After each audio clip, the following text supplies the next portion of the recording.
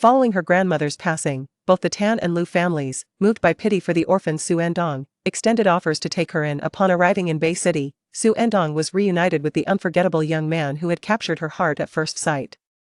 Lu Jin, with his unbridled roguish charm, became a constant presence as she matured. Though she witnessed a succession of women by his side, unexpectedly, he one day proposed marriage. She believed her years of secret adoration were finally reciprocated. However, after their wedding, she overheard him confessing to a friend, "The family insisted on this marriage. What choice did I have?" Heartbroken, she resolved to seek a divorce. On the eve of their separation, she was reborn into her high school self. The day she was taken back to Bay City, once again with both families vying for her guardianship. Subsequently, her repeated absences from home drove him to a frenzy in search of her. "Are you truly in a relationship?" With whom, on the other end of the line, Xu Ertang, her face flushed, was enveloped in Tangila's embrace. Tangili interjected, his voice carrying through the phone, "Tell him, are you or are you not in a relationship with me?" Previously, Xu Ertang's affections had been solely focused on Lu Jin, leaving her unfamiliar with Tangili. Little did she anticipate that she would become entangled with the aloof and languid Tangili on this summer night. Chapter 1, An Early Marriage. Xu Ertang clicked on a notification from an app. The page redirected, revealing a photograph posted just minutes earlier, which had already gone viral. The caption read, "Zhao Manxi's mysterious boyfriend. Zhao Manxi secretly meets a mysterious man at a hotel after her special performance." The photograph depicted two figures against the backdrop of a hotel exterior. Zhao Manxi's profile was unmistakably clear, while the figure beside her remained indistinct. The photograph was captured at night, featuring a man in a white shirt and black trousers, with a hand holding a cigarette slightly raised. Under the gentle glow of the lights, his sleek form was striking and enigmatic, reminiscent of Lu Jin to a considerable extent. Xu Ertang harbored a flicker of hope at that moment. However, as she enlarged the image, she noticed the wrist of the hand clutching the cigarette. It was a pair of cufflinks she had gifted him a month prior to commemorate their first wedding anniversary. One of a kind, irreplaceable. Thus, Lu Jin, who was supposed to still be in New York last night, had already returned home. Xu Ertang's complexion turned pale as she withdrew from the photo, only to realize that the image had been deleted, along with the trending topic disappearing entirely. Searching for Zhao Manxi's name, she could still find a few discussions. Has Zhao Manxi's trending topic been retracted? It was only a matter of minutes. Such swift action. It must be the man's doing. I've heard he has quite the background. As Xu Ertang scrolled through her phone screen, a message popped up. Lu Jin, on my way? Xu Ertang, yes. Lu Jin, I'll be there soon. The street scenery outside the car window was constantly shifting. After replying, Xu Ertang turned off her phone screen. Lu Jin had gone to New York last week. Just 2 days prior, during a voice call, he had mentioned that he would take her to a gathering that evening. She was aware that his flight was scheduled for today, landing after 7 o'clock, and she had worried whether he would be rushed or fatigued. In the voice call, he had chuckled, stating that one must show face for a friend's event, and they would meet directly there. She had always assumed he would only land tonight. Had she not seen the trending topic moments ago, she would have been unaware that he had returned to the country last night and had even ventured to Beicheng. Yesterday marked Zhao Manxi's inaugural personal concert in the country. As she scrolled through her social media feed, she noticed that several childhood friends of Lu Jin had attended to support Zhao Manxi. It turned out he was there too, unbeknownst to her. 20 minutes later, the car entered Qinghe Road. Many natives of Beicheng knew of Qinghe Road, yet few were aware of number 88 on that street. Even the map failed to indicate its existence. Number 88 Qinghe Road housed a private bar. Lu Jin was likely already present. Xu Ertang had visited a few times and was somewhat familiar with the place. After alighting, she ascended directly to the second floor. The venue was booked for the night, bustling with energy. Xu Ertang encountered a few acquaintances and exchanged greetings, all of whom were associated with Lu Jin. After searching the second floor without spotting him, she made her way to a relatively quieter railing. Just as she was about to make a phone call, she heard his voice. Peering over the railing, she indeed spotted Lu Jin. Clad in white attire and dark trousers, as in the photographs, he stood casually, attracting the gaze of many. He was the most captivating presence in the venue. Remarkably, he seemed oblivious to the attention, adopting a nonchalant demeanor. Beside him stood an unfamiliar man, and the two were engaged in light conversation. "I never would have imagined someone like you would marry so early," remarked the stranger. Lu Jin had wed Xu Ertang at the age of 26, which was considered early within their social circle. Those scions of privilege typically indulge in dalliances until they reach an age where they acquiesce to a union arranged by their families with a suitable partner, a familial arrangement. Lu Jin responded with nonchalant indifference. The tips of Xu Ertang's fingers, as she gripped the railing, turned pallid.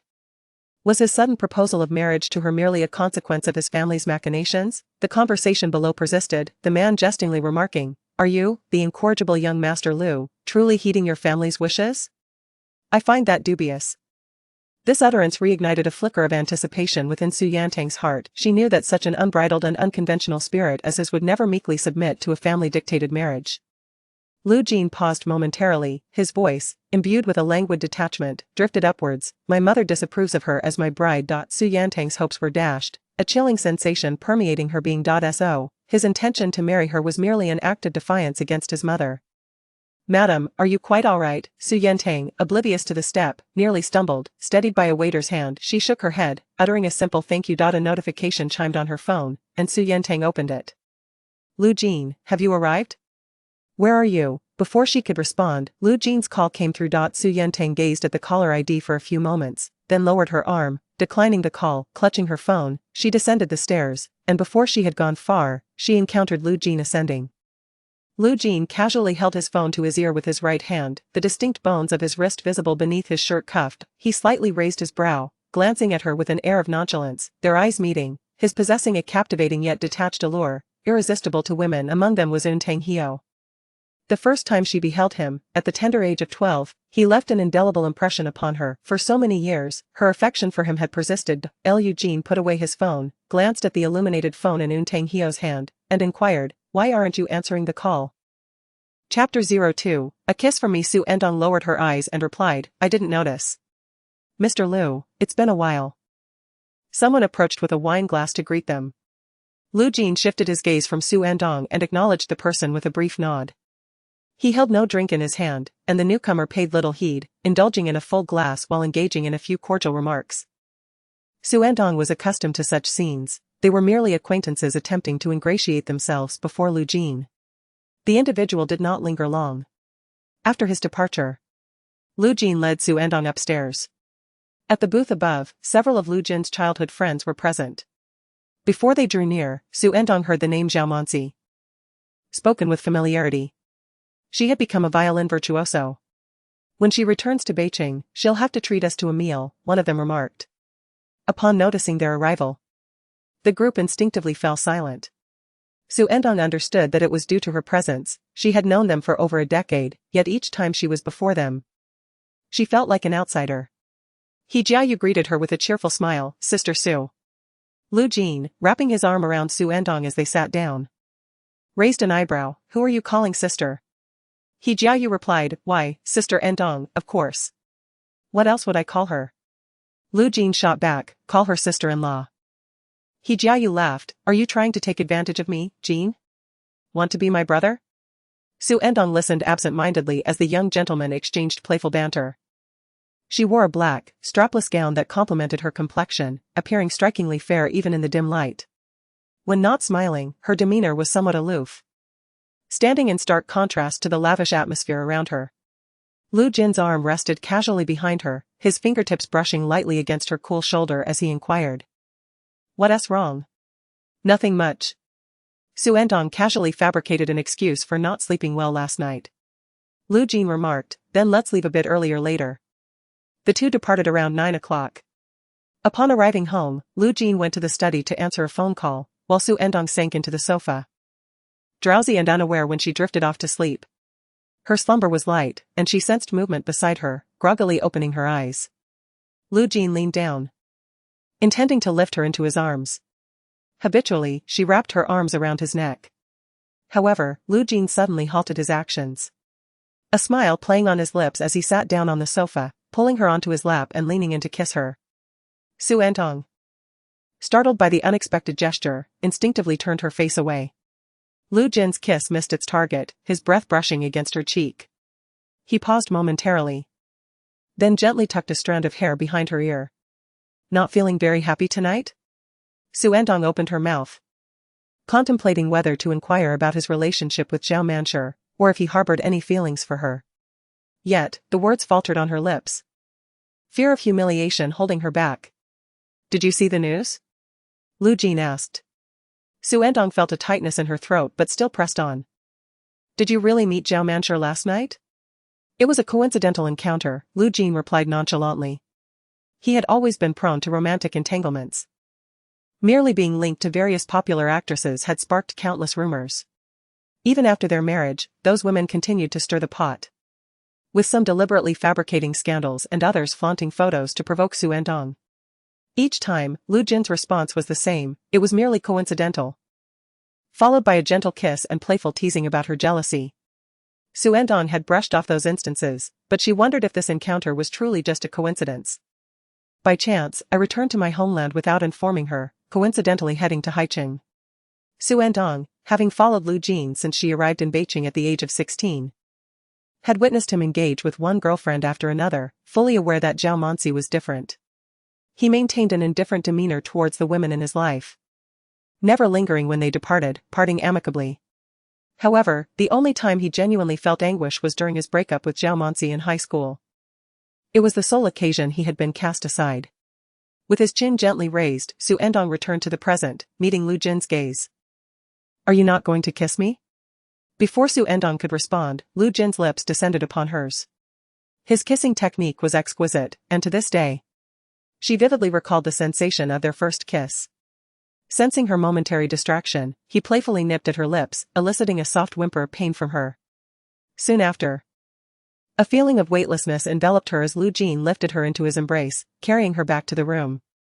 Unbeknownst to them, rain had begun to fall outside, the dampness seeping into the room, forming dewdrops upon her skin. After their intimate encounter, Xu Ertang nestled within Lu Jin's arms, his distinctly defined fingers caressing her shoulder. She slowly closed her eyes, reminiscing about the time Lu Jin had broached the subject of marriage. That evening, she had accompanied the elders of the Lu family for dinner. Midway through the meal, word arrived that Lu Jin had come. He had dined before arriving, greeted his grandparents briefly, and then exited the dining hall. It was said that he had quarreled with his mother prior to his arrival. After the meal, Xu Ertang strolled in the garden, where she spotted Lu Jin standing beneath a pear blossom tree, a cigarette held between his fingers, exuding a serene yet distant aura, clearly in a foul mood. Xu Ertang paused, contemplating whether to disturb him. Lu Jin exhaled a plume of smoke, gazing at her through the haze. Tang Tang, do you wish to marry me? Xu Ertang questioned her own hearing in disbelief. As the smoke dissipated, her eyes met Lu Jin's. Do you not like me? He inquired, leaving Xu Ertang astonished. How could he possibly know? Lu Jin continued, back in high school, you once spied on me while I was kissing. Xu Ertang felt a rush of crimson flush her cheeks, wishing to find a hole to hide in. She had believed she concealed her feelings well over the years. Yet he had seen through her affection. Struggling with her embarrassment, she yearned to ask if he felt even a fraction of affection for her. Lu Jin suggested. Shall we give it a try? Xu Ertang, caught off guard, questioned him about what they were to try. Kissing me, he replied, igniting a heat within her. However, Lu Jin ultimately refrained from kissing her, merely playfully tapping her forehead. After that evening, Xu Ertang was enveloped in happiness. Feeling as if fortune had finally smiled upon her, her long-held secret admiration had been reciprocated. Yet now, that grand dream lay shattered. With her eyes wide open, a twinge of sorrow gripped her, and she uttered, "Let us divorce." The hand that had gently rested on her shoulder froze. What? Xu Ertang inhaled deeply. Lu Jin. We should divorce. Chapter 3, the lipstick stain. The air hung heavy for a few seconds, until it was finally pierced by Lu Jin's voice. Why do you want a divorce? Is it because of last night? Xu Ertang raised her gaze, staring directly at Lu Jin. A hint of lingering intimacy still evident in her eyes, mingled with sincerity. Did you marry me because you liked me? Lu Jin furrowed his brow, momentarily at a loss for words. Xu Ertang tugged at the corners of her mouth, suppressing a smile. Why must she ask such a redundant question? The furrows on Lu Jin's forehead deepened as he declared, I do not consent to a divorce. Xu Ertang remained silent. At that moment, Lu Jin's phone rang, prompting Xu Ertang to rise from his embrace. Lu Jin grasped her arm, inquiring, where are you going? Xu Ertang replied, aren't you going to answer the call? They remained in a standoff, with Lu Jin's phone incessantly ringing, the solitary sound within the room. After the call was automatically disconnected, the ringing finally ceased, only to resume shortly thereafter. Moments later, Lu Jin released Xu Ertang's arm and, in irritation, picked up his phone. Xu Ertang caught a glimpse of the caller ID. It was a childhood friend of his. Lu Jin answered the call curtly. "You'd better have something important to say." Free from constraints, Xu Ertang stood up and casually draped a piece of clothing over herself. She faintly heard the name Zhao Monsi, causing her fingers to pause. It was primarily the person on the other end speaking. A few moments later, Lu Jin ended the call and picked up his shirt. Xu Ertang asked calmly, "Are you going out?" Lu Jin gazed deeply at her and replied, "We'll talk when I return." Once Lu Jin departed, the facade of calm that Xu Ertang had been desperately maintaining crumbled, and tears began to fall. She should have known better. There were countless admirers of Lu Jin, and a rogue like him would never turn back. Even if he did, it would never be for her. That night, Xu Ertang dreamt many dreams, all revolving around Lu Jin. She envisioned their first meeting, which transpired when they were 12 years old, at her grandfather's funeral. Overwhelmed by the pain of losing her beloved grandfather and fearing that her grandmother would be even more heartbroken upon seeing her in distress, she had run away to sit alone on a bench in a nearby park. Not far away, a youth clad in a white t-shirt was engaged in a phone conversation, his accent betraying his foreign origins, his demeanor exuding arrogance and defiance. "Do you think I wanted to come to this wretched place? It was my grandfather who insisted on bringing me here." Xu Ertang felt a strong urge to retort. Li City was far from a wretched place. It was home to her grandparents. The thought of her grandfather brought a sting of tears to her eyes. Before long, the boy in the white t-shirt appeared in her peripheral vision. "Xu Ertang?" he called out. She looked up, surprised. "Do you know me?" she asked, her voice trembling. "The old lady is looking for you," he replied. Xu Ertang remembered that a friend of her grandfather's had come from North City with his grandson to attend the funeral. "Please tell her I'll be back shortly, no need to worry." "All right," he said before departing. Once he was gone, Xu Ertang could no longer hold back her tears. To her astonishment, he returned just a few minutes later. She hastily wiped her eyes and gazed at him in confusion. The boy stood before her in silence, tapping on his phone to dial a number and activating the speakerphone. Soon, a voice crackled through. "Hello, Jean, did you just finish a call and start missing me?" The boy lifted his gaze to Xu Ertang, turning the phone towards her, and said into the receiver, "Tell a joke to lighten the mood." He aimed to bring her some cheer. This marked the inception of her entanglement in his world. Tang tang, tang tang? In her slumber, Xu Ertang was roused by a voice, her consciousness slowly returning. Upon seeing the person before her, she paused in surprise. "Grandma Lu? Old Lady Lu, we are almost there." "Almost there?" Xu Ertang instinctively glanced out the window. The dark, winding mountain road glimmered with lights, signaling their proximity to the revival garden. "Madame Lu, you must be exhausted from the journey, make sure to rest well tonight." Xu Ertang found herself momentarily bewildered. How could she be in the car? Just as she was about to inquire, she noticed that Madame Lu appeared somewhat different from her recollections, seemingly rejuvenated. The screen in the vehicle indicated the date as August 26th, yet it was undeniably spring, the month of April. Even more perplexing was the fact that the year displayed was a decade prior. It was not entirely inconceivable for the date on the screen to be erroneous. An air of strangeness permeated the surroundings, and just as Xu Ertang was about to voice her questions, the car came to a halt. They had arrived at Fuyuan. The driver exited the vehicle and opened the door. Madame Lu urged, "Let us go." Due to her frail legs, Xu Ertang instinctively offered her support. Upon disembarking, she caught sight of the driver retrieving a familiar suitcase from the car, one she had once used herself. The earlier date of August 26th flashed in her mind, and she suddenly froze in place. This scene resembled the day she first arrived in Beicheng. How could this be? Noticing her abrupt stillness, Madame Lu called out, "Tang Tang?" Xu Ertang snapped back to reality and tentatively asked, "Am I going to live here?" Madame Lu gently patted her hand, reassuring her to consider this place as her own home. Regardless of whether this was a dream or reality, Xu Ertang was reluctant to enter Fuyuan as she had a decade ago, when she first encountered Lu Jin. Yet, they had already reached the entrance, and she had nowhere else to go in Beicheng. "Let us proceed." Meeting Madame Lu's affectionate gaze, Xu Ertang finally ascended the steps. After a brief outing, Madame Lu feeling fatigued, provided a few instructions before retiring to rest. Accompanying Xu Ertang to her quarters was Aunt Zhou. Everything was just as she remembered.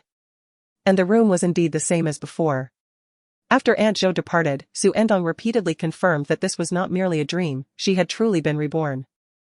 She found herself resurrected on the day when the Lu and Tan families brought her to Beicheng. Xu Ertang's grandfather and the elder gentlemen of the Lu and Tan families were close friends, having met during their rural excursions. Her grandfather passed away when she was merely 12 years old, followed by her grandmother 4 years later. In her grandmother's final moments, she entrusted Xu Ertang to the Lu and Tan families. Thus, at the tender age of 16, Xu Ertang was taken to Beicheng. Both families vied for her residence. And it was said that the elders nearly quarreled over the matter. When asked for her preference, Xu Ertang, lacking any strong opinions, simply acquiesced. Eventually, they reached a consensus allowing her to alternate her stay, spending 2 months with each family. Since her arrival at Fuyuan, Xu Ertang had consistently followed Lu Jin. Ironically, she was reborn at this juncture. Had it been a tad earlier, she would have declared her desire to reside with the Tan family. Had it been 2 months prior, she could have seen her grandmother once more. On the first night of her rebirth, sleep eluded Xu Ertang.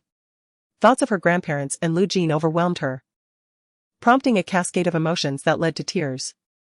Tossing and turning until dawn, she finally decided to leave her room. Madame Lu hailed from the south, and Fuyuan was a meticulous recreation of the gardens of her ancestors, embodying the quintessential style of Jiangnan gardens. Within Fuyuan lay a pond adorned with blooming water lilies, her most cherished spot. Approaching the pond's edge, she beheld a slender and upright figure standing there, Lu Jin. Clad in a white t-shirt and illuminated by the soft glow of the lights, he gazed down at his phone, exuding a nostalgic sense of youthful charm reminiscent of their first meeting. As Xu Ertang paused in her steps, Lu Jin lifted his gaze. Before her stood a slender girl clad in a white nightgown, her eyes tinged with red, exuding a fragile aura beneath the moonlight. Lu Jin seemed to ponder her identity for a moment before finally speaking. Xu Ertang? Xu Ertang noticed a crimson mark on his collar, both ambiguous and glaring, an imprint of lipstick. In her previous life, she had later discovered that the day she arrived in Beicheng coincided with Lu Jin's breakup with Zhao Monsi, who was departing for overseas. He had gone to bid farewell to Zhao Monsi, and that lipstick mark had been left by her. A pang of bitterness welled up within Xu Ertang. Given this chance to start anew, she resolved not to fall deeper into the abyss. Sleepless nights were detrimental to the mind. With a hint of indifference, she uttered this thought and turned to leave. Lu Jin? Chapter 4, The enigmatic mail. Before she knew it, September 1st, the day of the new school term, had arrived. Prior to her return to school, Old Lady Lu had advised her, if anything arises at school, seek out Lu Jin, he is in the international class.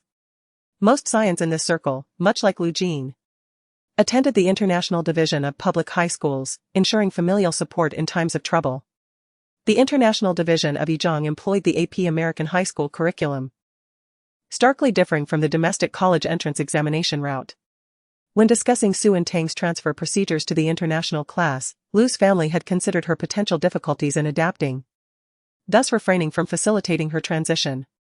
In her past life, Xu Ertang had transferred to the international division after just 1 semester, all to be closer to Lu Jin. The effort she exerted after making that switch was known only to her. Eventually, she and Lu Jin had applied to the same school abroad. This time, however, she would not repeat that choice. With a fresh start, she intended to remain in the country for university, pursuing a field of her genuine interest. Taking a deep breath, Xu Ertang stepped into class 2 of the second year. As the new semester commenced, the students found themselves in newly assigned classes, eagerly sharing stories from their summer vacation. Among them, 2 boys engaged in a lively discussion about a recent football match when one of them, distracted, accidentally bumped into someone. "I apologize," he said, turning to face the person, momentarily taken aback, before his cheeks flushed with embarrassment. "That's all right," replied Xu Ertang. After she walked away, the boys resumed their conversation. "Who was that?" one asked. "I don't recognize her." "Is there really a beauty in our grade that you don't know?" The other responded, incredulous. "Indeed. A girl as stunning as her must have made an impression on me. Perhaps she is the new transfer student." "Excuse me, do you have anyone sitting next to you?" Xu Ertang lifted her head and replied, "No. A girl then pulled out a chair, placed her backpack down, and with a smile introduced herself, "I am Lin Jiayu. From class 7 of the first year." This scene resonated with Xu Ertang's memories. They were once again desk mates. In her previous life, she had spent just one semester in class 2, yet she retained a fond impression of Lin Jiayu, who had supported her during her initial struggles after transferring. "I am Xu Ertang, a transfer student from Beicheng this semester," she explained. The class divisions were determined by the results of the first-year final exams, with class 2 being a specialized science class primarily comprising students who had been in such classes since the first year. It was rare for someone like Lin Jiayu, who came from a regular class, to be in this setting.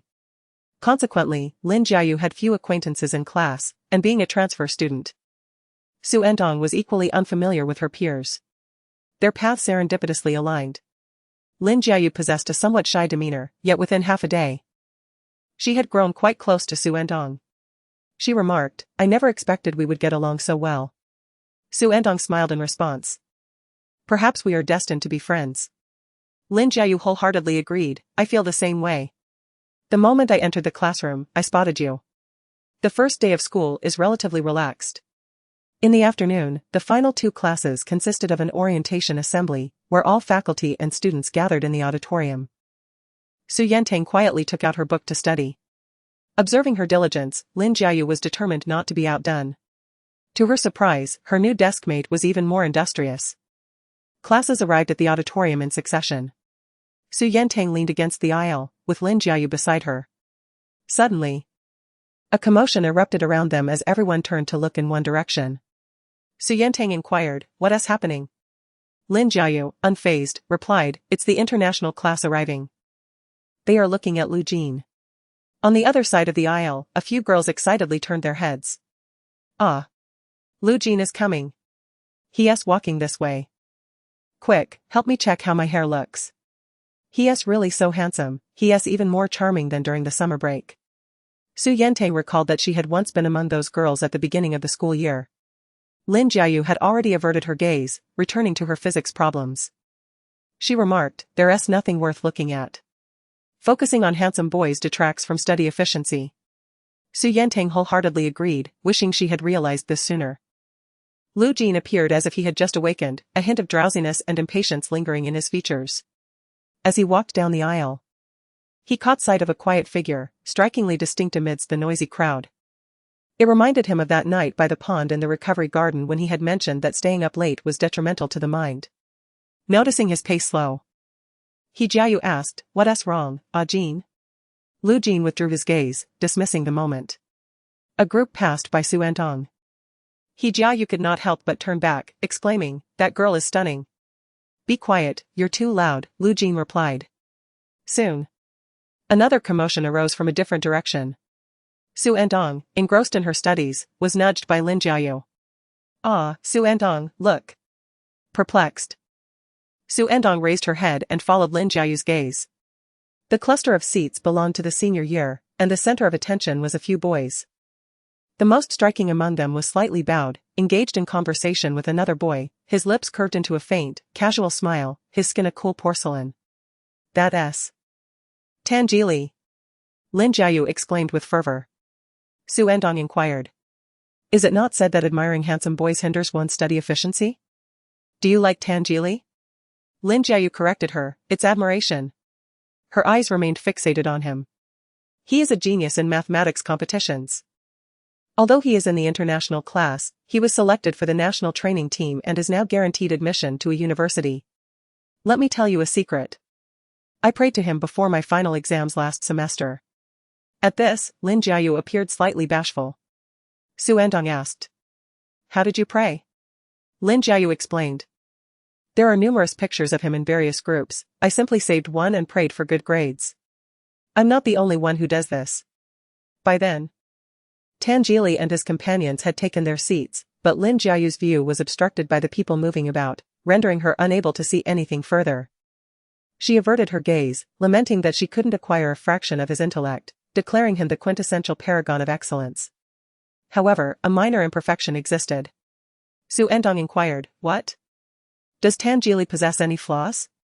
Lin Jiayu, observing the fervent excitement of the girls, remarked with a touch of regret, It's just that he possesses a countenance akin to a male siren. Xu Ertang responded with a simple. Chapter 05, even a dozen sisters would suffice upon returning to Fuyuan after school.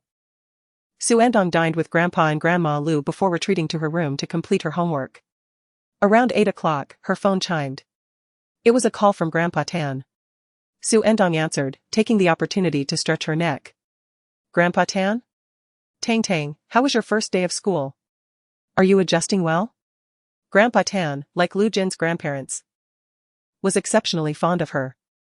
In her previous life, she had married Lu Jin from the Tan family's old residence, with Grandpa Tan declaring the Tan family her maternal home. Xu Ertang replied, it was quite good. Grandpa Tan said, if you require anything, don't hesitate to inform your Lu family grandparents, or you can tell me as well. Xu Ertang acknowledged with a soft affirmation. Grandpa Tan continued, if anything arises at school, seek out Tan Jili, don't hesitate to bother him. Tan Jili was Grandpa Tan's grandson. I'll have him add you as a friend later. Xu Ertang responded, okay. Grandpa Tan imparted a few more words of concern, warming Xu Ertang's heart. And she assented to each one. Faintly, she discerned a languid, low voice emanating from the phone. Subsequently, Grandpa Tan uttered, so. You finally decided to grace us with your presence. It should be about Tan Jili. Indeed, the old gentleman Tan remarked, it is that mischievous lad Tan Jili. The term mischievous lad left Xu Ertang at a loss for words. Just as their conversation was winding down, she said, Grandfather Tan, I must attend to my homework now. But I will visit you when I have the time. Very well. After concluding the call, the elderly Tan set his phone down and turned his gaze toward Tan Jili, who was engrossed in his phone. The benevolent smile on his face had vanished, replaced by a look of disfavor at Tan Jili's disheveled appearance. Tan Jili chuckled and asked, have you not recognized me after a month apart? The old gentleman Tan scoffed, even if you turned to ash, I would still know you. He continued. What about your sister Tang Tang? Is she at the Lu family? Tan Jili's inquiry seemed half-hearted, indicating a lack of genuine interest. The elderly Tan responded. She will stay with the Lu family for 2 months before coming to your home. Tan Jili paused, surprised, and asked, my home? Your grandmother is no longer with us. It would be inconvenient for her, a young girl, to stay with an old man like me. She will go to your uncle's house. As your elder brother is much older than her and they won't be able to play together.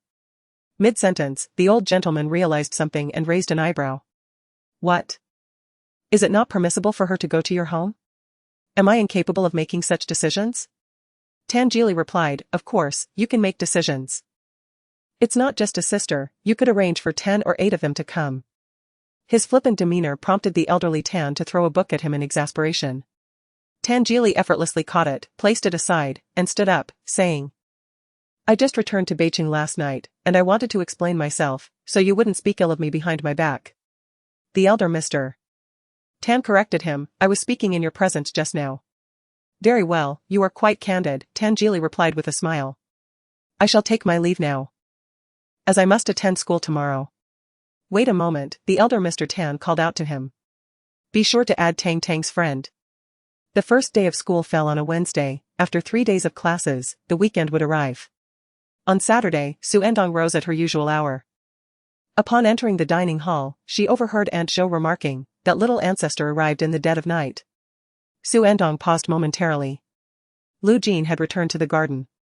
When the elder Mr. Lu spotted Xu Ertang, he inquired, why is Tang Tang up so early? Mrs. Lu interjected, on weekends. One should indulge in a leisurely slumber and not feel obliged to join us for breakfast.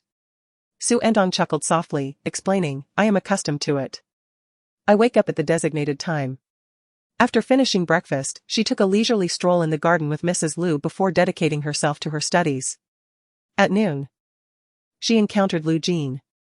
When he arrived in the dining hall, he appeared as if he had just awakened, his demeanor rather lethargic. His gaze flicked over Xu Ertang, lingered momentarily, and then shifted away. The elder Mr. Lu disapproved of his lackadaisical manner and frowned, questioning the time. Lu Jin settled down, stating, I stayed up too late last night. The elder Mr. Lu admonished, if you do not retire at night, you shall not rise during the day. Mrs. Lu sought to diffuse the tension, redirecting the conversation towards Lu Jin, have you not yet met Tang Tang at school? Unbeknownst to Mrs. Lu, Xu Ertang had already encountered him the previous evening upon her return. You must take good care of Tang Tang at school, do you understand? Lu Jin turned his attention to Xu Ertang. With the presence of elders, Xu Ertang nodded slightly in their direction as a form of greeting, then lowered her gaze. Lu Jin diverted his attention, responding with a simple acknowledgement, understood. In her previous life, Elder Lu had offered similar care. At that time, Xu Ertang took his words to heart and frequently sought out Lu Jin. Those around Lu Jin would jest that she was his shadow. And he found her presence quite bothersome. This time, however, things would be different.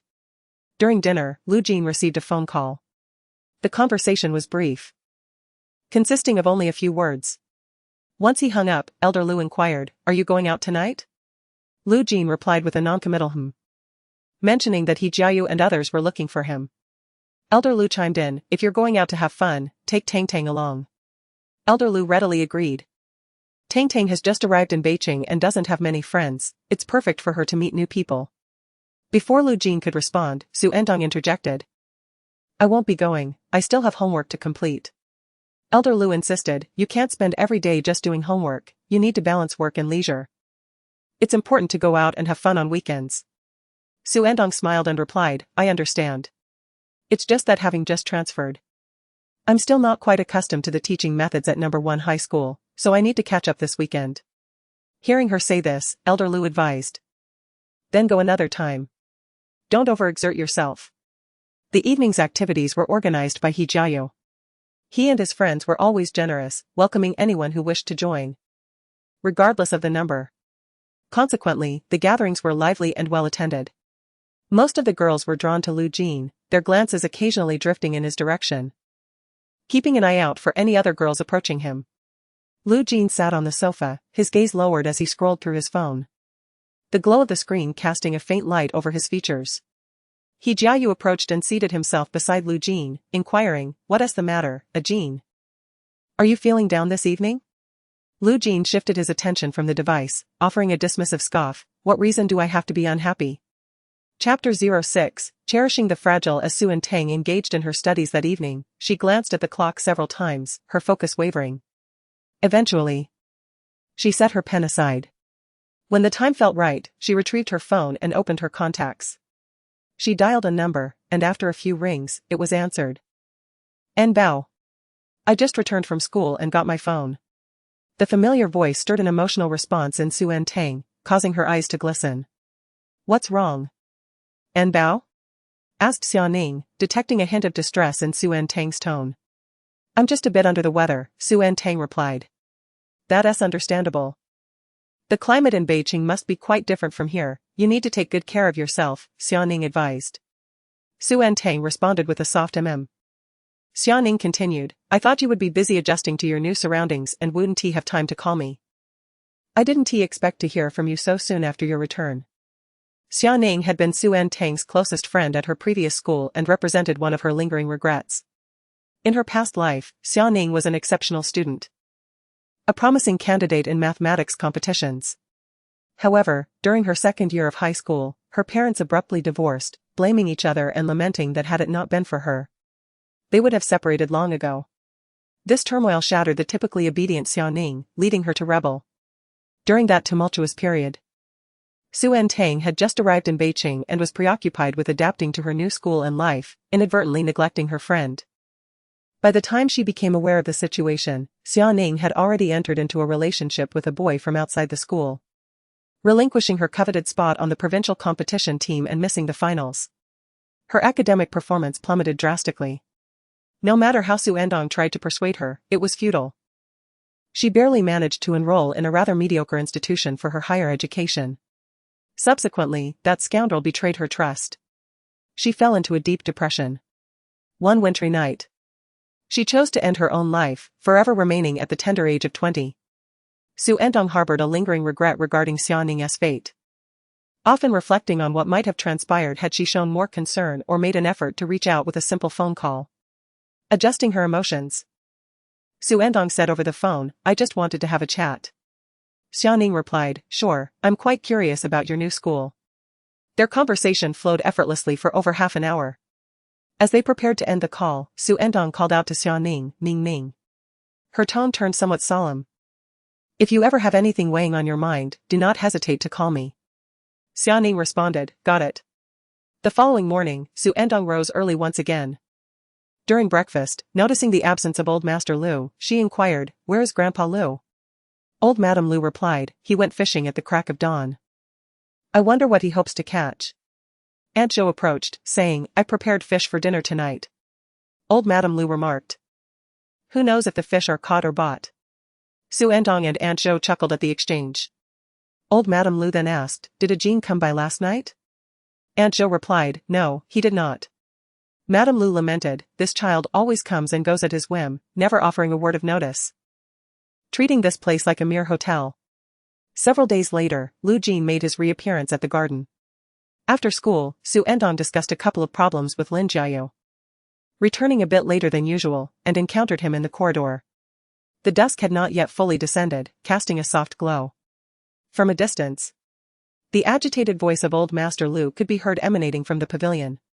Someone's skull was cracked, and the complaint has even reached me. Yet he still believes he is in the right. Lu Jin remained impervious to the commotion, exuding an air of arrogance and indignation. His gaze lingered on Xu Ertang for a fleeting moment before shifting away as he passed her by and exited the garden. By the time dinner arrived, old Master Lu's anger had not subsided, rendering him unable to eat. Madame Lu urged him, calm down, your health is paramount. Old Master Lu replied, with that attitude. How am I to find peace? Madame Lu reassured him, a Jean is not one to resort to violence without cause, there must be a reason. Old Master Lu retorted. Even if there is a reason, such excessive force cannot be justified. He scoffed, at this rate, who knows what trouble may arise. Madame Lu comforted him. Simply keep a closer watch in the future. Old Master Lu responded, how can I keep watch when he is not around? His parents can hardly manage themselves. Suddenly, a thought struck him, and he turned to Xu Ertang, Tang, since you and Lu Jin attend the same school. Could you possibly keep an eye on him for us during this time? Madame Lu added, yes, it would be beneficial to have Tang assist in watching over him. Instinctively, Xu Ertang felt compelled to decline.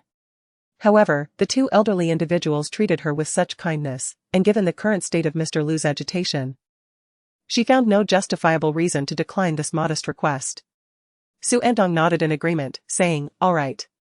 Grandpa Lu, please do not be angry. It is not good for your health.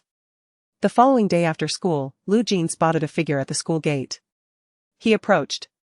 Lowering his gaze to scrutinize Xu Ertang and mockingly inquired, did Grandpa send you to keep an eye on me? Xu Ertang had been waiting for over 10 minutes. I find it difficult to refuse Grandpa Lu's request, so I shall accompany you until you return home. However, I will not interfere with your actions. I merely need to fulfill my obligation. As Grandma Lu had mentioned, Lu Jin was not one to act impulsively. Xu Ertang recalled a similar incident from her previous life. Lu Jin had resorted to violence on behalf of Zhao Manshur, who had been sent abroad due to family troubles. The altercation had stemmed from unkind words spoken about Zhao Manshur. Xu Ertang's words took Lu Jin by surprise, he had assumed she was of a more compliant nature. He had not anticipated her capacity for subtle defiance. With a slight, mischievous chuckle, he remarked, very well, if you wish to follow, then do so. The previous day, He Jiayu had also faced a reprimand upon returning home, and his ears were still ringing from it. In search of some mental reprieve, he organized a gathering at his home that evening, inviting numerous friends over. At that moment, the atmosphere in He Jiayu's house was lively, filled with a multitude of guests. He Jiayu sat beside Lu Jin, a puzzled expression on his face as he observed a certain figure engrossed in their homework not far away. Isn't that the beautiful girl we saw at the beginning of the school term? Lu Jin glanced towards Xu Ertang. How do you know her? He Jiayu asked. Is she here for you? Lu Jin, the old man dispatched her to keep an eye on me. He Jiayu, dispatched to watch over you. He swiftly realized. The one residing in the Fuyuan residence? It's her. He Jiayu clicked his tongue in envy, remarking, we both got a scolding. But why doesn't my family send a beautiful girl to supervise me? Lu Jin's lips curled slightly. Music played from the speakers, and someone switched to a more upbeat tune. Lu Jin, amplify the music. He Jiayu, still possessing a sense of chivalry, said, she's doing her homework. Lu Jin retorted, so what? She chose to come along. He Jiayu rose to his feet. Soon, the music swelled, the drumbeats quickening pulses. The atmosphere ignited, and someone hooped, creating a party vibe. He Jiayu, replying to a message, approached and sat down, saying, "Sure, you mentioned he only needed 3 stitches on his arm and can return to school tomorrow." Lu Jin hummed in acknowledgement. He Jiayu, for daring to lay a hand on Shiryu, cracking his skull would be a lenient punishment for Liang Zhao. Each drumbeat pounded like a hammer against the heart, causing He Jiayu a tinge of unease. He glanced toward Xu Ertang, noticing she was still engrossed in her studies. "This is the first time I've witnessed someone coming here to study. To still be able to write under these conditions, she's a formidable person." Lu Jin lifted his gaze in her direction. Despite the loud music and the boisterous chatter and playfulness a few steps away, Xu Ertang, wearing headphones, remained unaffected. Her profile was focused, her brow furrowed in concentration, as if pondering a problem. Her entire being radiated a tranquility that clashed with the surroundings. The clamor and superficiality seemed to have no effect on her. He affirmed a certain matter today. She seemed to harbor little fondness for him. "Lu Jin, have them turn off the music." He Jiayu jested, "Has young Master Lu begun to cherish the fairer sex?" Lu Jin scoffed dismissively, "It's simply too noisy. It's unbearable." Chapter 07, the younger sister of the Xu family. This evening, numerous eyes were fixed upon Xu Ertang, whispering among themselves. Particularly, among the girls. A palpable sense of unease prevailed. Who is she? I've never seen her before. Why is she here instead of doing her homework at home? Who is she trying to impress? What new tricks is she up to? It appeared she had been brought by Lu Jin. What? She was actually brought here by Lu Jin? What is their relationship? I thought that after Zhao Manshur went abroad, Meng Tian would be the most promising. Considering she and Zhao Manshur are of the same ilk. A close friend approached, whispering, I inquired with He Jiayu. And she is the granddaughter of a friend of the Lu family patriarch, currently residing at Fuyuan. Meng Tian, she lives at Fuyuan? For how long? Apparently. She has been living there continuously. Noticing the displeasure on Meng Tian's face, her friend offered reassurance. Lu Jin hasn't even acknowledged her thus far. It seems she came on her own accord. Meng Tian's expression softened slightly. She picked up her phone and rose to sit beside Lu Jin, positioning herself quite close. The other girls glared with fiery eyes. Lu Jin, lazily scrolling through his phone, lifted his gaze momentarily to glance at her but said nothing. Feeling elated, Meng Tian asked. Lu Jin, are you playing any games? I've been stuck in the promotion matches for several days, could you perhaps assist me? Lu Jin replied, I'm occupied tonight. Let He Jiayu help you. He Jialu was engrossed in a game with others when he heard his name and momentarily turned his head. Meng Tian smiled and said. Then never mind, perhaps next time. He Jialu understood that her interest was in Lu Jin rather than the ranking match itself. Then let Ah Jin take you next time. He replied before returning to his battle in the canyon. After a round concluded, the glaring defeat elevated He Jialu's blood pressure. At that moment, someone patted him on the shoulder. Who lacks the sense to notice? Annoyed, he turned to see Lu Jin, and his irritation dissipated instantly. What's up, Ah Jin? Lu Jin replied, I'm leaving now. He Jialu paused and asked, leaving so early? What time is it? Lu Jin answered, I'm tired, heading home to sleep. He Jialu was puzzled. Tired before 9? Tell her I'm leaving, Lu Jin added. Meng Tian? He Jialu responded, only to realize, oh, you mean Su Jiamin. In the following days, Xu Ertang accompanied Lu Jin after school. Wherever he went, she was by his side, diligently working on her assignments. That evening, Lu Jin attended a friend's birthday party at a familiar venue. Who is that person writing homework here? Someone wondered. That's Xu Ertang. From our school's second class of the sophomore year. Isn't she from the international department? She came with Lu Jin. She's been following him for several days now. So she came with Lu Jin. Does he like her? That's impossible. Lu Jin hasn't exchanged a single word with her. Well, she seems quite dedicated. Did she come to this place to do her homework in hopes of capturing Lu Jin's attention? The girls were fervently discussing this. One girl discreetly nudged the arm of another girl beside her. The latter, engrossed in the conversation, remained unresponsive. Tangeli had just walked past. Where? The girls glanced around. He has gone. Oh no, why didn't you alert me? I wanted to show you, but you were too engrossed in the gossip. Yuchen had inadvertently overheard a few girls discussing as he passed by, finding it quite intriguing. What new twist could there be in doing homework? Previously, a girl was willing to participate in a math competition for someone, and now another was doing homework to pursue Lu Jin. The methods of courtship were growing increasingly inventive. He became more animated, saying, I heard that girl broke down after a whole day of tackling competition problems. I wonder how she's faring now. If it were me, I would certainly express my concern. Tan you truly are a great mischief maker. Tan Jili, engrossed in his phone, did not lift his gaze. From this angle, the contour of his nose was distinctly visible, with a tiny red mole atop it. Is it possible that the girl who likes you does not need to delve into competition problems? Yuchen remarked, I say, it's my birthday today. Could you perhaps be a bit kinder to this birthday star? Tan Jili turned off his screen and raised his head. Yuchen looked at him with anticipation. Tan Jili replied, if you put in the effort and start learning elementary math competitions, it's not impossible. Yuchen sighed, indeed. One cannot expect any kind words from a dog. Tonight, the gathering was particularly lively. In the spacious room adorned with a swimming pool, clusters of people gathered in every corner. Xu Ertang learned, only after arriving and hearing others mention it, that it was Yuchen's birthday. In her previous life, she had been quite close friends with Yuchen's cousin, Xie. Initially an outsider to this circle, she faced occasional challenges in fitting in. Yet Xie had extended her assistance on numerous occasions. As Xu Ertang surveyed the room, she noted the overwhelming crowd, failing to spot Xie amidst the throng. Resuming her studies, she suddenly found herself enveloped in darkness without warning, as the lights in the room were extinguished, leaving only ambient lighting that cast a dim glow. Her pen paused, for she had only just begun to grasp the solution to a problem she had contemplated for some time. Grabbing her phone, she activated the flashlight, intending to complete the remaining steps before relocating to another area. The room had transitioned into a nightlife ambience within a second of the lights going out.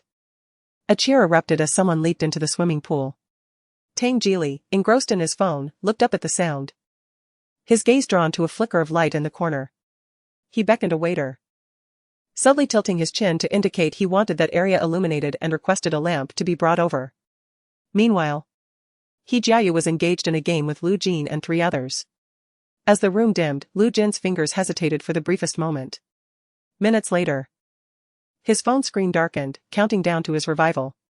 He Jiayu was in the same predicament, awaiting his revival as well. Lu Jin remarked, you go. Suddenly, a light illuminated a specific area, casting a glow solely there. He Jiayu waited for Lu Jin to elaborate, but after uttering just 2 words, he fell silent. Where to? He Jiayu inquired. Lu Jin replied, nothing. Chapter 08, Little Ancestor, where are you? When the lights above suddenly illuminated, Xu Ertang was momentarily taken aback. Subsequently, a server presented her with a desk lamp. She was pleasantly surprised by the server's thoughtfulness and felt a warmth in her heart. Offering him a smile as she expressed her gratitude, thank you. The crowd that evening was overwhelming. Despite donning her headphones, Xu Ertang could still perceive the cacophony that ebbed and flowed around her. Even with the lamp's glow, after solving a particular problem, she decided to gather her belongings and vacate the private room.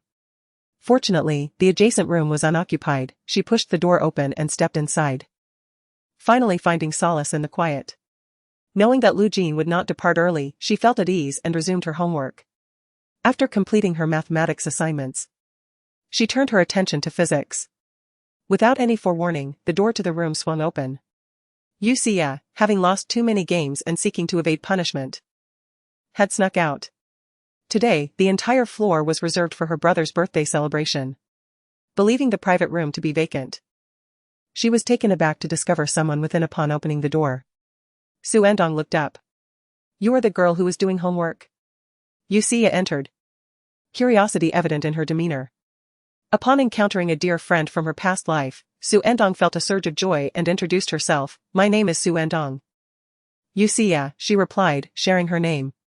She settled onto the sofa beside Xu Ertang, feigning nonchalance as she glanced at the table, which indeed held notebooks and scrap paper. Having heard rumors about a girl who completed her assignments while others were at play, Xie had initially scoffed at the notion, deeming it a mere facade. However, Upon witnessing Xu Ertang's earnest dedication to her studies, she realized that the latter had no need to put on an act in the solitude of the room. Her perception of Xu Ertang began to shift significantly. Upon observing her, one is enveloped in a sense of tranquility. She does not possess the cunning nature often associated with some girls. "Did you come here with Lu Jin?" Yu Xie inquired. Xu Ertang replied, "Indeed." Yu Xie continued. "Why are you here alone doing homework? Aren't you going to play next door?" Xu Ertang explained, "I have not yet completed my assignments. And I do not know anyone here." It seemed that the well-behaved girl had developed feelings for Lu Jin, which left Yu Xie with a twinge of sentiment. She contemplated advising her that a boy like Lu Jin might not be suitable for her, yet she recognized the futility of such counsel. Noticing her notebook, Yu Xie asked, "Are you also from number 1 high school?" Xu Ertang nodded, "I am in class 2 of the second year." Yu Xie responded, "I am also in my second year. But in the international department." At that moment, Yu Xie's phone rang. After answering the call, she stood up and said, "My brother is looking for me. I must take my leave now and will head straight home afterward." Xu Ertang replied, "All right." Yu Xie added, "Let us add each other as friends. In similar situations in the future, you can join me." As Yu Xie exited the room, she soon spotted Yu Chen and Tan Jili. Yu Chen remarked, "I was searching high and low for you. Why are you hiding alone in this room?" Yu Xie replied, "I am not alone, Xu Ertang is also inside." Yu Chen responded, "Xu Ertang? That name sounds somewhat familiar." Yu Xie clarified, "The one doing homework." Yu Chen recalled, "Ah, she is the one pursuing Lu Jin. Striving to stand out through her studies, correct?" Yu Xie corrected him, "She is genuinely focused on her homework, with great earnestness." She glanced at Tan Jili, surprised that he intended to leave so early. Tan Jili replied lazily, "I have a few matters to attend to." Yu Chen remarked, "Who could blame young Master Tan for being so busy?" Yu Xie teased, "Brother, you sound like a scorned woman." Yu Chen retorted, "I am perfectly normal." He added defensively, "As if someone were abnormal." Yu Xie burst into laughter. Yu Chen, feeling slightly indignant, said, "My birthday has yet to pass for a few more hours. Do you both disregard me, the birthday celebrant?" Remembering past grievances, he quickly turned to Tan Jili and remarked, "Forget it, no need for your input. Just keep your mouth shut." Not long after Yu Xie departed, a knock echoed at the door of the private room. Xu Ertang lifted her head, somewhat puzzled. "Come in." The club server entered, carrying a platter of fruits and pastries. Observing the server arrange the offerings, Xu Ertang inquired, "Who sent this?" The server responded, "I was simply instructed to deliver these. I'm not aware of the specifics." Xu Ertang nodded in understanding. Once the server left, she picked up her phone and messaged her newly added friend, Yu Xie, "Did you send the fruit platter and pastries?" A few minutes later, Yu Xie replied with a voice message, "The fruit platter and pastries? That wasn't me. I'm on my way home." Xu Ertang immediately thought of Yu Xie, but was surprised it wasn't her. She responded, "I must have been mistaken. Please be careful on your way." After setting aside her phone, Xu Ertang could not discern the identity of the caller and chose to dismiss her curiosity. Perhaps it was her manager who had noticed the presence of guests in the private room and had sent someone to check on her. Shortly after 10 o'clock, people began to leave in succession, yet many chose to remain, buoyed by the promise of the weekend ahead, which offered them a perfect excuse to revel. At the residence, the elderly couple had always been early to bed, having retired around 10. Prior to their slumber, they inquired about Xu Ertang's whereabouts and asked Aunt Zhou to keep an eye out for her. Aunt Zhou, after a short nap, awoke to find it nearly 1 in the morning and noticed that Xu Ertang had yet to return. Feeling a twinge of concern, she attempted to call Xu Ertang, but her calls went straight to voicemail. Worry began to gnaw at her, prompting her to reach out to Lu Jin. After several rings, someone finally answered. "Is that you, Aunt Zhou?" Came Lu Jin's voice, hoarse and muffled, indicating he had likely just awakened. "Aunt Jean, where are you?" she inquired. "At home," he replied. Aunt Zhou pressed on. "And what of Tang Tang?" There was a momentary pause on the other end. "Did she not return earlier?" Aunt Zhou replied, "No, she hasn't. Her phone is off. And the driver said he hadn't received any calls from her." When Xu Ertang was roused from her slumber, she felt a bit disoriented. It was a waiter who had awakened her. "Excuse me, are you Miss Xu Ertang?" Instinctively, she nodded. "The family is looking for you," the waiter informed her. Gradually, Xu Ertang regained her senses and recalled her surroundings. After completing her physics homework, she had felt fatigued and, while scrolling through her phone, had inadvertently drifted off to sleep. She fumbled behind her for her phone, pressed the button, only to discover it had died and shut off. In this era, shared power banks have yet to be popularized. Xu Ertang inquired, "What time is it now?" "It's almost 1:40, came the response. Xu Ertang was taken aback, not realizing how late it had become. "Has the next room cleared out?" she asked. "Yes, it has." The server communicated via intercom that the person had been located, just on their side. When the call seeking the individual came through, they responded that the private room had been vacated half an hour ago. Only later did someone recall that a young girl had indeed been present in the adjacent room. Xu Ertang gathered her belongings and slung her backpack over her shoulder as she exited the private chamber. Upon entering the elevator, she stifled a yawn, contemplating hailing a cab directly back to the garden, to avoid calling the driver again. Ding! The elevator arrived. The doors opened slowly. Xu Ertang, feeling drowsy, lifted her gaze and unexpectedly locked eyes with a somewhat disheveled Lu Jin outside the elevator. Chapter 09, Have we teased Tang Tang? The club manager personally escorted Lu Jin and Xu Ertang to the car. Lu Jin had taken a taxi to the venue and would return the same way. He instructed the driver, to the western suburbs. As the vehicle set off, it was already 2 in the morning, and the bustling North City was unusually serene. Even quieter was the back seat of the car. Lu Jin sat comfortably, engrossed in his phone, while Xu Ertang gazed out the window. A noticeable distance lay between the it seems that someone at the garden realized she had not returned and, unable to reach her by phone, called him instead. Lu Jin asked, "Are you still going to follow me?" Xu Ertang pressed her lips together, remaining silent. Lu Jin smirked slightly, a hint of mockery in his expression. "You are truly persistent." It is not as if she desired to follow him. Xu Ertang's tone turned somewhat cold. "I told you I will not be a hindrance." Lu Jin retorted, "Wasn't it a hindrance tonight?" This statement made Xu Ertang's nose tingle, a sense of unjust grievance washing over her.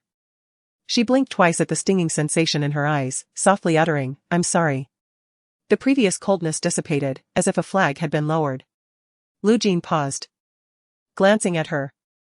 At that moment, the car was halted at a red light. The driver in front rested his hand on the steering wheel, glancing back through the rearview mirror. "Young man, is this your sister or your girlfriend?" The driver's voice shattered the silence. Regardless of whether she was a sister or a girlfriend, such words should not be spoken, they could be quite hurtful. Lu Jin frowned, feeling a wave of irritation. The traffic light shifted from red to green. He reminded, "The light is green, please drive safely." "Rest assured, I will be safe," the driver assured, though in his heart he thought, indeed, youth is often reckless. The scenery outside the car began to shift. Once again, silence enveloped the vehicle. The ever-changing light cast flickering shadows within, illuminating Xu Ertang's side profile, which appeared both pure and cold. Before long, Lu Jin's phone rang. A few seconds later, Xu Ertang caught a glimpse of Lu Jin's phone, along with his hand holding it. "It's Aunt Zhou calling," Lu Jin announced. Xu Ertang noticed the name displayed on the screen was indeed Aunt Zhou. The phone continued to ring. Lu Jin remarked, "She must have realized you hadn't returned in the middle of the night and called me. Now she's waiting for your news." Xu Ertang paused for a moment, wordlessly took the phone from his hand, and pressed it to her ear. "Aunt Zhou. Tang Tang." Xu Ertang briefly explained over the phone her reasons for not returning home and the situation with her dead battery. Only her soft, soothing voice filled the car. After concluding the call, she returned the phone to Lu Jin and then closed her eyes. Though she did not fully succumb to sleep, she drifted in and out of drowsiness throughout the journey. Upon the car coming to a halt, she opened her eyes. Aunt Zhou had been waiting for their return. "You two little ancestors, you finally made it back." Xu Ertang felt quite embarrassed. "Aunt Zhou, I'm sorry to have worried you." Aunt Zhou replied, "As long as you are safe, that's what matters." Xu Ertang inquired, "You didn't disturb grandfather and grandmother Lu, did you?" Aunt Zhou reassured her, "No. They are unaware." Xu Ertang sighed in relief, "That's good. Please don't mention this to them, I'd rather they not worry." Aunt Zhou replied, "All right. Go rest now. Sleep in tomorrow, don't wake up too early. Xu Ertang nodded, you should also get some rest, Aunt Zhou. Good night. After Xu Ertang left, Aunt Zhou turned her attention to Lu Jin. And you, little ancestor, are you staying here so late? Lu Jin merely grunted in response. Aunt Zhou asked. Did you two have a quarrel on the way? Tang Tang seems rather upset. Lu Jin replied, no. Xu Ertang and Lu Jin returned in the dead of night. An event unbeknownst to Elder Lu and Elder Lady Lu. Aunt Zhou only mentioned to them in the morning that Lu Jin had arrived the previous night and that Xu Ertang had not yet risen. Thus would not accompany them for breakfast today. The old master Lu was still simmering with anger, and when Lu Jin's name was brought up, his expression remained sour. Old Madame Lu remarked, it is rare to have a weekend, Tang Tang should indeed sleep in a little longer. Around 10 o'clock, Lu Jin finally arose. The old master Lu was busy arranging bonsai in the garden and, upon seeing him, feigned ignorance. As Lu Jin approached, his elongated shadow fell upon the cliff-like small juniper that the old master was tending to. How much longer do you intend to have her keep an eye on me? Lu Jin inquired. The old master, without lifting his gaze, replied calmly, what's the problem? Lu Jin responded, that should suffice. The old master halted his pruning, his scissors pausing mid-air. What kind of attitude is that? Are you warning me? Lu Jin clarified, what I mean is, I was in the wrong this time, I overstepped. The old master, taken aback by Lu Jin's admission, acknowledged, indeed, it was excessive. Lu Jin assured him, I will be more prudent in the future. The old master scoffed, is there to be a next time? Lu Jin smirked slightly and added, please do not have her follow me any longer. The old master retorted. I believe having Tang Tang watch over you has yielded some effect. Lu Jin scoffed lightly, is this how you care for your dear granddaughter? What do you mean? Have you been bullying Tang Tang? The old master frowned. Though retired now, the old master spent his days fishing and tending to plants, yet his commanding presence lingered. Especially when he grew serious. In contrast, others would scarcely dare to breathe in his presence at such moments. Lu Jin, however, maintained his carefree and indifferent demeanor. Not at all, he replied. I'm merely intrigued, did you bring her here solely to prevent her from returning home after school, employing her as your informant? Chapter 10, the young master Xu Ertang slumbered until nearly midday. During luncheon, Lu Jin was absent. Tang Tang, did you have a restful sleep? Inquired the elder Mrs. Lu. Xu Ertang responded, indeed, I did. The elder Mrs. Lu continued, henceforth, there's no need to join us for breakfast on weekends. Whenever you wish to dine, it shall be delivered to your chambers. As Xu Ertang attempted to interject, the elder Mrs. Lu added, there are but 2 days in a week. You should luxuriate in sleep. Even if you rise early, there's no obligation to join us. Do not feel constrained. Xu Ertang acquiesced. The elder Mr. Lu remarked, Tang Tang. Thank you for your diligence these past few days. There's no further need to keep watch over Lu Jin. Xu Ertang was somewhat taken aback. Nevertheless, this development was advantageous to her. She offered a comforting sentiment, Lu Jin does possess a sense of propriety. The elder Mr. Lu retorted. If only he were half as worry-free as you. With no obligation to shadow Lu Jin, Xu Ertang's time became considerably more autonomous. Upon arriving at school on Monday morning, Xu Ertang observed Lin Jiayu slumped upon her desk, appearing listless. Lin Jiayu greeted, good morning. Xu Ertang inquired, what ails you? Are you unwell? Fearing that the boys behind might overhear, Lin Jiayu whispered, menstruation. Xu Ertang perceived no need to conceal menstruation, yet she understood Lin Jiayu's embarrassment, as she had once experienced the same. Give me your cup, I shall fetch you some hot water.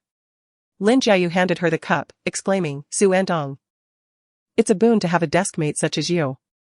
At first, Lin Jiayu merely felt a lack of energy, but as her abdominal pain intensified, she even skipped lunch. Xu Ertang realized that this could not continue and fetched some pain relief medication for her from the school nurse during the lunch break. After taking the medicine, Lin Jiayu felt somewhat better in the afternoon. The dishes Xu Ertang had chosen in the cafeteria were rather unappetizing, leaving her unsatisfied.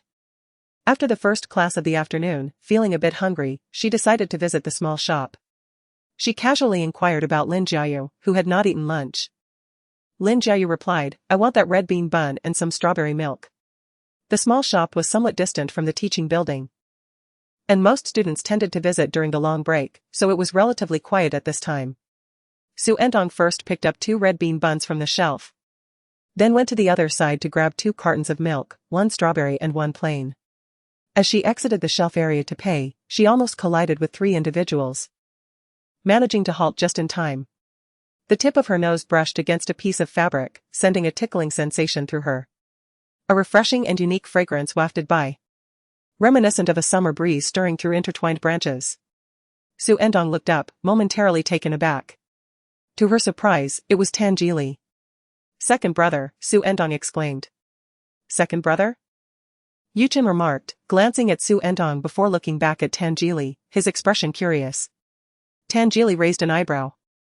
A clear look of surprise flickering in his otherwise relaxed gaze. After she had inadvertently called him second brother, Xu Ertang quickly recognized the impropriety of her words.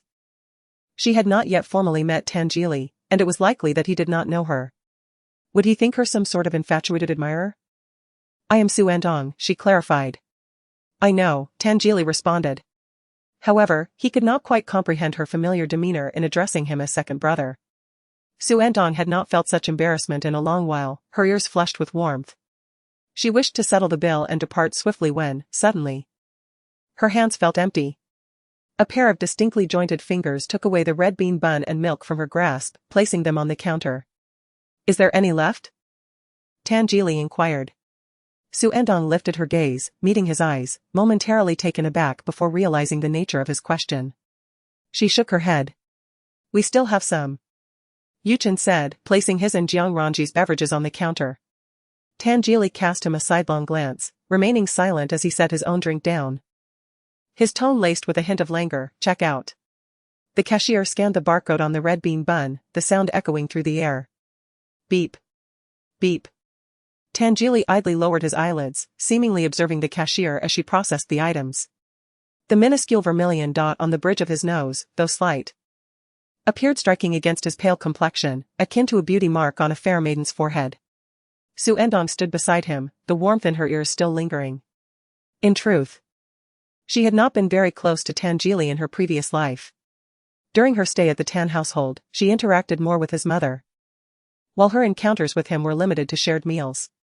She was in her final year of high school, and he was already in university, leading to even fewer meetings thereafter. Perhaps it was due to their age difference of a year, coupled with their scant interactions, that she always felt a certain distance from him, making conversation difficult. Each time she found herself in his presence, a sense of restraint would envelop her. The situation shifted on the eve of her marriage to Lu Jin.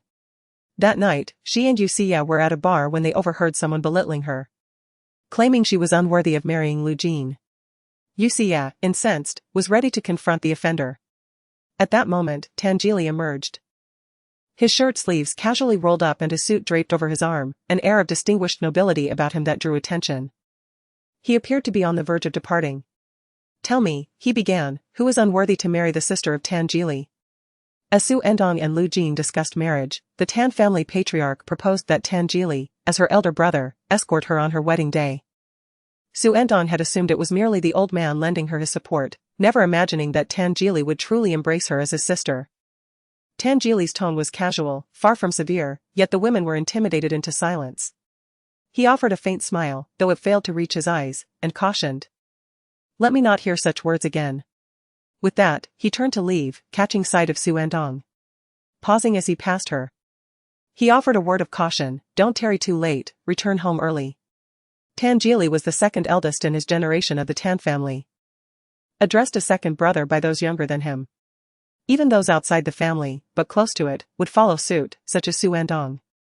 After that night at the bar, she willingly called him second brother. On her wedding day, Tan Jili, in his role as her brother, carried her out the door. Prior to that, she could never have imagined being carried by Tan Jili and felt a sense of unease, her body tense, afraid of burdening him with her weight. However, this discomfort was soon overshadowed by the poignancy of the wedding. She thought of her grandparents, of finally marrying Lu Jin as she had always wished, and quietly shed tears. Only Tan Jili, who was carrying her, noticed. In a voice only they could hear, he spoke with a comforting tone, "On such a joyous day, why weep?" Chapter 11. He truly embodies the essence of a male enchantress. With the transaction completed, the bread and milk were now in Xu Ertang's possession. Her gaze lingered on her hands before she looked up, her eyes meeting Tan Jili's, unsure of what to say. A delicate blush still adorned her ears, mirroring the same unease she felt when facing Tan Jili in her previous life. Several individuals in the convenience store were observing them. Tan Jili lifted his eyelids slightly, reminding her, "Your class is about to begin." Only then did Xu Ertang remember her impending class. The international division's schedule differed from theirs. "Then, I'll be going now." Having said that, she swiftly departed. After Xu Ertang left, Tan Jili glanced at Yu Chen and Jiang Ranji, who were wearing mischievous expressions, and exited the convenience store with his beverage. Yu Chen trailed behind him, asking in a teasing tone, "Brother, how come you have a sister I don't know about?" Tan Jili halted, scrutinizing him from head to toe with a peculiar gaze. Yu Chen felt uncomfortable under his scrutiny, sensing that he was up to no good again. "What? Are you really?" Tan Jili paused, as if hesitant to speak. "Really what?" Yu Chen pressed. Tan Jili remained silent, deliberately extending his index finger.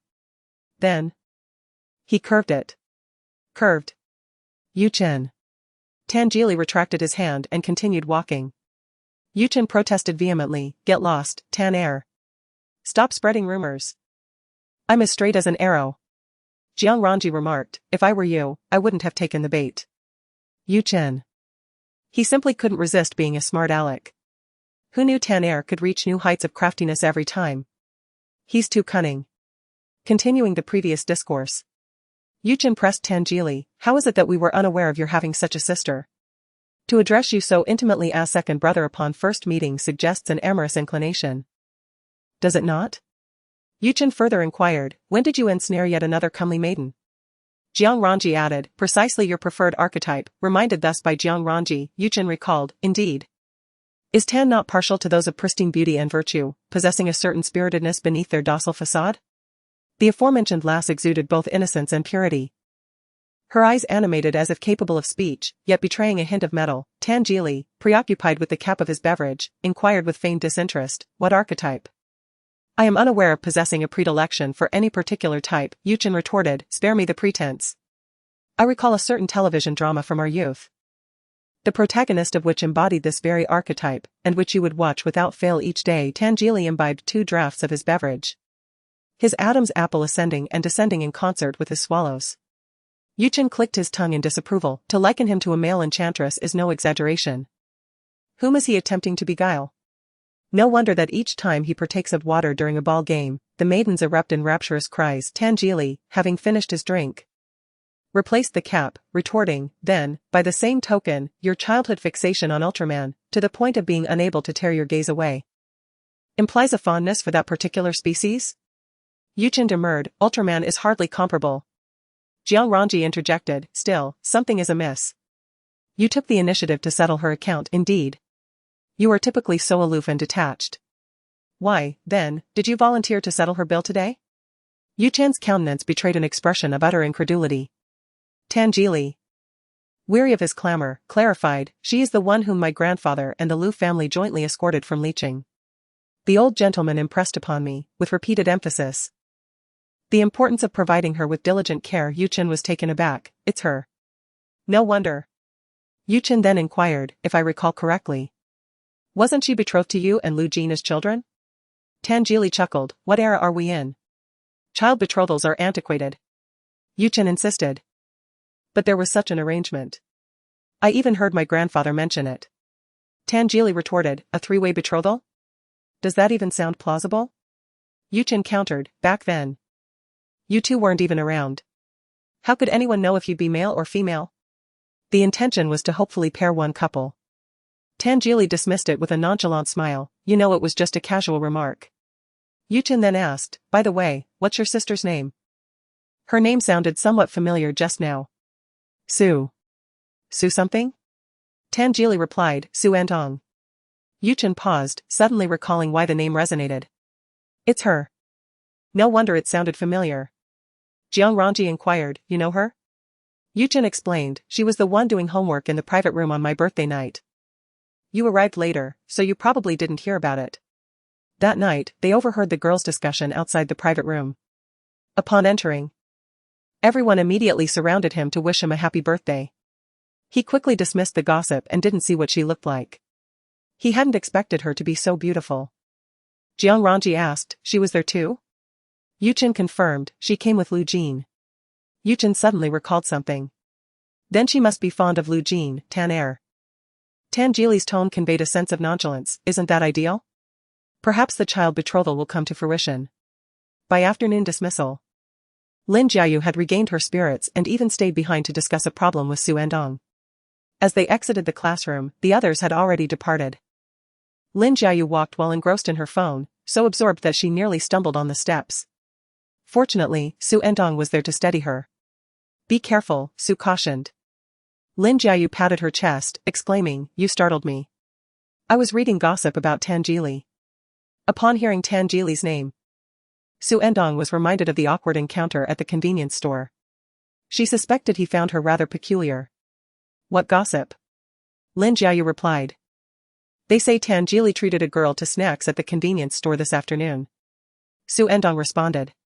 Surely, they can't be referring to her. Where did you see this? In this group, Lin Jiayu said, turning her phone screen toward her, revealing a chat created by students from the international class. Xu Ertang quickly noticed several messages on the screen. The photo doesn't even show him treating anyone to snacks. Exactly, how could that be? And she isn't even from the international department. The figure looks quite ordinary.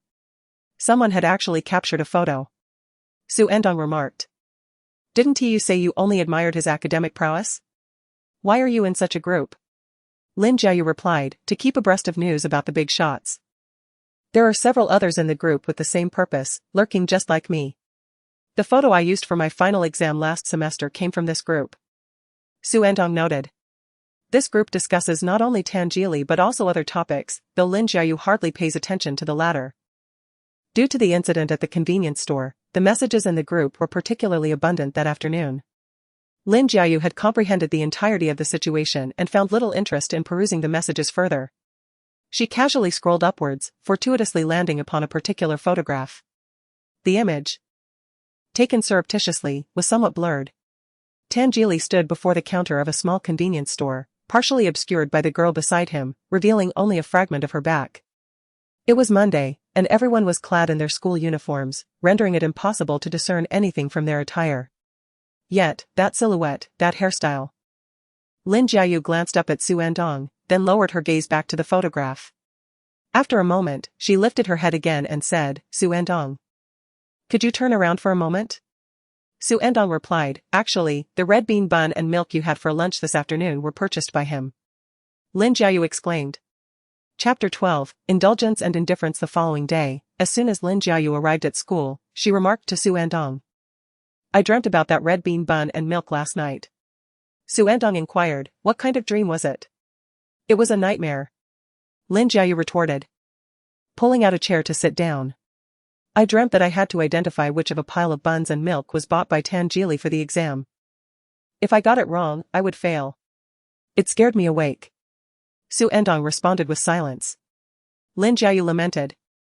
If you had mentioned that it was Tan Jili who paid, I wouldn't have eaten it and would have saved it for the monthly exam. Upon entering class 2, she distinctly sensed that her classmates were exceptionally capable, and the teachers delved into more profound concepts and problem-solving techniques. Her performance in the previous semester's final exam had been somewhat extraordinary, and she feared that her scores in the forthcoming monthly exam would not be satisfactory. Xu Ertang remarked. By then, the bun would have expired. Upon being reminded, Lin Jiayu paused momentarily before adding, we could keep him as a mascot or an offering. Xu Ertang responded with a terse. Lin Jiayu exclaimed, I never imagined my deskmate would know Tan Jili. By approximation, I'm acquainted with a big shot. Xu Ertang clarified, we're not close. It's mainly that our grandfathers know each other, Lin Jiayu insisted, that still counts as an acquaintance. Rest assured, I won't blab. Even if they were well acquainted, she wouldn't spread rumors. Last night, after finishing her homework, she glanced at the group chat and saw them still discussing the girl at the convenience store. Given that situation, being discovered would be disastrous. Her deskmate was a quiet and diligent individual. Whenever Lin Jiayu felt weary from studying, a mere glance at her earnest deskmate would reignite her motivation. Choosing the right deskmate was crucial. She didn't want her deskmate to be disturbed. Therefore, despite all his merits, it was a pity that Tan Jili possessed such a striking countenance. As dusk descended after school, Xu Ertang returned to Fuyuan and noticed an unfamiliar vehicle parked outside. She recognized the license plate as belonging to Lu Jin's father's car. The numerical sequence was easily memorable. Indeed, upon entering, she encountered Aunt Zhou, who informed her that Lu Jin's parents had arrived. "They're here for dinner and to see you." Xu Ertang nodded. "I'll go put away my school bag first." After depositing her school bag in her room, Xu Ertang didn't linger. The path from her room to the dining hall involved traversing a winding path, ascending a cloister, and proceeding along the cloister. At the intersection of the winding path and the cloister stood a hydrangea tree. Xu Ertang approached the hydrangea and spotted Lu Jin approaching from the other side of the cloister. Instinctively, she paused, hoping to avoid an encounter. Lu Jin, however, did not approach directly but paused instead. The garden's landscape was adorned in the exquisite style characteristic of southern gardens, with the ground meticulously crafted in a pattern of auspicious stones, each segment distinct, resembling intricate brocade woven upon the earth. Exiting Xu Ertang's room, one found oneself upon a path paved with a cross-shaped begonia motif. She lingered among a four-petal begonia. Lu Jin tilted his head towards her, his expression a blend of nonchalance and coolness, casually teasing, "Have they installed traffic lights here? Is the east-west green when the north-south is red?" Xu Ertang remained silent. Lu Jin smirked slightly, retracting his gaze to continue onward. Xu Ertang ascended the corridor, trailing behind him at a distance. The two arrived at the dining hall, where the elder Lu, the matriarch, and Lu Jin's parents were present. Lu Jin first greeted his grandparents, then turned to his parents, addressing them with a perfunctory "Mom and Dad." The manner in which he uttered "Mom and Dad" was evidently dismissive. After the greetings, he boldly seated himself to the side. Lu Xingtao, disapproving of his demeanor, furrowed his brow, noting his lack of decorum. Lu Jin feigned ignorance, extracting his phone and scrolling absently across the screen. With others present, Lu Xingtao restrained himself from further admonishing him. Xu Ertang was unperturbed. She was well aware of the strained relationship between Lu Jin and his parents.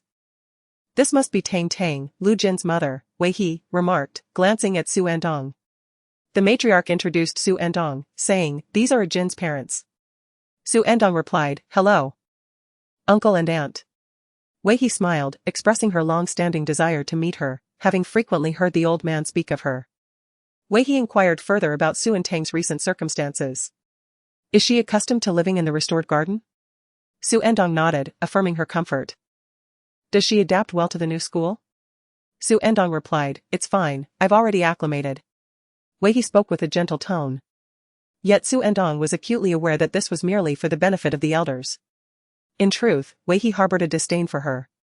In her previous life, Xu Ertang had endeavored to please Wei He, as she was Lu Jin's mother, hoping to alter her perception of herself, but to no avail. It later became apparent that Wei He looked down upon her humble origins, wary of her as a potential seductress seeking to ascend to Lu Jin's status. Xu Ertang's grandfather was a principal before retirement, and her grandmother a university professor. The Xu family was indeed scholarly. However, within this circle, such pedigree was deemed insufficient. Her obsequiousness only further fueled Wei He's contempt. Nonetheless, Xu Ertang eventually wed Lu Jin. Even after marriage, Wei He continued to regard her with disdain. At that time, Xu Ertang was indifferent, believing that fulfilling her duties as a daughter-in-law sufficed. She was married to Lu Jin, and as long as they shared a harmonious life together, nothing else mattered. Little did she know, Lu Jin's motivation for marrying her was solely to defy Wei He. After a brief exchange, dinner commenced. During the meal, the elders engaged in conversation, and when Xu Ertang was addressed, she responded, while Lu Jin remained largely silent. It was evident that Lu Xingtai and Wei He had matters to discuss with the grandparents that evening. Xu Ertang, perceptive as ever, excused herself shortly after dinner, citing homework as her reason for departure. Upon leaving the dining room, she did not return to her room but instead made her way to the pond.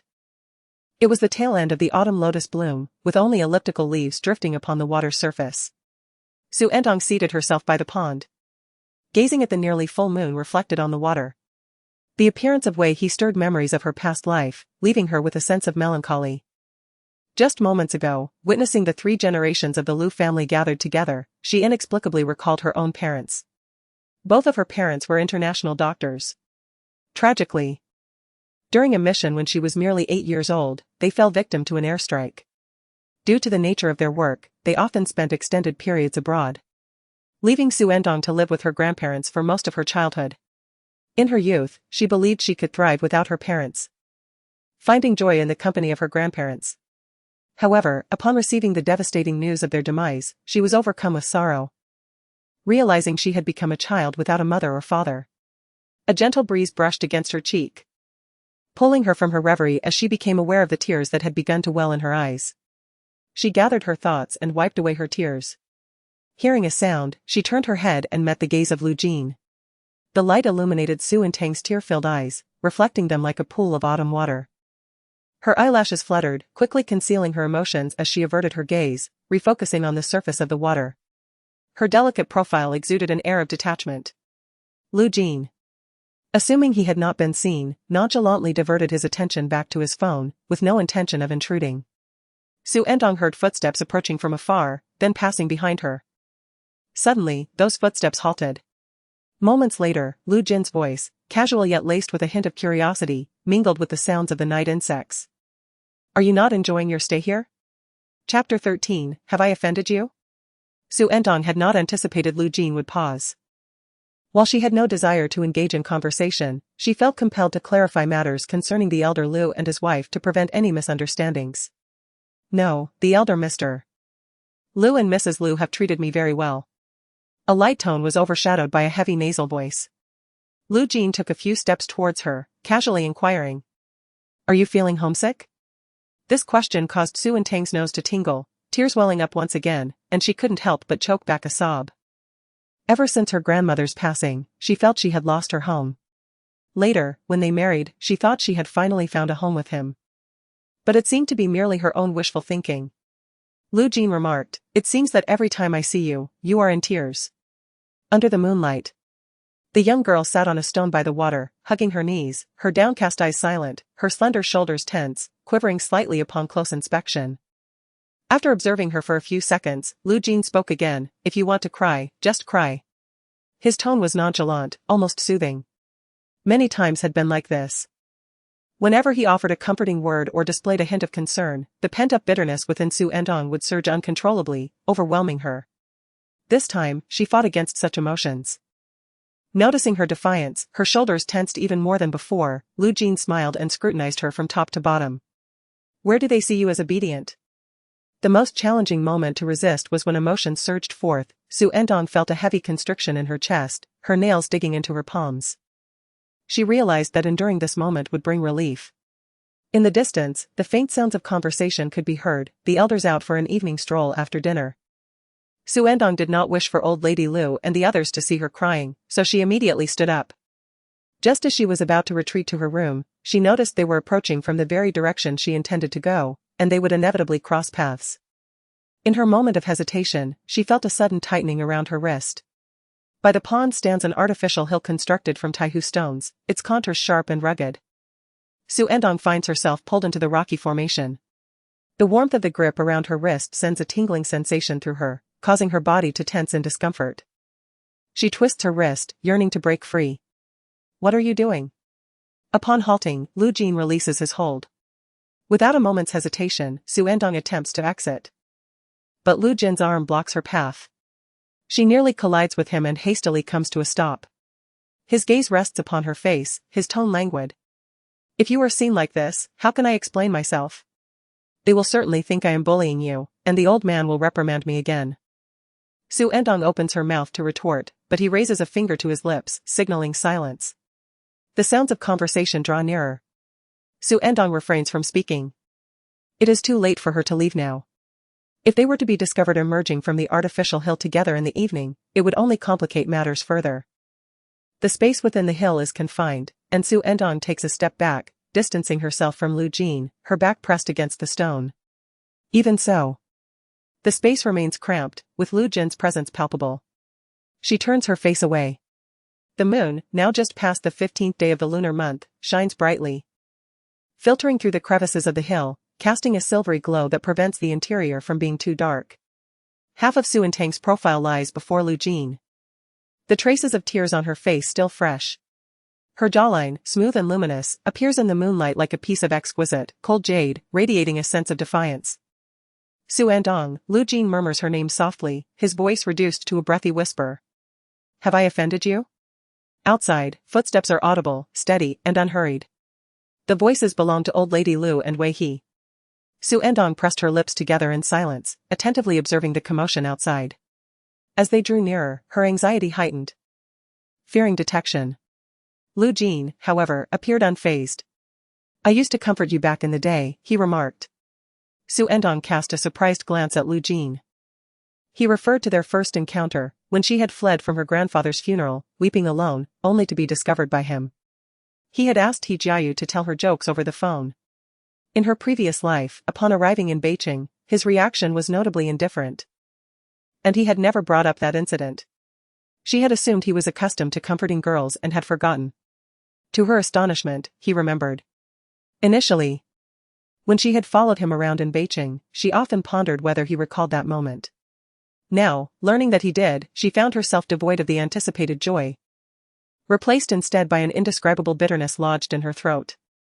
Madame Lu and Wei He had already reached the pond's edge. As they rounded the corner, they would soon catch sight of him. Xu Ertang and Lu Jin fell into a silence. Madame Lu and Wei He exchanged pleasantries about mundane matters, their conversation lacking warmth. Xu Ertang was aware of the dynamics within the Lu family. Lu Xingtao and Wei He were in a marriage of convenience, living their separate lives. Naturally, Wei He held no close ties with the elder Lu couple, only a semblance of respect. Wei He even mentioned her uncertainty about Lu Jin's whereabouts. Madame Lu responded. He might have retreated to his room. We are conversing, and as a younger generation, he likely finds it uninteresting. At their closest proximity, Xu Ertang and Lu Jin were separated from them by merely a taihu stone. Fortunately, they did not linger, continuing their conversation as they moved further along. Xu Ertang had just sighed in relief when a sudden brightness caught her eye. It was Lu Jin's mobile phone, illuminating the concealed space they occupied. The buzzing sound reverberated within the artificial rockery, fortunately muted by the phone's vibration mode. However, Lady Lu and Wei He had barely distanced themselves. Should they glance back, they would surely notice the glow emanating from the device. Xu Ertang's heart raced again as she signaled him with her eyes. Lu Jin swiftly ended the voice call and turned off the screen. Out of the corner of her eye, Xu Ertang caught a glimpse of the name displayed on the screen, Zhao Monsi, a name that resonated deeply with her, hailing from afar in America. Lady Lu and Wei He remained oblivious to the commotion on this side. After approximately half a minute, their voices faded into the distance. Lu Jin gazed at Xu Ertang, lost in thought, and continued the previous topic, lowering his voice. Crying now is just like back then. Do you truly enjoy hiding away so much? Xu Ertang, her gaze cast down, replied in a flat tone, I don't remember. A gentle breeze rippled across the pond's surface, causing the reflections upon the taihu stone to momentarily still, as if pausing in response to her words. Lady Lu and Wei He's voices were nearly inaudible now. Xu Ertang stated, they should have walked far enough. I will take my leave. With that, she turned her body and stepped out from the space between Lu Jin and the rockery. Lu Jin's phone vibrated several more times. It was a message from He Jiayu. Emerging from behind the rockery, he tapped the screen lightly with his fingertips. After replying to the message, he lifted his gaze toward the figure that was about to vanish behind the pillar and let out a soft scoff. Let her cry, no matter how pitiful it was. It bore no relevance to him. It was no concern of his to meddle in such matters. Chapter 14, Which Hand Touched Her? Ah Jean. Why haven't I seen your little tail this week? He Jiayu inquired curiously. It was following you every day last week. Yet this week it has vanished without a trace. Lu Jin lounged on the sofa, casually scrolling through his phone, his long legs crossed, his head remaining unraised. You're the one who has grown a tail, he replied indifferently. He Jiayu continued, has your father gotten angry? Is he prohibiting her from accompanying you? Lu Jin responded with a faint sound of acknowledgement. The room echoed with the melodious notes of a piano, shadows flitting about. Friday evenings are the perfect time for gatherings. With Saturday approaching, there is no burden in revelry. My father still scolds me to this day, He Jiayu remarked. If you don't admit your mistakes, how can your father calm down? In his view, Lu Jin was not someone who would easily concede errors, thus he was certain it wasn't a matter of admitting guilt. Lu Jin's fingertips paused momentarily as he replied, guess. How could he Jiayu possibly guess? He attributed it to the fact that Lu Jin's father was not as lenient as the elder of the Lu family. After all, they weren't the ones who instigated the matter, and it wasn't a matter of who was more injured that determined righteousness. Sure, you had 3 stitches on his arm, he Jiayu sighed, scrolling through his phone for a moment before pausing to listen to the piano. He then said to Lu Jin, Meng Tian specifically played for you, shouldn't you appreciate it? Lu Jin seemed disinterested, am I not listening? He compared it to Mansur's violin, noting that it lacked a certain quality. Sure, you remarked, he has been recovering for several days. The stitches were removed this Monday. He Jiayu replied, of course, Mansur is a professional. Sure, you then asked, Jin. Has Mansur contacted you since going to America? Lu Jin replied, she called once, but I missed it. He Jiayu suddenly clicked his tongue and nudged Lu Jin's arm. Noticing that he did not look up, he Jiayu prodded him again. Lu Jin glanced at him, questioning, what is it? He Jiayu replied, Jin. Your little tail has appeared. Lu Jin followed his gaze, then indifferently averted his eyes, responding, what does it have to do with me? On the other side, Xu Ertang also shifted her gaze. After school, she received a message from Xu, inquiring if she was free to hang out. To her surprise, Lu Jin was also present. Xu noticed Xu Ertang's movement and remarked, you should really change into my clothes. I have some spare outfits in my car. The girls in the private room were either clad in sleeveless tops, short skirts, or strappy dresses. Even Xu, who wore minimal makeup, donned a short, form-fitting V-neck t-shirt that accentuated her slender waist. In contrast, Xu Ertang was dressed in a loose white t-shirt and straight-leg jeans, her face devoid of excessive embellishment. She said, it's all right, I'm just here to sit. Xu said no more, acknowledging that simplicity has its own charm. I've heard from my brother that you know Ji Li Gu. Xu Ertang replied, I've only met him once. You'll get to know him better, after all, you're going to stay at his house later, Xu added. After greeting some acquaintances, Xu pulled Xu Ertang down to sit. She turned her attention to Meng Tian, who was playing the piano, and exclaimed with curiosity. There's a talent show too. A few girls nearby, engaged in conversation, glanced their way, with most of the attention directed towards Xu Ertang. Last week, Xu Ertang persistently followed Lu Jin, her singular presence unmistakable as she engaged in her studies, making it nearly impossible for anyone to overlook her. Furthermore, her association with the Lu family had become a topic of gossip, instilling a sense of unease among many. However, this week, she seems to have vanished entirely. It appears that Lu Jin is unfazed by such antics. Residing in the Fuyuan neighborhood has proven futile. If they were in her position, with such proximity, they might have already captured Lu Jin's attention. As a piece of music concluded, the piano ceased its melody. A few girls redirected their gazes toward Meng Tian, observing her rise and stride toward Lu Jin. Had she already allied herself with him? Perhaps not. So why, then, has she been so closely associated with Lu Jin these past few days, exuding the demeanor of a girlfriend? Witnessing Meng Tian join Lu Jin's circle only heightened the girl's irritation. Have you noticed she seems to be imitating Zhao Manzi? One remarked. Indeed, Zhao Manzi plays the violin, while she excels at the piano. Even their fashion styles are strikingly similar. I suspected she harbored some ulterior motives, otherwise, how could she, as an outsider, be so familiar with Lu Jin? Are you suggesting Lu Jin is engaging in a Wanwan-like intrigue? Quite possibly. After all, he and Zhao Manzi parted ways when she rejected him before moving abroad. Who else has ever ended things with Lu Jin? None, indeed. Even after being spurned, he recently confronted Liang Zhao for disparaging Zhao Manzi, resulting in quite a commotion. However, the Liang family dared not retaliate. Lu Jin has never resorted to violence for anyone else, has he? A young woman nonchalantly remarked, so what if he is special? After all, he is merely an ex-boyfriend, and he is abroad, I will eventually forget. The conversations of several girls distinctly reached Xu Ertang's ears. In truth, Lu Jin had once shown affection towards her as well. In the previous life, it was around this time, or perhaps a little later. At the end of September or the beginning of October. During that period, due to the encouragement from old Madame Lu for Lu Jin to take her out, she frequently used this as an excuse to seek his company or accompany him on outings. Lu Jin found it difficult to refuse her. Yet he was quite annoyed and paid her little attention.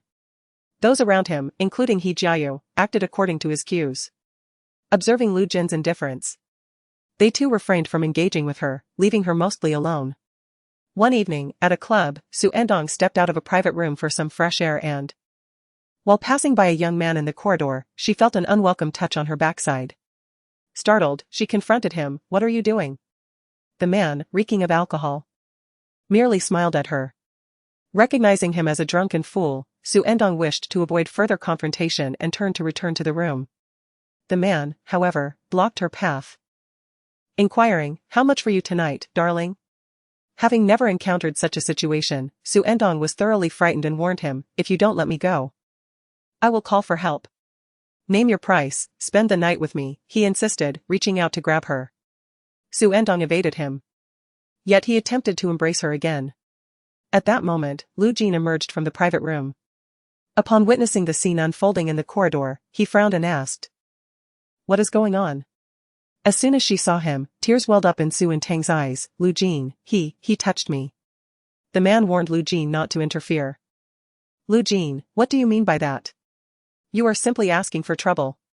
A man attempted to strike, but was swiftly incapacitated by a single punch from Lu Jin, crashing into a nearby vase. The sound of shattering porcelain startled the individuals in the private room, as well as the club staff. Security swiftly intervened, restraining the man on the floor. Lu Jin picked up a relatively intact shard of the vase and approached the man, asking, which hand dared to touch her. Confused and belligerent, the man shouted, "Do you even know who I am?" Lu Jin responded with a sardonic smile. Soon thereafter, the corridor echoed with the man's anguished cries. When Xu Ertang was escorted back to the room, she was still in shock.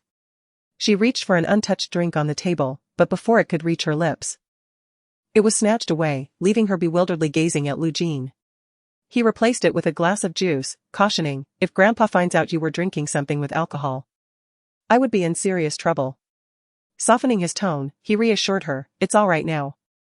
Just avoid wandering around places like this in the future. Call out if you need anything." Xu Ertang nodded in agreement. After she had taken a few sips of the juice, Lu Jin inquired, "Would you like something to eat?" She shook her head. "Then let us just enjoy ourselves here. If you want to play something, I can arrange for someone to keep you company." Soon after, He Jiayu and Shi Yu also came to cheer her up, addressing her in an affectionate manner. Under Lu Jin's guidance, this group began to accept her, and she finally felt a sense of belonging within his circle, growing closer to him. Just as her spirits lifted for the evening, the following day, she learned that he was now with Meng Tian. Chapter 15, both imposing and eye-catching. Yu Xia leaned close to Xu Ertang and whispered, "I doubt Lu Jin will pursue a relationship with Meng Tian after this." Xu Ertang nodded in agreement, choosing not to speak. She was aware that Lu Jin would converse with Meng Tian, who was his girlfriend following Zhao Monsi. When Lu Jin had once broached the subject of marriage with her, he had referenced that moment in high school when she had inadvertently witnessed him kissing, which was indeed with Meng Tian. She had stumbled upon them by chance and had been unable to resist pausing to observe. She watched as Meng Tian entwined herself around him like a vine, displaying a bold eagerness, while Lu Jin accepted her advances with an open demeanor, yet remained utterly unfazed, exuding a nonchalant charm. After exchanging a few kisses, it was only then that he raised his hand to wrap it around Meng Tian's waist. It was the first time she had ever witnessed such intimacy between others, and her face flushed with embarrassment and her heart raced. However, their relationship lasted for just over a month before they parted ways. Upon hearing the news of their breakup, she felt a mix of joy and concern for Lu Jin's emotional state. When she sought him out, she discovered him to be as indifferent as ever, seemingly unaffected. Despite his previous indulgence and affection towards Meng Tian, it became clear to her that he was a capricious romantic, difficult for anyone to truly reach. Yu Xia handed her the phone, urging her to look. Xu Ertang refocused her attention. Yu Xia was showing her a video. Inside the brightly lit basketball arena, two teams donned jerseys of contrasting colors. Jiang Ranji made a steal and executed a long pass to Tangili. Tangili raised his hand and effortlessly sank a three-pointer. the ball swishing through the net with a satisfying sound, leaving only the net gently swaying.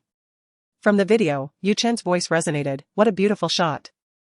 After making the basket, Tangili high-fived Jiang Ranji on his way back to defense, and then, as if by chance, he noticed the camera. Lifting his eyelids to cast a glance towards it. He adorned a white jersey emblazoned with the number 11, a black sweatband resting upon his forehead, while his short black hair fell gracefully between his brows. With an air of nonchalance, he raised his chin towards the camera. Then averted his gaze to gesture at his teammates, a blend of audacity and allure. Xu Ertang inquired, "Are they playing ball now?" Yu Xie replied, "Indeed. They were supposed to come tonight, but my father's company is hosting a basketball match." Xu Ertang asked, "Your father's company?" Yu Xie continued, "They organize an annual basketball tournament. The executive office seldom participates in such games, lacking a complete team. My father had my brother assist in forming a team, and naturally, he enlisted Ji Li and Jiang Ranji, along with 2 individuals from the executive office." Yu Xie then opened a second video featuring Yu Chen. "My brother is still there." Foolishly trying to show off. She shook her head, acknowledging that while he was indeed handsome, Ji Li's presence overshadowed him entirely. Xu Ertang recalled the previous video, where Ji Li had merely cast a casual glance towards the camera, and found herself in silent agreement. Just then, a phone call interrupted the video on her phone. Yu Xie noted, "My mother is calling. I'll step outside to take this." Xu Ertang nodded in understanding. After Yu Xie departed, she took out her phone to scroll through it. Suddenly, a voice broke her concentration, and she looked up to see a boy before her. "Could you lend me something of yours?" Xu Ertang noticed a group across the way engrossed in a game, likely engaged in some dare. The boy added, "Anything would suffice." Aside from her mobile phone, Xu Ertang had nothing else at hand. After searching around, she noticed an unused hair tie on her wrist.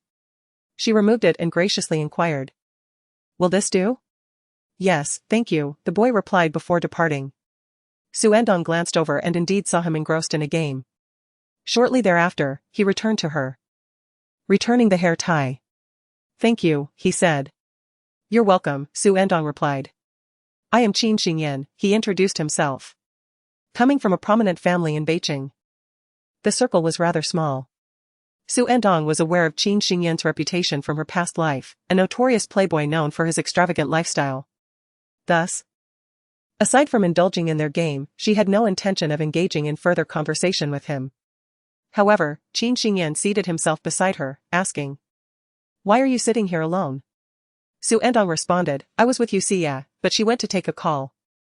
Recently, Qin Xingyan had developed a fondness for girls who appeared demure and innocent. "You should join us next time, let us add each other as friends," he suggested. Xu Ertang politely declined, saying, "My phone is out of battery." Surprised by her assertiveness, Qin Xingyan's interest was piqued further. He chuckled and remarked, "But you were just using your phone, surely you have enough battery to add a friend?" Feeling uncomfortable with his proximity, Xu Ertang shifted slightly away. Just as she was about to respond, she spotted Meng Tian approaching. "Qin Xingyan, what brings you here?" Meng Tian asked. In the past, Qin Xingyan had entertained feelings for Meng Tian, yet she held her sights high, fixated solely on Lu Jin. Seeing that he was on the brink of losing her, he had no desire to compete with Lu Jin. "Just making friends," Qin Xingyan replied. "Then make sure to make good friends," Meng Tian encouraged. She turned to Xu Ertang, smiled, and said, "My name is Meng Tian. I have heard about you from Lu Jin and know that you reside in Fuyuan." Her tone was warm and inviting. "You haven't been in Beicheng for long, it's time to make some friends." Qin Xingyan was taken aback by her support and remarked, "Exactly, let's add each other as friends." Xu Ertang replied, "I do not add strangers." "What strangers?" At that moment, Yu Xie returned from a phone call. Qin Xingyan continued, "You already know her name. How can she still be considered a stranger? You will gradually become familiar." A girl accompanying Meng Tian chimed in, "Indeed, you will get to know each other over time." Just then, someone finished singing a song, and she proposed, "Why don't you all sing a song together?" Qin Xingyan responded, "Sure, let's do a duet." The crowd began to cheer, "Sing, sing." The two of them happened to be singing a love song. Xu Ertang remained seated, unmoving. Meng Tian, perceptive to her hesitation, gently encouraged, "With so many people cheering, why not sing a song with him?" Otherwise, he won't know how to exit the stage.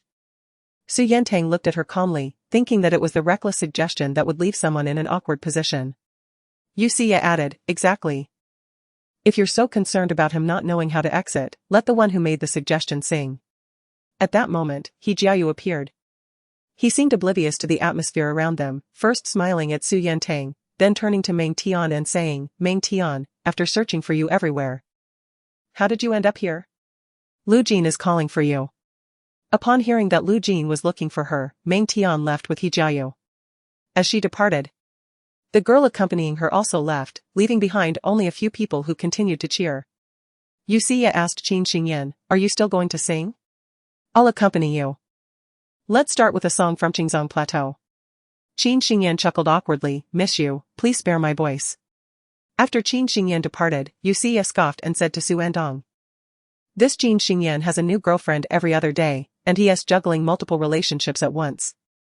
You shouldn't pay him any mind. Though she had been entrusted with looking after Xu Ertang, she genuinely felt a connection with her and sincerely wished to offer a few words of caution. Xu Ertang nodded in agreement. Xu continued, how is it that while I was on a call, Meng Tian managed to insert herself into the conversation? Xu Ertang recounted what Meng Tian had said. Xu frowned. She isn't even officially in a relationship with Lu Jin yet. Yet she behaves as if her connection with him is more than platonic, insisting on portraying you as his sister and pushing you toward others. If any girl with a bit more pride were subjected to such teasing, she would have half-heartedly agreed to sing with Qin Xingyan. Once a love song is sung, it could easily be spread around that she has ties with him. If she were to fall into the moat, the entire North City would be able to enjoy green tea, what a fine brew. Meanwhile, Meng Tian was happily seeking out Lu Jin. This was the first time Lu Jin had taken the initiative to find her, and from He Jiayu's tone, it was clear he had searched for a while. She felt a twinge of anticipation. Lu Jin was engrossed in his phone when she arrived, raising his head to look at her. Meng Tian said, Lu Jin. I heard you were looking for me? Lu Jin regarded her in silence. From his gaze, Meng Tian perceived a hint of mockery, and her heart sank. Replaced by an unsettling premonition. What's wrong? She inquired. Lu Jin curled his lips slightly, isn't she just my girlfriend? Why bother with so much? His tone lifted at the end, seemingly playful yet inherently indifferent. Meng Tian's expression stiffened, uncertain if he was referring to the earlier incident. He never involved himself in the petty rivalries among girls. Lu Jin continued, my grandparents regard her as dearly as their own eyes. Just imagine. If they were to discover you encouraging her to associate with someone like Qin Xingyan, what would ensue? Meng Tian attempted to clarify, but Lu Jin interrupted. No need for your little schemes. Chapter 16, the faithful Aphrodite Xu Ertang and Xu returned home after their revelries past 10 o'clock. Upon exiting the private room, Xu glanced at the messages on her phone. My brother's game has concluded. Xu Ertang asked, did they win? Of course they did, replied Xu. She received another message. They're going out for a late-night snack, asking if we want to join. Xu Ertang replied, I think I'll pass, I'm not that hungry. Even if I went, I wouldn't be able to eat. Xu responded, then I won't go either. Eating this late might lead to weight gain. Besides, I've had enough tea.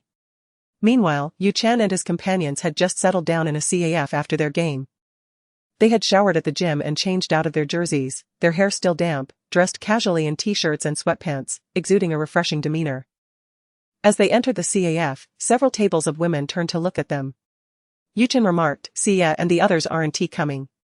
His phone vibrated again. Sia messaged him, bro, you all should learn to discern green tea, don't let me down.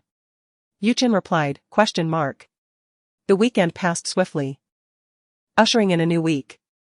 In the International Department of a Chinese school, students select their own AP courses, aside from the compulsory ones, such as human geography and calculus. They attend classes in different rooms without a fixed classroom, and there are designated lockers for their belongings. Upon returning from a game at noon, Yu Chen noticed a row of lockers, one of which was adorned with numerous red fabric strips tied to its handle. He exclaimed in surprise and turned to the languidly strolling Tan Jili, saying, Tan Air, what has happened to your locker? Tan Jili, still not raising his gaze, displayed an air of cool indifference, responding nonchalantly, what do you mean? Yu Chen pressed on, take a look for yourself. Surely.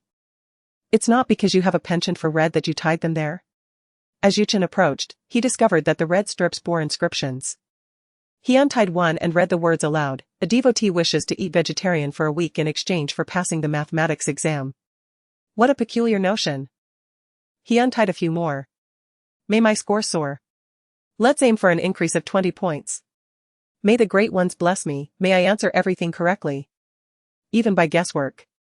This time, I must secure the top position. Please share some of your intellect with me. I am begging you. These were all expressions of wishes concerning examinations. Thus, these were not ordinary red fabric strips but rather wish-making red strings. Intermixed among them were a few that contained love confessions. My faithful Aphrodite, may you be happy every day. You must grant me one of my wishes, passing mathematics or dating Tangeli. My WeChat, Feeks.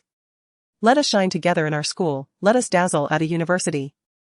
With rapt attention, Yuchen watched, clicking his tongue, and remarked, the general studies section is about to have its monthly exams, isn't it? What new antics are these, treating you like a wishing well's turtle? Tangeli quirked a smile, retrieved a coin from his pocket, and extended his hand. Yuchen, still perusing the wishes, inquired with puzzlement, what are you doing? Tangeli responded, extend your hand. Sensing something peculiar, Yuchen nonetheless complied. Tangeli then instructed. Palm up. After a moment's hesitation, Yuchen turned his palm upward. Tangeli casually tossed the coin into his hand. Hold it, he said. Yuchen, coin in hand. Questioned? Tangeli quipped, now you're the turtle in the wishing well. It took Yuchen a moment to comprehend. He was being tossed a coin like a turtle.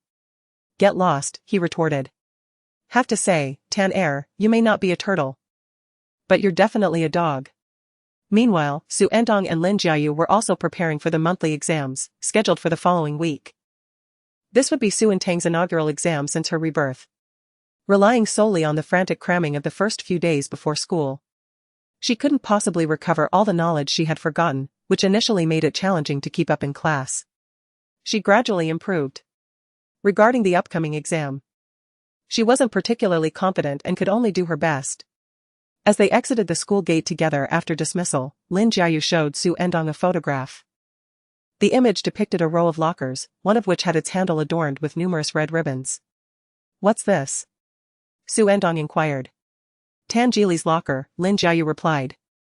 Lin Jiayu remarked, this is a contemporary trend in metaphysics, wherein one writes down their aspirations for the monthly examination and binds it to their locker, praying for the blessings of the esteemed during the test. Xu Ertang replied. No wonder the locker appeared somewhat familiar, it belongs to the international class. She inquired, are you planning to do the same? Lin Jiayu nodded, expressing that she would still offer her prayers before the exam, adopting a dual approach. The following day, Lin Jiayu indeed brought a wish red string, and she also gifted one to Xu Ertang. Grateful for her kindness, Xu Ertang replied, I shall refrain from tying it. The thought of making a wish concerning Tangeli felt somewhat awkward to her. Lin Jiayu did not press the matter further, understanding that her deskmate seemed rather skeptical of such metaphysical practices. She proposed to Xu Ertang, would you accompany me during physical education? I feel a bit anxious going to the international department alone. Xu Ertang agreed, of course. Seizing the moment before morning studies commenced, Lin Jiayu took out a marker and began inscribing on the wish string. The boy seated in front of Xu Ertang, named Xu Ertang, who served as their class's sports representative, noticed Lin Jiayu's wish string and inquired, you're not planning to tie this to Tangeli's locker, are you? Lin Jiayu responded. You are aware of this? Xu Ertang replied, I overheard Yuchen and others discussing it while playing basketball yesterday. After clearing one pile, another emerges the next day. Lin Jiayu, who was lurking in a group associated with the international class, knew that Yuchen was a close friend of Tangeli. She asked, do you know them? He responded, occasionally, I play basketball with their group. Xu Ertang then added, I also saw 2 girls from our class visiting yesterday. Lin Jiayu winked at Xu Ertang, wearing an expression that suggested she was not the only one engaging in such behavior. It seemed that everyone held a certain belief in mysticism. Xu Ertang was somewhat perplexed, pondering why anyone would bother to review if such practices were effective. Lin Jiayu replied, reviewing is undoubtedly essential. It serves as a form of self-suggestion and psychological reassurance. The final lesson of the morning for Class 2 was physical education. As the last 20 minutes approached, Xu Ertang accompanied Lin Jiayu to the International Department. The International Department occupied a separate building, a place Lin Jiayu had never visited before. Although they attended the same school, to many, the International Department appeared to be an entirely different realm. One could easily discern whether someone belonged to the International Department by their attire and demeanor. While students of the same age were immersed in problem sets and memorization, those in the International Department engaged in various activities, parties, and outings to bars. Their sophistication and maturity rendered the others seemingly unsophisticated. Upon her arrival, Lin Jiayu felt as though she were wandering through a store far beyond her financial means, rendering her somewhat uneasy. She whispered, "They should be in class at this hour, we can quietly tie the wishing ribbon."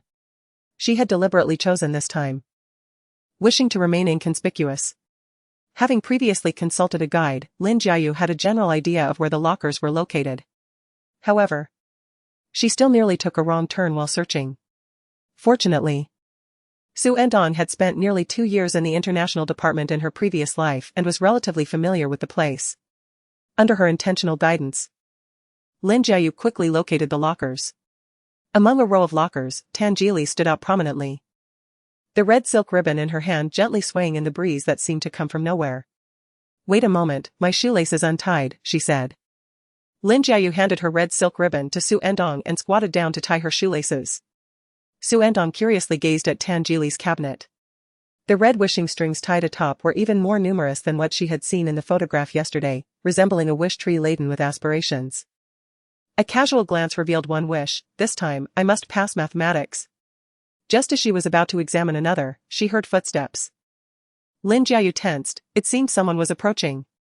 Xu Ertang had just turned her head when she heard a swift exclamation to run, and then saw Lin Jiayu dart away with remarkable speed. She had never seen her run so fast even in a 50-meter sprint. Xu Ertang intended to leave as well. Just as she was about to depart, she spotted the incoming figure. It was Tangeli. Upon seeing her, a look of surprise crossed his face.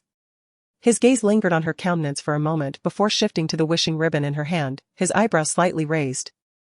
"Xu Ertang. No, it's not what you think." Chapter 17, that overly striking face. Xu Ertang swiftly concealed the hand holding the wishing ribbon behind her back. After performing this action, she felt as if she were a thief, guilty and exposed.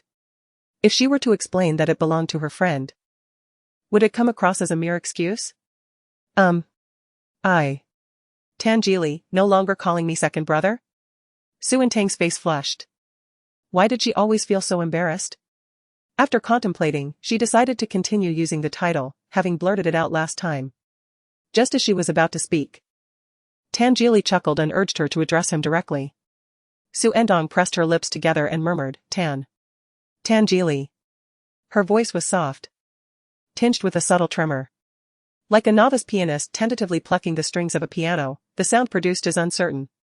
Tangeli raised an eyebrow. "My name isn't too difficult to pronounce, is it?" Xu Ertang replied, "Not difficult." It was simply that she rarely addressed him directly, thus feeling somewhat unaccustomed. "No class today?" Tangeli asked casually. "We have physical education this period," Xu Ertang responded. Tangeli nodded, and a few seconds of silence ensued. Having exchanged greetings, Xu Ertang prepared to take her leave. "May the monthly exam go smoothly for you?" Tangeli inquired. Xu Ertang paused, recalling the original words of Lin Jiayu's wish bracelet, "O God of mathematics at Beicheng, bless me for a successful monthly exam." So he had indeed seen the inscription on the bracelet. Xu Ertang felt her toes curl in embarrassment. She explained, "It's my friend's." Tangeli simply acknowledged her with a sound, not probing further about her friend's absence. "It truly belongs to my friend," she reiterated. "Due to their height difference." Tangeli regarded her with half-lowered eyelids, a subtle smile gracing his features, his demeanor far gentler than the haughty persona he had exhibited that night on the court. "Would you like me to help you tie it for your friend?" Xu Ertang hesitated, uncertain whether Lin Jiayu wished to tie it herself or if it was acceptable for her to do so. Just as she pondered, footsteps approached. "Xu Ertang." Lin Jiayu had returned. Upon noticing someone else's presence, Lin Jiayu instinctively reacted by fleeing. Before her mind could fully process the decision, her legs were already in motion. It was only after she dashed outside that she realized Xu Ertang had not followed her. She peered inside, but finding no one, she suspected her companion had been detained. It seemed discourteous to abandon Xu Ertang, who had accompanied her. Thus, she mustered her courage and returned. She discovered Xu Ertang still standing there. Indeed held by the international class students. However, she then discerned that the young man facing her was none other than Tan Jili. Initially taken aback, she then recalled that Xu Ertang and Tan Jili were acquainted, which put her at ease. Xu Ertang, this is my friend. Her eyes shone considerably brighter than before. As if to say, see, I wasn't fabricating a friend. Tan Jili offered a faint smile, addressing Lin Jiayu, greetings. Lin Jiayu's face flushed crimson instantly. And her speech faltered slightly, hello. I'm Lin Jiayu. Xu Ertang handed her the wishing red string, would you like to tie it on? Lin Jiayu. She had intended to tie it discreetly, not in Tan Jili's presence. Is it, alright? If it's not, then, Tan Jili, go ahead. One more won't make a difference. Xu Ertang. Lin Jiayu. Lin Jiayu had been about to suggest that it was alright if she didn't. However, since Tan Jili had said so, she had no choice but to brace herself and tie it. She did so swiftly, securing the red ribbon to the handle of the cabinet in a few motions, and silently offered a few prayers for success in the monthly exam and to perform well. Subsequently, she turned to Xu Ertang, shall we leave? Or did she wish to remain in converse with Tan Jili, since they were acquainted? Xu Ertang, of course, wanted to leave. She glanced at Tan Jili, instinctively wanting to call him second brother, but she caught herself just in time. Then we shall take our leave. Tan Jili replied languidly, expressing his hopes for their success in the upcoming monthly examination. Upon exiting the international department, both of their faces bore a hint of crimson. The memories of their past life lingered, causing Xu Ertang to feel a natural sense of restraint in Tan Jili's presence. Only after they stepped outside did she finally exhale in relief. Lin Jiayu turned to Xu Ertang, apologizing, I'm truly sorry for running off earlier. Xu Ertang replied.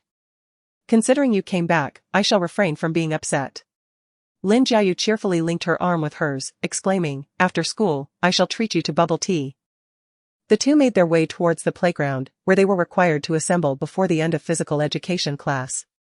Lin Jiayu recalled her earlier words, pondering how embarrassing it would be if he had heard them. Do you think he saw it? With so many tied together, he probably couldn't tell whose was whose. Xu Ertang asserted, he indeed saw it. Lin Jiayu exclaimed, no way. I thought you had hidden Su Yuan behind you. Xu Ertang confirmed, he definitely saw it. Lin Jiayu experienced a few minutes of social embarrassment. After a moment of silence, she shifted the topic, saying, but he did offer us his blessings. The thought excited her, instilling a newfound confidence for the forthcoming exam. She hadn't anticipated he would be so amicable. Indeed, aside from his rather ostentatious visage, Tan Jili seemed devoid of any flaws. Xu Ertang observed, it appeared she genuinely regarded Tan Jili's face as a flaw. As for being easy to talk to, he merely appeared genial, that geniality was tinged with a sense of detachment. He was raised in a golden cradle, cherished by many, and inherently possessed the same temperament as Lu Jin, a typical young master's demeanor. In his previous life, even the most reckless scions in their circle regarded him with deference, affectionately calling him second brother. Chapter 18, Accompanying You. Treating Tan Jili's locker as a wishing tree for the monthly exams has become the most popular trend in school this week. Several girls from Xu Ertang's class have successively brought wishing red strings to the international department, seizing the moments before morning self-study or during lunch breaks. On Thursday evening, while Xu Ertang was engrossed in her homework, her phone rang. It was Xiaoning calling her. The management at the experimental school in Beicheng where she previously studied was far more stringent than at Beicheng No. 1 High School. Phones were prohibited. Students like Xiaoning, who resided on campus, could only use their phones on Saturday afternoons. Last weekend, Xu Ertang had a conversation with her. However, it was not the weekend now, and Xiaoning was calling her. Xu Ertang recalled that a similar incident occurred around this time in her previous life. She answered the call. Bao, are you busy? Xiaoning's voice came through the line, somewhat muffled and eerily calm, lacking her usual vivacity. Xu Ertang replied, not busy. How did you get your phone? Xiaoning responded. I took a leave to go home. Xu Ertang asked, what happened? Xiaoning choked back a sob. Ning Ning? After a brief pause, Xiaoning's voice cracked. My parents are getting divorced. Xu Ertang inquired, when did this happen? They notified me today, and the divorce proceedings are already completed, Xiaoning said. My dad left this afternoon, leaving the house to my mom and me. Her uncontrollable sobs pained Xu Ertang deeply. Why did they divorce? I don't know, Xiaoning replied. I was perfectly fine when I went to school on Sunday afternoon. She couldn't comprehend how everything had spiraled out of control so suddenly. And Bao, I have no home anymore. Xiaoning began to cry. It was the first time Xu Ertang had heard Xiaoning weep so heart-wrenchingly. The sound of her cries tugged at her heartstrings. Offering words of comfort that separation might be for the best for her parents felt too insipid. No one could truly empathize with the hurt and devastation she was experiencing. All Xu Ertang could do was offer her presence and a listening ear, preventing her from spiraling into despair. She faintly heard the sound of a car horn nearby and asked, Ning Ning, where are you right now? Xiaoning's voice was hoarse from crying. I'm outside. I don't want to go home. It was already past 9, and she was alone outside, which made Xu Ertang worry for her safety. Ning Ning. Would you like to come to my house? Xu Ertang suggested, referring to her home in Beicheng. The neighbor has a key to my house. I'll send her a message to leave it under the doormat. The neighbors had been close friends with Xu Ertang's grandparents for over a decade. Before Xu Ertang moved to Beicheng, she had left a key with them for emergencies when she might not be in Beicheng. Xiaoning choked back her tears and said, And Bao, thank you. Xu Ertang replied, don't linger outside. Come to my house. Xiaoning responded with a soft followed by a thank you. Xu Ertang reassured her, there's no need to be so polite with me, we are good friends. I am genuinely glad you thought of me. Xiaoning, well. I am grateful to have you as my friend. After finishing her call, Xu Ertang first sent a message to the neighbor. Once she received a reply, she messaged Xiaoning again. Xu Ertang, the key is under the doormat. Xu Ertang, have you gone to my house? Xiaoning, I am on my way. Xu Ertang, feel free to call me anytime if you're feeling down. Xiaoning, alright. Xu Ertang gazed at the chat history for a few moments. Still feeling uneasy. In her previous life, Xiaoning's fate began to shift from that very incident. Regrettably, she had not kept in touch with her more often. She was unaware of when that boy, who later betrayed her, had first met Xiaoning. After some hesitation, Xu Ertang resolved to return to Beicheng. She did not wish for the events of her past life to unfold anew. She wanted Xiaoning to live a fulfilling life. The elderly couple retired early, and Xu Ertang did not want to disturb them at such a late hour, so she sought out Aunt Zhou. Aunt Zhou was taken aback upon hearing the news. What? You are returning to Beicheng tomorrow? Xu Ertang nodded, explaining that her dear friend was in trouble, and she needed to check on her. After nearly a month of interaction, Aunt Zhou recognized that Xu Ertang was not one to act recklessly. Furthermore, seeing her unwavering resolve, Aunt Zhou refrained from voicing any objections. When do you plan to leave tomorrow? Xu Ertang, I will depart in the morning. Aunt Zhou, should I find someone to accompany you? It is quite concerning for you to travel alone. Xu Ertang smiled softly, saying, no need, I can manage on my own. She added, I won't disturb Grandpa and Grandma Lu for now. Aunt Zhou, alright, I'll speak with them tomorrow morning. The next day, before Xu Ertang set out, she learned that Old Master Lu and Old Madam Lu were already awake, so she went to inform them. The elderly couple had already heard about the matter from Aunt Zhou and were somewhat concerned about her traveling alone. Do you really not need anyone to accompany you? Old Master Lu inquired, perhaps we should call Lu Jing to accompany you. That would be even more unnecessary, Xu Ertang replied, I truly do not need anyone. I will pay attention to my safety. The driver will take me to the high-speed train station. Old Madam Lu said. Make sure to send a message when you arrive safely. We will help you request leave from school. The journey from North City to Li City by high-speed train takes approximately 4 hours. When Xu Ertang was about an hour away from Li City, she sent a message to Xiaoning to inform her that she was returning. The high-speed train arrived at Li City station at 12:30. Seeing Li City again after 10 years truly felt like a lifetime had passed. As soon as Xu Ertang stepped out of the station, she spotted Xiaoning in the crowd. And Bao. The two embraced. When Xiaoning received Xu Ertang's message, she initially thought she had misread it. Did you take leave today? Yes, I took a day off, Xu Ertang replied. With the weekend included, she could stay in Li City for 3 days. You actually took leave just to come back for me, Xiaoning said, overwhelmed with emotion, her eyes immediately welling with tears. Seeing Xiaoning alive and well made Xu Ertang's heart ache a little. She smiled at Xiaoning and said, "Don't cry." Xiaoning nodded. "I am truly so happy that you are back." She linked her arm with Xu Ertang's and suggested, "Let us first indulge in a meal, particularly your beloved beef hot pot." The two did not delve into the topic of Xiaoning's parents' divorce. After savoring the hot pot, they strolled through the shopping center, later visiting a food street before returning home. Upon arriving, Xu Ertang first paid a visit to the neighbor's house to extend her greetings. As she exited, her phone chimed. It was a message from Lin Jiayu.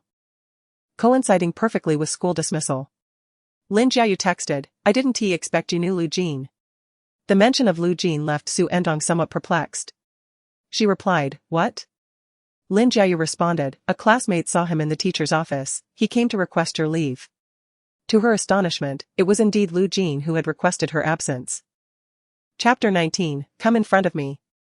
Xu Ertang returned home, still holding her phone. Noticing her distracted demeanor, Xiaoning inquired, "What's wrong, Bao?" Xu Ertang replied, "It's nothing." This house had been uninhabited for over a month. Xiaoning had come over to tidy up the previous night. For Xu Ertang, it felt as if it had been an eternity since she had last visited. She sighed softly as she took a turn around the room before joining Xiaoning on the sofa. Xiaoning asked, "By the way, how are things with that boy you like? Have you seen him often?" She had always been aware of Xu Ertang's secret admiration for a boy back in Beicheng. And she knew that Xu Ertang would be staying with him after being taken to Beicheng. Xu Ertang paused briefly before replying, "I no longer like him." Xiaoning was taken aback, exclaiming, "Why?" She was acutely aware of how deeply Xu Ertang had once cherished that boy.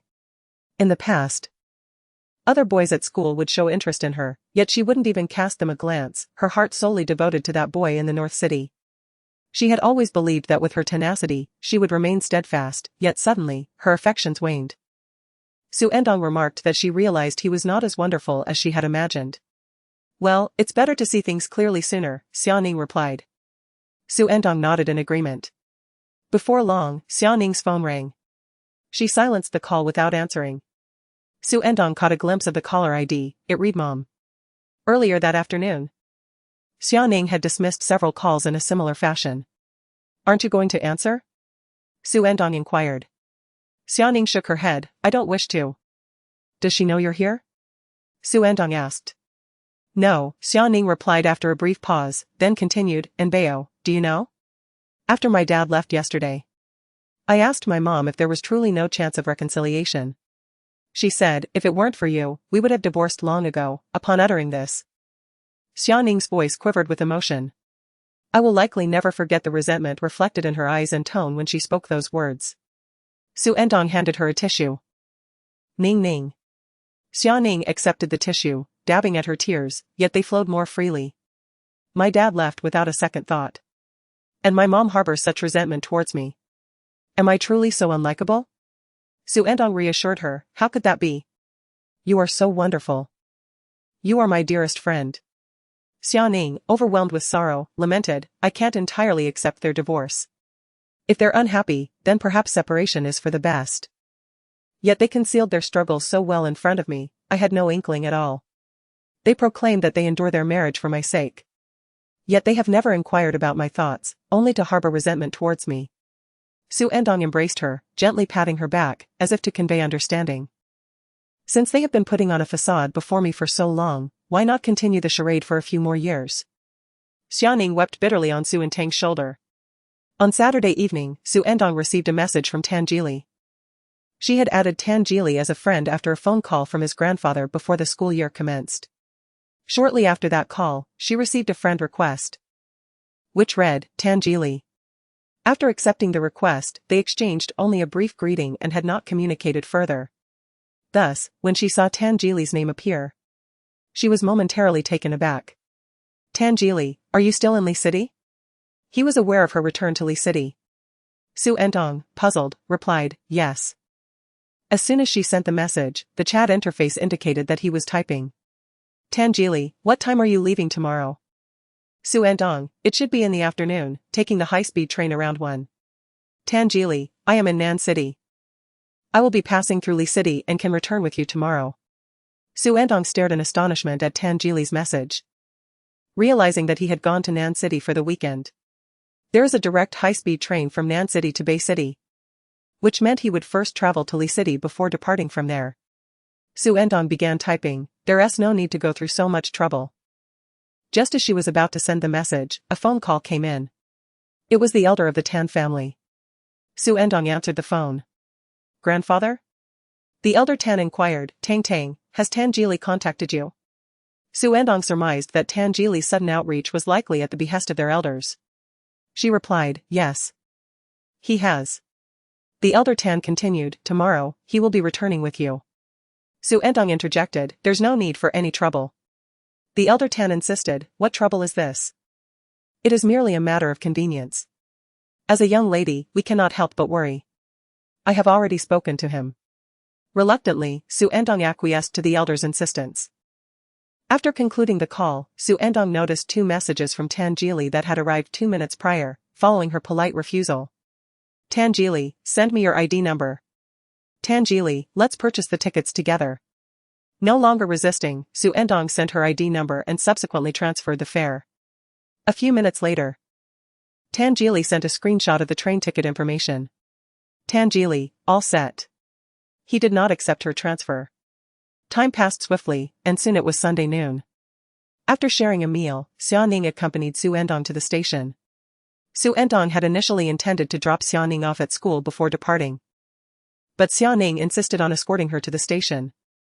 The taxi pulled up to the drop-off area at the station. As they stepped out of the vehicle, the moment of parting had arrived. Xu Ertang said, keep my house key. If you don't wish to return home over the weekend, feel free to stay at my place. Xiaoning nodded, and Bao, I will truly miss you. Xu Ertang reassured her, I will return when I can. During the holidays, you can also come to find me in Beicheng. Xiaoning replied, all right. Xu Ertang, it has been less than 2 years.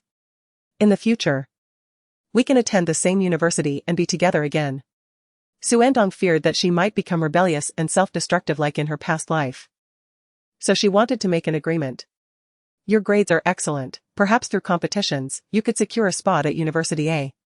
I will strive as well. Xiaoning, all right. Let us both aim for University A. Xu Ertang, Ning, no matter what, we must not give up on our lives. Xiaoning nodded, and Bao. Having you as a friend is truly wonderful. Xu Ertang glanced at the time, I must head in now. Xiaoning, I will accompany you to the ticket gate. On a Sunday afternoon, many were embarking on their return journeys, and the station was bustling with people. Amidst the busy crowd at the entrance, Xu Ertang spotted Tangili approaching from another direction. He wore a black t-shirt and gray trousers, his tall and slender figure exuding a certain elegance. His skin fairer than those around him. When he wasn't smiling, his eyes carried an air of aloofness, embodying the essence of a cool guy. Easily noticeable in the throng. As Tangili's gaze met Xu Ertang's, he made his way toward her.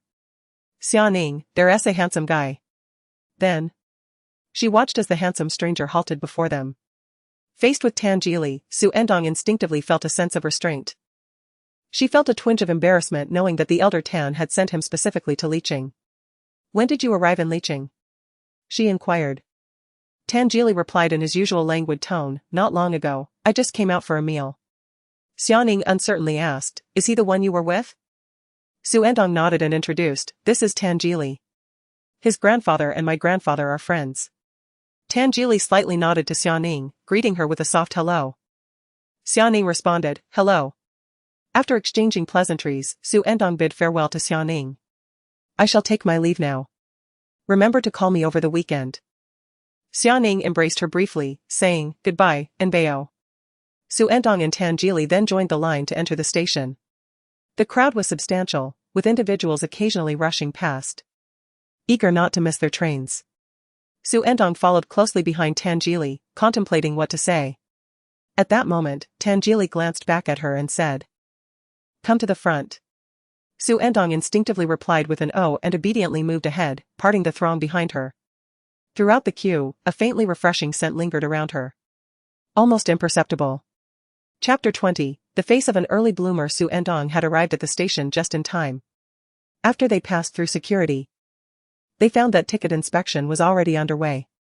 They presented their tickets, proceeded to the platform, and boarded the train. Having purchased their tickets together, their seats were adjacent. Tangili offered Xu Ertang the window seat. He retrieved his headphones and power bank, placing his bag in the overhead compartment, then extended his hand towards Xu Ertang. "Just leave mine below," she replied. Tangili settled into his seat. Xu Ertang took out her phone and noticed a message from Xiaoning and Bao.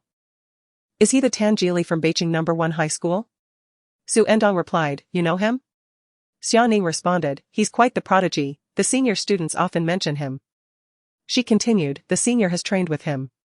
No wonder, Xiaoning was also involved in mathematics competitions. Several messages popped up again. Xiaoning, the senior, said that among the entire training team, he has the face that seems destined for early romance. Xiaoning, moreover, it's the kind of face that has broken many girls' hearts, a real scoundrel's visage. Xiaoning, at that moment, I thought, just how charmingly roguish could that face be? Xiaoning, having looked today, it truly is. Xu Ertang. What a description. Do we need a power bank? The voice of Tangili echoed, and Xu Ertang suddenly realized that due to Xiaoning's messages, she had been staring at his face for quite some time. Her cheeks flushed, and she shook her head, averting her gaze, then pretended to be busy rummaging through her bag.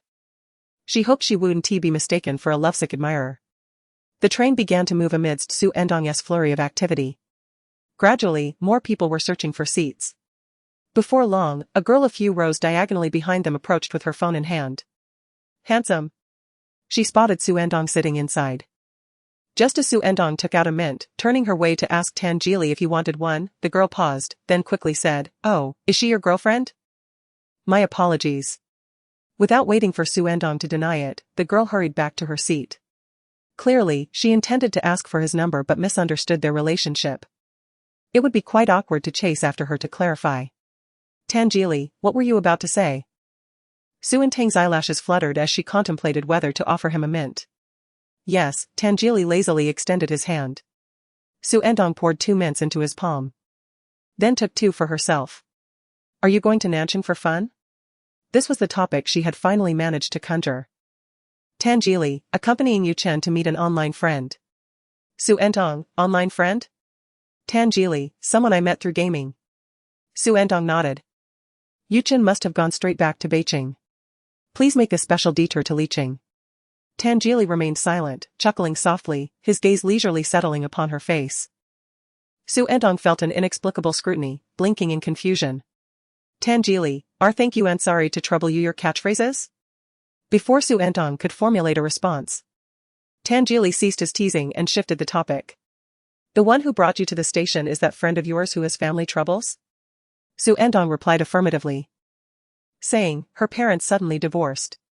After exchanging a few more words, Xu Ertang took out her homework from her bag. The 4-hour journey was just the right time to work on her assignments, as the monthly exam was approaching next week. Xu Ertang focused intently on her math homework. The train soon arrived at a station after Licheng, with passengers boarding and alighting. She kept her head down. When she encountered a problem she couldn't solve, she snapped a photo and sent it to Xiaoning. After a little over 2 minutes, Xiaoning sent back a voice message lasting over 40 seconds. Xu Ertang put on her headphones to listen to her problem-solving approach. The question Xu Ertang posed was inherently challenging, and given that mathematics was not her forte, Xiaoning did not question why her abilities seemed diminished compared to before. Xiaoning sent 2 more voice messages. I don't have any paper or pen on hand, so it might be unclear. Isn't there a genius sitting next to you? 4 hours is a precious opportunity. Go ahead and exploit him, after all. He can't escape. After listening to the voice recording, Xu Ertang's eyelashes fluttered as she cast a sidelong glance at Tangili, who was absorbed in his phone. His brow furrowed and one hand casually resting on the table before him. Xu Ertang pressed her lips together and called out, Tangili. Tangili lazily lifted his gaze to meet hers, then removed his headphones, which at that time were predominantly wired, with the black cord dangling over the edge of the table. May I ask you about a problem? Xu Ertang inquired. Which one? He responded. Xu Ertang handed him the test paper, indicating a specific question. Tan Geely took the paper and glanced over it. Pass me a pen, he requested. Xu Ertang provided him with a pen and some scratch paper. Tan Geely picked up the pen and began to write the formula on the scratch paper. Midway through, the pen paused as he raised his gaze to Xu Ertang, arching an eyebrow slightly. Can you see from that distance? Your eyesight is quite good. I can't see. Xu Ertang admitted, leaning slightly in his direction before moving a bit closer. A refreshing and unique scent wafted into her nostrils, tinged with a hint of mint. Can you see now? Tan Geely asked. Now I can, Xu Ertang replied. Tan Geely resumed writing the formula, his head slightly bowed. The angle accentuating the distinguished contours of his nose, with a distinctive red mole that was immediately noticeable. Xu Ertang found herself momentarily distracted, but quickly refocused her attention on the scratch paper. As Tan Geely wrote, he explained the problem using a method that was relatively easy to grasp. And Xu Ertang suddenly understood. Once he completed the explanation, Tan Geely rotated his pen and looked at her. Did you understand? Not comprehending, I shall reiterate. Upon understanding, Xu Ertang retrieved her exam papers and pen, resuming her writing. Later, she sought assistance from Tan Geely on 2 questions. After completing her assignments, Xu Ertang glanced at the clock, noting she still had over 2 hours remaining. She then quietly engaged in some memorization. As fatigue set in, she succumbed to slumber for a brief period. The air conditioning in the compartment was quite brisk. Xu Ertang, drowsily awakened by the chill, rubbed her arms. Cold?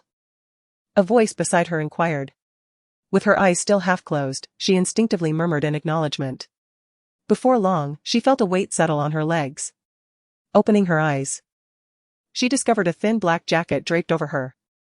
Tan Geely instructed, put it on. Indeed, feeling the cold and lacking her own jacket, she accepted without hesitation. Thank you, she said, donning the garment. The familiar scent that enveloped her was reminiscent of Tan Geely. The jacket was rather oversized for her, leaving her feeling somewhat adrift. And she had to tug at the sleeves to free her hands. Once she adjusted the sleeves and extended her arms, she closed her eyes once more. Having engaged in a late-night conversation with Xiaoning, Xu Ertang slept soundly until they reached Beicheng. Before disembarking, she intended to return the jacket to Tan Geely. Keep it on for now, it will be colder tonight, he replied. At that moment, the compartment door swung open, and Xu Ertang picked up her bag, following him out. Upon exiting the station, the driver from Fuyuan awaited them. Tan Geely climbed into the vehicle as well. Assuming he was merely hitching a ride, she inquired. Shall I take you home first? Tan Geely, glancing up from his phone, responded, I am headed to Fuyuan too. My grandfather is dining at Fuyuan tonight.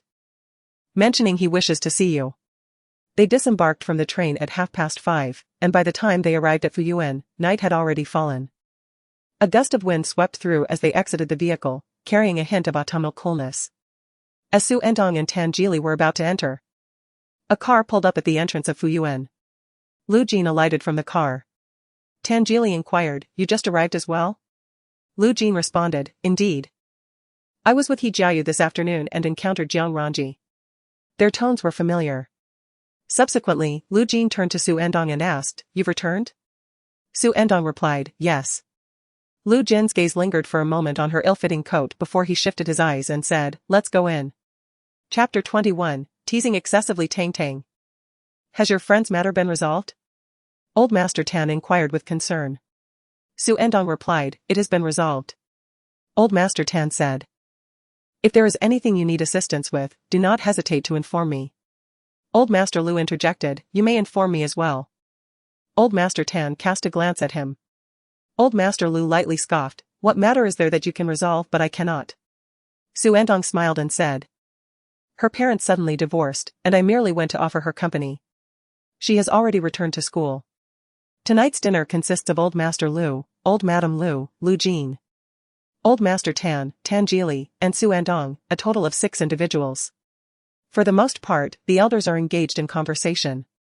As the topic revolves around Xu Ertang, she occasionally adds a few words. Tan Geely and Lu Jin serve as mere accompaniments, each more reticent than the other. The 2 old masters even partook in a small drink. In a state of inebriation, the 2 reminisced about their past. Mr. Tan remarked, Tang Tang. You need not stand on ceremony with us. My relationship with your grandfather is exceptionally close. I wonder if he has ever mentioned to you that I once stepped into a hunter's trap, and if it weren't for your grandfather, my left foot would have been rendered useless. Xu Ertang expressed her astonishment. Is that so? Elder Lu interjected, Tang Tang, my bond with your grandfather is even stronger. Had it not been for him, I would have perished from hunger back in the day. Mr. Tan scoffed. Wasn't it simply because your young master was too finicky with his food? Elder Lu raised his eyebrows in defiance and retorted, and what about you? How did you find yourself in a hunter's trap? Mr. Tan fell silent for a moment. Normally a taciturn man, Elder Lu was unusually loquacious that evening. He continued. It was because you were too reluctant to work and sneaked away, leading to your mishap. Both gentlemen had once been young masters from Beicheng, possessing fiery tempers and a tendency to avoid one another. Their friendship was solely facilitated by the gentle and affable Su Er, who acted as a mediator. As they would say in their youth, it was all out of respect for Su Er that they even acknowledged one another. Mr. Tan asked, Tang Tang. Who do you think mentions me more, your grandfather or his? Elder Lu confidently replied, it must be me. Mr. Tan insisted. Let us hear what Tang Tang has to say. Xu Ertang had often heard her grandfather speak of the two elder gentlemen from the Lu and Tan families but had never witnessed their interactions firsthand. She was taken aback by their dynamic, each unwilling to concede to the other, both rather plentiful in their anecdotes. In such a situation, she found herself compelled to remain impartial. In reality, the frequency of their mentions was indeed quite similar. Madame Lu gently nudged old Master Lu, saying, all right, let us keep our words to a minimum. This is how it always is when we gather. Old Master Lu opened his mouth to speak but restrained himself, setting down his wine glass with a sigh. If only they were still here. Master Tan followed suit with a sigh. Reflecting on his grandparents, Xu Ertang felt a wave of melancholy wash over him. Old Master Lu addressed Tang Tang, we truly worry about you going back alone this time. Next time, we shall have Lu Jin accompany you. Master Tan, unwilling to concede, interjected, have Tan Jili go, he has nothing but time on his hands. Whether at school or outside, you can always rely on him. Old Master Lu expressed his dissatisfaction. Must you contest everything with me? Xu Ertang remained silent. After dinner, everyone adjourned to a nearby tea room to continue their conversation. Before long, it was already 8:30. Noticing that Master Tan and Tan Jili were preparing to leave, Xu Ertang stood to fetch Tan Jili's jacket from her room. After disembarking together, she first returned to her room to put away her luggage, also placing Tan Jili's jacket there. Emerging from the tea room and strolling along the corridor, Xu Ertang spotted Lu Jin leaning against a pillar, engaged in a phone call. Just as he finished his conversation, he lowered his hand holding the phone and looked up to see Xu Ertang approaching. As she drew near, Xu Ertang offered a slight nod as a greeting. Wait. Lu Jin called out to her, his tone weary. Xu Ertang halted her steps. On Friday, I went to help you ask for leave and ran into Xuan from your class. He asked me to return these headphones to you. He retrieved a pair of headphones from his pocket, the very same ones Xu Ertang had lent to Xuan the previous Thursday afternoon, who had been seated right in front of her. After deciding to go to Licheng on Thursday evening, she realized she had forgotten to retrieve her headphones only after she had packed her belongings. Consequently, she used a different pair in Licheng. Xu Ertang extended her hand, and Lu Jin placed the headphones gently in her palm. She curled her fingers around them and, lowering her gaze, murmured a soft, almost faint, thank you. Lu Jin smirked slightly, lightly scoffing, thank you? Xu Ertang looked at him with confusion. What else would I say? Lu Jin replied. I thought you spoke to others in the same manner. Xu Ertang asserted, I have always spoken this way. Is that so? It's not apparent, Lu Jin remarked. After a brief pause of 2 or 3 seconds, Xu Ertang said, could you help me request a leave of absence? Though her words implied inconvenience, her demeanor remained aloof. Lu Jin retorted with a hint of sarcasm, shouldn't your expression match the inconvenience you claim to feel when saying that? Xu Ertang tightened her grip on the headphones, about to argue that this was indeed her normal expression, when Lu Jin suddenly leaned in closer to her. He scrutinized her, half-jokingly asking, you don't have a crush on me, do you? Xu Ertang's body stiffened, akin to a cat whose tail had been stepped on, her breath quickening. What is there to like about you? A moment of blankness enveloped her mind, and she uttered the simplest of responses. Lu Jin straightened up, saying, "That's for the best then. It would spare you heartache, and your grandparents wouldn't have to reprimand me." A pang of pain struck Xu Ertang's heart. Lu Jin had merely intended to tease her, but upon noticing her tense expression and seriousness, resembling someone on the verge of tears, he frowned, preparing to speak. Just as he saw Tan Jili approaching. Xu Ertang also noticed Tan Jili, quickly adjusting her emotions. Tan Jili glanced at the two, seemingly oblivious to the atmosphere. His gaze settling on Xu Ertang as he spoke in a languid tone, "I'll get the coat." Though Xu Ertang had indeed come to retrieve the coat, she had momentarily set that intention aside. Embarrassed, she replied, "I was just about to get it, second brother, would you accompany me?" Lu Jin cast a glance at her. Xu Ertang was still unaccustomed to addressing Tan Jili by name, and the term second brother had slipped out unconsciously in that moment. Only after speaking did she realize it. Tan Jili, however, said nothing further, merely responding with a nonchalant and followed her to fetch the garment. As they traversed the corridor, their footsteps echoed on the cobblestone path adorned with cross-patterned begonia motifs. Xu Ertang led the way, her delicate figure illuminated by the soft light. Upon reaching the door of her room, Tan Jili halted. "I'll wait outside." Xu Ertang nodded in response. She soon emerged with his coat in hand, expressing her gratitude with a simple thank you. Instantly, she recalled how Tan Jili often teased her about her habitual phrases of thanks and inconvenience. He accepted the coat, lifting his pale eyelids slightly, scrutinizing her, and remarked, "You seem very." He deliberately elongated the last word, the small red mole on his nose drawing attention under the doorway's light. Xu Ertang gazed at him in confusion, her eyes glistening under the illumination, retaining a hint of crimson. "Very what?" she inquired. Tan Jili replied, "Very respectful towards me." Xu Ertang responded, "Indeed." Tan Jili then asked, "Do you treat Lu Jin the same way?" Chapter 22, Instantly Appeased. Monday morning. Upon entering the classroom, Xu Ertang immediately sensed the curious gazes directed towards her from various directions. Lin Jiayu had arrived earlier than her. As soon as Xu took her seat, Lin eagerly inquired, "How is it that Lu Jin came to request leave for you? I had no idea you were acquainted with him." Shuang, seated in front of Xu Ertang, overheard and turned around, his expression one of intrigue. "Xu Ertang, what is your relationship with Lu Jin?" Recalling that Shuang had asked Lu Jin to pass along her headphones, she replied, "Do you know Lu Jin?" "I've encountered him occasionally while playing basketball," he answered. After a brief pause, Shuang continued, "So, what is your relationship with Lu Jin? It's surprising he came to request leave on your behalf." Xu Ertang clarified, "Our families are acquainted, and I asked him to assist with the leave request." Shuang responded, "Ah, so your families know each other."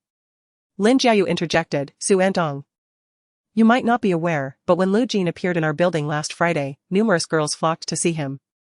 The international department and the regular department are separate.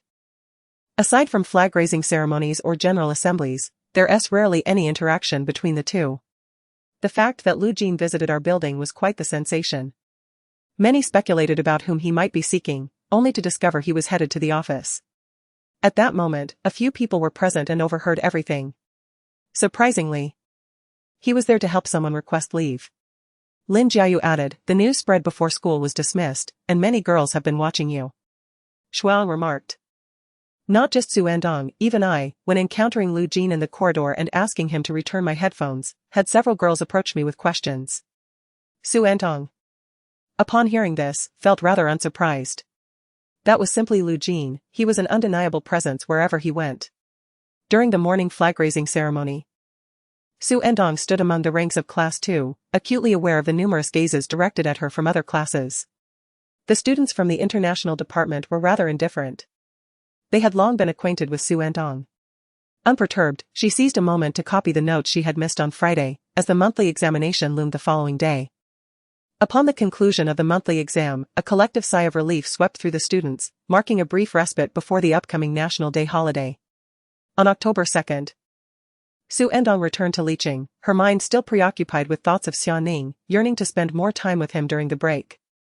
She journeyed back alone, opting not to invite anyone for company. Before her departure, Old Master Lu and Old Madam Lu expressed their myriad concerns. urging her to prioritize her safety and inquiring about her return date. Xu Ertang replied, I should be back on the 6th, allowing for a day of rest. Old Madame Lu responded, perfect timing. Jean's birthday is on the 6th, I had actually meant to suggest you return earlier. Xu Ertang lowered her gaze. October 6th marked Lu Jin's birthday. In her previous life, she would commence preparations for this day well before the National Day holiday, filled with anticipation. After a week's absence. Upon reuniting with Xiaoning, Xu Ertang observed that his demeanor appeared satisfactory. Xiaoning recounted her experience of returning home during the holiday, where she encountered her mother and received a phone call from her father. When I got home, my mother scolded me thoroughly, prompting me to leave again. My father's call was no different, he reprimanded me, claiming I was utterly unreasonable, so I hung up on him. Xiaoning's tone was laced with complexity. Perhaps her parents were merely concerned for her well-being, yet she found herself unwilling to heed their words, even harboring a desire to oppose them. Perhaps this was how her rebellious spirit had begun to take root in her previous life. Xu Ertang was deeply concerned, urging Ning Ning not to do anything foolish. Xiaoning chuckled softly, reassuring her, worry not, I have no such intentions. I still wish to accompany you to a university. The two had been residing at Xu Ertang's home for the past few days, indulging in outings and collaborating on their assignments. The holiday passed swiftly. On the afternoon of the 6th, Xu Ertang returned to Beicheng, with Xiaoning accompanying her to the station. She arrived in Fuyuan by evening, coincidentally encountering old Madame Lu. Was the journey crowded? Inquired old Madame Lu. Indeed, it was, Xu Ertang replied. Many were embarking on their return journey over the next couple of days, resulting in a throng at the station, where both entry and exit took considerably longer than on previous occasions. Rest a while, and let the driver take you to Lu Jin's birthday celebration. It would be an excellent opportunity to forge new friendships, old Madame Lu suggested kindly. And Xu Ertang found no reason to decline. Lu Jin's birthday party was held in a private venue, with an entire floor designated for a single private room. By the time Xu Ertang arrived, it was already past 7. The room was bustling with guests, consisting of Lu Jin's friends and others who had come along to partake in the festivities. Who wouldn't want to attend Lu Jin's birthday celebration? Xu Ertang scanned the room and spotted Lu Jin at the center of the crowd, engrossed in his phone. He was naturally the kind of person who could command attention without uttering a word. Moreover, on this special day, even as he casually scrolled through his device, the spotlight remained firmly on him. Xu Ertang vividly recalled Lu Jin's birthday from her previous life. At that time, he had just started dating Meng Tian, and it was her first encounter with him after learning of their relationship. During the cake-cutting ceremony, he was surrounded by friends as he made his wish. In the midst of making a wish, he suddenly opened his eyes and gazed at her, who stood slightly apart from the crowd. In a soothing tone, he remarked, I see that you don't seem very happy today, there's still a wish left for you to make. Surrounding girls looked at her with a mix of envy and jealousy. Xu Ertang was taken aback, he had discerned her emotions. She had initially thought that since he was in a relationship, her lingering affection for him was inappropriate, and she had attempted to suppress her feelings. Noticing her silence, Lu Jin urged, why are you dazed? Hurry and make your wish. At that moment, Xu Ertang realized that it would be nearly impossible for her to stop loving him. With a wishful heart, she declared, I hope you will celebrate my birthday with me. Greedily, she added in her mind, every single birthday. Lu Jin, with a carefree smile, responded, all right. Subsequently, he indeed celebrated every one of her birthdays. The only exception was during their first year abroad at university. On that day, she learned from He Jiayu that they had connected with Zhao Monsi, who was also in the United States, and had gone to a gathering with her. It seemed Zhao Monsi had made him forget her birthday. She was acutely aware of Zhao Monsi's special place in his heart and feared their possible reconciliation. The entire day of her birthday passed in a haze, devoid of any celebratory spirit. However, at around 11:40 in the evening, the doorbell of her apartment rang. Dressed in her pajamas, she opened the door to find Lu Jin, disheveled and holding a gift. He should have still been at the gathering, yet he appeared at her doorstep as if by magic. Happy birthday, Su Tang Tang, he said. In that moment, she felt as though she had ascended from the depths of despair to the heights of joy. He had not forgotten her birthday after all. She was instantly appeased. A burst of laughter drew Xu Ertang from her reverie, her thoughts returning to the present as she lifted her gaze to meet Lu Jin's, who had just put down his phone. They appeared as they had at 16. Slices of cake were arrayed on the table, indicating it had already been cut. He wouldn't reserve a wish for her to make, nor would she wish for him to celebrate every birthday with her again. She clasped the paper bag in her hand and approached him. Chapter 23, Little Darling, Happy Birthday. Xu Ertang presented the paper bag to Lu Jin. The gifts behind him, emblazoned with various luxury brand logos, had already formed a small mountain. Lu Jin accepted the gift, his eyes sweeping over her face as he inquired. Did you just get back? Xu Ertang nodded. He Jiayu interjected, perfect timing, we're about to start a game of werewolf. A Jin isn't playing, so we're short a person. Xu Ertang demurred, no, thank you. I haven't eaten yet, I'll go grab something. Several girls nearby were observing them, curious about what she had given Lu Jin. The paper bag seemed unremarkable. How dare she give that as a gift? Well, she's not part of this circle, she's just a temporary resident. She'd have to be able to afford something else to give anything better. He Jiayu was also intrigued by what Lu Jin's little tagalong would give. He glanced into the paper bag. It looked like a toy? She actually gave Lu Jin a toy? How novel. He Jiayu took another, more careful look, confirming it was indeed a high-speed train model. Lu Jin, who had just picked up his phone, glanced askance at him. He Jiayu let out a soft sound of disbelief. Could it be that she had forgotten to prepare a gift and merely bought something on the high-speed train? After Xu Ertang finished presenting her gifts, she went to procure some refreshments. Out of the corner of her eye, she noticed the door to the terrace being pushed open from the outside, prompting her to lift her gaze. 3 tall, slender figures emerged from the night, exuding an undeniable presence. It was Tan Jili and his companions. Yuchen appeared to be engrossed in conversation, while Tan Jili lazily curved his lips into a faint smile, radiating a sense of indifference. When Xu Ertang heard her name being called, she redirected her attention. Yuchen quickly spotted her and, with a mischievous glint in his eyes, raised his chin and remarked, Tan your ancestor has arrived. Jiang Ranji interjected. Is that what qualifies as his ancestor? Yuchen's teasing stemmed from an incident during the weekend preceding the National Day holiday. While Tan Jili was accompanying him to the South City to meet friends from their gaming community, he unexpectedly received a call from Old Master Tan, informing him that Xu Ertang was in Li City. Old Master Tan insisted that he make a detour to Li City the following day to accompany her back. When Tan casually inquired if she was alone, Old Master Tan reprimanded him, emphasizing that it was concerning for a girl like Tang to be by herself. And if he didn't go, he shouldn't return home.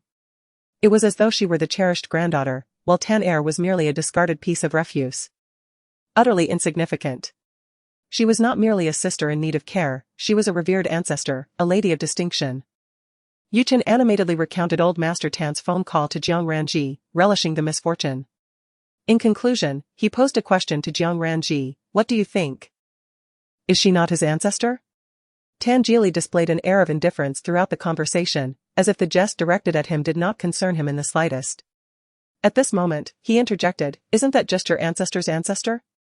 Yuchen scolded him for his shamelessness, bidding him to depart and accusing him of taking advantage of her. As the three returned to their seats, Yuchen glanced over at Xu Ertang, who was engaged in conversation with someone. Yuchen found it perplexing that she was conversing with Meng Tian again, especially after their last encounter had been rather unpleasant. Tan Jili raised an eyebrow, casually inquiring. When was that? Yuchen replied, it was during the basketball game hosted by my uncle's company. Didn't you ask Xia to invite your ancestor to a gathering? Tan Jili, unfazed, quipped at the repeated mention of your ancestor, raising an eyebrow as if to question the endless references.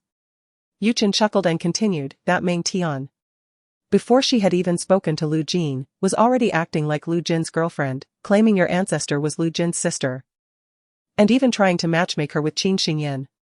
Jiang Ranji added, Qin Xingyan is known for juggling multiple girlfriends. Last year, he got one pregnant. And it was his father who had to step in to resolve the matter. This incident had become common knowledge within their circle. Indeed, everyone was familiar with the character of Qin Xingyan. Yuchen remarked, I heard there were people who heckled him at the time, nearly putting him in an awkward position. Xia returned in a fit of rage, stating that Meng Tian was particularly two-faced. Later, I was reluctantly subjected to a half-hour lecture on how to identify a green tea. After teaching Yuchen, Xia insisted that he share the information with Tan Jili and Jiang Ranji. Yu Chen, feeling overwhelmed, could hardly retain the details and, unsurprisingly, did not relay the message. Moreover, these individuals have encountered a myriad of personalities. It is implausible that they would remain oblivious. Their silence may stem from a lack of necessity to expose the truth, or perhaps they simply wish to remain detached, enjoying the unfolding drama. Just like Lu Jin, who is confident that Meng Tian's cleverness pales in comparison to his own insight. Yu Chen glanced once more at the scene of adversaries' meeting. From their vantage point, only a profile was discernible. Yet, even that partial view revealed Xu Ertang's aloof demeanor, clearly a unilateral sentiment from Meng Tian. Yu Chen pondered, is Meng Tian plotting again? Dear Tan Er, will your little ancestor find herself at a disadvantage? Xu Ertang was taken aback by Meng Tian's unexpected advance to greet her. With a friendly smile, Meng Tian expressed her regrets for the previous incident, claiming she thought Xu Ertang, being new to Beicheng and lacking acquaintances, could benefit from the opportunity to cultivate friendships. Xu Ertang replied, somewhat indifferently, then I suppose I must thank you. A fleeting moment of embarrassment crossed Meng Tian's face, yet she restrained her irritation. Previously, Lu Jin had informed her that Xu Ertang harbored no ulterior motives, a notion she had dismissed. This time, her actions were primarily for Lu Jin's sake. Initially, she believed her relationship with Lu Jin was on the verge of blossoming, yet after that particular night, everything shifted. The sensation was indescribable. Lu Jin remained as he always had, neither rejecting nor reprimanding her, yet she felt an overwhelming sense of impotence. Despite her attempts at subtlety and allure, she found herself unable to provoke any response from him, which left her quite anxious. Meng Tian chuckled lightly and continued, it was all a misunderstanding. Lu Jin has spoken to me about it. Xu Ertang remained silent, ordering a glass of apple juice from the waiter. Meng Tian suggested, since you don't know anyone here, why not join me? Let us sit over there for a while. Taking the apple juice, Xu Ertang glanced at her and demurred. No need. Meng Tian wore an expression that seemed to say, I've already apologized, why are you still upset? Xu Ertang, growing slightly impatient, was about to speak when her phone rang. It was an unfamiliar number from Beicheng. Seizing the opportunity to extricate herself from Meng Tian, Xu Ertang answered the call and turned to leave, phone in hand. Hello? A languid voice echoed from the other end of the line, it's me. Xu Ertang paused in her tracks, turning her head in surprise to look towards a certain spot in the private room. Two people happened to pass before her eyes, obscuring her view. A second or two later, they moved on, and she saw Tan Jili sitting there, phone pressed to his ear. Their eyes met. She vaguely saw Tan Jili slightly lift his eyelids, in an aloof and nonchalant manner. Then, his lips moved. At the same moment, she heard a voice from her phone's receiver, if you have no company, would you like to come join us? Chapter 24, It Has to Be You. Male dodgy without another word, Xu Ertang walked towards Tan Jili's side. Yu Chen shifted over, making space next to Tan Jili, and said with easy familiarity, come, sit here. He swallowed the words little ancestor that had almost slipped out, amending it to, sit here, little sister. In her previous life, Xu Ertang hadn't been particularly close to Tan Jili, let alone Yu Chen and Jiang Ranji. Only having met Yu Chen a few times due to her relationship with Yu Xia. As if bewitched by that phone call, she had come over without a second thought. But now that she was here, she felt somewhat out of place. She settled beside Tan Jili and addressed Yu Chen, you may call me Xu Ertang. Tan Jili introduced. This is Yu Chen, and that is Jiang Ranji, you have both met before. He referred to their coincidental encounter at the school's convenience store. Yu Chen remarked. I am Shiyu's cousin. Xu Ertang nodded, acknowledging, I am aware. After exchanging pleasantries, Tan Jili inquired, I heard from grandfather that you have returned to Li City. Did you just arrive? Xu Ertang replied with a soft yes, indicating she had come back in the evening. Yu Chen continued. Why didn't you invite Tan Er to accompany you this time? The mention of Tan Er instinctively drew Xu Ertang's glance towards Tan Jili. She understood that those close to him referred to him as Tan Er, yet it was the first time she had heard it firsthand. To her surprise, her gaze met Tan Jili's. She quickly averted her eyes and explained, I can manage on my own, last time it was because grandfather was concerned. Yu Chen added. If I hadn't had matters to attend to in Beicheng last time, I would have accompanied Tan Er for a stroll in Li City. I've heard there are many delicious treats there. Xu Ertang affirmed, indeed, the snacks in Li City are delightful. Yuchen responded, then when I visit Li City next, you must be my guide. Certainly, Xu Ertang said, sipping her apple juice. As she set down her cup, she became acutely aware of numerous eyes upon her. Almost forgetting.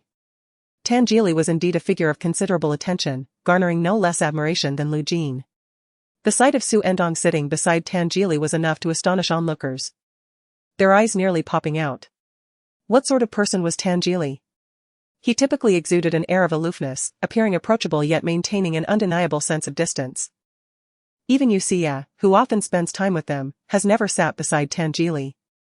A girl whispered, why does she seem so familiar with Tan Jili?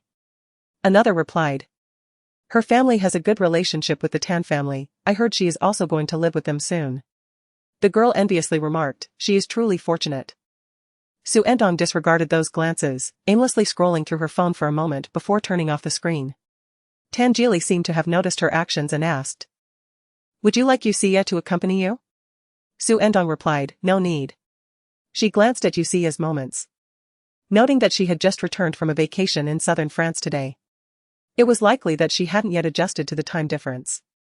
Nearby, Yuchen called out to Xu Ertang, Sister Ertang. Tan Jili raised an eyebrow, you certainly call her affectionately. Yuchen replied, using her full name feels too formal. He then asked Xu Ertang, do you play video games? In the past, she had downloaded the games that Lu Jin frequently played just to join him.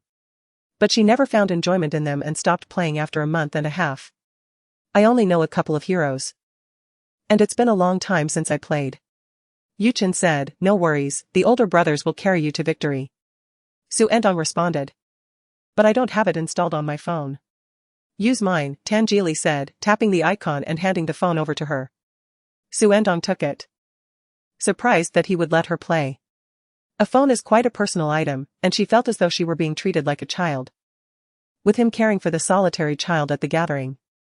Yuchen added, the team invitation has been sent.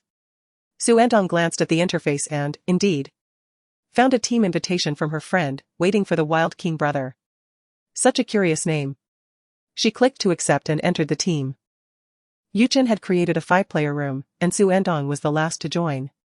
Upon entering, she observed the information of the game account belonging to Tan Jili. A simple black avatar adorned with the name "Do you understand now?" exuded a rather sarcastic tone. All 5 accounts in the team were of the king rank, while Xu Ertang had only ever reached the gold rank, instantly feeling a wave of pressure. She couldn't help but wonder if they would scold her later. Among the other 3 accounts, she recognized one as Jiang Ranji, whose nickname was relatively normal, being an abbreviation of his name. The identities of the other 2 remained a mystery. Yuchen announced, let us get started.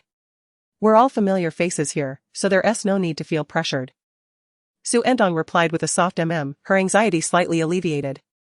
Once they began the ranked match, they quickly found their opponents and proceeded to select their heroes.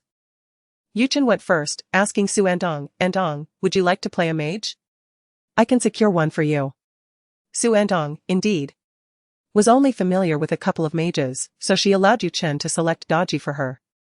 Subsequently, she helped Yuchen choose a marksman, while Jiang Ranji took on the jungler role. Their 2 friends filled the positions of top laner and support. After the hero selection concluded and the loading screen appeared, Xu Ertang controlled Daji as she ventured out from the mid lane. The last time she had played this game was during her university days in a previous life, a long time ago. Yet, she still recalled the necessity of lurking in the bushes.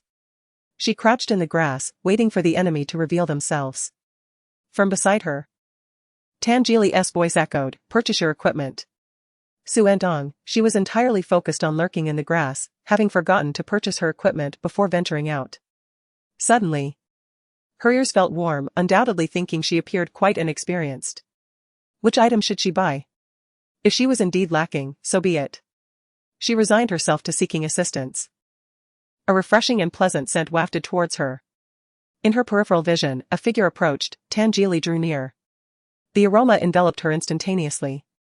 Tan Jili tapped on her screen, suggesting she simply purchase the recommended items. Oh.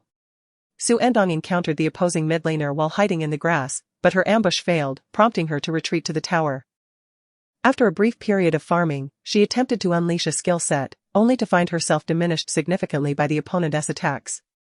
Ultimately falling victim to a tower dive that resulted in first blood. Yu Chen, it's alright, let Jiang Ranji avenge you. Jiang Ranji, I'm on my way. Jiang Ranji arrived to collaborate with Xu Ertang, successfully eliminating the enemy mid-laner. Yu Chen, well done. This light-hearted atmosphere gradually alleviated Xu Ertang's anxiety. However, the reprieve was short-lived. The opposing team was considerably more skilled, and with their excellent coordination, Xu Ertang found herself slain multiple times in quick succession. After yet another defeat, Xu Ertang glanced at her statistics, 050. The numbers were dismal. Due to her numerous deaths, her team was at a distinct disadvantage. Although Yu Chen and the others reassured her that it was fine, the continuous deaths and her feeling of being a burden weighed heavily on Xu Ertang, causing her morale to wane. She glanced at Tangeli, who was idly rolling dice, seemingly indifferent. After initially reminding her to purchase equipment, he had not observed her gameplay again, perhaps sensing that his gaze added to her pressure. Tangeli called out to him. I should give you a call. Yu Chen looked up, puzzled, and asked, aren't you going to call him second brother anymore? Just as Xu Ertang was at a loss for words, her phone was snatched away.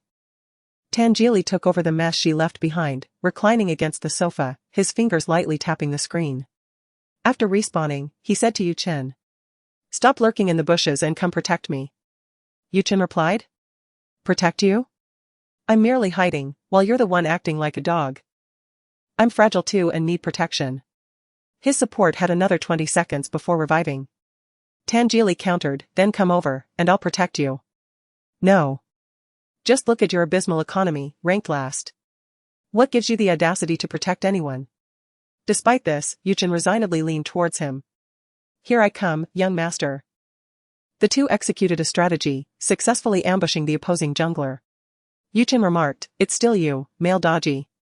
On the other side, He Jiayu, having been eliminated from the werewolf game, glanced around and noticed Tangeli and his companions.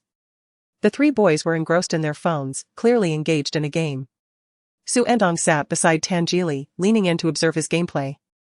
From their perspective, the two were remarkably close, Xu Ertang's face almost touching Tangeli's arm. Yet, her demeanor and expression bore no semblance of the flirtation they were accustomed to. Instead, her eyes were fixed intently on Tangeli's phone screen, obedient and focused. It was evident that there was a dissonance in the situation. He Jiayu inquired of Lu Jin, isn't your little tail residing in the Fuyuan? When did you become so familiar with Tangeli and the others? In Chapter 25, Silent Frost and Cold, Xu Ertang refrained from playing games any further, instead sitting beside and observing Tangeli and his companions. Time passed swiftly in this manner. As the clock approached 10:30, Xu Ertang and her companions prepared to depart.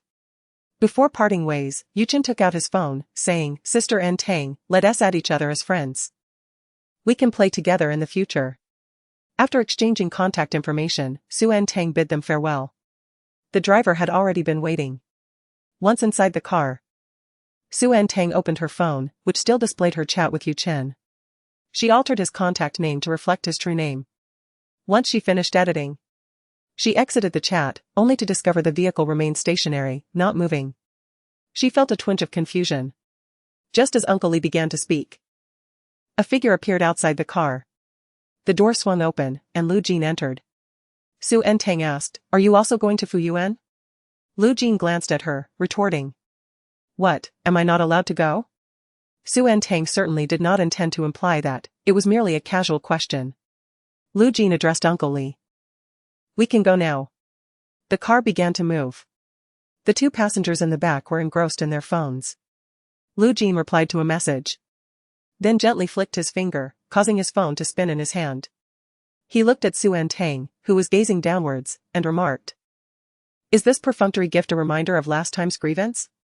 Xu Ertang paused, her fingers still. Lu Jin continued, I was just teasing you, why so sensitive? Xu Ertang replied, somewhat coolly, I simply do not know what you like. Lu Jin, so, did you buy a model on the high-speed train back? Xu Ertang, it was the most expensive one. She added, I didn't have time to buy anything else. Lu Jin mused. My birthday has yet to pass for over an hour, I could go buy something now. Xu Endong lifted her head and discerned a blend of weariness and playful malice in his gaze, realizing he spoke with intent. She chose not to engage with his words and addressed the driver. "Uncle Lee, please stop at the next supermarket or convenience store, I need to purchase a few items."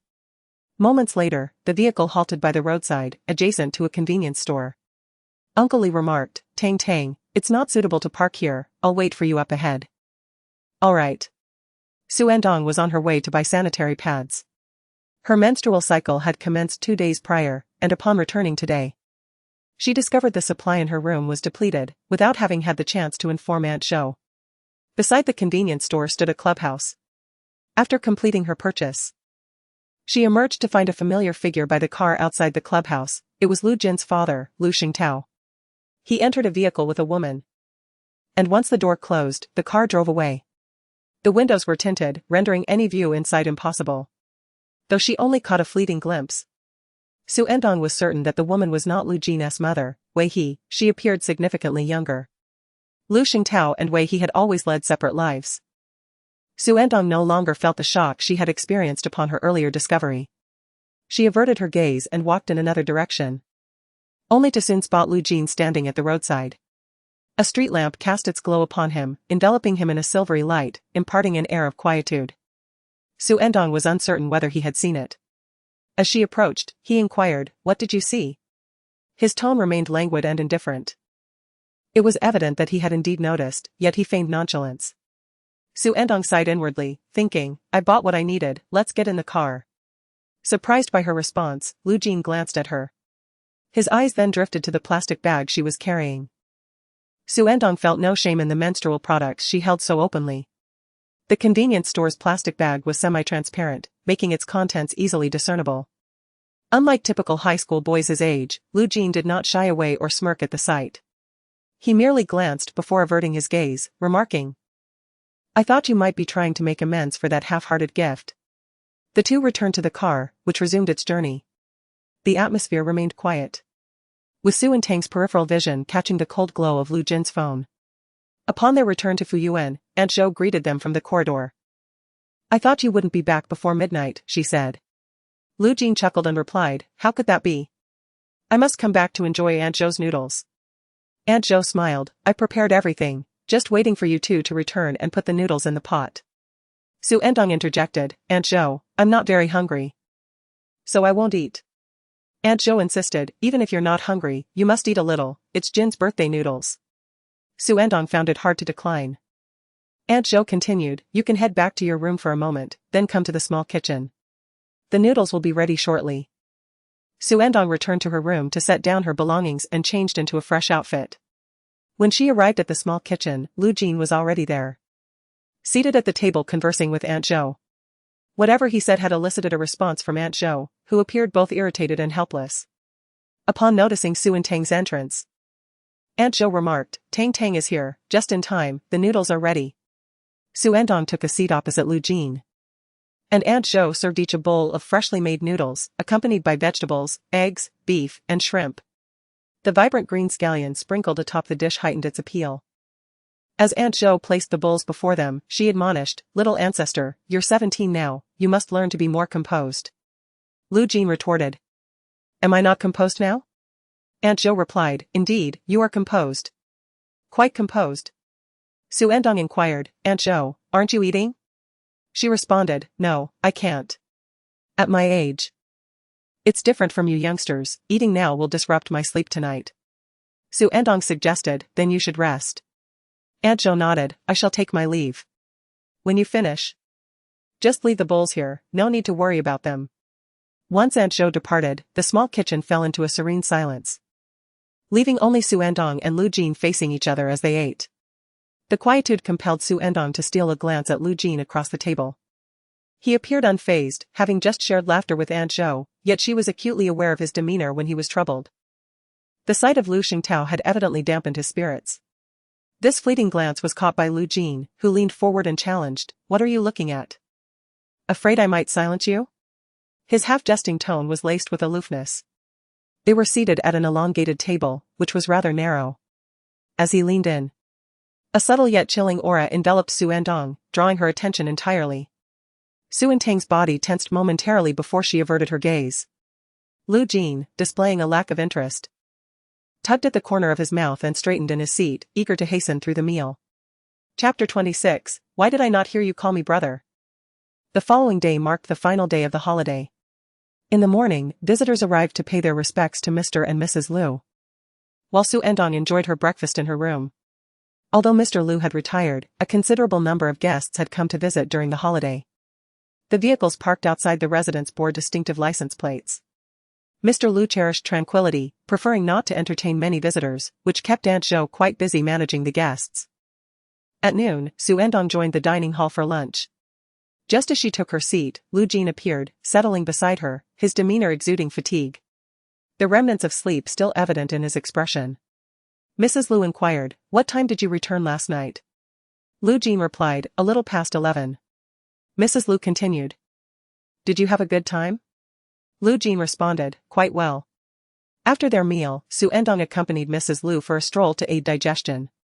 Lu Jin, feeling bored, amused himself by playing with the turtle that Mr. Liu had acquired just the previous week. It was an albino narrow-bridged turtle, its entire body, including the shell, a brilliant golden hue, with striking red eyes, truly a rarity. Observing Lu Jin flip the turtle over several times, Mr. Liu frowned disapprovingly and admonished, "Find something else to occupy yourself with, do not torment it. Be cautious, it may grow and bite you." While strolling, Mrs. Liu glanced in their direction upon hearing Mr. Liu's voice. She turned to Xu Ertang and asked, "Tang Tang, did anything noteworthy happen on Ah Jin's birthday last night?" Xu Ertang recalled her encounter with Lu Xingtiao the previous evening, understanding precisely why Mrs. Liu had posed such a question. When Lu Jin is feeling down, she often seeks solace in the garden, a habit reminiscent of her past life. She shook her head and replied, "No." After a leisurely stroll, the elderly lady retired to rest. Xu Ertang also intended to return to her room for a short respite before tackling her studies. On her way back, she encountered Lu Jin, who was leaning against a deep crimson pillar in the corridor, his gaze languidly resting upon her. As she passed by, he raised his eyelids and called out to her. Xu Ertang halted in her tracks. Lu Jin inquired, "Did the old lady ask you anything earlier?" Xu Ertang replied, "Did you not already surmise?" Surprised by her response, Lu Jin paused momentarily. He asked in a subdued tone, "What did you say?" Xu Ertang answered, "I know nothing." On the 7th of the month, Lu Jin spent the entire day in the garden. School commenced on the 8th, and Xu Ertang attended alongside him. After a week-long holiday, everyone appeared reluctant to return to academic life. Prior to the morning study session, the classroom was filled with either sighs of discontent or the sounds of students catching up on assignments. The first day back after the National Day holiday bore significant news. The results of the monthly exam had been released. Lin Jiayu was elated upon receiving her score sheet. Last year, she had barely scraped into class 2, but this time, her performance had notably improved, particularly in mathematics. "Ah, the anxiety that weighed upon me has finally dissipated. Wishing upon Xiang Tongji truly works. Thank you, esteemed one." As the exam results were announced, there were both jubilant and disheartened faces. Shuang, seated in front of them, glanced at his less than satisfactory scores and turned to ask, "Does it really work?" Lin Jiayu responded, "I believe it does." Shuang secretly devised a plan to engage in a game of basketball with Tan Jili before the midterm examinations, hoping to attract some good fortune. Lin Jiayu remarked to Xu Ertang, who was gazing at her report card, "Xu Ertang, you have tied for first place in English alongside the class representative. That is truly impressive." Having spent several years living in the United States in her previous life, English posed little challenge for Xu Ertang. Her performance in both Chinese and mathematics was commendable. However, she struggled in the other 3 minor subjects, with 2 hovering just above the passing mark and biology failing entirely. This outcome fell within Xu Ertang's expectations, as she had been away from high school knowledge for too long, nearly forgetting it all. In the span of a mere month, she could not dedicate time to every subject and prioritized mathematics and Chinese. In Class 2, an experimental class, failing grades were uncommon, especially for someone like Xu Ertang, who struggled across all 3 minor subjects. During the lunch hour, she was summoned to the office. The homeroom teacher of Class 2, Ms. Wu, a woman in her 40s and an English instructor, first commended her.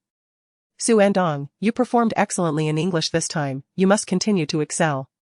Xu Ertang replied. Thank you, teacher. Your mathematics and Chinese are satisfactory, but there is a significant gap in the three sciences, physics, chemistry, and biology. Ms. Wu sighed, your mathematics is reasonable. You should not be lacking in the sciences. Furthermore, I reviewed your previous school records, and you have consistently performed well, with balanced grades across subjects, otherwise you would not have been placed in the science class. Is it that you are struggling to adapt to this new environment? Xu Ertang found herself echoing this excuse. Teacher, I did experience some difficulties when I first arrived. Ms. Wu encouraged her, if you encounter any challenges, do not hesitate to communicate with me.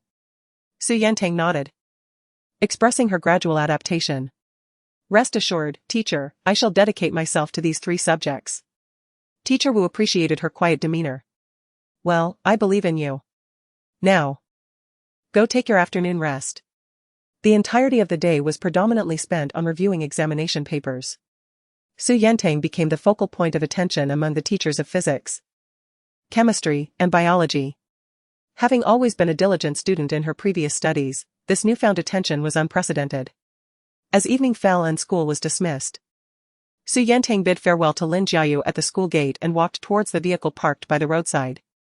Upon opening the door, she spotted Lu Jin engrossed in his mobile phone. She recalled that in her past life, around this time, Lu Jin had stayed at the rehabilitation center for quite some time. Back then, she was unaware of the reasons behind his stay. She was simply delighted to see him more often. Why did you take so long to come out? Lu Jin inquired, indicating he had indeed visited the center today. I was just chatting with some classmates, Xu Ertang replied. On their way back, they each focused on their respective phones. The traffic was somewhat congested, particularly near the first high school, causing the vehicle to crawl at a sluggish pace. Lu Jin casually opened a message and glanced at the notification. Is your academic focus becoming a bit too lopsided? Xu Ertang took a few seconds to process his words before confirming he was addressing her. How did you know? When I requested leave for you last time, your teacher mentioned leaving a contact number for convenience. Lu Jin had casually provided his number, not anticipating that he would receive Xu Ertang's midterm examination information today. Xu Ertang found herself at a loss for words. May I take a look at the message? Lu Jin handed her his phone. On the mobile screen lies the interface of messages. Teacher Wu likely understands the situation regarding Xu Ertang's temporary residence, which is why she requested a contact number. She assumed it belonged to some adult and sent a message emphasizing the importance of addressing Xu Ertang's academic discrepancies. To her surprise, it was Lu Jin who provided his own number. Xu Ertang. Upon returning to the residence for dinner, Elder Lu inquired about the recent monthly examination. Xu Ertang candidly reported her results. Elder Lu, your English scores are quite impressive. Xu Ertang, however, my scores in physics and chemistry are not satisfactory. Elder Lu, that's all right, there will be another opportunity. Xu Ertang nodded, assuring, I will put in the effort.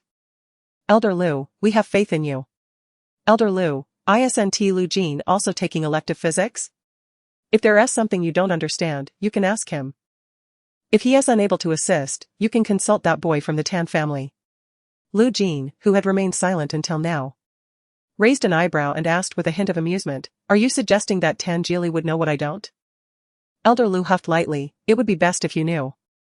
After dinner, Xu Ertang spent some time with the elders before she and Lu Jin returned to their respective rooms, as she still had numerous assignments to complete. They walked along the corridor, one after the other. After a moment of contemplation, Xu Ertang called out to the figure ahead, Lu Jin. Lu Jin halted, turning back with his phone still in hand. Xu Ertang hurried over. Lu Jin? He dimmed his screen and lowered his gaze as she approached. Xu Ertang, puzzled, inquired. Is there a problem? Lu Jin leisurely remarked, you refer to Tan Jili as second brother, yet you address me simply as Lu Jin? Xu Ertang's eyelashes fluttered slightly. Last time, I inadvertently called Tan Jili second brother, and he overheard me. He is older than I am. Lu Jin chuckled softly, realizing the situation. Then, dear sister, I am also your elder, why have I not heard you address me as brother?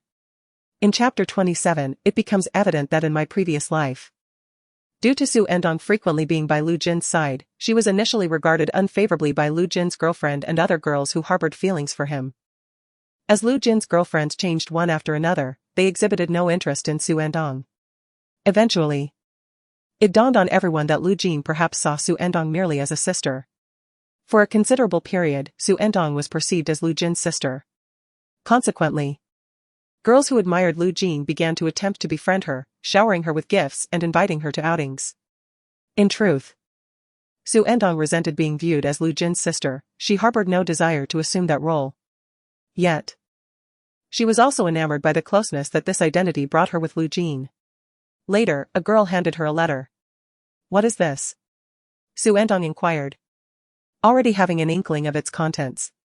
The girl replied, "This is a love letter I wrote, could you please deliver it to Lu Jin for me?" A bittersweet and numbing sensation welled up within Xu Endong. "You can give it to him yourself," she retorted. The girl said, "I feel too shy to present it to him directly, and I fear he might refuse it.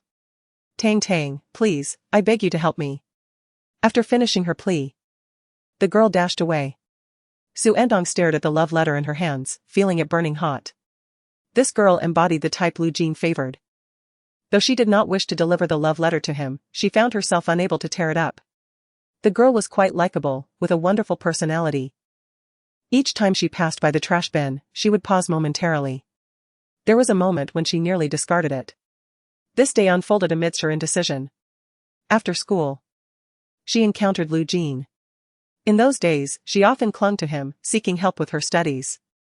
However, that evening, she remained silent. What occupied her thoughts? Why was she so distracted? Lu Jin inquired. Xu Endong glanced at him, her mind a battleground of conflicting thoughts. Lu Jin asked, "Is there something you wish to give me?" The two bickering figures in Xu Ertang's mind vanished, leaving her astonished by his insight.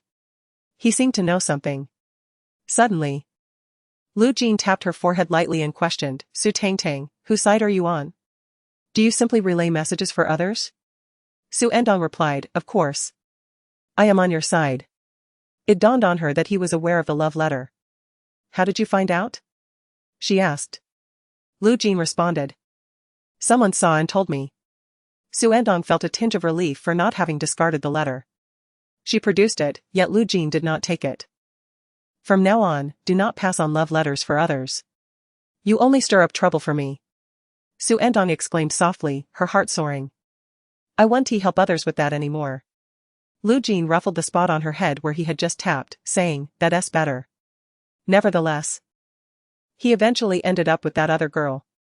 Suddenly, Lu Jin asked her to call him brother, reminding Xu Endong of a moment from her past life.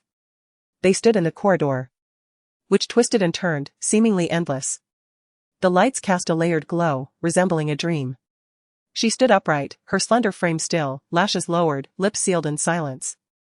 Despite the lack of any discernible expression, she appeared as though she had been wronged, a blend of grievance and stubbornness. Lu Jin tugged at the corner of his mouth. Speaking nonchalantly, "If you don't want to call, then so be it. It's as if I bullied you." He then inquired, "What is it that you need from me?" After a brief pause, Xu Endong replied, "You needn't respond to the message from our teacher." The message concluded with a request for replies and open communication. "I will approach the teacher tomorrow to change the contact number." Lu Jin responded, "As you wish." The following day, Xu Endong sought out Teacher Wu to modify her contact information. Teacher Wu was quite accommodating, asking, "What number shall we change it to?" In truth, Xu Endong had no other guardians to contact. Both grandfather and grandmother Lu were advanced in age, and she did not wish to burden them with her concerns. After some contemplation, she ultimately decided to keep Aunt Zhou's number. Due to an extra day of classes, this week felt exceptionally prolonged. Finally, Friday arrived. After returning to the dormitory and resting for a while, Xu Endong went to the dining hall for dinner. Lu Jin was there as well. Although he had been residing at the dormitory recently, he had scarcely dined there throughout the week, spending each evening outside. The previous day, Grandfather Lu had been displeased and declared that Lu Jin must stay in for dinner and not venture out. At that moment, Grandmother Lu, Lu Jin, and Xu Endong were present, with only Grandfather Lu yet to arrive. Lu Jin, lazily resting his hand on the table, asked, "Where is Grandfather?" "He summoned me for dinner but is not here." Grandmother Lu replied, your grandfather is on a phone call. Moments later, Grandfather Lu arrived. Upon seeing Lu Jin, he frowned. How many times have you dined at home this week, spending all day out and about? Lu Jin, isn't it supposed to be that you come back when called? Old Master Lu snorted coldly, I still need to call you. If only you were half as considerate as Tang Tang. Lu Jin cast a glance at Xu Ertang, who was quietly sitting and appeared to be exceedingly well-behaved, and echoed, indeed, Tang Tang is more obedient without you. Old Madame Lu glared at him. Tang Tang. Pay no heed to him. I prepared several dishes with flavors from Li City today, make sure to eat plenty. Xu Ertang nodded in agreement. Old Master Lu chuckled, why must you disregard me? Old Master Lu, precisely. Usually, it is Tang Tang who keeps us company. Old Madame Lu, since your arrival, the garden has become much livelier. Old Master Lu, it won't remain lively for long. Old Madame Lu, why will it not last? Old Master Lu, just now, Mr. Tan called to inquire when he could come to fetch Tang Tang. It is already mid-October. In the blink of an eye, Xu Ertang has been living in the garden for over half a month. Lu Jin paused slightly and glanced at Xu Ertang. Old Madame Lu, there are still half a month left. Old Master Lu, indeed. There are still 2 weeks, I do not understand why he is so anxious. During the call, he nearly got into an argument with Mr. Tan. There are still 2 weeks left, yet he is in such a hurry to make arrangements. Moreover, if he simply wishes for Tang Tang to continue residing in the garden, what is the issue? On the other side, after finishing the call, Mr. Tan was equally incensed. It was agreed that the family would alternate living arrangements every 2 months. From the tone of Old Master Lu's third son during the call, it seemed he did not intend to send Tang Tang back when the time came. What, is he the only one who is kind to Tang Tang? Chapter 28. Does it truly matter to you whether I have spoken or not? That night, rain began to fall. It drizzled persistently, continuing until morning. The wind carried the rain, ushering in a refreshing chill, and overnight, the North City embraced the autumn season. This downpour persisted until noon before finally ceasing. Many leaves in the revival garden were knocked down, strewn across the winding paths. He Jiaoyu treaded upon the damp foliage in search of Lu Jin. There had been a gathering the previous night, yet Lu Jin had not attended due to his grandfather's insistence that he return home. Today, He Jiaoyu had come to visit Lu Jin, taking the opportunity to stroll through the revival garden, a place he had not frequented in some time. Noticing Lu Jin's weary demeanor, He Jiaoyu inquired, Ah Jin, surely you have just risen at this hour? Lu Jin responded with a soft murmur. Having indulged in a midday nap. He Jiaoyu continued, did you face reprimands from your grandfather upon your return last night? Lu Jin replied. I received a few words of admonition. Why have you chosen to stay in the revival garden for such an extended period? He Jiaoyu asked. Lu Jin had previously spent time there, typically for just a day or two, yet this time, it had been an entire week. I simply wished to remain. Lu Jin stated nonchalantly. He Jiaoyu did not dwell on it for long, as he was soon captivated by a pomegranate tree. The revival garden boasted several pomegranate trees. And since last month, the fruits had begun to ripen. Most of the mature pomegranates had already been harvested, leaving only a few high up on this particular tree. After considerable effort, He Jiaoyu managed to pluck one from its perch. Although modest in size, the pomegranate proved quite sweet upon peeling. As he savored the fruit, He Jiaoyu recounted the events of the previous night. The most notable occurrence was that a frequent companion of theirs had brought his sister along. Lu Jin inquired. He has a sister? A biological one? He Jiaoyu confirmed, indeed, a biological sister. He mentioned that his younger sister insisted on accompanying him for a day of leisure. His sister was quite well behaved, speaking in soft whispers, and her appearance resembled that of a porcelain doll, evoking a sense of tenderness in those who beheld her. Are you taken by her? Lu Jin's tone carried a hint of nonchalance. He Jiaoyu replied, what are you talking about? She is only in the 6th grade. I just find myself unexpectedly envious of those who have a sister. If I had such a sister, I would surely take her out to play every day, giving her whatever she desired. He Jiaoyu sighed, lamenting, alas, my parents did not opt for a second child. As he stepped onto the bridge, He Jiaoyu spotted Xu Ertang not far away in a pavilion. On the stone table at the center of the pavilion lay several books. And Xu Ertang sat at the edge, engrossed in one of them. By this time, the water on the ground had nearly dried up, and the air felt refreshing. She appeared deeply focused, her head slightly bowed, the daylight illuminating her fair skin with a luminous glow. Beside the pavilion stood a osmanthus tree, its branches reaching in, seemingly caressing her cheek as the autumn breeze playfully teased her. He Jiayu remarked, almost forgot, your family has a younger sister now too. I envy you. You are blissfully unaware of your fortune, having a lovely and well-mannered sister seemingly handed to you. Lu Jin's gaze drifted to the scene, observing for a few seconds before casually responding, the one at home may seem obedient, but she is actually going through a rebellious phase. He had seen her several times, appearing quite docile and serene, almost like a little tail, yet there was an occasional coldness about her. How could that be considered rebellious? A large question mark loomed in He Jiayu's mind. While the two conversed, Xu Ertang in the pavilion closed her current book and picked up another. As she opened the book, an object, indistinguishable whether it was paper or a letter, fluttered to the ground like a fallen leaf, strikingly pink against the autumn hues of the garden. He Jiayu clicked his tongue, pondering that not only was she in a rebellious phase, but perhaps even harboring a youthful romance. Upon seeing the pink envelope descend, Xu Ertang momentarily froze, uncertain if it had originated from her own book. How could there be something else tucked within her pages? She bent down to retrieve the envelope and examined it closely. It was pink, reminiscent of a love letter. She scrutinized both sides, finding no writing. She suspected it might have been misdelivered. After a brief hesitation, Xu Ertang opened the envelope. The letter commenced with, "Hello, Xu Ertang." It was indeed meant for her. During her high school days in her previous life, she had received several love letters. Yet her heart was solely occupied by Lu Jin. Upon discovering the sender's identity, she would return the letters, and those she could not identify remained unopened. Years later, receiving a love letter again, Xu Ertang felt her cheeks warm as she read it carefully. The final paragraph stirred her emotions. I apologize for the boldness of this letter. I hope it does not cause you any distress. I am delighted to have met you this semester, and I hope we can support one another through these monotonous days. The letter bore no signature. He Jiayu remarked, a love letter, is it? Xu Ertang lifted her gaze, only to have the letter snatched from her hands. She reached out to retrieve it, but due to their height difference, Lu Jin casually raised his hand, leaving her grasping at nothing. Xu Ertang frowned.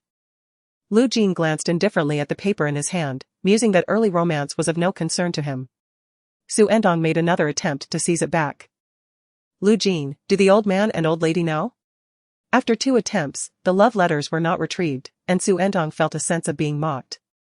Without a moment's hesitation, she countered, why can you date, but I cannot?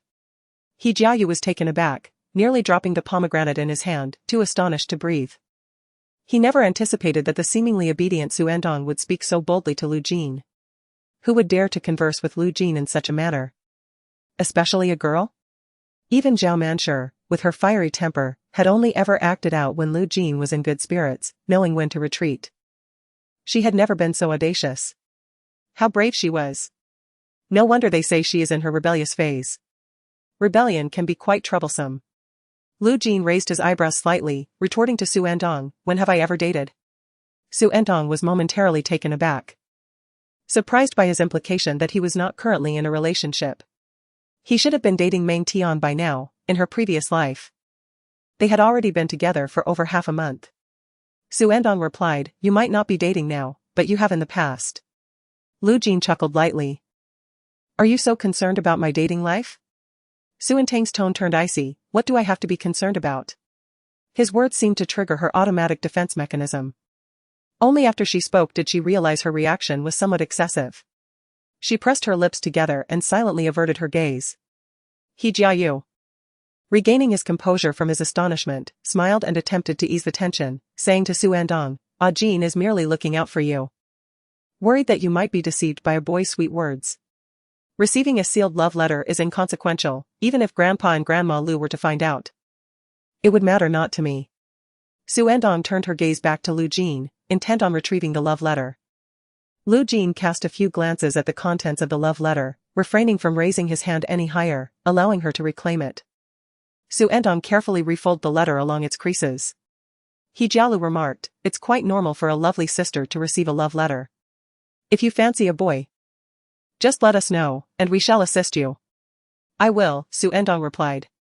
placing the letter back into its envelope and picking up several books from the table as she exited the pavilion. Observing her retreating figure, He Jiaolu popped a few pomegranate seeds into his mouth. Jean, it seems I have misjudged, you appear to be quite fond of your sister. Otherwise, she wouldn't dare to be so brazen with you. He had genuinely thought that Lu Jin might erupt in anger. Having a rebellious sister certainly brought its share of concerns. After a moment of contemplation, Lu Jin let out a soft smile. She has always been this way with me. Chapter 29, Your rebellious sister has arrived. On Monday, upon returning to school, Xu Ertang paid attention to the boys in her class. The love letter must have been sent by one of her classmates, otherwise, it would have been challenging for it to be slipped into her book. Noticing that Xu Ertang was distracted during self-study, Lin Jiayu leaned in and asked quietly, "What are you reading?" Xu Ertang had initially intended to ask Lin Jiayu about it today. However, she reconsidered. If Lin Jiayu had witnessed someone slipping her a love letter, she would undoubtedly inform her. Last Thursday or Friday, did anyone come looking for me while I was absent? Last week? Lin Jiayu pondered for a moment and replied. I don't recall anyone. As far as I remember, there wasn't anyone. What's the matter? She inquired. Nothing, Xu Ertang replied. Xu Ertang had been unable to discern the identity of the sender of the love letter for 2 days, so she decided to set the matter aside. After all, her studies were of paramount importance. The week passed uneventfully. On Saturday afternoon, she received a call from Yusia, inquiring whether she was free that day. I'll be at the gym this afternoon, would you like to come and join me? Xu Ertang replied, the gym? Our class has a basketball match against the second-year international class from the affiliated school this afternoon, and I'll be assisting with logistics. It might be rather dull. I could use some company. Yusia responded, how about coming over? I brought you a gift from my trip to southern France during the National Day holiday. It's the perfect opportunity to give it to you. In the afternoon, Xu Ertang made her way to the gymnasium. Before even entering the basketball court, she could hear the cheers resonating within, along with the sound of sneakers squeaking against the floor. Upon receiving Xu Ertang's message, Yusia stepped out of the gym to greet her, waving her hand, over here. The two girls entered the gym together. Xu Ertang remarked, there are so many people. There were far more spectators than she had anticipated. Yusia replied, indeed, it's not just our class that has come to watch. Many other classes and schools are here as well. Suddenly, a chorus of excited shouts erupted from the stands. They scored. Xu Ertang turned her gaze towards the court and spotted Lu Jin, clad in a white jersey and wearing black wristbands. Yusia covered her ears. They're all here to see Lu Jin. Yusia and Lu Jin were classmates. Doesn't Lu Jin often stay at Fuyuan? Xu Ertang nodded. Recalling that he had resided there for half a month previously, but had not returned since Monday. Yusia led Xu Ertang through the crowd towards the logistics area. On the edge of the court lies the most advantageous vantage point. As the game progresses into the second quarter, with one team leading by 11 points, Yusia feels at ease, her attention drifting away from the match. She presents a gift, a bracelet she brought back from southern France, to Xu Ertang. The moment I laid eyes on it, I knew it would suit you perfectly. Thank you, Xu Ertang replies. Yusia continues, after returning from National Day. I have been swamped with tasks and simply had no time to give this to you. By the way, Halloween is next weekend. And I would like to participate in a themed event. Would you accompany me? What kind of themed event? Xu Ertang inquires. A costume party. I will help you prepare your outfit. Come on, let us go. Xu Ertang nods in agreement, all right. Suddenly, a wave of cheers erupts from the crowd, prompting both Xu Ertang and Yusia to glance back at the court. Their view is obstructed by figures that had seemingly appeared out of nowhere. Yusia furrows her brow and addresses the two individuals in front of her. Why don't you just stand in the middle of the court to watch? One of the girls turns around and retorts, who says this spot is exclusively yours? Yusia responds, this area is designated for the logistics department. The other girl points at Xu Ertang, she isn't part of the logistics department, why is she allowed to be here? Yusia asserts, I permitted her to come. Why did you two feel entitled to encroach on the logistics department's space from the beginning? She adds, you are obstructing our view. If the logistics support falters, will you take responsibility? The logistics department is not solely represented by Yusia, others are also urging them to step aside. Reluctantly, the two girls acquiesce and move away. One of them cast a disdainful glance at Xu, remarking on the impressive stature of the logistics department. After the two departed, Xu remarked, "The one in the short skirt is Dai Fu, and the one in the long skirt is Wu Qining. My relationship with them has always been strained." Xu Ertang, having known Xu in a previous life, was aware of her discord with these two. Additionally, Wu Qining had a penchant for Lu Jin and had often made things difficult for her. Xu continued, "One of them fancies Lu Jin, while the other has a crush on Ji Ligu. Dai Fu believes I, too, am enamored with Ji Ligu, treating me as a rival." Due to her connection with Yu Chen, Xu had grown closer to Tan Jili, inciting jealousy among many girls who adored him. Fearing that Xu Ertang might misinterpret her intentions, she clarified, "However, I do not have feelings for Ji Ligu.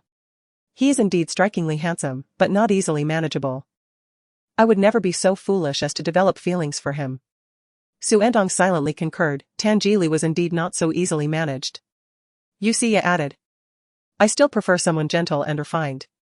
Xu Ertang replied, "I know, you are fond of Jiang Ranji." Xu was taken aback, her face flushing crimson. She gasped, "How did you know?" Xu Ertang simply stated, "I can see it." In her previous life, Xu had always harbored feelings for Jiang Ranji.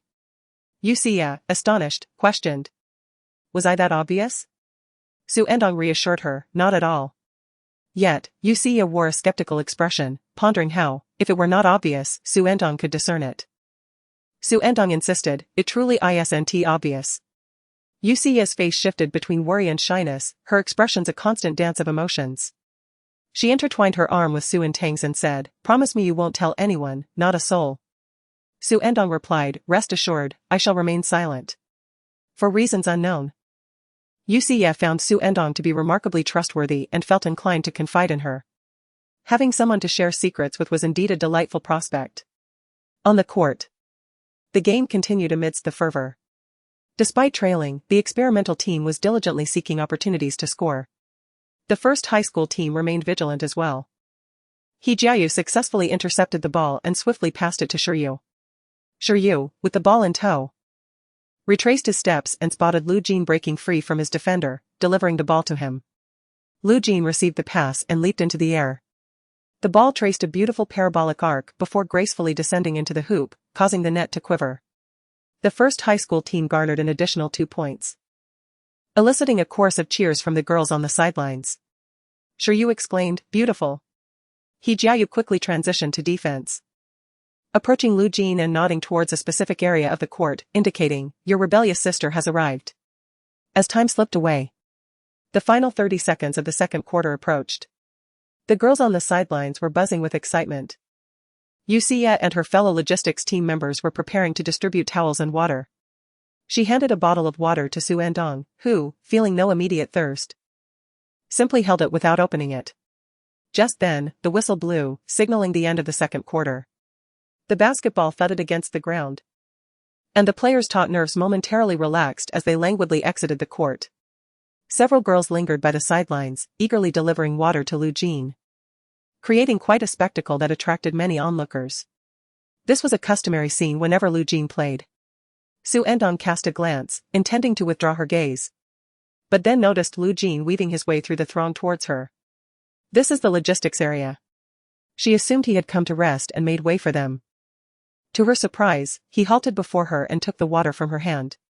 Chapter 30, Defiance and Arrogance. He Jiayu greeted Xu Ertang, asking, "Sister Xu, what brings you here?" Xu Ertang replied, "I came to find you, Shiyu." He Jiayu responded, "I thought you were here to cheer us on." Xu Ertang glanced at the water in Lu Jin's hand and spoke up, "That's mine." Having just come down from the court, Lu Jin's presence was warmer than usual. He inquired, "Have you had any to drink?" Xu Ertang replied, "No." Lu Jin showed no intention of returning the water, and she felt compelled to speak. He Jiayu interjected, "I can vouch for this. Lu Jin is indeed not in a relationship." Xu Ertang remained silent. At that moment, Meng Tian approached, holding a bottle of water intended for him. Lu Jin shook the water he held, indicating he already had enough. Seeing the water in his hand, Meng Tian smiled and said, "You might as well take this bottle too." Lu Jin declined, replying nonchalantly, 2 bottles are too much to finish. Afterward, he twisted open Xu Ertang's bottle and took a few sips. Meng Tian's expression soured slightly. He Jiayu sought to ease the tension, saying, I don't have any water left, Meng Tian, could you spare me that bottle? Meng Tian dared not show any displeasure towards He Jiayu. He Jiayu was amiable only when near Lu Jin, and none in that circle were individuals she could afford to provoke. Suppressing her emotions, she handed the water to He Jiayu, saying, Here, you can have it. He Jiayu responded, Thank you. Lu Jin, Jiayu. Sure, you called the 2 of them over to discuss the second half strategy with the team. Lu Jin and He Jiayu departed. Before leaving, He Jiayu turned to Xu Ertang and said, Remember to cheer for us in the second half. Numerous girls by the sidelines were paying attention to this exchange. Lu Jin still hadn't collected Meng Tian's water. She had been so pleased before, I truly thought she and Lu Jin were involved. This serves as a reminder that one should never rejoice too early.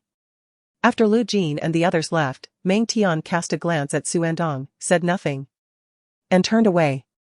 Soon, the halftime break concluded, and the third quarter commenced. After finishing her tasks, Yusia returned, gleefully recounting the earlier incident.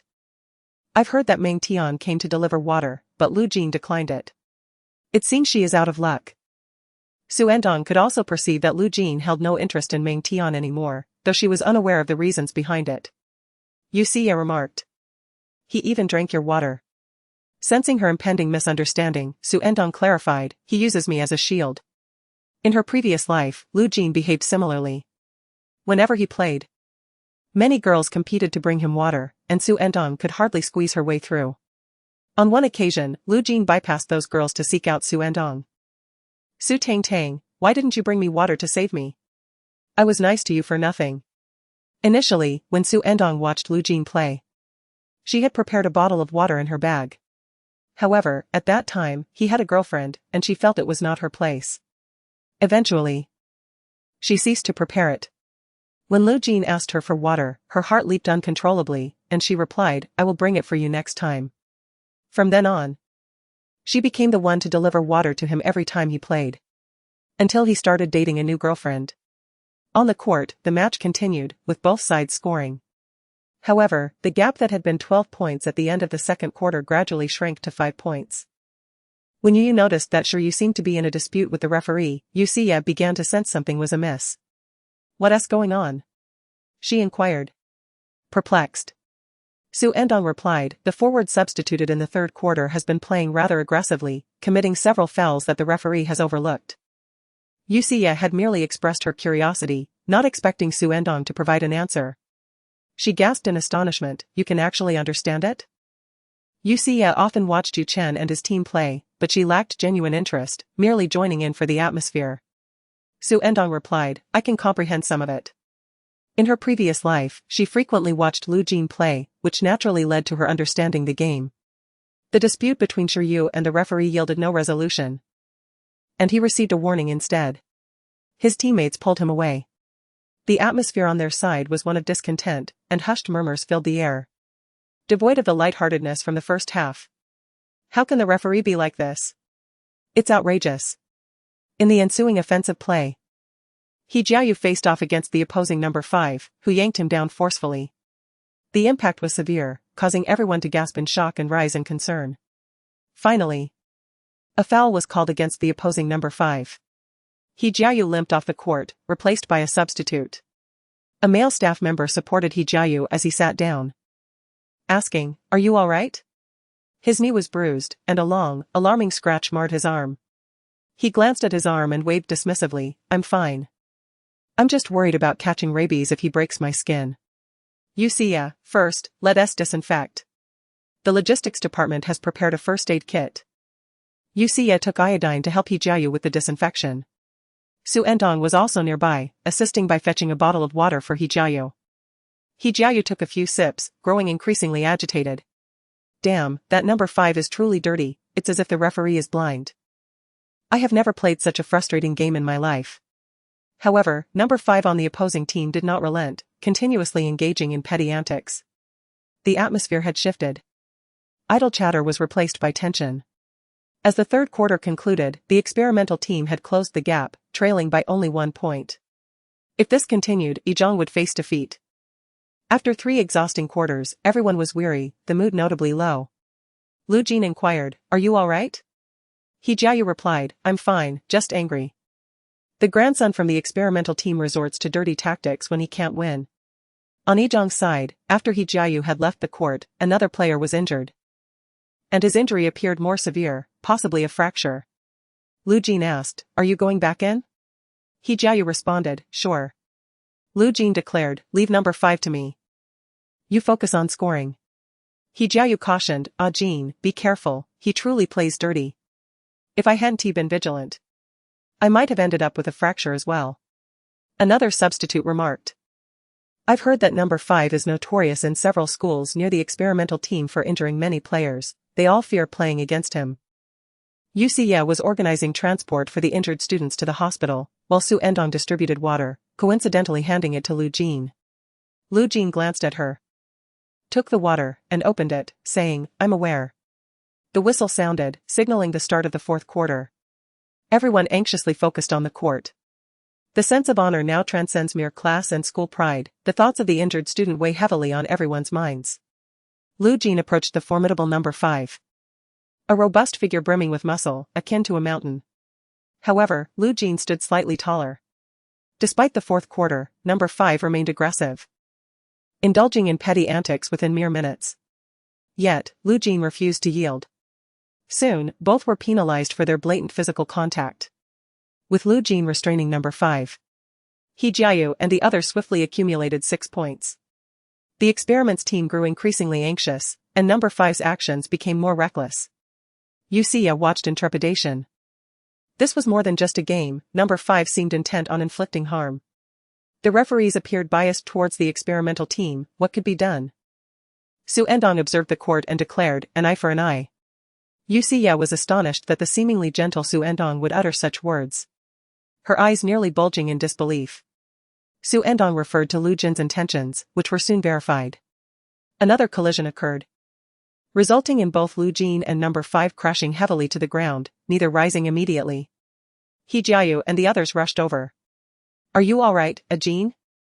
Lu Jin was assisted to his feet by He Jiayu and Shiryu, towering over the crumpled number 5, his gaze fierce and defiant. Did he relish the thought of breaking others' legs? Number 5, in agony, clutched his knee, unable to utter a word. The experimental team approached to carry him away. It was evident he could no longer participate in the match and needed to go to the hospital. He Jiayu, feeling vindicated, muttered a deserved reprimand and helped Lu Jin off the court to rest. However, after taking a step, Lu Jin gasped, he too was injured. Chapter 31, captured by him. Had I known earlier, I would have stomped on his knee a couple more times, thus affording him my disdain, He Jiayu remarked with exasperation. At that moment, Lu Jin was seated on the sidelines, one hand resting on his knee, his injured leg stretched out. Residual arrogance and a hint of resentment lingered in his brows, surrounded by a throng of onlookers. Lu Jin, it's nothing, just a minor injury. He Jiayu, still. You ought to see a doctor. A cluster of girls pressed forward, clamoring to accompany Lu Jin to the hospital, their noise becoming quite a nuisance. He Jiayu lifted his gaze, scanning the crowd for something. After a circuitous search, his eyes settled upon Xu Ertang, who stood at the back of the throng. "Xu. Is the driver here?" Xu Ertang, yes, he is. The competition was nearing its conclusion, and after Yu Xie had concluded her post-match responsibilities, she had other matters to attend to. Xu Ertang had already contacted Uncle Li to pick her up, who had just messaged her to confirm his arrival. He Jiayu, then I leave Lu Jin in your care, we must return to the match. The referee had begun to urge them onward. Shiryu, don't worry. We will surely triumph in this game. Upon returning to the court, the match resumed, and the crowd in the logistics area was promptly dispersed. Hurry to the hospital, Yu Xie insisted, handing her jacket to Lu Jin. He donned the jacket, zipping it up, and caught sight of Xu Ertang standing nearby. Assist me down. Xu Ertang approached to support him. Lu Jin raised an arm to drape over her shoulder. The familiar scent, mingled with the warmth of exertion, enveloped her, causing Xu Ertang's body to tense involuntarily. Lu Jin, are you standing so far away because you think my injury is insufficiently grievous? Do you wish for me to fall again? Xu Ertang approached him once more.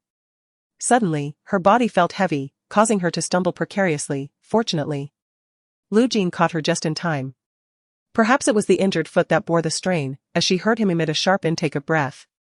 Xu Ertang murmured. I did not mean to. Lu Jin remained silent and simply said, let us go. A gentle breath brushed past the crown of her head.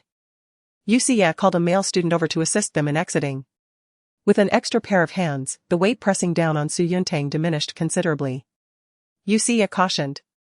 Be careful on your way, and call me if anything arises. Rest assured. Xu Ertang replied as she and the male student from the international department supported Lu Jin out of the basketball arena, moving at a leisurely pace. The boy chatted with Lu Jin about the game as they walked. After playing for so long and due to his injury, Lu Jin evidently felt exhausted. Responding lazily to most of the boy's remarks, the majority of the conversation was dominated by the boy. He glanced past Lu Jin at Xu Ertang, inquiring. I heard from Xu that you noticed player 5 from the experiment engaging in underhanded tactics early on, and you also discerned Lu Jin's strategy for the fourth quarter. Lu Jin turned in surprise to look at Xu Ertang, his gaze sweeping over her neck. The skin on her neck was strikingly fair, delicate as a flower, though serene. Any butterfly passing by would surely pause to admire her.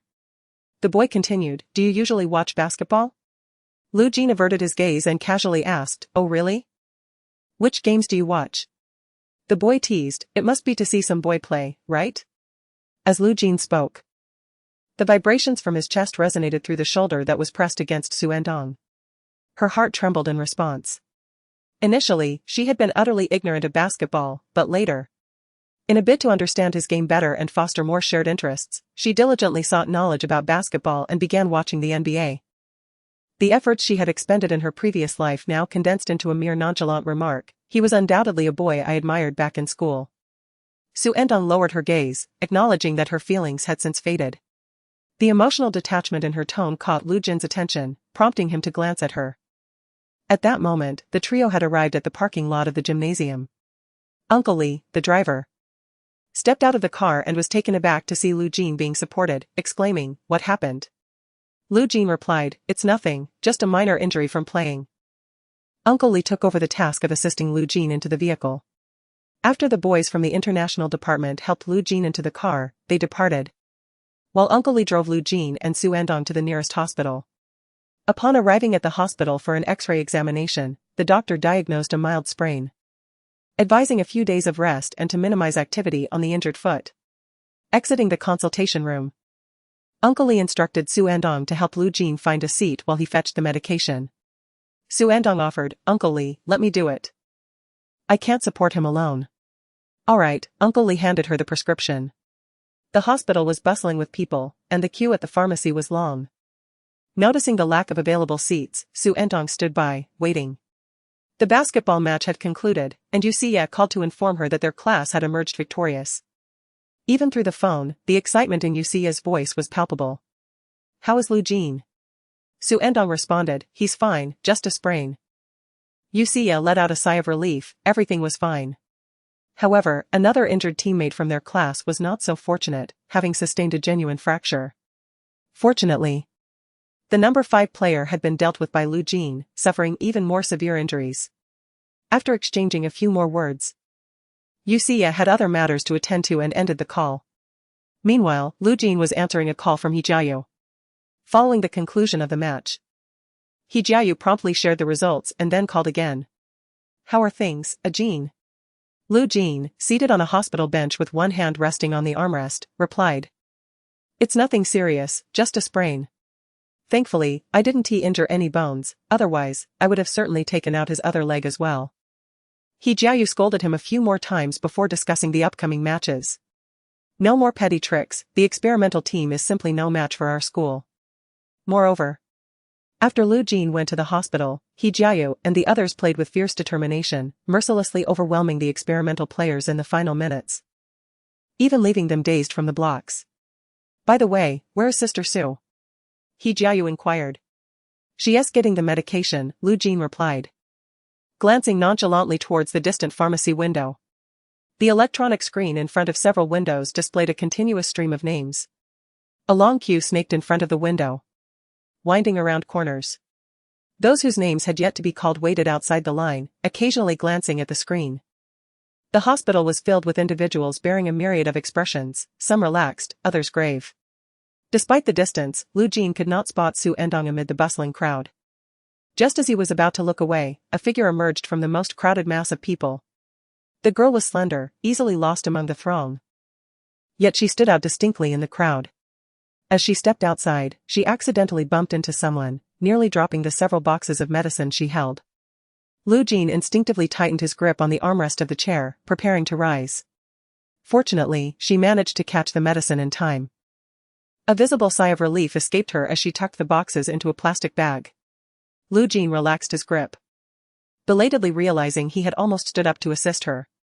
Then, for reasons unknown, he recalled a conversation he had overheard with an elderly lady. At that time, she had not yet moved to Beicheng, and her grandmother was still alive. The elderly woman had remarked, "Tang Tang, such a young girl. Running to the hospital every day after school, it truly tugs at one's heartstrings."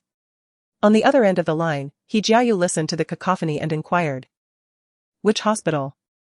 "I'll come with Shiryu to see you." After several seconds of silence without a response from Lu Jin, he wondered if the signal was poor and called out, "A Jin? A Jin? Can you hear me?" Lu Jin replied, "I can hear you, no need." Xu Ertang returned with the medicine, instructing, "This one 3 times a day, this one twice. It's all written on the boxes." As she handed the medicine to Lu Jin, their eyes met, and she noticed him gazing intently at her, leaving Xu Ertang feeling inexplicably flustered. Just as she was about to ask, Lu Jin arched an eyebrow, averted his gaze, and said, "Let us go." Chapter 32, living close by. Lu Jin's sprained ankle required several days of rest. Meanwhile, Xu Ertang's days at the rehabilitation center were on a countdown. One evening during dinner, she received a call from Old Master Tan. "Grandfather Tan?" Upon hearing her address, the expression on Old Master Lu's face soured. On the telephone, Old Master Tan inquired, "Tang Tang, have you had dinner yet?" Xu Ertang replied obediently, "I am eating." Old Master Tan continued, "I just wanted to inform you that a car will come to pick you up from the recovery garden this Sunday. This Sunday marks the last day of October. As previously arranged, Xu Ertang will reside in the recovery garden for 2 months before moving to the Tan family home. The 31st happens to fall on a Sunday, making it an opportune time for the move." Xu Ertang confirmed over the phone, "All right." Old Master Tan added, "There's no need to bring too many belongings, such as clothes, everything has been prepared for you. Moving back and forth is cumbersome. Just bring some essential items along with your books and assignments." "Understood," she replied. Old Master Tan concluded, "Then please continue your meal." Xu Ertang responded, "All right, goodbye, Grandpa Tan." Once the call ended, Old Master Lu let out a soft hum, questioning whether the Tan family was overly concerned about releasing her. He remarked, "Moving back and forth is quite troublesome, especially since she has finally settled in. It would be better not to move." Old Madame Lu interjected, "Let us not make things difficult for Tang Tang. After all, she will be returning in 2 months." On that Sunday noon, the vehicle sent by the Tan family arrived at the recovery garden to collect Xu Ertang. Since she would be returning to live there, she did not bring many belongings, and the driver kindly assisted in loading them into the car. After bidding farewell to Old Master Lu, Old Madame Lu, and Aunt Zhou, she entered the vehicle, which would first take her to the Tan family's ancestral home. The recovery garden is situated in the quiet western outskirts of the northern city, boasting a serene environment, while the Tan family's ancestral home is located within the Second Ring Road, an area where space is precious, accessible only through an alley narrow enough for 2 cars to barely pass each other. The car leisurely turned into an alley and came to a stop after a few minutes in front of a courtyard adorned with a pair of lion-shaped stone drums. Old Master Tan had been waiting and, upon seeing Xu Ertang, his face lit up with joy. "Come here, Tang Tang," he called, leading her inside. "I had intended to send Tan Jili to fetch you, but that rascal has gone out." The melodious sound of rascal. Rascal echoed as if in agreement with Old Master Tan's words. Xu Ertang glanced at the several birdcages hanging in the corridor. One of them contained a black myna. Old Master Tan guided her over for a closer look. She remembered this very bird from her past life, a creature that would scold Tan Jili as a rascal. Old Master Tan reached in, teasing the bird through the bars, asking, "Who is the rascal?" The miner replied, Tangili, rascal. Xu Ertang couldn't help but chuckle. It was indeed Tangili the bird was reprimanding. Old Master Tan withdrew his hand and said, let us go, it's time for dinner. Today, in honor of Xu Ertang's visit, he had specially arranged for a feast of dishes from Beicheng. Try these, they are exquisite. Xu Ertang sampled each dish, finding them delightful. Old Master Tan remarked, feel free to treat my home as if it were your own, just like at Fuyuan. Xu Ertang nodded in agreement. By the way, did your grandfather Lu suggest that if you find it uncomfortable, you could return to Fuyuan? Xu Ertang replied. Grandpa Lu didn't mention anything. Old Master Tan snorted lightly, I know without you saying, he must have said that. Before Xu Ertang left Fuyuan, Grandpa Lu had indeed expressed quite a bit. After finishing the meal, Old Master Tan mentioned that he had a phone call to attend to, allowing Xu Ertang to wander about on her own. This is a traditional Sihiyuan, a courtyard residence with 3 entrances. Xu Ertang was quite familiar with this place, having visited often in her previous life. While she was amusing herself with a parrot that could only scold her, a man and a woman entered through the flower-draped door. The woman scrutinized Xu Ertang and inquired. Are you Tang Tang? Old Master Tan emerged to introduce them, saying, these are Tangili's parents. Xu Ertang beamed a genuine smile, greeting them with, hello, uncle and aunt. Hello. Tang Tang replied them warmly. Tangili's mother, Wen Yu, was a strikingly beautiful woman, exuding an air of competence and strength. Yet she was quite approachable and had treated Xu Ertang kindly in her former life. Tangili bore a closer resemblance to Wen Yu in his features. The couple had come to escort Xu Ertang. Old Master Tan remarked, I entrust Tang Tang to you. Tanjin assured, you can rest easy. To which Old Master Tan replied. I only feel at ease with a you. His words hinted at a slight discontent towards him. When you smiled and said, you need not worry. We will take good care of her. Xu Ertang was somewhat aware of the dynamics between Old Master Tan and Tanjin. Tanjin was a professor in the oil painting department at the North City Academy of Fine Arts, possessing a unique and refined demeanor.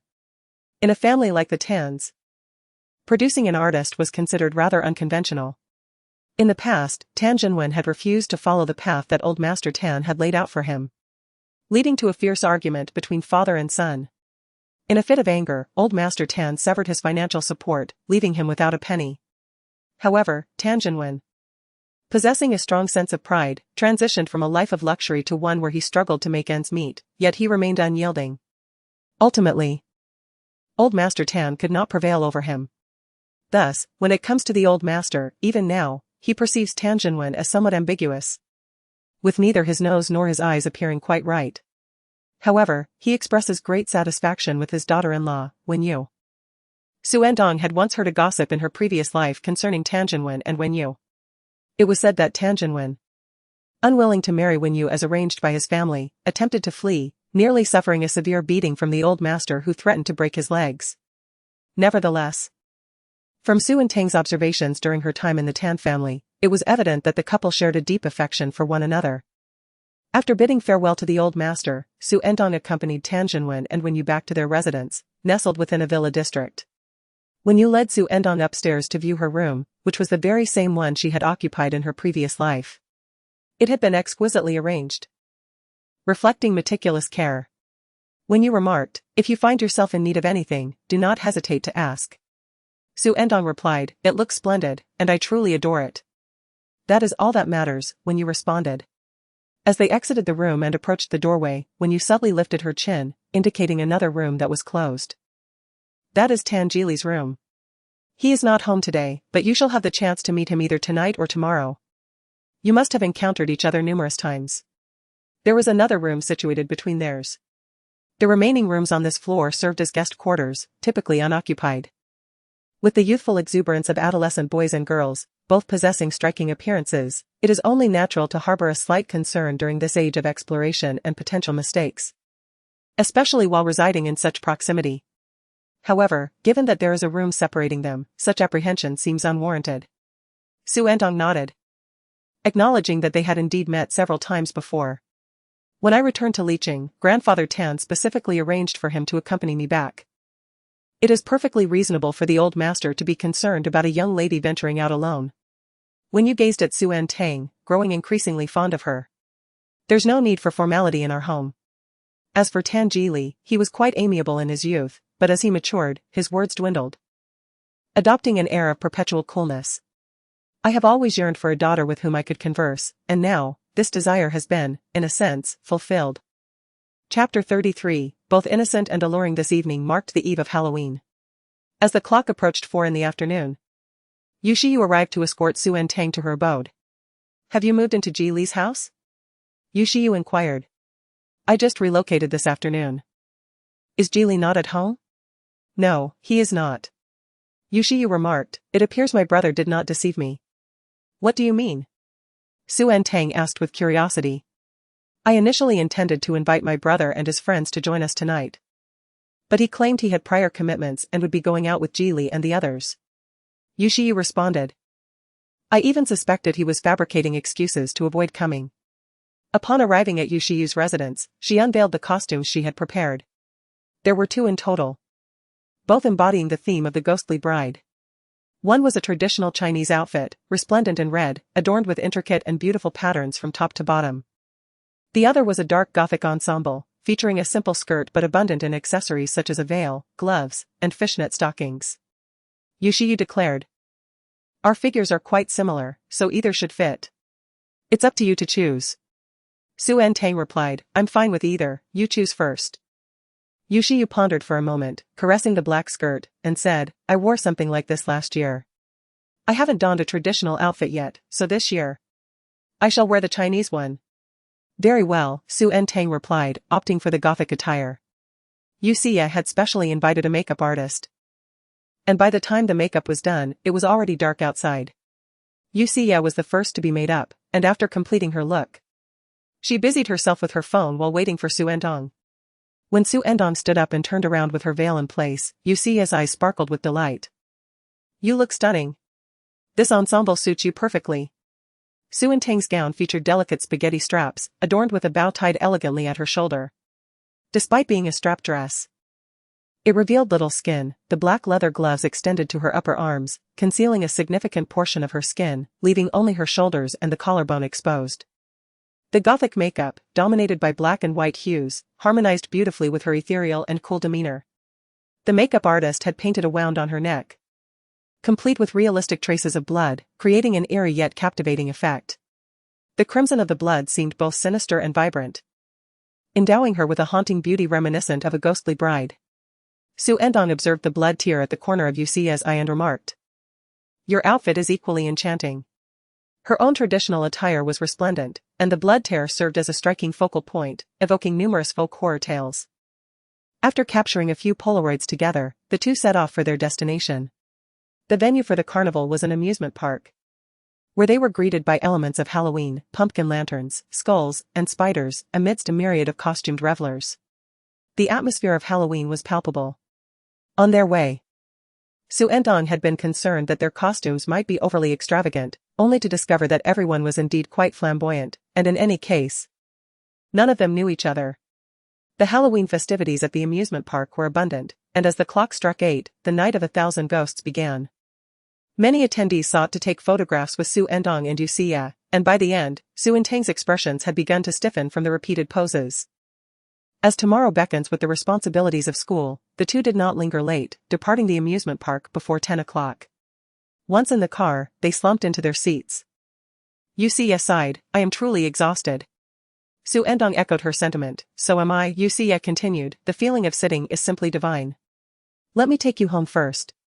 After hours of donning heavy makeup, their faces felt somewhat uncomfortable, prompting them to remove their cosmetics directly in the vehicle, mindful of not startling anyone later in the evening. By the time they finished, it was already 11 o'clock. And when Yu and Tan Jinwen were either asleep or tucked away in their rooms, the villa lay in serene silence, with soft lights illuminating the entrance and corridor for her. Xu Ertang wore heeled shoes that evening. After a night spent either standing or walking, her feet ached terribly. Upon removing her high heels, the coolness of the floor beneath her feet brought a revitalizing sensation, prompting her to discard her fishnet stockings and ascend the stairs barefoot. Her phone buzzed incessantly, and upon checking, she found photos sent by Yu Xiyu. She casually swiped through a few images, but when she lifted her gaze, she nearly collided with a figure emerging from the corridor. Startled, Xu Ertang instinctively recoiled, only to realize that behind her was the staircase. By the time she registered this, she had already stepped into thin air, causing her body to tilt backward. Fortunately, Tangeli caught her just in time. However, losing her balance, Xu Ertang leaned forward, landing firmly in his embrace. Her hair, veil, and skirt swayed gracefully with the motion, while a refreshing mist enveloped the air around them. For a few seconds, Xu Ertang found herself in a daze. As she sensed the hand at her waist relax, she regained her composure and stepped away from Tangeli's hold. Fearing a misstep on the staircase behind her, she shifted back gingerly, then raised her gaze to meet Tangeli's eyes. A lamp illuminated the stairwell, casting light upon her face as she looked up. Her visage, devoid of makeup, was pristine, a tendril of wavy hair clinging to her cheek, her eyes still reflecting a lingering alarm. Noticing Tangeli's gaze descend, she belatedly realized she was barefoot. This rare moment of casualness was now witnessed by him. Flustered, Xu Ertang subtly retracted one foot. The hem of her thigh-length dress swayed gently with her movement, revealing glimpses of a leg garter. The garter, adorned with a black bow of lace, encircled her thigh like an entwining vine or a restraining shackle. Intertwined with her fair skin, it presented an image of both innocence and allure. Tangeli averted his eyes, his gaze fleetingly touching Xu Ertang's flushed earlobes, before he inquired with a languid tone. "Just back from hanging out with Yusia?" Xu Ertang nodded, noticing the dampness of his hair, indicating a recent shower. A fresh, red mark adorned his jawline, likely caused by the sequins on her bridal veil. She had inadvertently scratched Tangeli's face. "Does it hurt?" Xu Ertang asked, gesturing to her own jawline. "It seems you were scratched here earlier." Her voice carried a hint of guilt, but she knew she had to acknowledge it. Tangeli raised an eyebrow slightly, touching his jawline. Xu Ertang retrieved her phone, activating the front camera to show him. After a brief glance, Tangeli dismissed it nonchalantly. "It's nothing." "What are you dressed as?" he inquired, smoothly changing the subject. Xu Ertang paused, put away her phone, and replied, "A ghost bride." Tangeli lifted his eyelids and scrutinized her, his tone elongated as if laced with a hook. Xu Ertang's eyelashes fluttered. "What do you mean by not scary?" she inquired. Perhaps it was the backlight, but she felt that his eyes appeared particularly profound this evening, his gaze imbued with a palpable presence. Tangeli chuckled softly, his voice languid and teasing. "Not scary at all. After you removed your makeup, it was quite alarming before," Xu Ertang explained. Tangeli responded with a nonchalant "oh," as if toying with a child. Xu Ertang, however, had not only removed her makeup but also taken off her gloves, exposing her arms to her shoulders, and her collarbone, revealing swathes of skin. Without the Halloween ambience and makeup, she suddenly felt a twinge of modesty in her attire before him, as if it were overly revealing, especially at such a late hour. She pressed her lips together and said, "Then I shall return to my room." "Wait," Tangeli called softly, a tug at her veil causing her to halt, her heart inexplicably racing. He had actually grasped her veil. "You've snagged it on my clothing," Tangeli remarked. Chapter 34, alluring. The following day was Monday. After a late shower, Xu Ertang lay down past midnight, and upon waking, she felt utterly exhausted. As she descended the stairs, Wen Yu and Tan Jinwen were already having breakfast. Wen Yu's secretary was briefing her on work matters. "Tang Tang, come eat," Wen Yu beckoned. Xu Ertang approached and took a seat, greeting her uncle and aunt. Wen Yu was scheduled to go on a business trip today, and once the secretary completed the briefing, she began her preparations. Wen Yu inquired about Xu Ertang's Halloween festivities last night. "Was it crowded?" "Xu Ertang, there is quite a bit of traffic nearby." Moments later, Tangeli descended from the building. He appeared as if he had just awakened, with his eyelids half closed and an air of languor about him as he took a seat opposite Xu Ertang. The morning light was bright, and the autumn sun streamed softly through the floor-to-ceiling windows, illuminating the room far more pleasantly than the previous evening. The light accentuated his pale skin, making the small mole on his nose and the scar on his jawline more pronounced. Xu Ertang was immediately reminded of last night, feeling both embarrassed and guilty. However, Tangeli seemed unfazed, greeting her in a casual tone, "Good morning." When you noticed his jaw and inquired, "What happened to your face?" Xu Ertang hesitated momentarily, her hand poised with the milk. Tangeli replied nonchalantly, "Just a minor scratch." when you did not press further, merely advising him to be cautious. After breakfast, Xu Ertang and Tan Jili set off for school. Still drowsy, Xu Ertang wished to take a brief nap during the journey. Once she settled into the car, she closed her eyes to rest, yet sleep eluded her. After a while, she opened her eyes. Tan Jili sat beside her, absorbed in his phone. The injury on his jaw was perfectly positioned on Xu Ertang's side. The scratch, caused by sequined fabric, was neither deep nor wide, tracing the contour of his jaw. Up close, it had already begun to scab. On someone else's face, such an injury might not stand out, but his skin was remarkably fair, making the wound resemble a vermilion seal on exquisite rice paper. How could his complexion be so flawless? As she continued to gaze, the moment was interrupted when Tan Jili slowly lifted his head. Xu Ertang felt her face flush, hastily averting her gaze to her sleeve. She dryly replied, "Healing is best." The driver in front remained focused on the road. Tan Jili chuckled softly and asked, "Did you see clearly just now?" Xu Ertang was momentarily taken aback. See clearly what? As she pondered, she heard Tan Jili let out a sigh. Suddenly, a refreshing and cool scent wafted into her nostrils. Tan Jili leaned over the armrest between them. Xu Ertang's body involuntarily tensed up, her eyelashes fluttering. Tan Jili remarked, "Did you see? It's already scabbed over."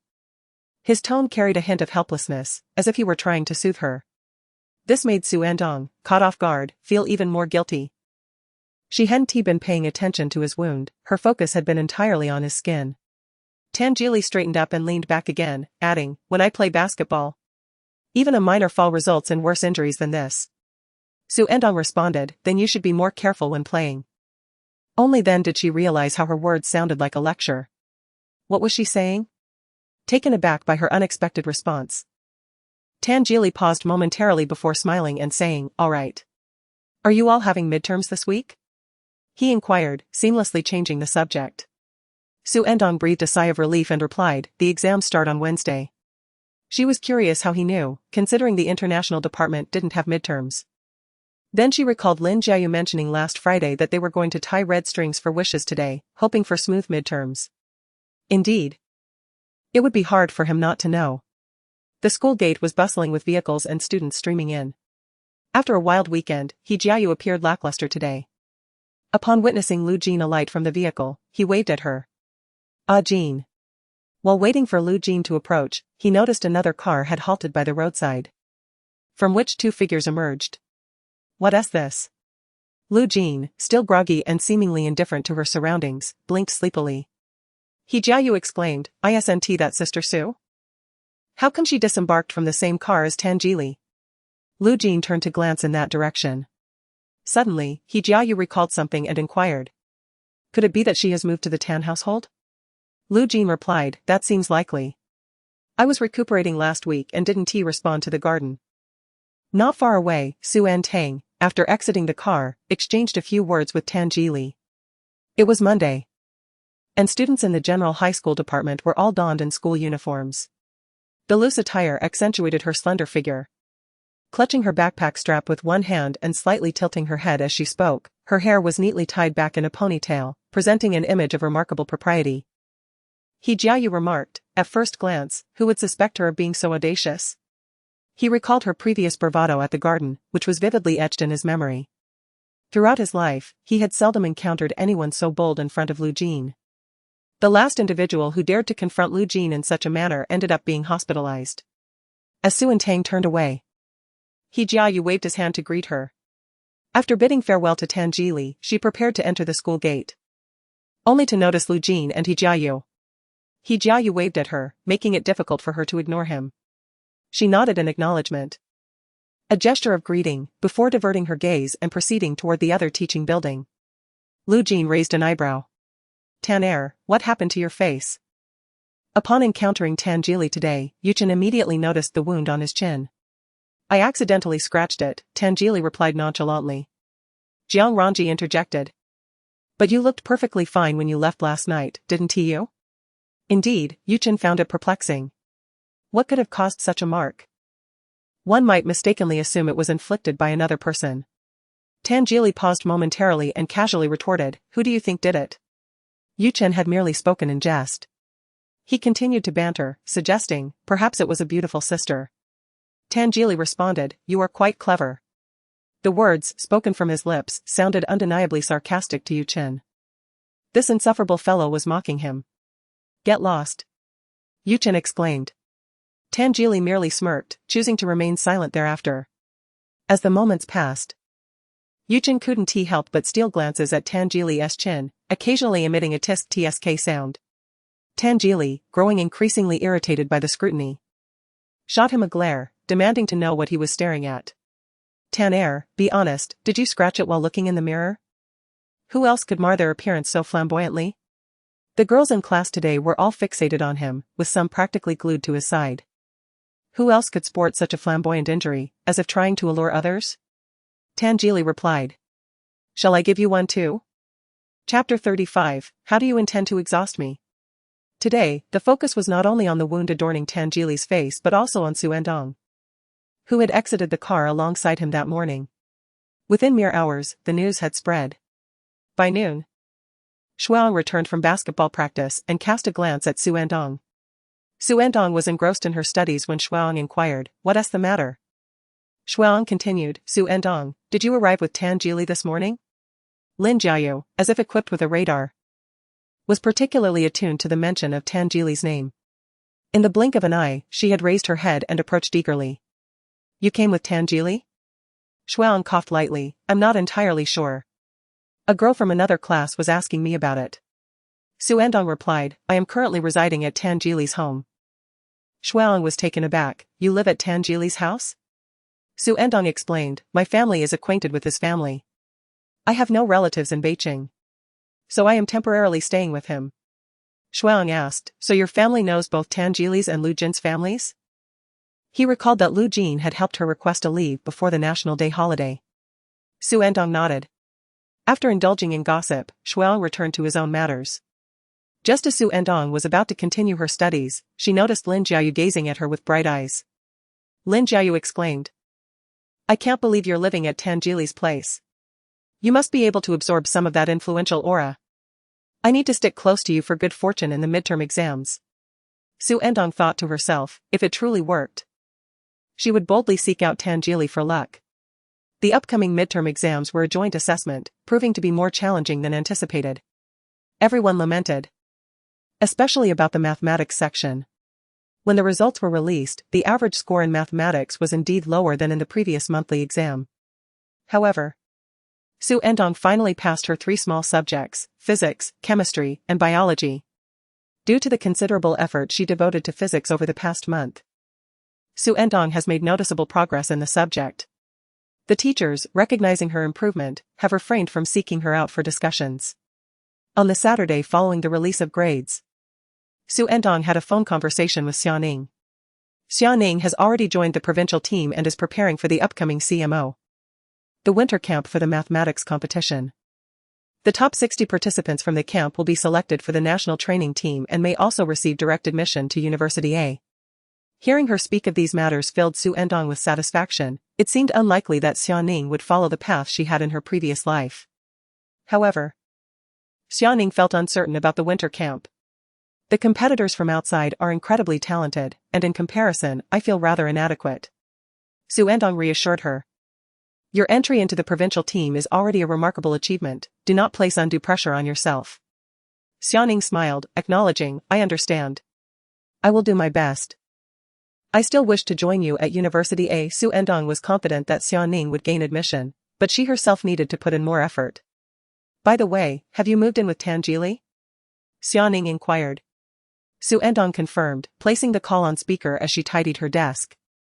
I just moved in a week ago. Xiaoning asked curiously, how is it? Xu Ertang replied, his family has been quite nice to me. Xiaoning, intrigued, asked.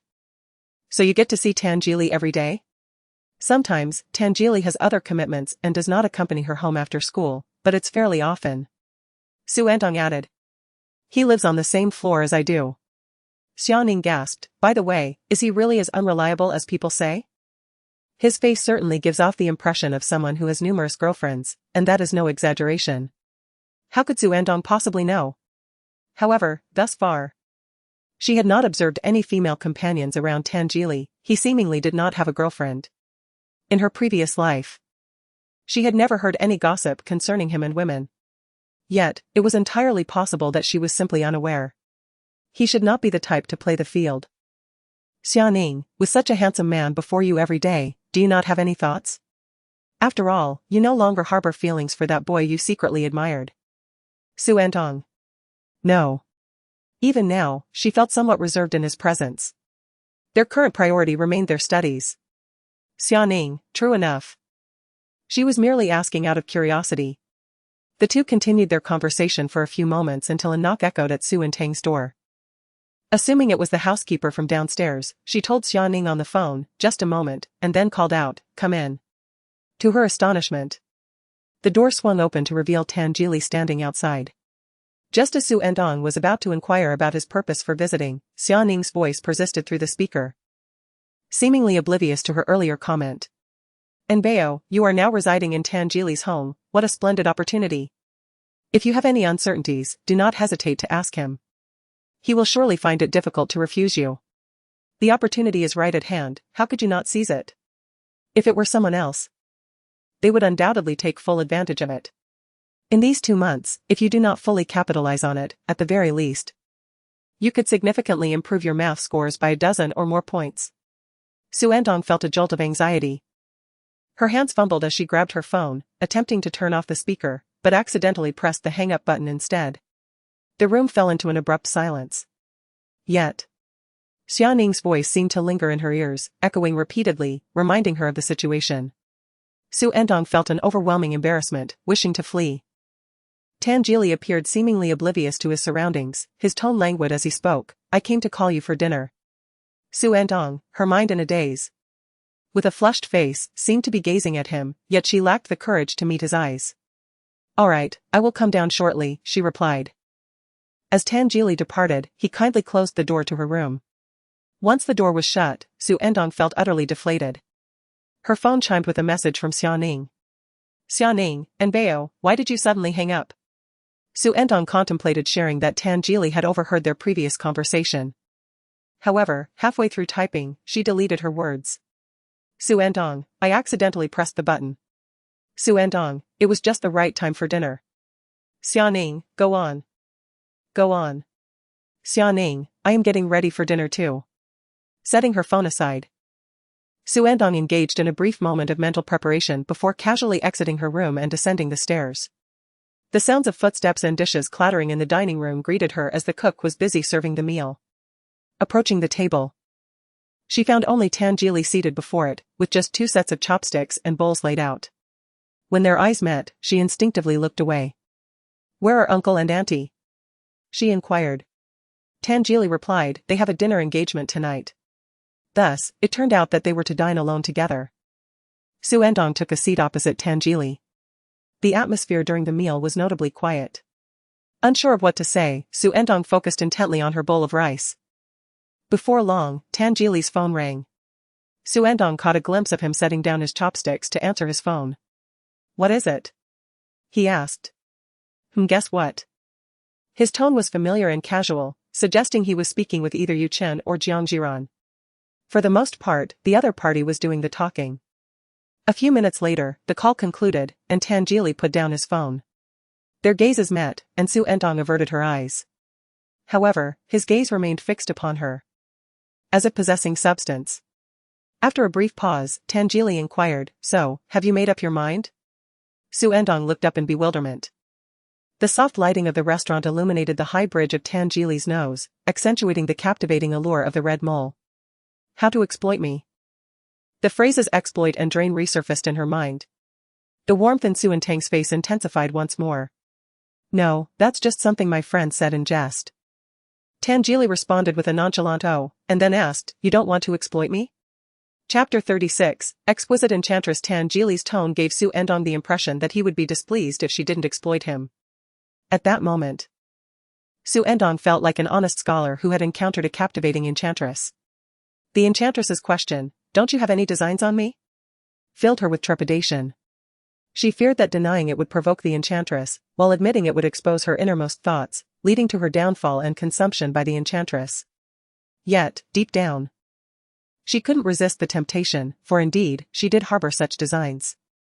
Xu Ertang stammered, well, not exactly. As Xiaoning had pointed out, many people yearned for the opportunity to seek guidance from Tangili. Since she had that chance, she naturally wanted to improve her math scores. I do want to. But not to exploit you, just to ask questions. Because of her guilt, her voice was muffled and hesitant. Tangili, am I really fierce? Xu Ertang. Not at all. Whether before or after my rebirth, she has never witnessed him being fierce. Tangili, then let's inquire. Xu Ertang nodded, all right. Tangili, after dinner. Please bring me your midterm exam paper for review. After dinner, Xu Ertang ascended the stairs to fetch her mathematics midterm paper for Tangili, who stood at the entrance of her room. Just place it here for now. Yu Chen and the others will be arriving shortly. Before long, Yu Chen, Jiang Ranji, and Yu Xie arrived.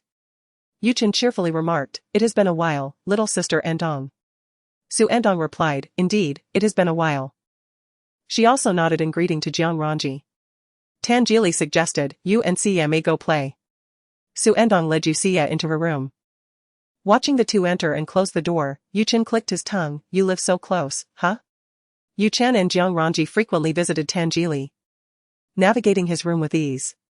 Noticing a test paper on Tangili's desk, Yu Chen picked it up to examine it. Tangili, what is this? Tangili responded. Which character do you not recognize? Yu Chen countered, what I meant was, you aren't tutoring anyone, are you? Jiang Ranji added, how rare. Tangili retorted. Am I not allowed to tutor?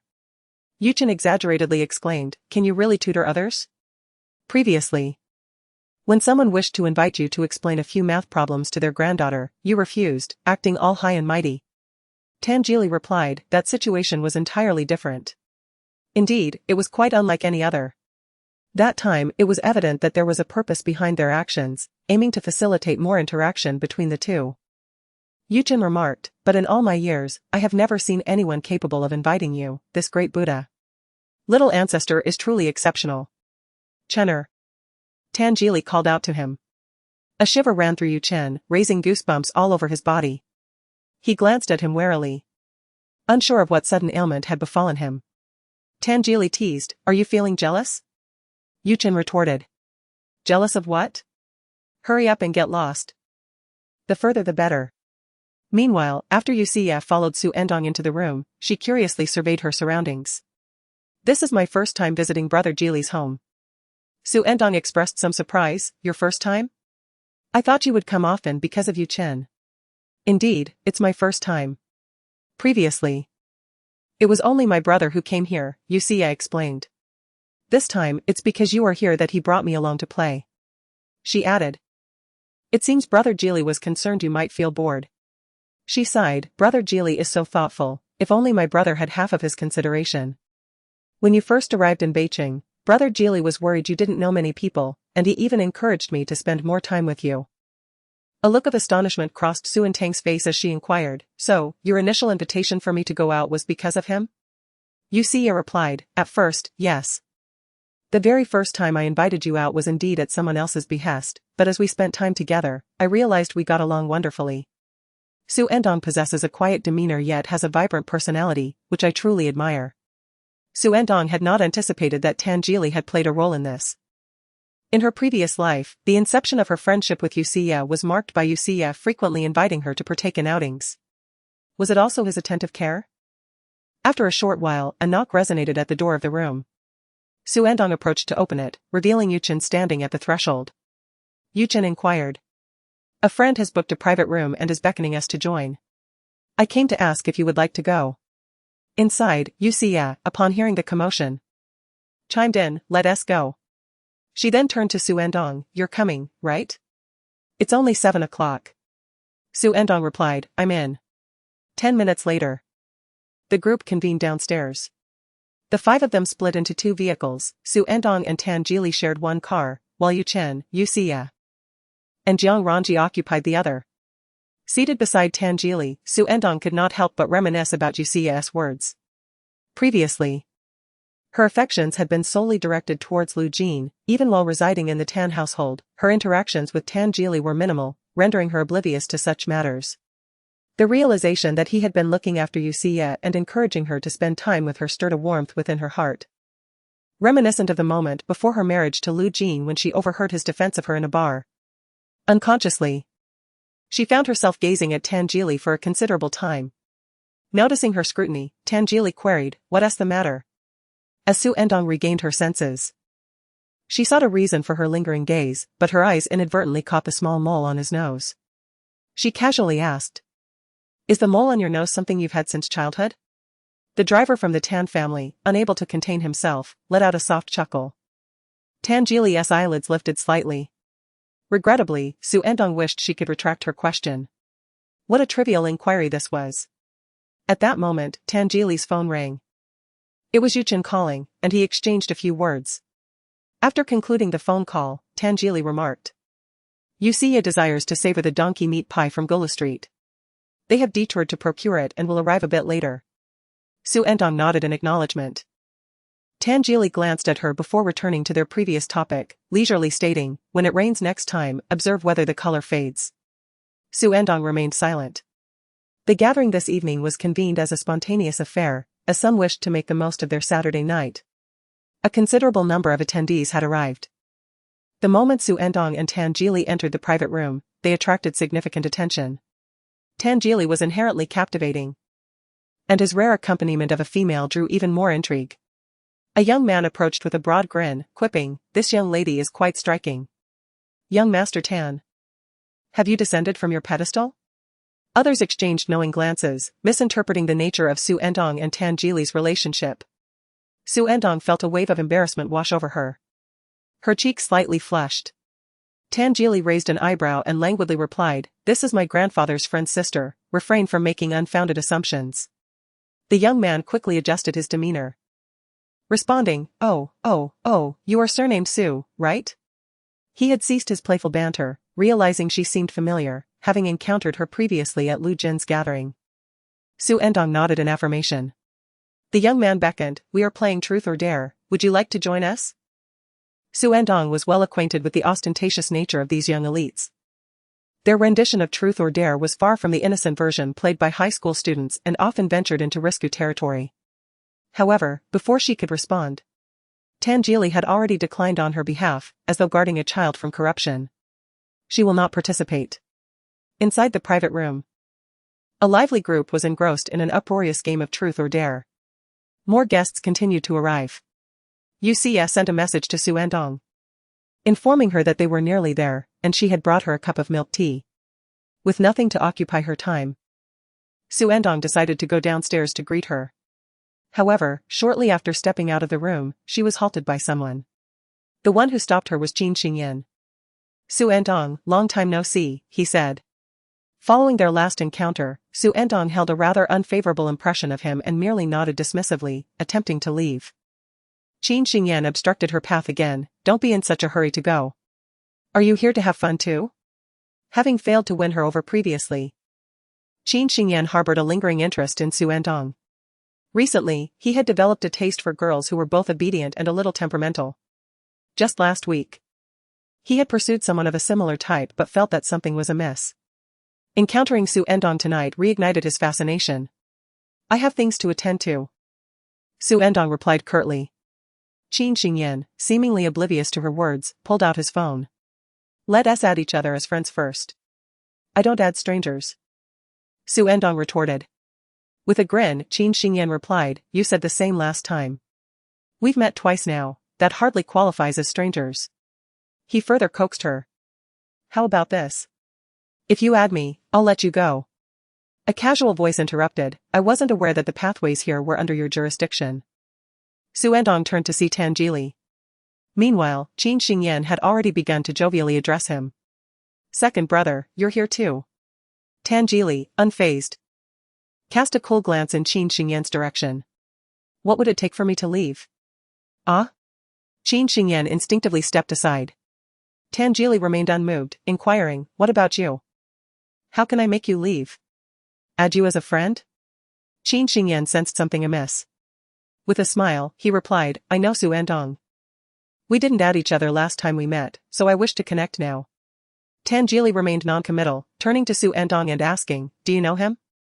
This question lacked a subject, omitting the word you rendered it significantly different, imbued with a subtle intimacy. It was evident who was closer to whom. I don't know him.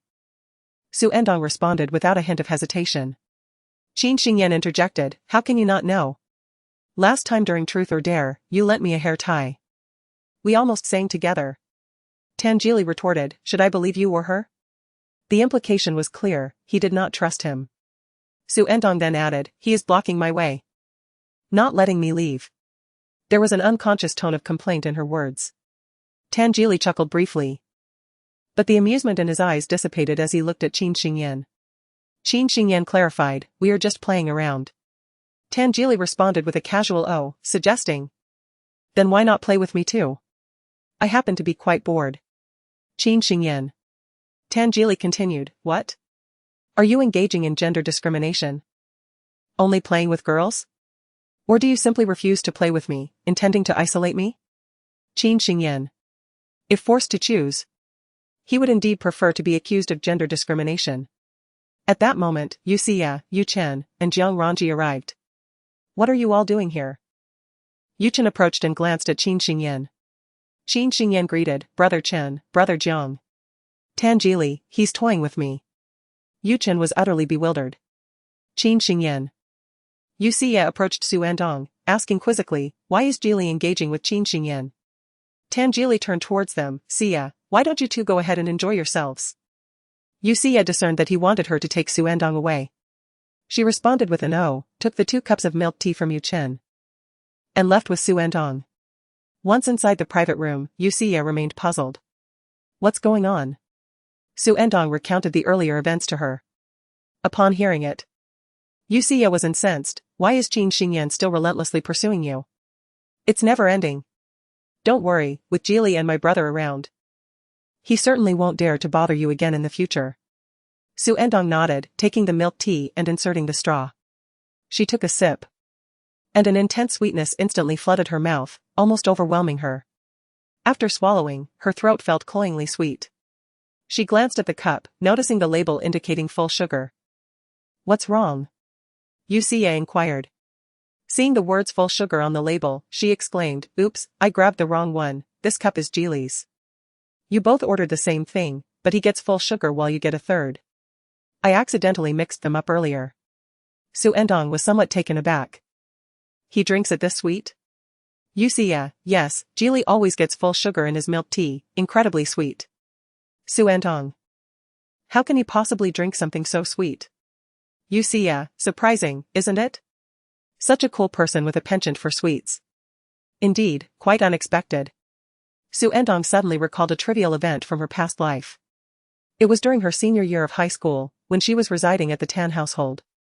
Tan Jili had already entered university and rarely returned home, even on weekends. One night, for reasons she could no longer recall, perhaps due to Lu Jin and his newly acquired girlfriend, she found herself in a melancholic state, unable to sleep. Stealthily, she ventured into the garden to ponder her thoughts. To her surprise, Tan Jili had returned. Upon hearing a sound, she looked up and their eyes met. Second brother. She called out to him. Tan Jili asked, why are you still awake? She replied, I couldn't sleep, so I came out to sit for a while. After exchanging those few words, an inexplicable awkwardness enveloped the atmosphere. Their interactions were infrequent, leaving them at a loss for conversation. Tan Jili did not linger for long. Get some rest, he advised before retreating inside, offering her a piece of fruit candy, grape-flavored, before he left. She was surprised to find that he had candy on him. Unwrapping the sweet, she placed it in her mouth, savoring its delightful sweetness. Meanwhile, Qin Xingyan had realized that Xu Ertang was brought along by Tan Jili and the others. Second brother, I didn't know she was with you, he remarked. Everyone was well aware of Qin Xingyan's character. Furthermore, having heard from Yu Xia that Qin Xingyan had once flirted with Xu Ertang, Yu Chen quickly reacted. Qin Xingyan, you dare to entertain notions about whose idea? He questioned. No, Qin Xingyan stammered, I merely exchanged a few words. Tan Jili pressed, what words? Pray, enlighten me. Qin Xingyan felt a slight unease. Although Tan Jili typically appeared amiable and unassuming, Yu Qian and Jiang Ranji often teased him affectionately, and he accepted it all without complaint. Indeed, he is a formidable character, renowned for his reputation. It is not that he had much to say, he merely wished to add a friend and get acquainted. Had he known the circumstances, he would not have dared to provoke Xu Ertang. Yu Qian scoffed, fully aware that she is someone who must be treated with utmost respect. If one were to truly entertain thoughts of her, do you believe that the patriarch of the Tan family would not come knocking at your door the very next day? You would undoubtedly face your father's wrath. Qin Xingyan, contemplating the pain that would ensue, inwardly berated Meng Tian. He chuckled awkwardly, saying, I suppose I must thank you for the warning, Jingu. Meng Tian's motives were unclear, as she seemed to encourage him. Yu Qian remarked, Meng Tian? Yes. She mentioned that Lu Jin has no interest in Xu Ertang and would likely remain indifferent, perhaps even pleased by it. Seizing the moment, Qin Xingyan deftly shifted the blame onto Meng Tian. Tan Jili inquired, who is Meng Tian? Yu Qian replied, she is presumably Lu Jin's girlfriend. Though it seems not quite so. She is the woman whom she previously described as rather dull. As their conversation unfolded, Qin Xingyan interjected, well, brothers, I shall take my leave now?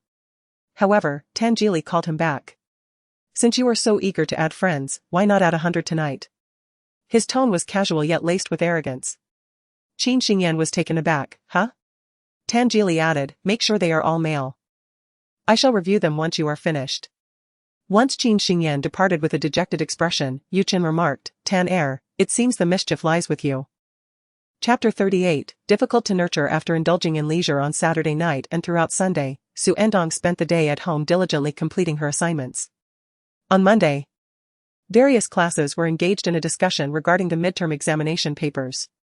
Xu Ertang achieved a score 2 points higher than that of the class representative, securing the top position. During the review of the papers, her essay was presented as a model example. However, the situation took a downturn in mathematics class. The recent math examination proved to be rather challenging, and as the teacher discussed the final complex problem, the students were left feeling bewildered. Compounding this was the fact that it was the last period of the morning, leaving them famished. To make matters worse, the teacher extended the class by a few minutes. Once the bell rang, the students rushed to the cafeteria, apprehensive that they might arrive too late to find any food left. Lin Jiayu was still pondering the teacher's explanation of the last minor problem as she walked. I must ensure I select an additional dish today to replenish my brainpower. She inquired of Xu Ertang, did you grasp the final part? I think so, Xu Ertang replied. In truth, she too felt somewhat muddled by the end. However, after reviewing her paper over the weekend, Tan Jili had provided her with insights into several of the more difficult problems, making today's lesson significantly more comprehensible. Lin Jiayu remarked. Then please explain it to me during lunch. Xu Ertang agreed. Due to their late arrival, the cafeteria was somewhat crowded, and they had to wait in line for a while. By the time they finished their meal and exited the cafeteria, little time remained before the afternoon break. On their way back to the classroom, they noticed classmates carrying milk, prompting Xu Ertang to abruptly halt. What's wrong? Lin Jiayu asked. I forgot to take my milk. Xu Ertang replied, realizing why she felt something was amiss in her hands. As Lin Jiayu needed to use the restroom, Xu Ertang urged her to return first while she headed back to the cafeteria. Most patrons had already finished their meals, leaving only a scattering of individuals behind. There, her milk sat forlornly on the table. Xu Ertang took the milk and exited through a nearer door. Having left the cafeteria, she soon spotted Lu Jin, accompanied by another girl. This girl was familiar to her. She was also from the international class and had a contentious relationship with Xu Ertang and Yuxia in a past life. Her name was Wu Qining. They stood just a few meters away on Xu Ertang's path. Xu Ertang hesitated momentarily but chose to ignore them and continued walking forward. The slender figure of the girl entered Lu Jin's peripheral vision. Wu Qining spoke up, Lu Jin, tomorrow is my birthday, and there will be a party in the evening. Lu Jin shifted his gaze slightly, his tone laced with a nonchalant bravado, are you inviting me? Who wouldn't he desire such a boy to be devoted to them? Wu Qining's heart raced as she looked at him expectantly, will you come? Lu Jin offered a faint smile, I have something to attend to, I can't make it. As Xu Ertang walked past Wu Qining, she did not linger. Not far along, Lu Jin's voice reached her from behind. Are you pretending not to know me, Xu Ertang? At her slight pause, the ponytail tied at the back of her head swayed gently, seemingly stirred by an unseen force. I mean you, Xu Ertang. She halted and turned around. Lu Jin stood right behind her, and Wu Qining's figure was no longer in sight. She must have departed. In the early winter noon. The air was dry, and the sunlight was somewhat blinding. Lu Jin's gaze settled on her, as if assessing her, and he leisurely remarked. If the old man and old lady knew that their Tang had only moved away for a week and already failed to recognize people, I wonder what they would think. Xu Ertang replied. I noticed you seemed busy, and I didn't want to disturb you. At first glance, the rationale seemed entirely justifiable and considerate. Lu Jin scoffed lightly and asked, what do you perceive as my concern? Xu Ertang did not engage with his remark, stating, I must return for my midday rest. Please extend my regards to Grandfather Lu, Grandmother Lu, and Aunt Zhou. With that, she turned to leave, reminiscent of a small creature that had been sheltered for 2 months.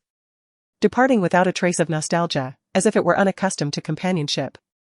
Lu Jin remarked, the 2 books of yours are in my possession. The previous afternoon. Xu Ertang had searched for those 2 books in vain. Upon reflection, she realized she had not utilized them since moving to the Tan residence. They were likely left behind in the garden. Consequently, she had to call Aunt Zhou for assistance. Indeed, Aunt Zhou found the books resting on the table in her room. Left behind in her haste. She had initially intended to retrieve them in the next couple of days. Lu Jin inquired, will you collect them yourself? Or shall I deliver them to your classroom? His tone bore a hint of playful provocation. If he were to appear in the high school building, it would undoubtedly attract considerable attention, and she would be subjected to countless inquiries. Xu Ertang replied. I will accompany you to retrieve them. As the midday break approached, most individuals had returned to their classrooms, rendering the campus significantly quieter than before. Even the chattering sparrows seemed to be influenced by this tranquil atmosphere, preparing for their own rest. Xu Ertang followed Lu Jin to the international department, maintaining a deliberate distance. As they walked, Lu Jin began to slow his pace, prompting her to do the same. He then reduced his speed further, and she mirrored his actions. The space between them remaining constant.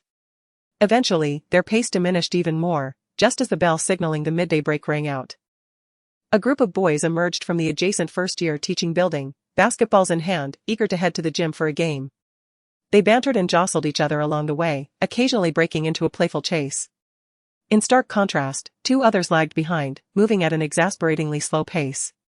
Suddenly, Lu Jin came to a halt, prompting Xu Ertang to stop as well, her milk carton wobbling in her grasp. Lu Jin turned to her, remarking that at this pace, they would never make it before the lunch break ended. Xu Ertang retorted, if you walked faster, I would too. Just then, the basketball slipped from the hands of the first-year boys and careened towards them. Watch out! They shouted in warning. Xu Ertang, oblivious to the impending danger, instinctively turned at the sound, her wrist tightening abruptly. She stumbled back a couple of steps, her nose brushing against warm fabric. The basketball soared past her, bouncing on the ground a few times before rolling away into the distance. The familiar scent momentarily disoriented Xu Ertang. She quickly sprang back from Lu Jin's embrace, though his grip on her wrist remained. Lu Jin smirked, releasing her hand, aren't you moving rather swiftly now? Xu Ertang remained silent, taking another step back, as if to increase the distance between them, almost as if fearing it was insufficient. Lu Jin raised an eyebrow. One of the boys retrieved the basketball while the others approached to apologize. Sorry, we were just playing around and didn't pay attention. Are you all right? Xu Ertang shook her head, assuring them, it's fine. The boys, recognizing Lu Jin, called out to him, Jin Go, we've played together before. They exchanged polite pleasantries, their glances at Lu Jin and Xu Ertang laced with a hint of ambiguity. After all, from their perspective, it was Lu Jin who had embraced her.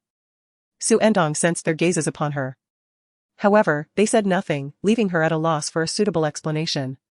She shifted slightly to the side. Where are you going? Lu Jin inquired, casting an impatient glance at the group of boys. Aren't you supposed to be playing basketball? Chapter 39, Fondness for the Obedient. Upon arriving at the international department, Xu Ertang waited downstairs while Lu Jin went to fetch some books. Isn't that Ertang's younger sister? Xu Ertang turned at the sound of a voice and saw Tan Jili and Yu Chen, who appeared to be returning from the convenience store. Yu Chen held a bottle of cola that he had taken a few sips from, while Tan Jili clutched a box of strawberry milk, showcasing his penchant for sweetness. Yu Chen asked, "What brings you here? Looking for Tan Er?" Just then, Lu Jin descended the stairs. He glanced at the three of them. Yu Chen, familiar with him, greeted, "Didn't you go play basketball at noon?" Lu Jin replied, "I didn't sleep well last night, so I decided to rest today." He approached Xu Ertang and handed her 2 books.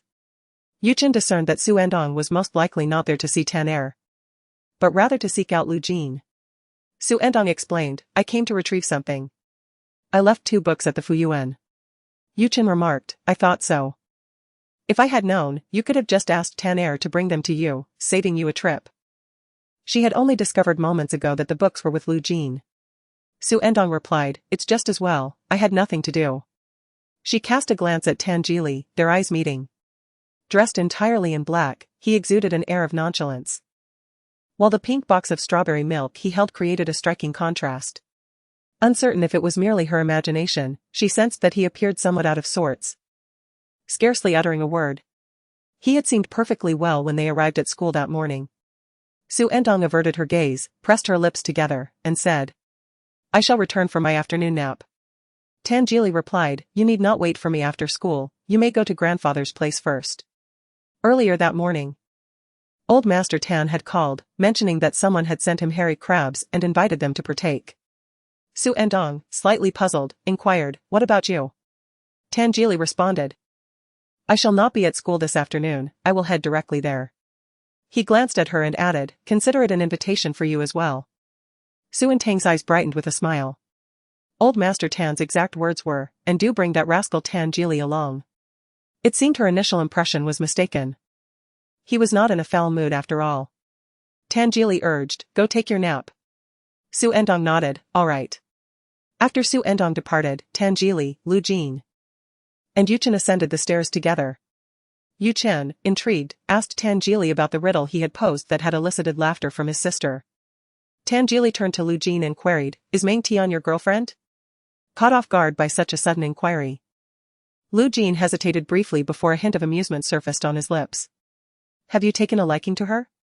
Tan Jili chuckled lightly, his tone nonchalant and somewhat arrogant. "I am quite discerning." After the jest, Lu Jin smirked and replied, "Not at all." "Where did such rumors arise?" Tan Jili remarked. "Then perhaps you should ask her what mischief Qin Xingyan has been up to." On Saturday evening, Qin Xingyan, with his phone in hand, had added 100 male friends, creating quite a stir. In the evening, He Jiayu quickly gathered information. The intricate dynamics among girls were hardly novel, they typically turned a blind eye to such matters, never probing further. However, he noticed that Lu Jin's expression had darkened. Indeed, Sister Su was different. The elders of the Lu family cherished her dearly. "Should I call Meng Tian?" He Jiayu inquired tentatively. There was a gathering tonight, and Meng Tian would be present. Students from various schools would attend, yet most hailed from the first high school. As an outsider, Meng Tian had previously managed well, but now many derided her in secret, gossiping about her. Friends encouraged her to persevere, especially since she had been so close to Lu Jin before. What methods had she not tried? Yet Lu Jin remained impervious to all her efforts. A message pinged on his phone. "He Jiayu, a Jin wants you to come over." Meng Tian felt a rush of joy and glanced towards the booth in the private room. He Jiayu waved her over. Confused, she replied, "Why is he suddenly looking for me?" "He Jiayu, you'll know once you come over." Meng Tian rose, phone in hand, and approached. Lu Jin was responding to messages, a small cup of liquor on the table before him. Suppressing her excitement, she gently spoke, "Lu Jin, I heard your stomach isn't well. It's best if you refrain from drinking." After finishing his message, Lu Jin turned off his phone and casually tossed it aside, lifting his gaze. "Then will you drink in my stead?" His eyes, often filled with affection, now reflected only indifference, though the dim lighting made it less noticeable. Meng Tian hesitated, then playfully said, "I don't drink much, my tolerance is low. You'll have to look after me if I get drunk." Lu Jin readily agreed, "All right." Meng Tian was filled with joy as she reached for her wineglass.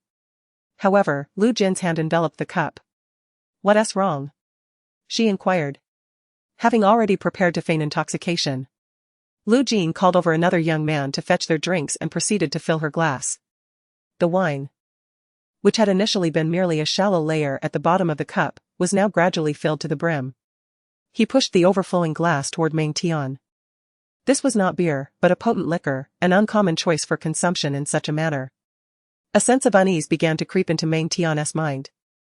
Yet her voice remained sweet. "With so much, I really will get drunk."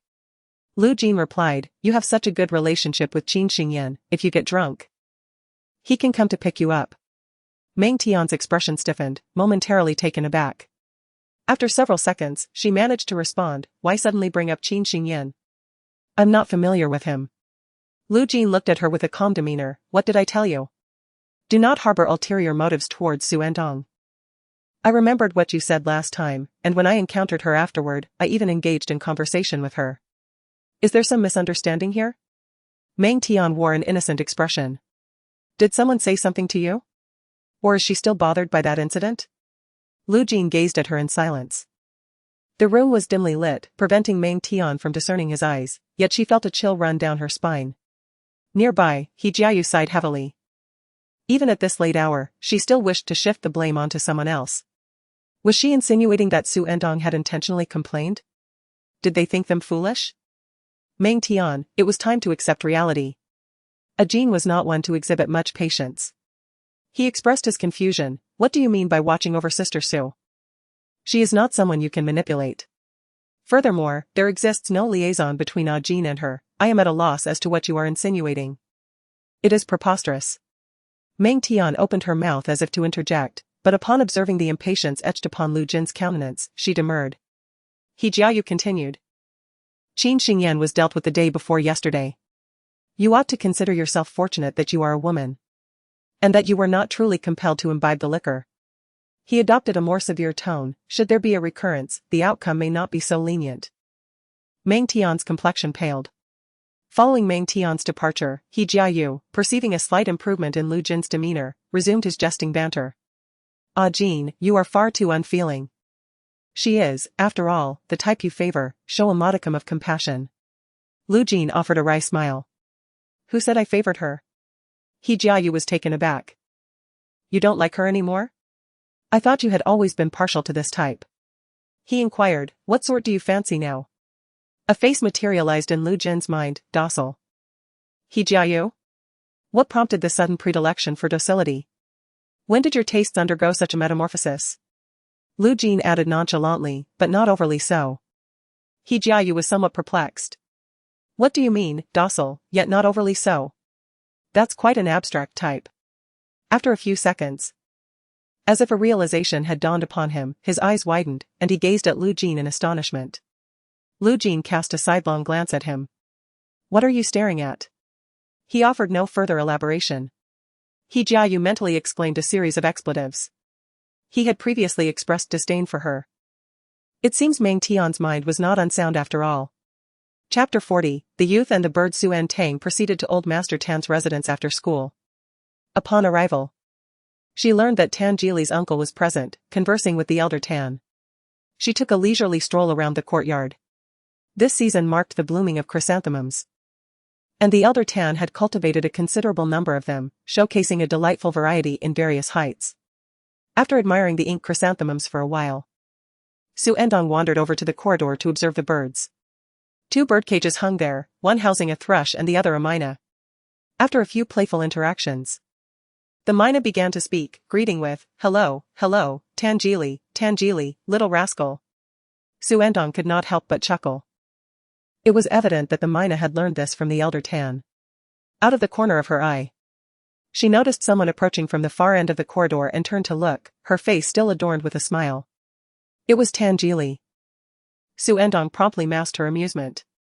She hadn't intended to provoke the myna to mock him. Tangili approached and asked, "How long have you been here?" "Not long," Xu Ertang replied. "Is my uncle still inside?" Tangili inquired, to which Xu Ertang nodded. The myna inside the cage flitted about restlessly. Whether it recognized Tangili or it was mere coincidence, it began to repeat his name, Tangili, Tangili, before reverting to its mocking tone, Tangili, little rascal. Tangili raised an eyebrow at this. The mina continued its antics, Tangili, little rascal. Tangili picked up a long-handled wooden spoon used for feeding the birds and reached into the cage to touch the mina's claws. His movements were adept, indicating this was not the first time he had engaged in such a playful reprimand. The once tranquil mina flapped its wings wildly within the cage. A scene of youthful exuberance amidst the delightful chaos of birds. The parrot, hello. Xu Ertang was taken aback at how perceptive the parrot was, knowing precisely when to utter kind words. However, the next remark was, hello, you little rascal. Xu Ertang. Tangili glanced at Xu Ertang, who was pursing her lips, and couldn't help but chuckle. His voice was languid, tinged with a hint of exasperation. Xu Ertang responded with a soft "oh," allowing a subtle smile to curve her lips. In truth, she wasn't particularly inclined to laugh, just a smidgen. The parrot continued, hello, you little rascal, Tangili. Tangili retorted. One day, I shall render you mute. Tangili.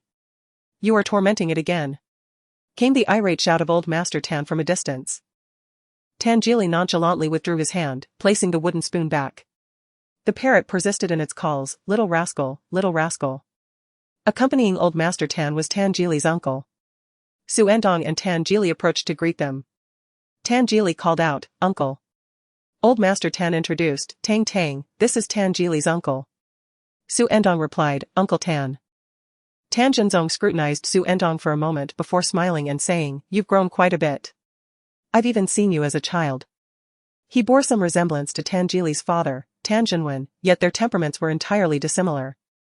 Tan Zhenwen appeared affable and unique, exuding an artist's aura, while Tan Zhenzong possessed a more commanding presence that inspired respect.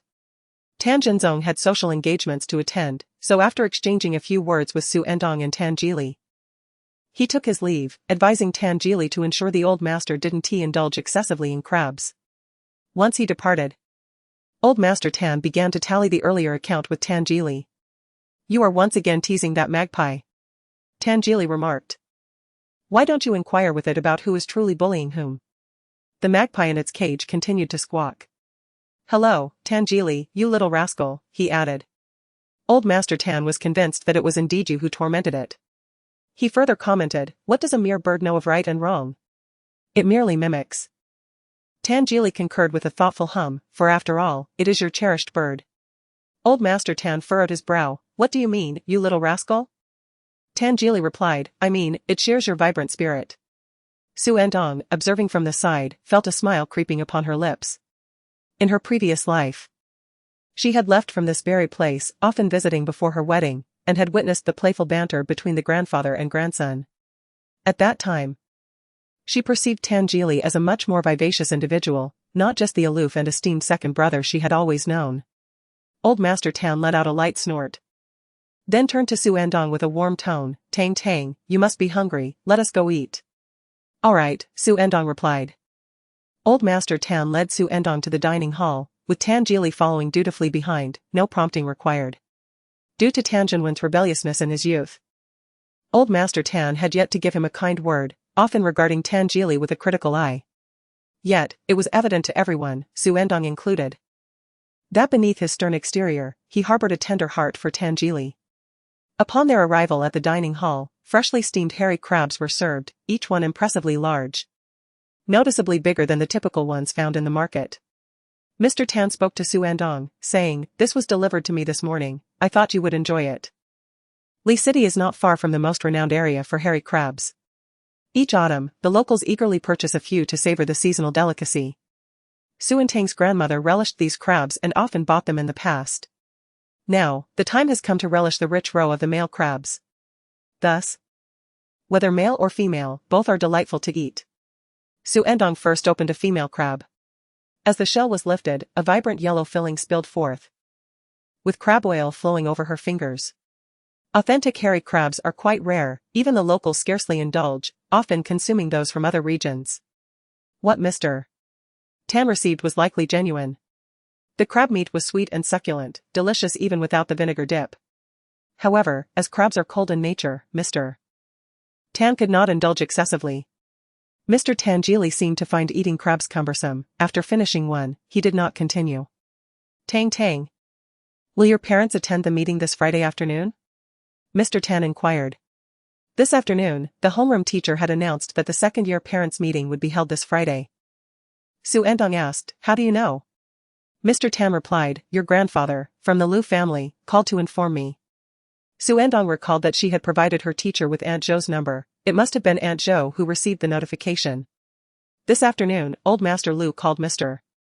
Tan to inquire about the meeting and offered to attend, as he had no other engagements. Mr. Tan reassured him, saying, Tang Tang is currently residing with the Tan family. There is no need for you to worry about this matter. I will attend the meeting for you. Xu Ertang was taken aback, insisting. There is no need for you to go. She felt it unnecessary for Mr. Tan to make the trip for a parents' meeting. I have nothing else to do anyway, Mr. Tan replied. Beside them, Tangili interjected, you going there is quite a hassle. This remark earned him a disdainful glance from the elder Tan. The elder Tan retorted. Then why don't you go? Xu Ertang hesitated, well, that might not be necessary. The elder Tan's annoyance shifted to Tangili, who seemed irksome in every regard. Why was he idling about?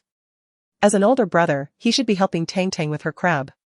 Chapter 41, A flutter in the heart. Tangili indeed washed his hands, preparing to fetch scissors and a spoon.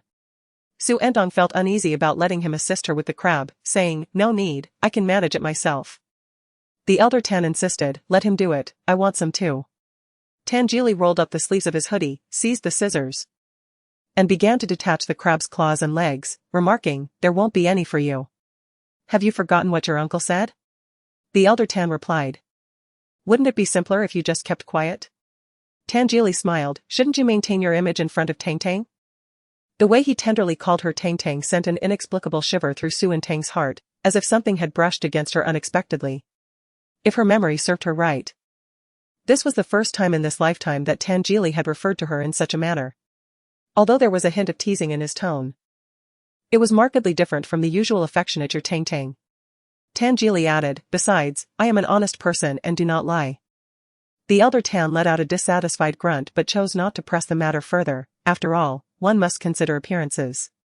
It seemed Tangili was inexperienced at dismantling crabs. He struggled a few times before extracting the meat from the crab legs. Nevertheless, his movements were deliberate and imbued with patience. After the crabs were meticulously dismantled, the succulent meat filled a shell to the brim, forming a small peak, all of which was placed onto Xu Ertang's plate. Xu Ertang felt a tinge of embarrassment. Thank you, would you like to keep some for yourself? Tangili replied. I'm not particularly fond of this. As he spoke, he picked up another crab, displaying a newfound skill with the second one. Old Master Tan remarked, Tang Tang. You focus on your meal, let this rascal handle the crabs. Tangili retorted, I toil away and still get scolded. Old Master Tan advised, less talk while you work. Tangili chuckled softly, all right. Eventually, the remaining large hairy crabs found their way into Xu Ertang's stomach, all expertly dismantled by Tangili. Not long after they finished their meal, Tangili's mother, Wen Yu, arrived. She happened to pass by and came to fetch Xu Ertang and Tangili. Old Master Tan informed Wen Yu about Xu Ertang's upcoming parent-teacher conference on Friday, expressing his desire to attend. Xu Ertang interjected, you really don't need to go. Wen Yu concurred, Tang Tang is right, there's no need for you to make the trip. She continued, I should be free on Friday afternoon, I can go instead. You should trust me, shouldn't you? Wen Yu had a way with Old Master Tan, who held a great deal of trust in her. Of course, I trust you. Then you shall go. On Friday afternoon, the last two classes of the regular department's sophomore year held a parent-teacher conference. The process involved parents first attending a general meeting in the auditorium, followed by visiting their respective classrooms for discussions with the homeroom teachers. With just a few minutes left before the end of the third period, parents began to arrive from the auditorium. The students in the classroom, upon seeing the parents in the hallway, lost their focus on the lesson. After class, everyone hurried out of the classroom to find their parents. Lin Jiayu's mother was waiting just outside, and as soon as Lin Jiayu stepped out, she spotted her. Her mother had brought her a small cake. Lin Jiayu introduced her mother to Xu Ertang, saying, Xu Ertang, this is my mom. Lin Jiayu and her mother bore a striking resemblance, making it immediately evident that they were mother and daughter.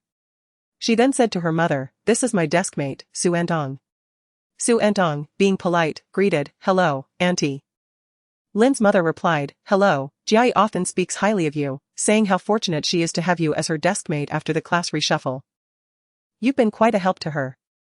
Xu Ertang modestly responded, "Oh, no, not at all. I transferred this semester, and she has taken good care of me." Lin's mother smiled, feeling reassured that her daughter had made a friend. "Here, this is for you," she said, handing a box to Xu Ertang, containing a small cake identical to the one in Lin Jiayu's hands. Xu Ertang hesitated to accept it. Lin Jiayu encouraged her, "Take it. My mom specially brought it for you, from that place I told you about that makes delicious treats." Xu Ertang graciously accepted the gift, saying, "Thank you, auntie." Lin Jiayu then announced, "I'll take my mom inside now." Xu Ertang nodded in agreement. The hallway was bustling with students and parents. Upon spotting their parents, students led them into the classroom to their respective seats, while those who had tea found their parents continued to search. Xuan was peering towards the stairway. He asked Xu Ertang, "Aren't your parents here yet?" She responded with a soft Xuan added, "My dad hasn't arrived either. I wonder where he could be. I hope he isn't off looking for the teacher alone." Xuan did not perform well in this midterm examination, particularly anxious about the upcoming parents' meeting, feeling restless throughout the afternoon. After a few moments, he spotted a familiar figure at the stairway, his eyes lighting up as he rushed to greet, "Dad, over here," leaving Xu Ertang still standing in place. Xu Ertang suddenly recalled her own experiences during past parents' meetings. Having lost her parents at a young age, it was always her grandparents who attended on her behalf. She had never been fond of these gatherings, as all her peers were accompanied by their parents. It was not that she resented her grandparents' presence, rather, she disliked the feeling of being different. Each time, someone would inevitably inquire, "Why didn't your mom and dad come?" After her grandfather passed away, only her grandmother attended the meetings. With her grandmother's slow gait, she would always descend to meet her, assisting her up the stairs into the classroom. As her grandmother's health deteriorated, the visits ceased altogether. Unbeknownst to her, half of the parents had already entered the classroom.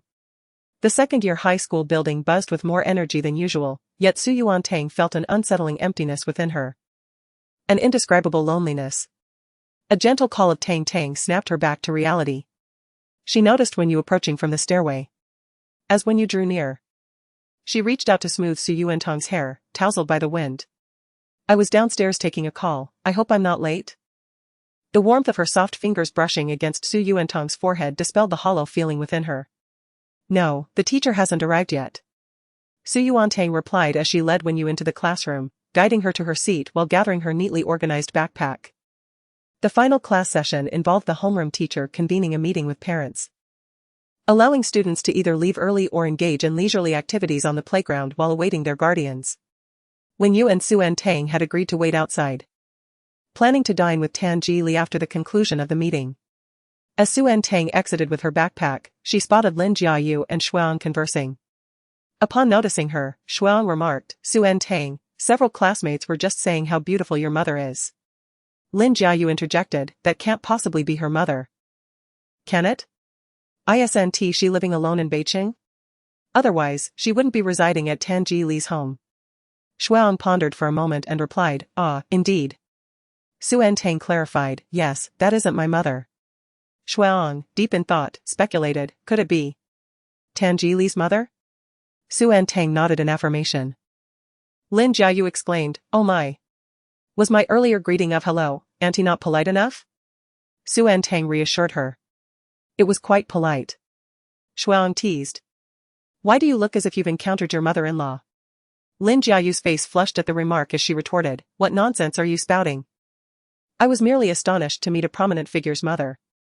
She continued, "However, if those girls who admire Tan Ji Li find out, there will surely be a crowd gathered outside our classroom to catch a glimpse of the future mother-in-law." Xu Ertang simply responded with silence. Chapter 42, Who is on your mind? Like Xu Ertang, Lin Jiayu also awaited the end of the parent-teacher meeting. After deliberation, they decided to seek a suitable spot to complete their homework. However, the school was bustling that day, and all potential study areas were occupied. Lin Jiayu proposed. How about we go to the steps on the playground? Riding on the steps of the playground proved quite inconvenient. A careless moment might result in a ball unexpectedly flying by. Xu Ertang suggested, why don't you come with me to the car? Given that it was the day of the parents' meeting for the second-year students, there were particularly numerous vehicles from both domestic and international families. The chauffeur-driven car was parked at the roadside. As the door swung open, the stunning starry ceiling elicited an exclamation of awe from Lin Jiayu. Thanks to you, Xu Ertang. I've had the pleasure of experiencing the luxury of high-end vehicles. I never imagined you were a little heiress. Xu Ertang replied, I am not. This is the Tan family's car. In her previous life, before being brought to Beicheng, Xu Ertang had only a vague awareness of the prominence of the Tan and Lu families, lacking a deeper understanding. Upon her arrival, even the grandeur of the school left her in astonishment, often leaving her feeling disoriented. Xu Ertang assisted Lin Jiayu into the car, retrieved a bottle of beverage from the refrigerator, and then pulled out her homework. After a brief period of excitement, Lin Jiayu also leaned over the table to work on her assignments. After approximately 10 minutes, the car door opened slowly. Xu Ertang and Lin Jiayu looked up to see Tan Jili standing outside, casually holding a black backpack in one hand. He paused for a moment upon seeing the two. Is Mr. Wen still in the parents' meeting? Xu Ertang nodded and introduced, this is my deskmate, Lin Jiayu. We're just doing some homework in the car. Tan Jili glanced at Lin Jiayu and inquired, are you the one who came to the international department with her last time? Xu Ertang confirmed, yes. Lin Jiayu was taken aback that such an influential figure remembered her, her cheeks flushing with excitement. Hello. Tan Jili inclined his head slightly and replied, hello.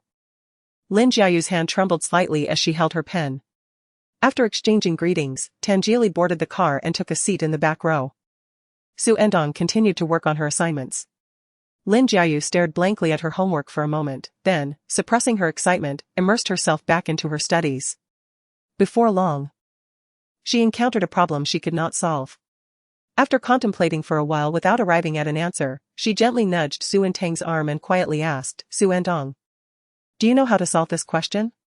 Xu Ertang had already completed her physics homework and had not yet touched the mathematics. Let me take a look, she replied. She retrieved her own math assignment and located the problem. After scribbling on a piece of draft paper for a while, she shook her head and said, I don't know either. Lin Jiayu, still whispering, said, then I shall set it aside for now. However, Xu Ertang felt it unnecessary to postpone it. Just then, Tan Jili was present. Ever since she had shown him her midterm exam paper, she had consulted him on several questions this week. She no longer felt a significant psychological burden in seeking his assistance. I'll ask him. Upon hearing that Xu Ertang intended to approach Tan Jili, Lin Jiayu tensed up. She was about to decline, worried that asking him such a question would make them seem foolish. But Xu Ertang had already turned around with her assignment in hand. Tan Jili was casually holding his phone, engrossed in a game. Tan Jili, Xu Ertang called out. Lin Jiayu gasped, wait. I'm not ready. Tan Jili removed his headphones, lazily lifted his gaze, and met Xu Ertang's eyes. The deep, glimmering darkness of his eyes momentarily startled Xu Ertang, evoking the image of a large, fluffy dog, both intimidating and irresistibly endearing. We would like to ask how to solve this problem, Xu Ertang stated. Tan Jili accepted her assignment. Xu Ertang once again handed over her pen and draft paper, observing as he glanced at the problem and began to write on the draft paper. After jotting down a few steps, Tan Jili commenced explaining the topic to them. He leaned forward, placing the draft paper on the armrest of Xu Ertang's seat. After writing a line of formulas, he paused to look at the two of them and inquired of Xu Ertang, is your deskmate's eyesight better than yours? Eyesight? Xu Ertang blinked in confusion. Suddenly, she recalled that during their train journey from Licheng back to Beicheng, he had asked her if she could see clearly from such a distance while he was explaining the problem. Glancing at Lin Jiayu, who appeared exceedingly tense, it was evident that she was indeed quite far away. Xu Ertang suggested to Lin Jiayu, would you like to come a bit closer? Oh. Lin Jiayu responded, inching her head forward somewhat, yet still maintaining a stiff posture. Xu Ertang herself leaned back slightly, pressing her back against the chair. Tan Jili continued his explanation. His thought process remarkably clear, employing methods that were easy for them to comprehend. However, Xu Ertang noticed that they seemed to be positioned rather close. As Tan Jili spoke, his voice seemed to resonate against her eardrum, the breath-induced airflow brushing past her ear. It felt as though something soft was gently grazing her ear, provoking an exquisite itch that penetrated deep within her heart. She contemplated reaching up to touch her ear to alleviate the sensation. Just as her fingertips began to move, they collided with Tan Jili's gaze. He had halted at some point, now staring directly at her. Caught off guard, she quickly averted her eyes in embarrassment. "Whom were you thinking of?" Tan Jili teased in a languid tone. In Xu Ertang's peripheral vision, she caught sight of his profile and his short black hair. A large dog. Xu Ertang felt quite vexed. What was she even talking about? Lin Jiayu asked, "What large dog? Is it cute?" Xu Ertang replied. "It's just one I saw a few days ago on the road, rather attractive." Tan Jili remarked, "Then it can't be that cute." Xu Ertang thought to herself. He had picked up on that. Sometimes, it really didn't need to be so logical. There was clearly no such large dog, yet it was still quite charming. It was just that she was afraid to touch it. She then suggested, "Let us move on." She deftly brushed past the topic, and the three resumed their studies. The question was somewhat challenging. Tan Jili explained it twice before Xu Ertang and Lin Jiayu fully comprehended it. Tan Jili asked, "Did you really understand?" Xu Ertang nodded, confirming her understanding. Lin Jiayu added, "I got it, thank you." Tan Jili returned the paper and pen to Xu Ertang, leaning back against the chair as he resumed his game. Xu Ertang glanced at Tan Jili's notes on the draft paper and resolved the problem herself to deepen her understanding. Just as she finished writing, her phone buzzed several times. She glanced at the messages and then at Lin Jiayu, who was holding her phone. Lin Jiayu exclaimed, "Ah, I'm so excited right now." Lin Jiayu continued, "Tan Jili is explaining the problem to me." Lin Jiayu added, "Thanks to you." Xu Ertang sent her a reaction emoji. Lin Jiayu exclaimed, "A genius's mind is truly remarkable, his explanations are so clear." Lin Jiayu exclaimed, "I'll remember this problem for a lifetime." Lin Jiayu enthusiastically declared, "If I encounter it in the college entrance exam, I'll definitely solve it." The flurry of messages conveyed her genuine excitement. The continuous vibrations of the mobile phone within the car were quite pronounced. Xu Ertang, concerned that Tan Jili might perceive their conversation about him, silenced her phone. Lin Jiayu declared, "I hereby announce that Tan Jili possesses no flaws in my heart." She continued, "Not every boy who resembles a fairy is so adept at explaining problems." Chapter 43, the second princess. After the parent-teacher meeting concluded, the driver received a call from Wenyu, prompting him to drive the van to the school gate. Lin Jiayu had already exited the vehicle to seek her mother. When Wenyu boarded, she held several documents distributed by the school, along with report cards from the monthly and midterm examinations. "Your homeroom teacher spoke with me briefly. She mentioned that you are doing quite well and have made progress in your midterms. You should continue to maintain this momentum." Xu Ertang replied, "I will." From the back seat, Tan Jili inquired, "Where shall we dine?" When you responded, "I was just about to inform you. I have an impromptu dinner engagement to attend. And with your father away, you and Tang Tang can dine out. Feel free to invite a few friends, let the secretary know which place you prefer." Tan Jili agreed. "Understood." When you sent a message and glanced back at Tan Jili, saying, "Tan Jili, your hair has grown a bit long, remember to get it trimmed." Tan Jili lazily replied, "I know." Xu Ertang, prompted by Wenyu's comment, also turned to look. "What do you feel like eating?" he asked. Xu Ertang found herself momentarily at a loss for options, responding, "Anything is fine." After a few seconds, she turned back again. "Should we invite Chiyu and the others?" As Tan Jili was typing a response, he lifted his gaze to check his phone. Xu Ertang had previously silenced her phone while chatting with Lin Jiayu. After being reminded by Tan Jili, she picked up her device and discovered the addition of a new group. The group comprised 5 members, herself, Tan Jili, Yu Chen, Yu Xia, and Jiang Ranji. As she scrolled through the chat history, she realized that the group had been recently established, with the first message sent by Yu Chen. "Yu Chen, ? Tan Jili, inviting you all out for a meal." It turned out he had already summoned them. Xu Ertang continued to scroll and noticed that Tan Jili had relayed her words. Yusia, what does Endong wish to eat? Tangili, she said anything works. After perusing the conversation, Xu Ertang decided to chime in. Xu Ertang, I didn't see my phone earlier. Yusia, you've arrived just in time. Yusia, I know a private dining establishment. Yusia, let me find the name. Ultimately, under Yusia's suggestion, the group resolved to visit that private restaurant. Although reservations were challenging to secure, Wenyu's secretary managed to arrange it for them. The chauffeur first transported Wenyu to the gathering, followed by Xu Ertang and Tangili, who proceeded to the venue to meet with Yu Chen and the others. Upon their arrival, Yu Chen and his companions had already begun to order, discussing desserts at the time. Yu Chen, desserts are a must. We have a princess who adores sweet treats. As soon as he spoke, he caught sight of the princess herself. Tangili. Xu Ertang recalled the excessively sweet cup of full sugar milk tea, her eyes curving into a smile. Tangili cast a chilly glance at Yu Chen and picked up the menu. Yusia waved to Xu Ertang, who then took a seat beside her. Yusia inquired. I heard Antoine attended the parent-teacher meeting for you? Xu Ertang replied, yes, she did. The private dining establishment specializes in seasonal delicacies and offers exquisite flavors. During the meal, Yusia extended an invitation to everyone for her birthday celebration. Her birthday falls on November 20th, which is conveniently the upcoming Saturday. With a sparkle in her eyes, Yusia excitedly shared her plans. I'm planning to host a pajama party at home. Yu Chen interjected, a pajama party? Are we really expected to wear pajamas? Of course. Make sure to bring your pajamas, Yusia affirmed. Yu Chen found the concept rather perplexing, deeming it odd to wear pajamas instead of something more conventional. Yusia placed her hands on her hips, gazing at him intently. Yu Chen relented, all right. Pajamas it is. You are my aunt after all. Yusia smiled contentedly before turning her attention to Xu Ertang. Xu Ertang responded, I have no objections.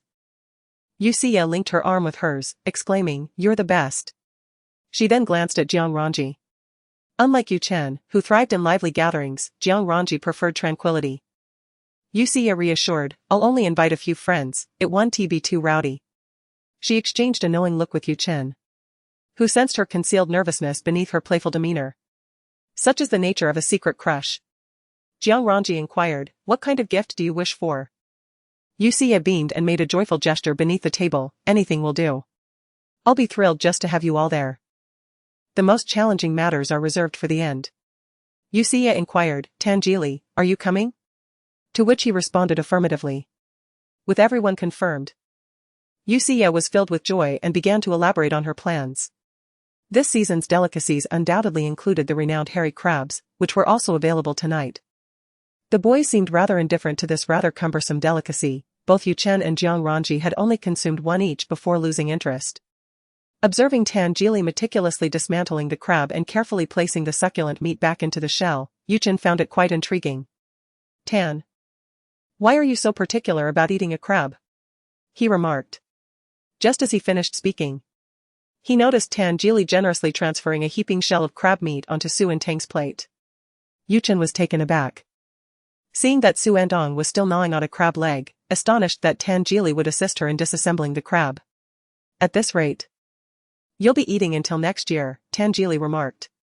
Xu Ertang simply responded with silence, as he found her pace of eating rather slow, which was not considerate for the others waiting on her. Gratefully, Xu Ertang accepted the crab meat that Tangili had prepared for her. Yusia turned to Yu Chen and said, Brother, look at Tangili.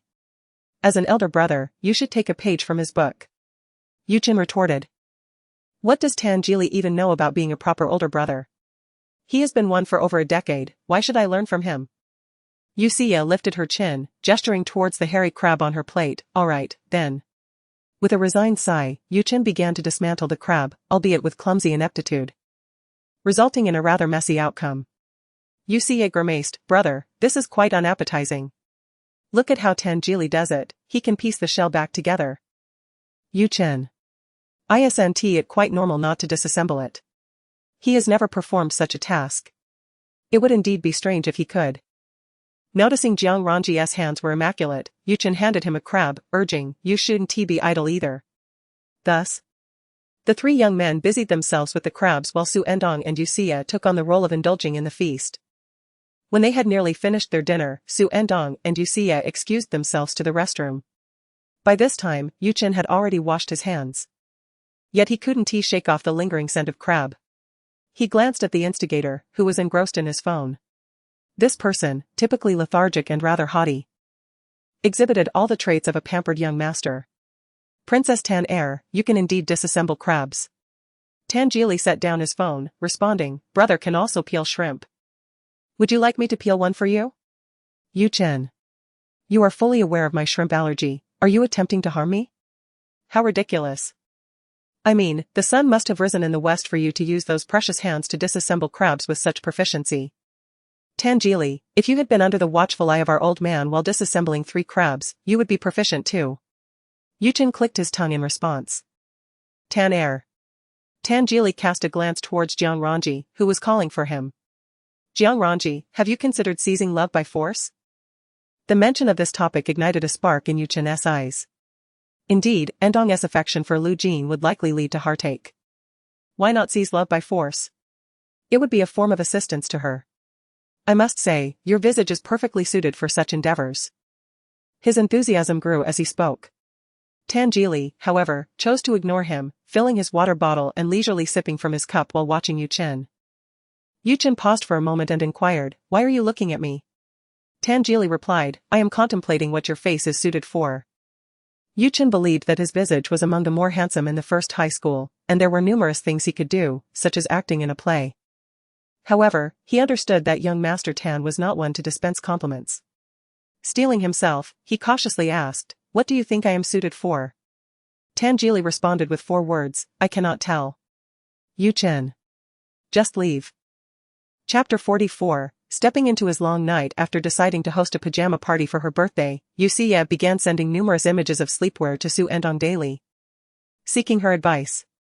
While assisting her, Xu Ertang also scoured the internet for pictures of cakes, intending to bake a cake for Yuxia herself.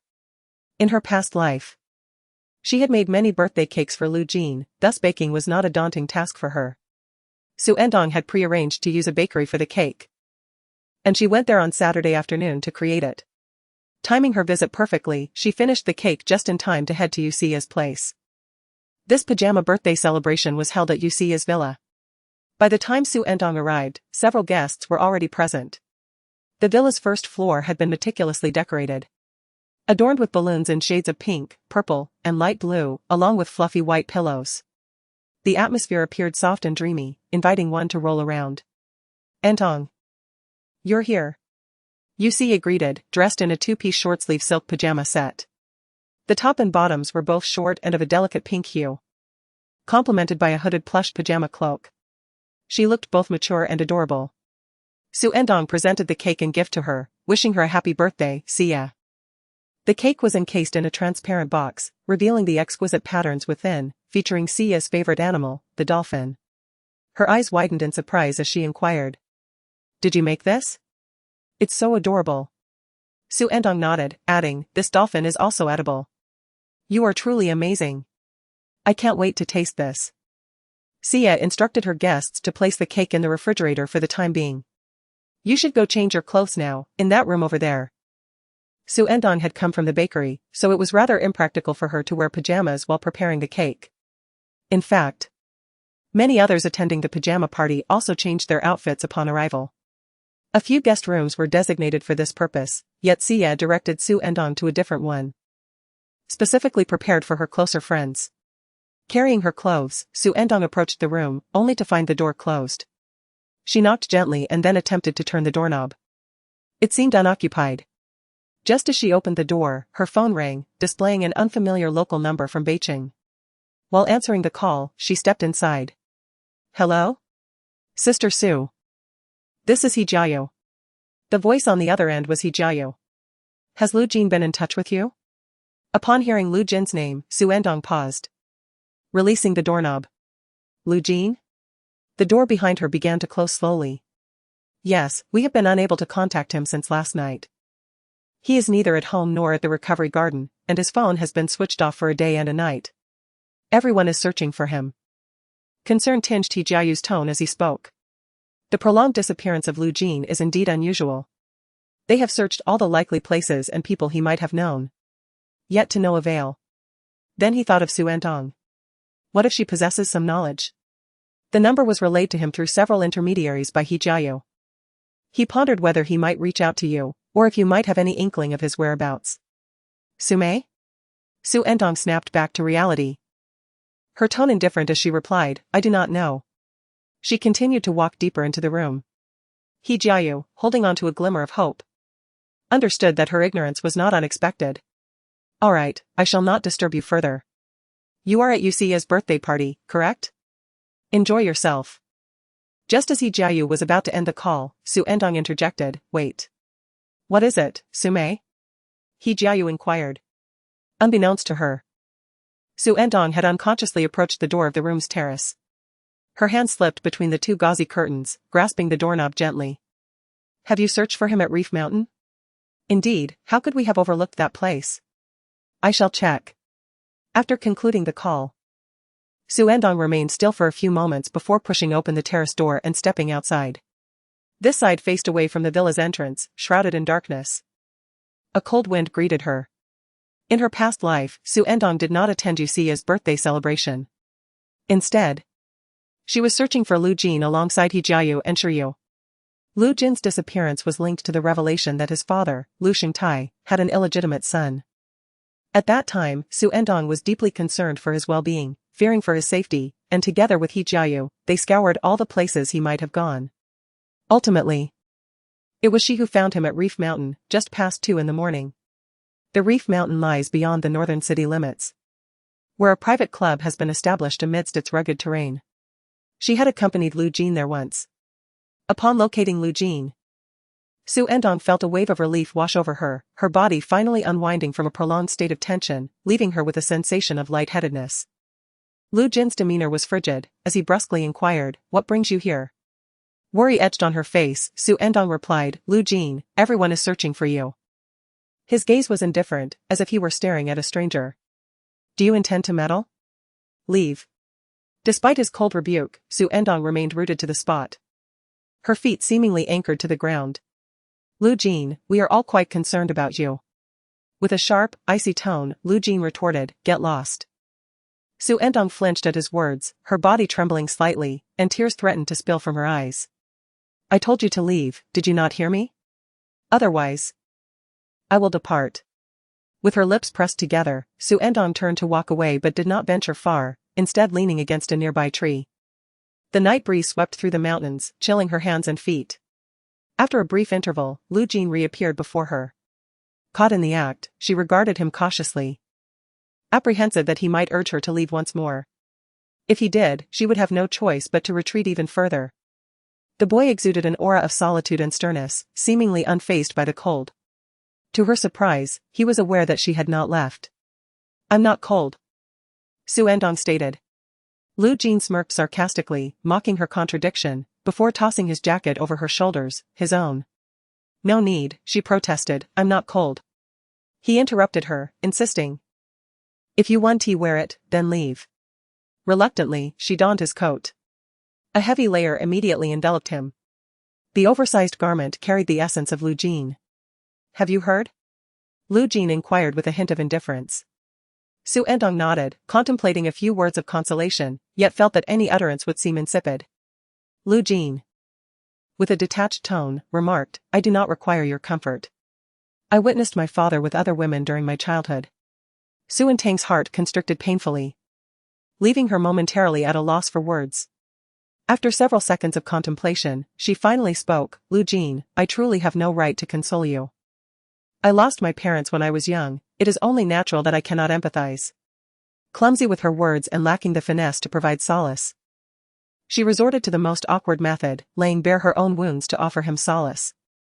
Lu Jin frowned, his tone less than amiable, that was not my intention. Xu Ertang replied, oh. It seemed that following her attempt at consolation, his spirits had further diminished. Xu Tang, are you cold? Lu Jin inquired once more. Xu Ertang tightened her coat around her, asserting that she was not cold. After that, Lu Jin fell silent again. The mountains were tranquil, with only the howling wind breaking the stillness. Xu Ertang remained quietly by his side until the long night came to an end, witnessing the sunrise of that day. A part of him seemed to have been irrevocably left in that night, becoming increasingly distant. Yet, none of this pertained to her anymore. In this lifetime, she would not seek him out again, nor would she venture into his eternal night. Chapter 45, Still Not Enough? The winds of November in Beicheng were far more biting than those in Licheng, chilling the very bones. Xu Ertang withdrew from her reverie and turned to her room to change her attire. As she opened the terrace door from the outside, a gust of wind surged in behind her. The white gauze curtain danced gracefully in the breeze, light and delicate, reminiscent of flowing moonlight. Xu Ertang paused momentarily. Through the sheer fabric, she discerned the presence of someone in the room. Tangeli was turned slightly towards her, his hands crossed, gripping the hem of his clothing as he changed. His black hoodie had been lifted to his waist, revealing a hint of his slender torso beneath. In the fleeting moments when the curtain fluttered, his pale skin vividly caught Xu Ertang's gaze, along with the faint outline of defined abdominal muscles that tapered into his loose sweatpants. In just a second, Tangeli turned his head, momentarily taken aback, and swiftly lowered the hem of his hoodie. Simultaneously, the fluttering curtain was blown against Xu Ertang's face, obscuring her vision as if a pair of hands had covered her eyes. Her eyelashes fluttered, tickled by the softness. The unpredictable gusts of wind soon subsided, and as the curtain fell away from her face, Xu Ertang found Tangeli observing her with a leisurely demeanor. Her cheeks flushed with a sudden warmth. What are you doing here?" she stammered. Tangeli raised an eyebrow and replied, "I came to change. The door wasn't locked, I assumed no one was inside." Xu Ertang recalled being distracted by He Jiayu's phone call and realized she had indeed left the door unlocked. Tangeli glanced at the night outside the door and asked, "What were you doing out there?" "I received a phone call," Xu Ertang responded, surprised that he was also changing clothes. Fortunately, he had just begun to do so, otherwise. The image of him lifting his shirt resurfaced in her mind, and she realized she had been momentarily entranced by the sight. With that thought, her gaze inadvertently drifted back to his waist. Tangeli's Adam's apple slid up and down, as if he hadn't had his fill of the sight. Xu Ertang responded, "No." Tangeli inquired, "What did you see?" Xu Ertang replied, "I saw nothing at all." Tangeli lightly murmured, "Is that so?" "Of course not." Xu Ertang's face reddened further at the question, her neck flushing with warmth as well. Observing her almost burning demeanor, Tangeli chuckled and remarked with a hint of annoyance, "It is I who have been seen, why are you feeling embarrassed?" Xu Ertang retorted, "You seem to lack any semblance of embarrassment. Surely, someone must feel awkward about this." A gentle breeze wafted indoors, less forceful than before, causing the gauzy curtain to sway lightly. The cold air brushed against Xu Ertang's flushed face but offered no respite from the heat. The brief silence enveloped them in an inexplicable air of intimacy. In her arms, Xu Ertang clutched a change of clothes. She tightened her grip, yearning to escape. "I will go to another room." However, her wrist was seized by Tangeli. His palm, resting against her skin, radiated warmth, seemingly hotter than her own. The heat enveloped her, making her feel as though she had been scorched. In an instant, Tangeli released her, then retrieved the garment from the chair, stating, "You change here, I shall go to another room." Xu Ertang acquiesced, "That works." He added, "Remember to lock the door." Xu Ertang replied, "All right. Tonight." Yuchen donned a two-piece long-sleeved pajama set, its design rather conventional. Yet, the fabric was adorned with a flamboyant leopard print. After changing, several individuals approached him for photographs. After taking a group photo, he settled beside Jiang Ran, engrossed in scrolling through his phone. Upon noticing Tangeli approaching, he curiously inquired, "Why did it take you so long to change your clothes?" Tangeli replied, "I got lost." "How can one even get lost here?" Yuchen scoffed, dismissing his nonsense. As Tangeli took a seat, he sensed Yuchen's gaze upon him. He furrowed his brow slightly, questioning, "What are you staring at?" Yuchen teased, "Tan air.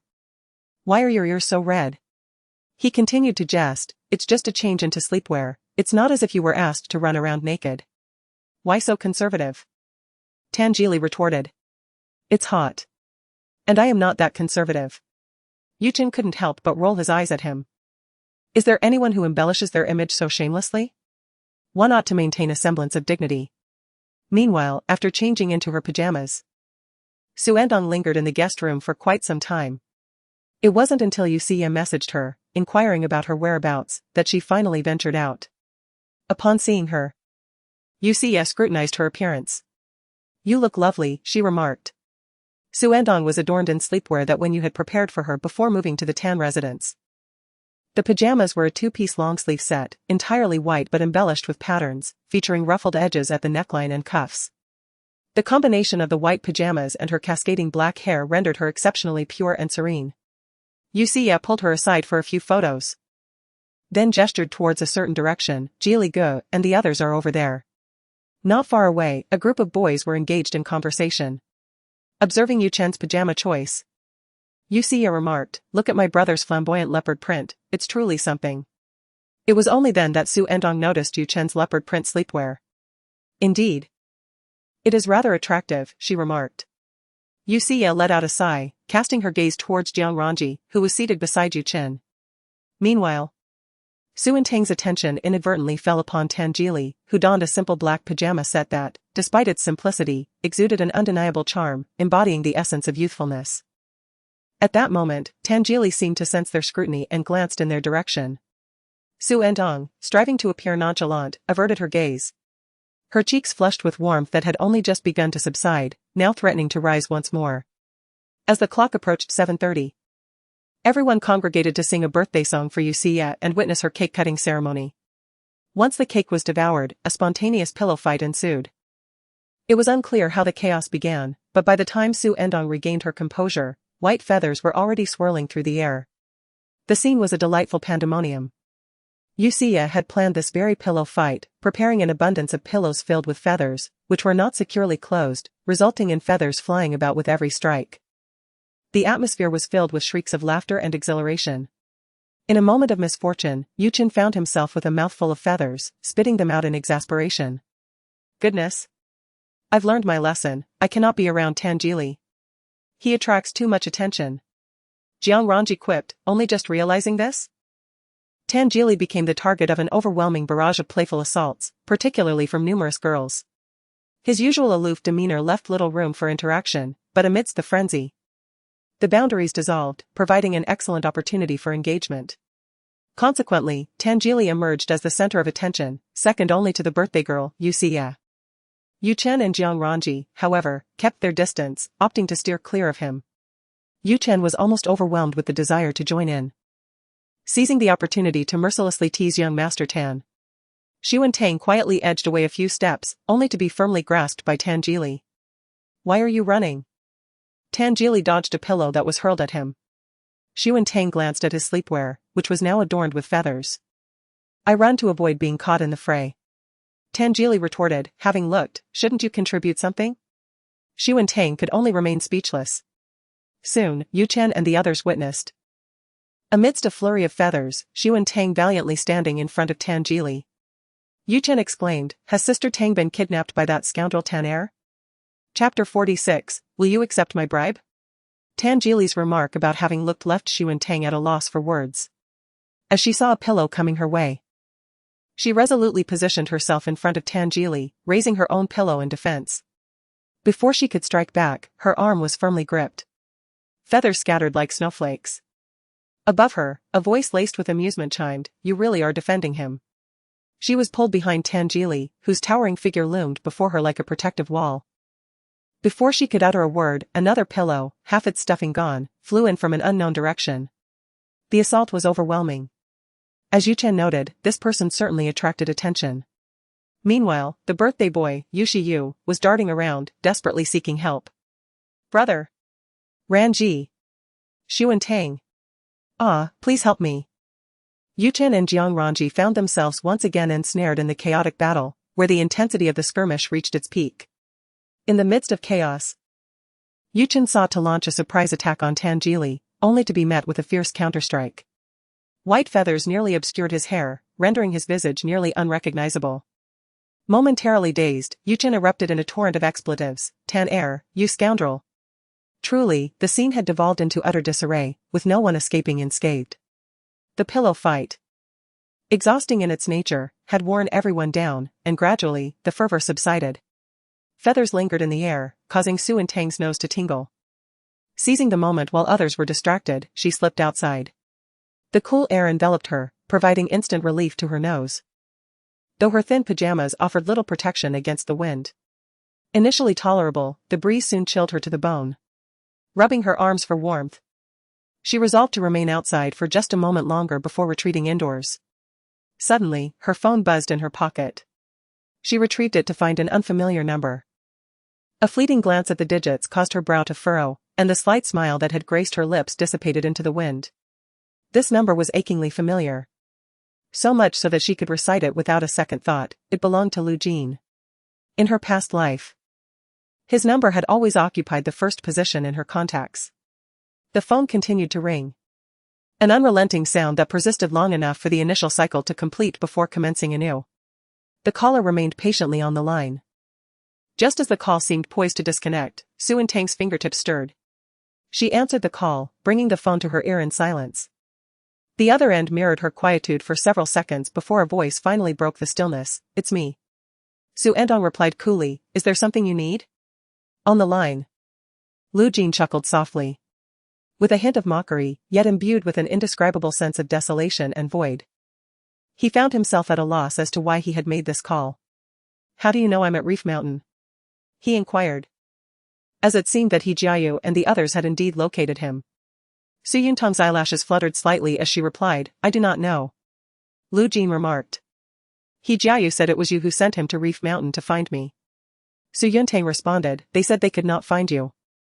I had heard Aunt Zhou mention that you would be visiting Reef Mountain, so I asked He Jiayu if he had gone there to look for you." Lu Jin replied. "Is that so?" Xu Ertang fell silent.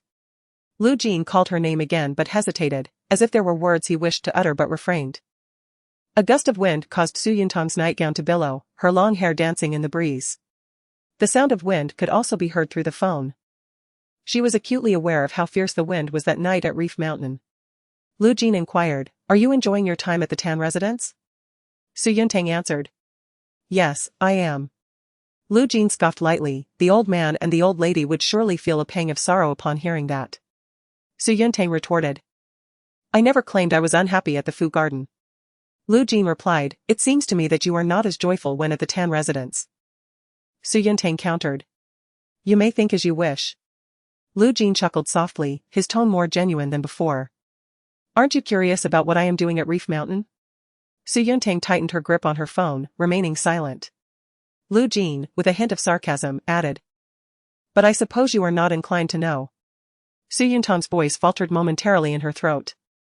"I have other matters to attend to. I shall hang up now. Do return early." With that, she abruptly ended the call. Her hand, still clutching the phone, fell to her side as the cold wind brushed against her ear. Xu Ertang sat on the steps, the complex emotions stirred by the phone call lingering in her heart. Having lingered in the night for too long. Her hair felt icy to the touch, the wind biting against her face.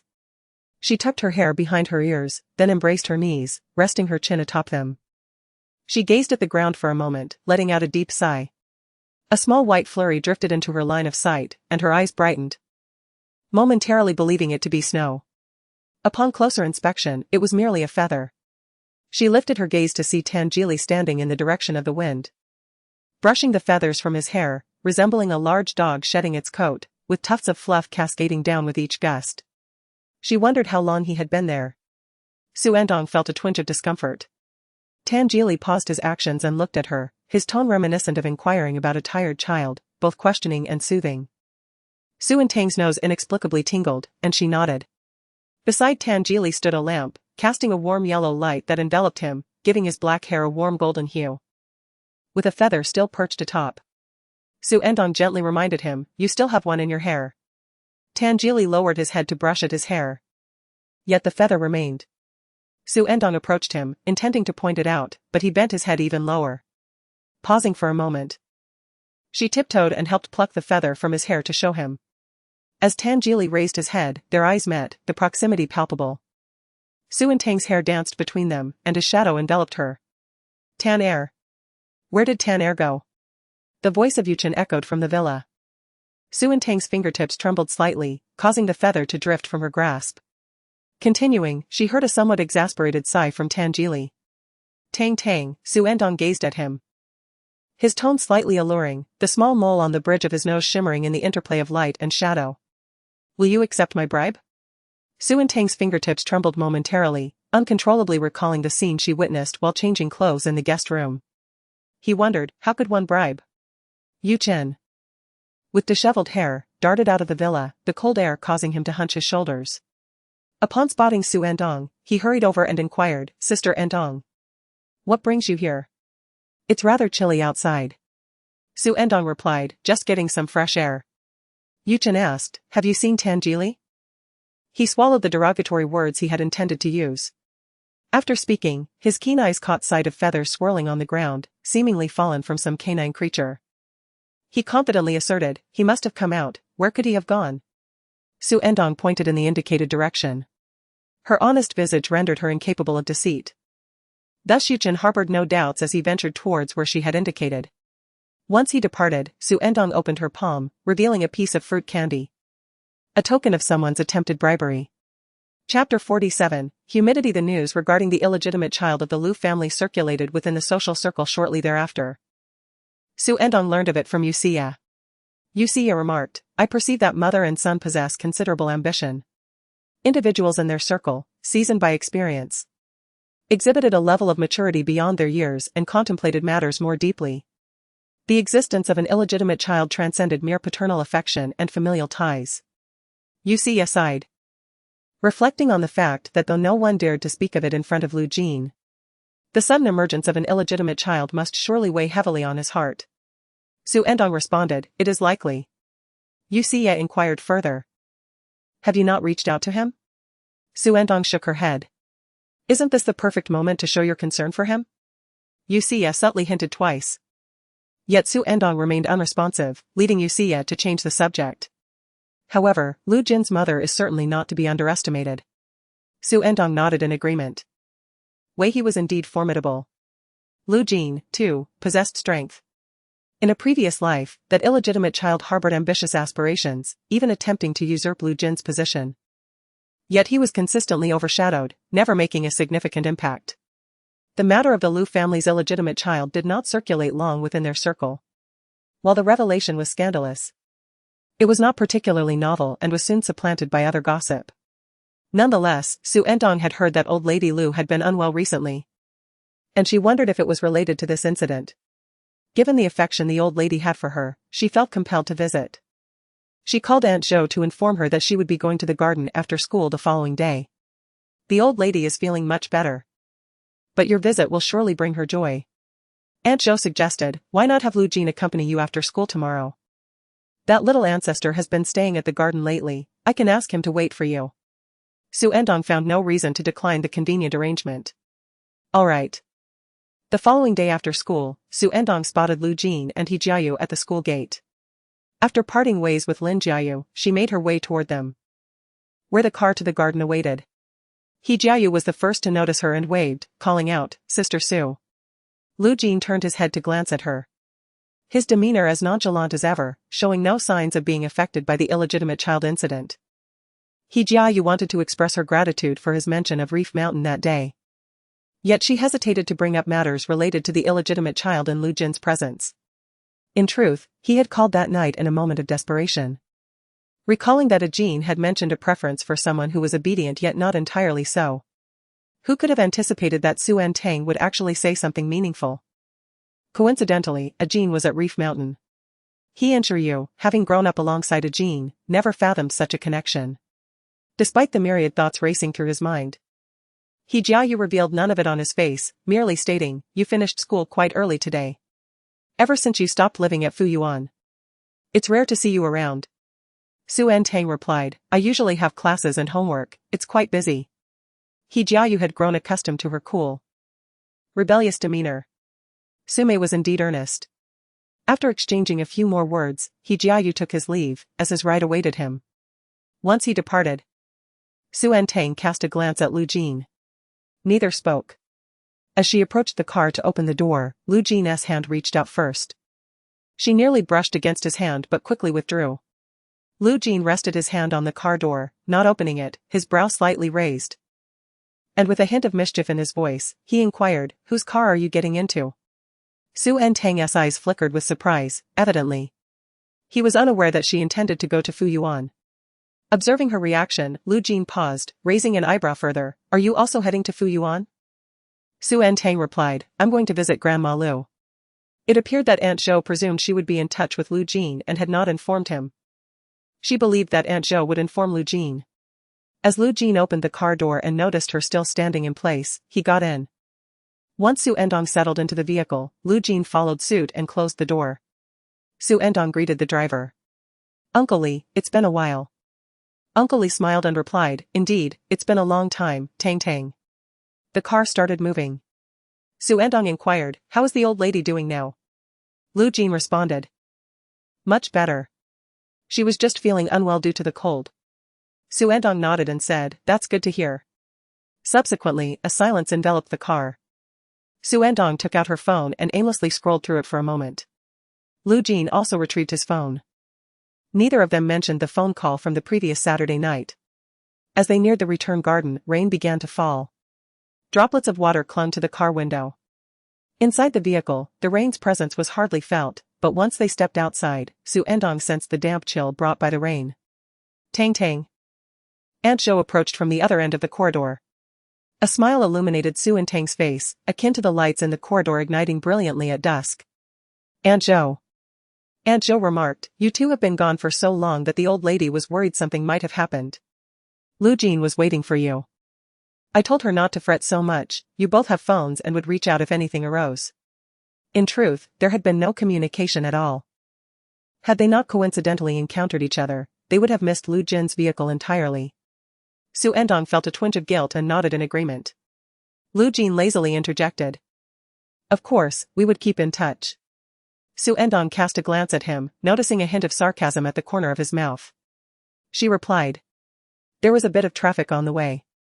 Aunt Zhou remarked, "No wonder rainy days tend to cause traffic congestion." She continued, "Both the old gentleman and the old lady were quite pleased to hear of your visit and specifically asked me to prepare dishes that you enjoy. Indeed, Mrs. Lu has made a recovery, yet her spirit appears less vibrant than it did a month ago when Xu Ertang departed. She has yet to fully regain her strength." During dinner, Mr. Lu inquired about Xu Ertang's life at the Tan family residence. Xu Ertang replied, "Everything is quite good." Mrs. Lu playfully chastised, "How could the Tan family treat Tang Tang poorly?" Mr. Lu affirmed, "Of course not. If they were unkind to Tang Tang, I would certainly confront them." Xu Ertang chuckled at this. Mrs. Lu added, "In the few days after you left, I found it somewhat unsettling. The courtyard felt suddenly desolate. And meals lacked their usual liveliness." Xu Ertang reassured her, "I will return in a month, and from then on, I will dine with you and Grandpa Lu every day." During the meal, it was primarily Xu Ertang and Mr. Lu engaging in conversation, while Mrs. Lu spoke, and Lu Jin mostly listened, only contributing a few words when prompted. Not long after finishing their meal, Mrs. Lu's fatigue became evident. Although her health has improved, she still requires ample rest, which coincided with Xu Ertang's need to return and complete her homework. Mr. Lu instructed, "Lu Jin, see Tang Tang off." Outside, the rain had intensified since Xu Ertang's arrival.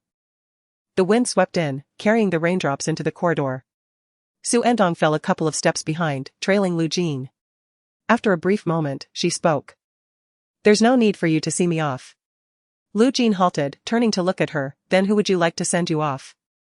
Should I call Grandpa Lu?" "If you wish to escort me, then do so." Xu Ertang ceased to speak. Approaching the entrance of the garden, she retrieved her mobile phone.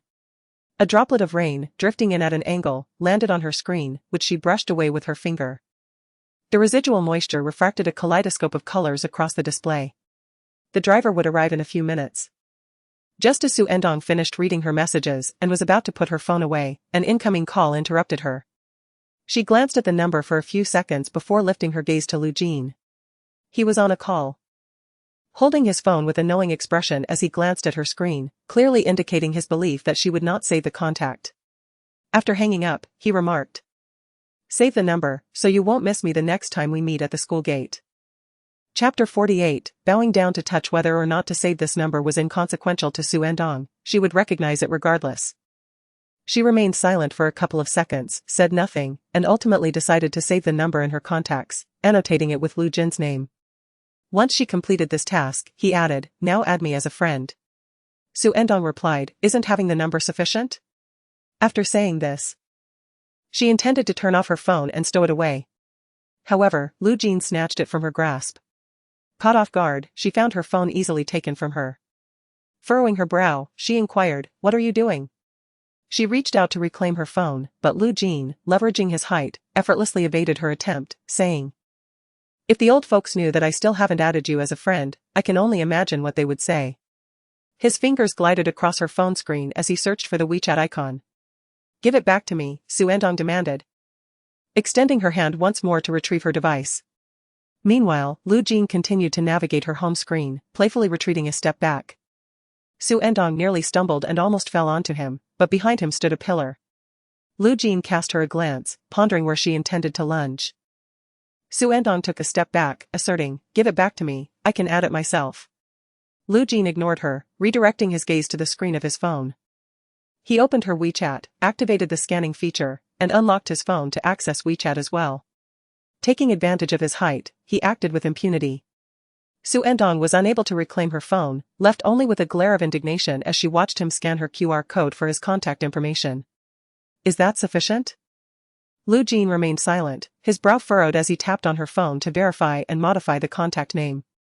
At that moment, a vehicle emerged from the rain in the distance, its headlights illuminating the descending raindrops with clarity. This was the car sent to collect Xu Ertang. It halted before them, and the rear door swung open as Tan Jili stepped out, unfurling an umbrella. Xu Ertang expressed her surprise, inquiring, "What brings you here?" Tan Jili ascended the steps, folding his umbrella, and his gaze lingered on the two of them for a moment. "I was at Yu Chen's place this evening, the driver came to pick me up." Xu Ertang nodded, realizing why the driver had arrived a bit later than expected.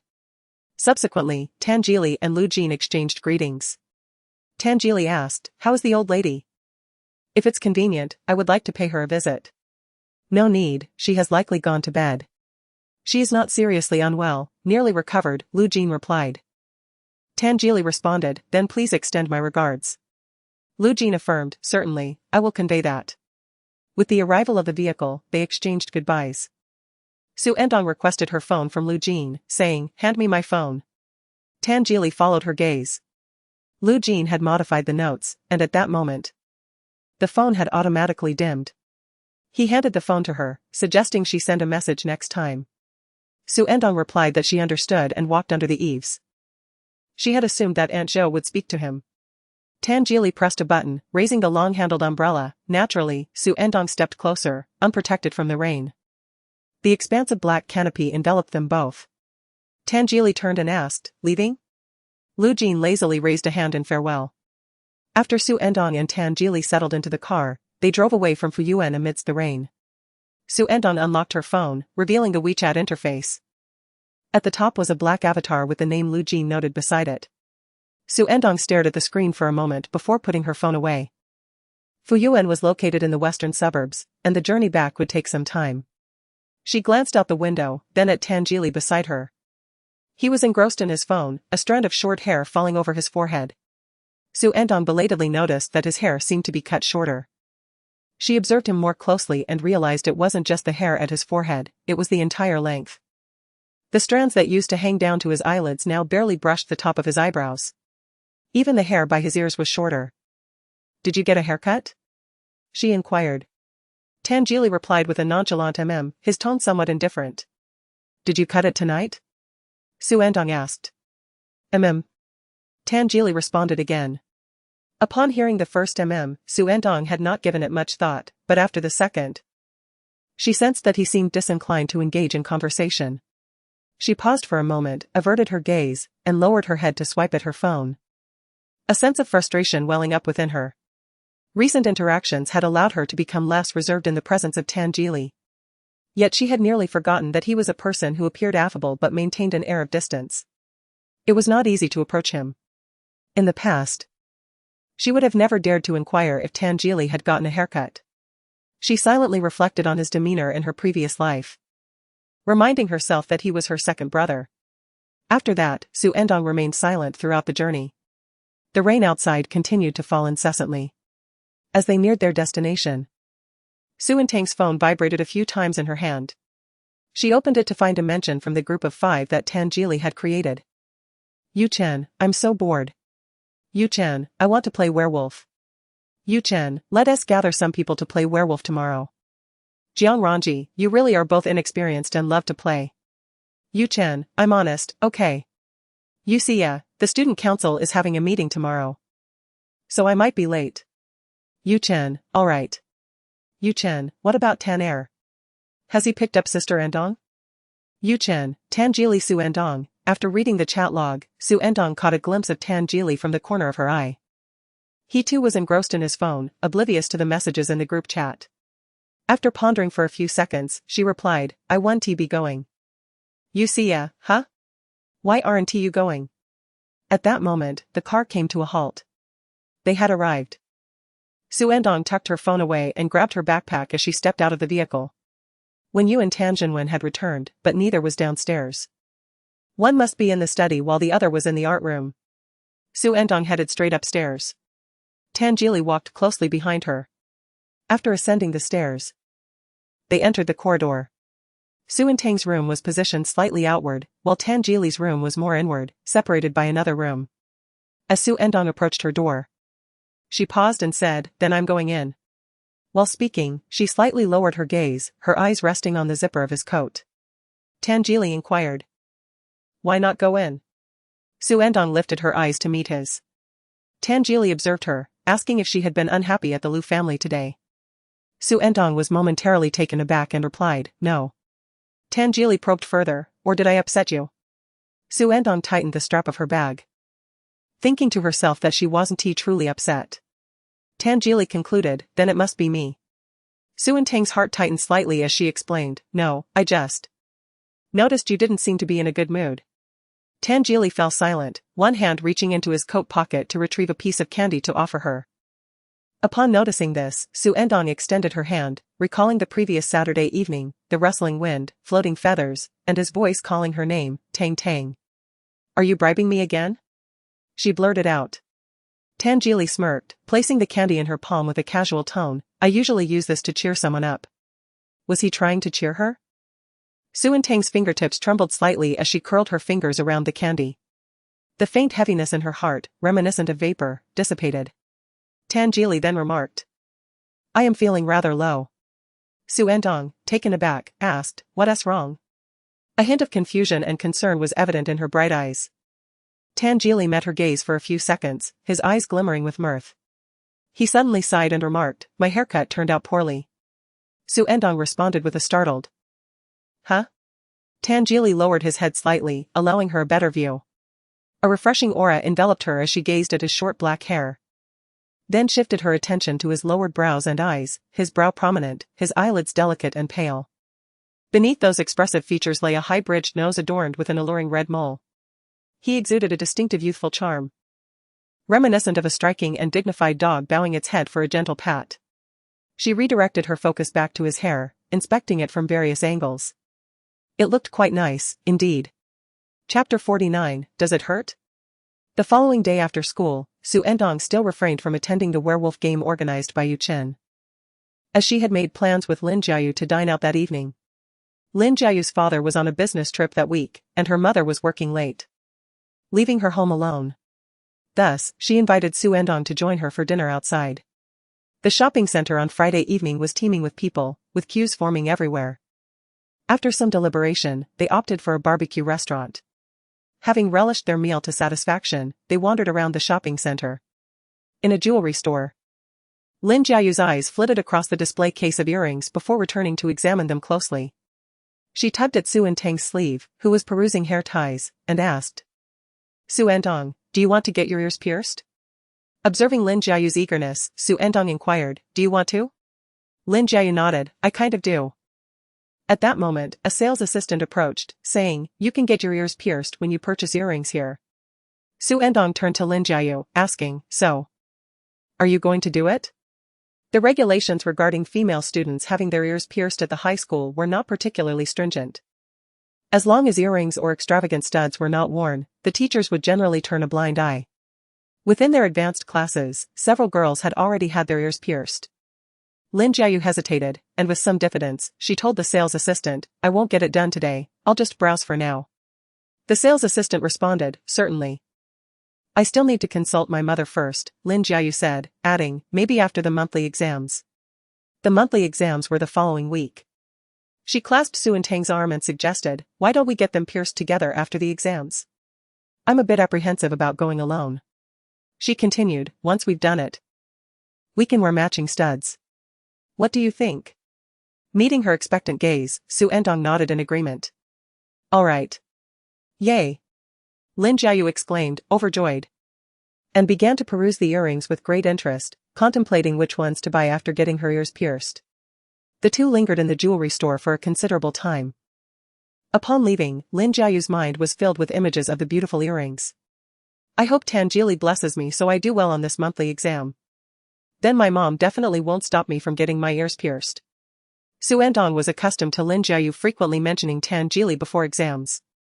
Lin Jiayu then asked, "Do you think it'll hurt to get my ears pierced? Poking a hole in the earlobe sounds a bit scary." Xu Ertang replied, "It's okay. The pain is just a momentary thing." Lin Jiayu questioned, "Really? How can you be so sure?" Xu Ertang was taken aback by the question. "I'm just guessing." In her previous life, Xu Ertang had indeed had her ears pierced, but it was after she graduated from high school. On the day of graduation, she gifted Lu Jin a pendant, by a strip she had crafted herself at a handicraft shop.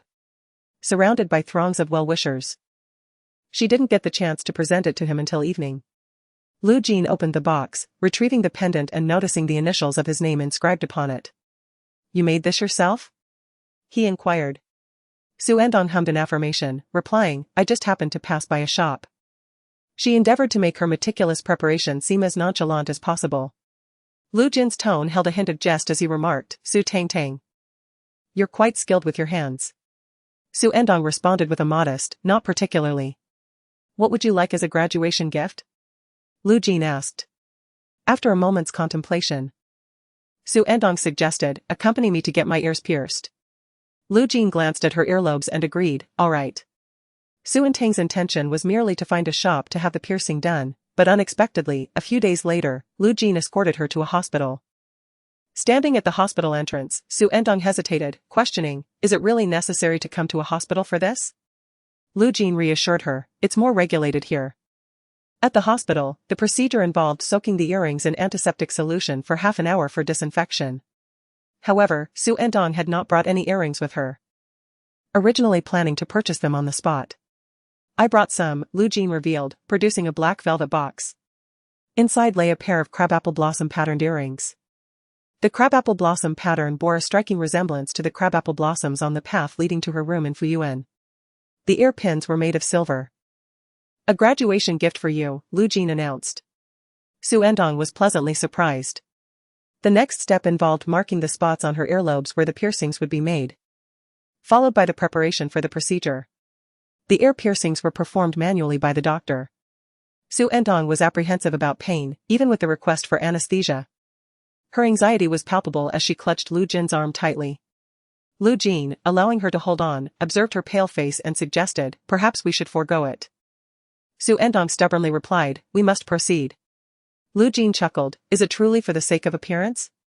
Xu Ertang affirmed, "Indeed." She yearned to adorn herself with beautiful earrings, especially since all of Lu Jin's previous girlfriends had ear piercings. "Very well, allow me to share something with you," Lu Jin began, capturing Xu Ertang's attention. "What is it?" she inquired eagerly. It was summer, and Lu Jin was clad in a white t-shirt. With the hand that was not grasped by her, he reached for the neckline of his shirt, deftly retrieving a silver chain. Xu Ertang's eyes sparkled, he was wearing the pendant she had gifted him. Just then, the silver needle pierced her earlobe. Lu Jin glanced at her reddening earlobe and asked, "Does it hurt?" Xu Ertang paused for a few seconds before realizing that one ear piercing had been successfully completed. Thankfully, it only felt slightly uncomfortable, not painful. With the first piercing done, her fear diminished, and the second piercing proceeded smoothly. Upon exiting the hospital, she proudly wore a new pair of earrings. In the summer of her 18th year, Lu Jin had accompanied her to get her ears pierced, presenting her with her very first pair of earrings, which she had cherished ever since. Throughout the years, including after their marriage, Lu Jin gifted her numerous exquisite pieces of jewelry, which she adored. Yet her favorite remained the pair of small earrings adorned with the cross begonia pattern. As for the pendant she had given him, it was at a gathering shortly after that, over a month later, when his then-girlfriend pulled the silver chain from around his neck and inquired about the pendant. She scrutinized the pendant for quite some time, seemingly perplexed by how such a coarse object could adorn him. He would never wear something like that. Lu Jin replied. It was a gift from Xu Ertang. His girlfriend cast a glance at her, realizing he had been wearing it all along. Not long after, it appeared the pendant had vanished. Chapter 50, What are you hiding? I saw it. The next day was Saturday. In the afternoon, Xu Ertang was engrossed in her homework while chatting with Yuxia on WeChat, listening to her recount the events of the previous night's werewolf game. Yuxia, my brother gathered people, and in the end, quite a crowd showed up. Yuxia, even Dai Fu and Wu Qining were there. She sent a voice message next. I'm utterly exasperated with those two. Every time we play, they target me, constantly suspecting I'm the werewolf. On the surface, it's merely a game, but in reality, it feels like a conspiracy against me. The frustration in Yuxia's voice was palpable. Xu Ertang replied. What is the point of playing if they behave like that? Yuxia, indeed. Yuxia, eventually, they received a warning. She continued with another voice message. Moreover, Dai Fu kept clinging to Jili, squeezing her way closer to him. She deliberately acted coy in his direction, and when she was voted out, she feigned innocence, asking him why. It was all too theatrical. Thankfully, Jili wasn't swayed by her antics. After she had put on quite the performance, Jili merely remarked, "You've talked too much," which elicited peals of laughter. Can you envision the tone of Jili? It is truly astonishingly arrogant, ha ha ha. Xu Ertang can easily picture Tan Jili speaking with that nonchalantly haughty demeanor, exclaiming that you have been utterly outdone. A smile tugged at the corners of her mouth as she replied, I can. Yuxia chimed in, you cannot imagine how exquisite Dai Fu's expression was after being ousted. She continued, it was all thanks to brother Jili. Xu Ertang responded, you must have been laughing at that moment. Yuxia sent a voice message, her tone brimming with mirth. Indeed, I was in fits of laughter, ha ha ha. Dai Fu truly lacks common sense, mistaking me for a rival. I shall not explain. It serves to vex her. The two engaged in conversation for quite some time until Yuxia had to step out for an errand. Afterward, Xu Ertang immersed herself in her homework, only to pick up her phone again around 5 o'clock when Xiaoning called. Xiaoning had been attending the CMO mathematics competition winter camp these past few days, and the call likely bore news of her results. Xu Ertang answered the phone with a hint of anxiety. "Bao," came Xiaoning's voice through the receiver. "Ning, are you done?" Xu Ertang inquired. Xiaoning responded with a soft Then she added, I won a silver medal, her tone betraying an unmistakable hint of disappointment. Xu Ertang reassured her. Securing a silver medal is already quite an accomplishment. She genuinely believed this.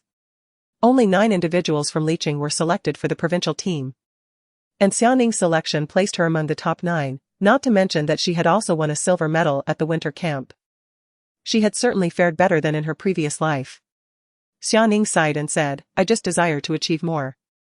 I yearn for a gold medal and a spot in the national training team. During this winter camp, I truly sensed the presence of numerous extraordinary talents around me. Their prowess is simply remarkable.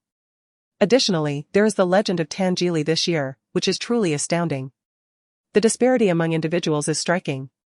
Xu Ertang reassured me. Ning, you are exceptional in your own right, do not be disheartened, it is merely a winter camp. I replied, you are right. I still have a year ahead of me, and there remains an opportunity. For a time, I was affected by my parents' divorce, which hindered my state of mind. However, I am determined to improve next year. Xu Ertang affirmed, absolutely. I felt rejuvenated. There was an inexplicable strength emanating from Xu Ertang, an understated yet profound energy. Engaging in conversation with her calmed my tumultuous thoughts, helping me find direction and stability. Oh, Bao, it is truly wonderful to have you. As December approached, the chill in North City intensified day by day. In the recent monthly examination, both Xu Ertang and Lin Jiayu performed admirably, with Xu Ertang showing marked improvement in her subjects of physics, chemistry, and biology. On Friday after school, Xu Ertang and Lin Jiayu ventured to a jewelry store in the shopping center. Upon reaching the entrance, Lin Jiayu hesitated momentarily. Xu Ertang encouraged, "If you are afraid, we can always come back another time." Initially, Lin Jiayu's mother opposed her getting her ears pierced. However, after much persuasion and considering Lin Jiayu's good performance in the exam, her mother relented. Having fought hard for this opportunity, how could she let it slip away? With a steely resolve, Lin Jiayu declared, "Let us go." When they emerged from the store, both adorned their earlobes with new pairs of earrings. Seeing that Lin Jiayu had not yet recovered, Xu Ertang inquired, "How does it feel? Does it hurt?" Lin Jiayu shook her head, "It only hurt for a moment. To think that a hole has been pierced in my earlobe is quite frightening. I dare not even touch it." Her face was pale with apprehension, and she had yet to regain her composure.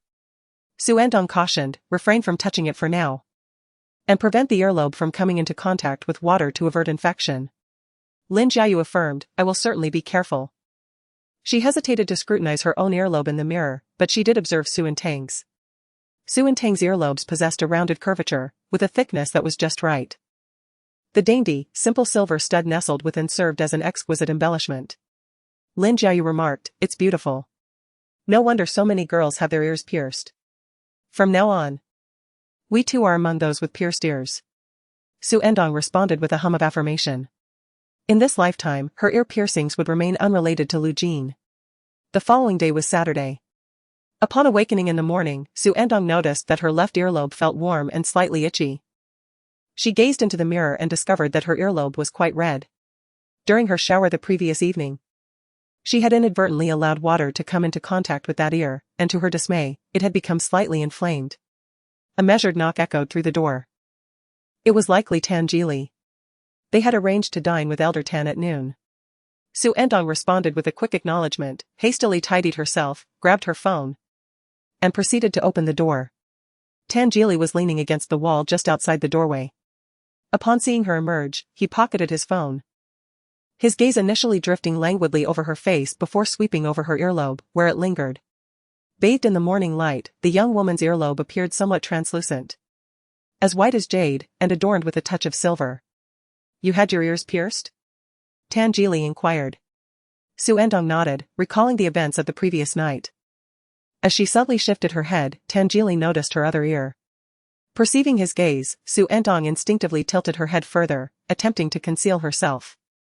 Tan Jili inquired, "What are you hiding?" "I can see it." Xu Ertang remained silent, unable to comprehend why she instinctively reacted in such a manner. Concealment was futile. It was certain to be noticed. "The left one might be a bit inflamed due to moisture," she explained.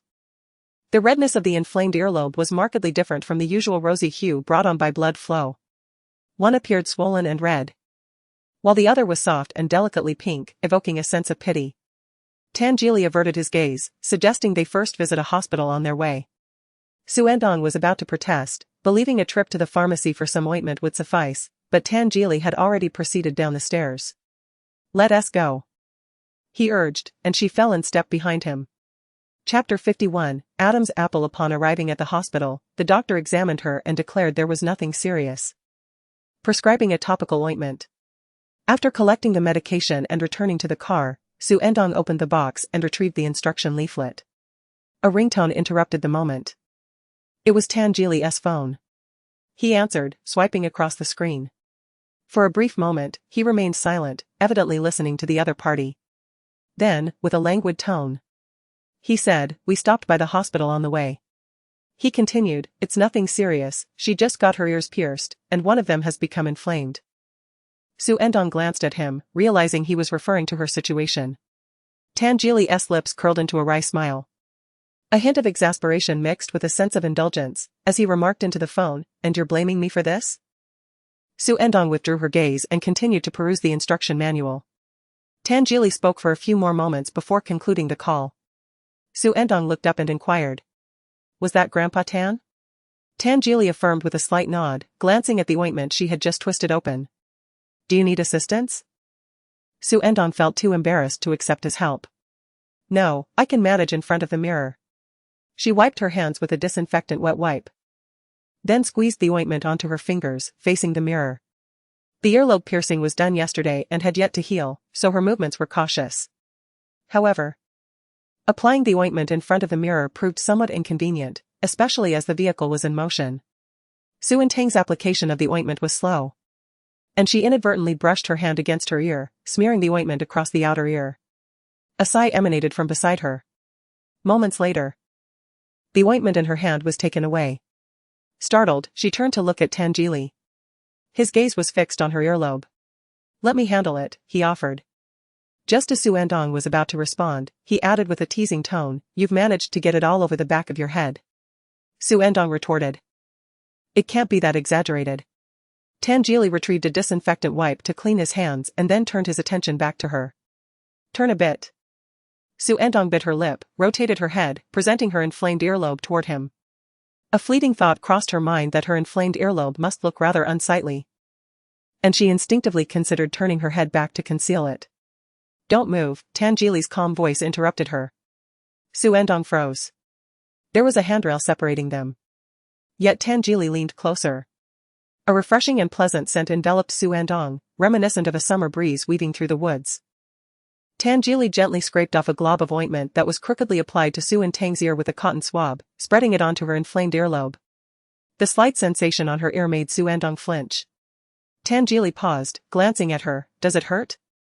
Xu Ertang softly replied, "It doesn't hurt. It's just itchy." Subsequently, she noticed that his touch on her earlobe had become considerably lighter. The vehicle continued its journey, navigating through a bit of traffic, moving intermittently yet remaining relatively smooth. The back seat was enveloped in silence, only swaying slightly with the car's gentle stops and starts. Xu Ertang maintained the position of turning one earlobe towards Tangili. Her body tense, her gaze wandering aimlessly before settling on his pale skin. In her line of sight was the side of Tangili's neck, where his jawline was distinctly defined, and the faint outline of blue veins was discernible beneath his skin. The prominence of his Adam's apple was equally pale. Suddenly, that Adam's apple shifted slightly, as though paused, frozen in time. After a few moments, the bulge in his throat seemed on the verge of movement yet remained still, suppressing something unexpressed. It felt as if a thread had been drawn between their gazes, occasionally tugging at her attention. As the Adam's apple finally slid up and down, Xu Ertang heard Tangili's languid voice beside her ear. "What are you looking at, so curious?" She snapped back to reality, realizing he had halted his earlier motion and was now observing her. She immediately averted her gaze and lowered her head, casually responding, "I am a bit curious." Tangili paused for a moment, chuckling softly. "Su Tongxue, do you realize that your words seem to imply?" He elongated the last word, leaving the thought unfinished. Xu Ertang interjected, "Imply what?" "That it resembles teasing him?" In truth, she regretted her words as soon as they left her lips. What was she so curious about regarding his Adam's apple? Xu Ertang felt a wave of embarrassment wash over her, nearly burying her face into her chest, when suddenly, a finger pressed against her chin. Tangili gently tilted her chin upwards, prompting her to lift her gaze. "I can't see," she murmured, her face elevated by his hand. Before she could fully comprehend the moment, his hand had already retreated, leaving an ephemeral sensation in its wake. A feeling that was indescribable. She gasped softly, a blush creeping from her neck to her cheeks. The application of the ointment was swift, yet the warmth on Xu Ertang's face lingered until they neared Old Master Tan. Upon seeing her, Old Master Tan inquired with genuine concern about her ear piercing. Only when he confirmed that she was indeed fine did he relax. It was quite embarrassing for Xu Ertang to have caused such worry over a simple ear infection. Old Master Tan smiled, saying, "Ah, young ladies, it's quite natural to care about one's appearance." After applying the medication, Xu Ertang noticed a marked improvement in her ear that very day. That evening, she messaged Lin Jiayu, who was surprised to learn of her ear infection. Lin Jiayu herself had no issues. Upon discovering that Xu Ertang had pierced her ears, Yuxia eagerly shared various beautiful ear studs and earrings, inquiring if she intended to get cartilage piercings as well. Many cartilage piercings were indeed exquisite, and Yuxia had already taken the plunge. Xu Ertang, however, felt a twinge of fear regarding the pain and deemed that one piercing in her earlobe was sufficient. Yusia sent her a regretful emoji in response. Yusia, once I finish my tasks, let us go together to select new earrings. Yusia, I have been occupied with planning the New Year party, working tirelessly. Every year, the International Department holds a New Year party as a tradition on New Year's Day. In her past life, Xu Ertang, being part of the International Department, participated annually. Everyone dresses elegantly, in a very formal manner. Yusia, you should come too. Yusia, each of us can invite friends. She then sent a voice message. This will be the final New Year party for my brother and Geely this year. Xu Ertang, alright. Upon learning that Xu Ertang would attend the International Department's New Year party, Wenyu took the opportunity over the weekend to have SA bring a selection of dresses for her to try on. SA arrived with an abundance of dresses, all in Xu Ertang's size. Wenyu, this afternoon, your uncle and Tan Geely are not at home, so we can take our time trying them on. SA, being perceptive, not only brought dresses for Xu Ertang but also included the newly released spring collection for Wenyu. Xu Ertang tried on several dresses, all of which looked splendid. While Wenyu stepped away to take a call, she returned to see Xu Ertang in a newly changed dress and remarked, this one looks lovely too. She then picked up a smoky purple dress to try on. Xu Ertang held the dress close to her chest. Wenyu tucked a strand of hair behind her ear and inquired, are you tired? Xu Ertang, not really. Wenyu smiled softly, remarking that Tan Geely had always been reluctant to allow her to dress him up since childhood, but now, finally, a beautiful girl was adorning him. After Xu Ertang ascended the stairs with a dress in hand, Tan Geely returned. As he walked through the reception room and observed the myriad of items and people present, he paused momentarily. Catching a glimpse of him, Wenyu inquired, you're back? Tan Geely lazily teased, setting up a stall, General Wen. Wenyu instructed, come here. Tang Tang is trying on dresses in the room. You can help provide some feedback. Chapter 52, Which sister has ensnared your soul? Xu Ertang emerged from the room, donning a delicate smoky purple dress. The gown, influenced by French fashion, was adorned with exquisite embroidery and featured a spaghetti strap design. The straps were gently draped with a hint of sheer purple fabric. The hem of the dress was shorter in the front and longer in the back, reaching just above her knees, layered and lightweight, striking a perfect balance between elegance and youthful charm. Standing before the mirror, she admired her reflection before descending the stairs. Clad in plush slippers, the trailing hem of her dress was slightly elongated. As she made her way down, she held up the skirt with one hand while grasping the banister with the other, the swaying edges of the dress brushing against her calves. A staff member was the first to notice Xu Ertang gracefully descending the spiral staircase.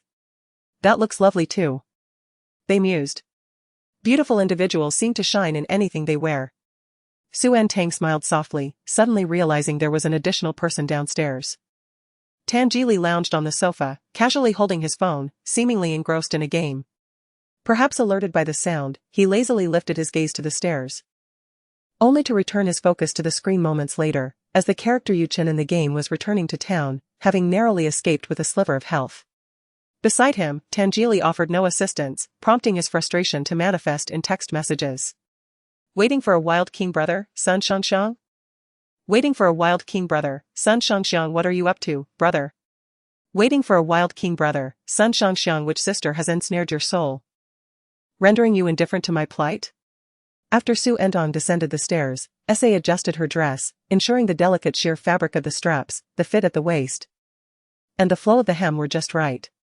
Once satisfied, Wenyu turned Xu Ertang around for a thorough appraisal, exclaiming, Tang Tang, this dress is lovely. The color complements you splendidly. She then inquired of Tan Geely, what do you think? Xu Ertang's gaze instinctively turned towards Tan Geely at her words. Tan Geely lowered his phone, lifting his gaze from the victorious screen of the game. He first regarded Xu Ertang's face, then shifted his attention downward to her form. Xu Ertang felt the weight of his gaze traverse her, from top to bottom and back again, an inexplicable blush creeping over her, leaving her somewhat embarrassed. Tan Geely's eyes returned to her face, finding it captivating. Feeling a warmth in her cheeks, Xu Ertang pondered briefly before declaring, then let us go with this one. In the end, Wenyu decided to keep several of the dresses Xu Ertang had tried on. As the New Year's party for the International Department approached, Xu Ertang's 2-month stay at the Tan residence was drawing to a close. That evening, she received a call from Old Master Liu. inquiring whether she required a car for her return on the 31st. Xu Ertang informed him that she would be returning home rather late on the 31st and agreed to return to the garden on the 1st. Finally, the 31st of December arrived. Once the day's classes concluded, a 3-day New Year's holiday would commence. The most popular topic during today's intermission was the discussion of where to celebrate the New Year. Some opted for a movie. Others for an amusement park to witness the fireworks display, while a few mentioned the New Year party organized by the International Department. Xu and Xu Ertang suggested bringing friends along, as the invitation slots reserved by Tan Jili, Yu Chen, and Jiang Ranji had gone unused. Xu Ertang initially intended to invite Lin Jiayu to join them. Upon hearing about the International Department's New Year party, Lin Jiayu was both astonished and envious. When Xu Ertang invited her to accompany them, her surprise deepened. "I think I'll pass," she replied. Lin Jiayu, possessing a naturally shy disposition, perceived the International Department as akin to a den of monsters. She felt a surge of anxiety each time she went to tie a wish rope before exams. It wasn't that the International Department was unappealing, rather, she feared that her presence would be incongruous, feeling out of place and unrefined. Coincidentally, her parents planned to take her to her uncle's house for New Year's Day, departing right after school on Friday. Consequently, she decided against attending the International Department's New Year party. After bidding farewell to Lin Jiayu post-school, Xu Ertang returned home to change her attire.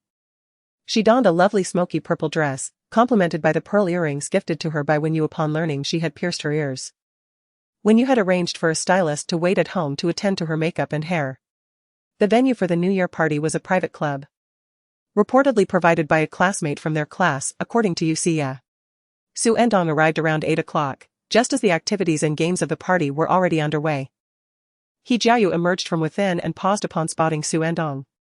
"Sister Xu, you've come to join us. Why did you arrive so late? You've missed the dancing." This evening, the boys were all dressed in formal attire, and he too sported a sharp suit. Xu Ertang replied, "I will wait until school is over." He Jiayu suggested, "Why not take a leave? The International Department has already dismissed for the afternoon." Being a privileged young man, He Jiayu was oblivious to the circumstances of the regular high school department. Xu Ertang merely acknowledged with a sound. He Jiayu continued, "I have something to attend to, you can go in first, Ajin is inside."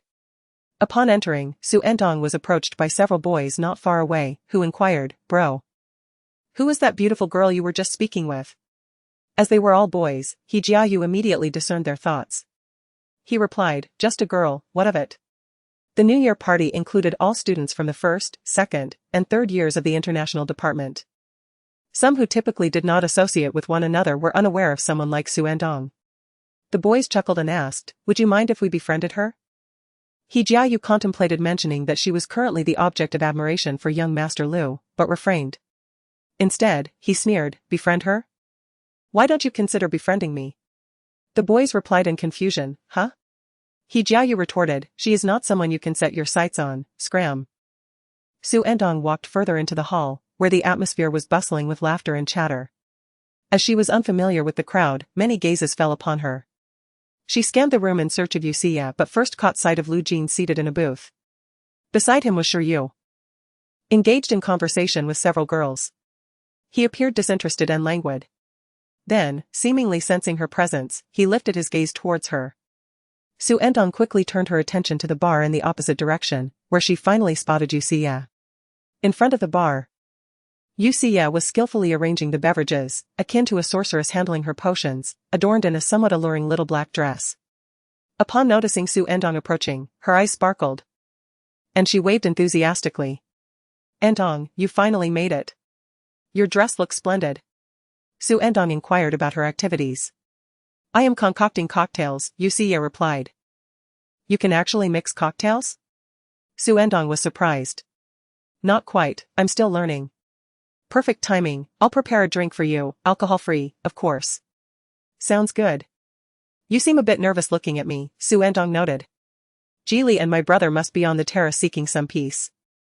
You go ahead. And once I'm done, I'll join you." There were 2 terraces, both situated at the far end. Xu Ertang navigated through several areas where the crowd thinned. As she turned the corner towards the terrace, she spotted a boy and a girl embraced in a secluded corner, oblivious to the world, their kiss passionate. The boy's hand had lifted the girl's skirt. Instinctively, Xu Ertang halted, momentarily stunned. Before she could react, a hand reached around from behind, covering her eyes and blocking her view. Tan Jili's low voice wafted into her ear, slightly teasing and somewhat irritated, "You'll get an eye full." Chapter 53, Truth or Dare. Xu Ertang stumbled in surprise, stepping back and inadvertently brushing against the person behind her, her skirt grazing his leg. A warm breath swept across her hair that fell beside her ear. Her eyelashes fluttered, brushing against the palm that covered her eyes. Xu Ertang wished to explain, but suddenly, the hand over her eyes loosened. Before she could discern anything, she was abruptly pulled around the corner, her orientation shifted. Once she regained her footing, she found herself confronted by the enigmatic smile of Tan Jili. His suit jacket was mysteriously absent, leaving him clad only in a shirt with the top button undone. The casualness of these details exuded an alluring elegance, reminiscent of the image she held of him from a past life, causing her to momentarily lose her train of thought. Although the inappropriate scenes were no longer visible, the faint sounds of kissing lingered in the air, revealing just how engrossed the couple had been in their embrace. Recovering from her reverie, Xu Ertang felt a flush of embarrassment. The act of kissing itself was innocuous, however. It was Tan Jili's remark about needing to have a pinprick that made her feel as if she had been deliberately caught eavesdropping. "You said you were here." "I just arrived," she explained. Tan Jili nodded, replying, "We noticed you walked straight here, and no amount of calling could have stopped you." Xu Ertang realized that his earlier comment had merely been a jest. He understood her accidental intrusion. Feeling a mix of shyness and irritation, she quietly retorted, "You were watching too." Tan Jili chuckled lightly, "If I keep watching, I might need a pinprick as well." Xu Ertang responded with a dry, "Oh." Just then, a boy and a girl strolled around the corner, both impeccably dressed but with slightly disheveled hair, unmistakably the couple previously lost in their passionate moment. Tan Jili turned, shielding Xu Ertang behind him, and the smile that had graced his face faded as he faced the approaching pair. The boy, having heard the commotion, paused, thinking someone had been spying, only to be surprised to find the illustrious figure before him. Moreover, the imposing figure of the Buddha was unexpectedly accompanied by a young lady. Just as he was about to discern her appearance, he was obstructed from view, catching only a glimpse of a smoky purple skirt and a pair of elegantly smooth calves. Even from just the sight of her legs, it was evident that she was a beauty. "Second brother, who is she? Care to introduce?" Tan Jili lifted his eyelids slightly. "What does it have to do with you?" Xu Ertang, standing behind Tan Jili, found her line of sight blocked and could only listen to their exchange. She sensed that Tan Jili's tone had shifted from the playful banter earlier to one of complete aristocratic demeanor. The young man chuckled, "No worries, no worries. So, second brother, shall we take our leave?" With that, he escorted the young lady away. As they departed, the girl lingered her gaze on Tan Jili several times before reluctantly withdrawing her attention. Once they left, only Xu Ertang and Tan Jili remained. Tan Jili turned around. Their eyes met, but Xu Ertang quickly shifted her gaze elsewhere. The young man's suggestion to leave was undoubtedly more than a mere departure. It hinted at a desire for deeper engagement.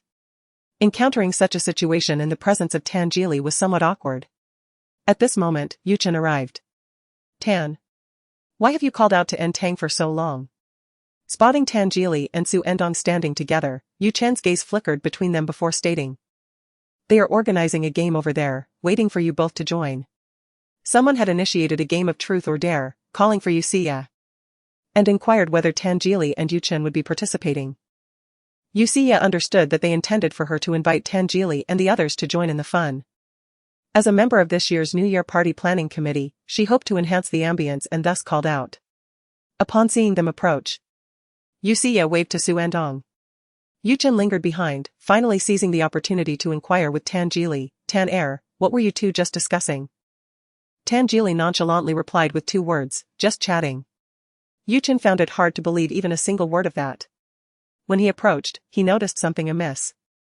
What could possibly cause someone to blush so deeply? "Don't tell me it's merely the heat," Tan Jili remarked, "we were discussing matters beyond your comprehension." Yuchen retorted, "What could possibly be beyond my understanding?" Tan Jili fixed his gaze upon him, scrutinizing him with a hint of sympathy. Yuchen felt a shiver run down his spine under that gaze. He wanted to question him, yet Tangeli seemed to be studying him instead. That rascal must have something unsavory to say. Tangeli continued, are you truly unaware that there are numerous things you do not grasp? Yuchen remained silent. Meanwhile, Xu Ertang had already settled beside Yuxia. On Yuxia's other side was Jiang Ranji, who held a cocktail in his hand. There was also a glass before Yuxia on the low table. She pushed it towards Xu Ertang. Try this, I mixed it for you. It's called tonight's begonia. The non-alcoholic cocktail boasted a beautifully layered color. Xu Ertang took a sip, finding it refreshingly sweet and tangy. It's delightful. I never expected you to be able to mix drinks. Yuxia beamed with joy and inquired, do you think there's anything that needs improvement? Xu Ertang took another sip and replied, not really, it's just a tad sweet for my taste. She placed the cup upon the low table and observed as Tangeli took a seat beside her, followed closely by Yuchen. A touch sweet?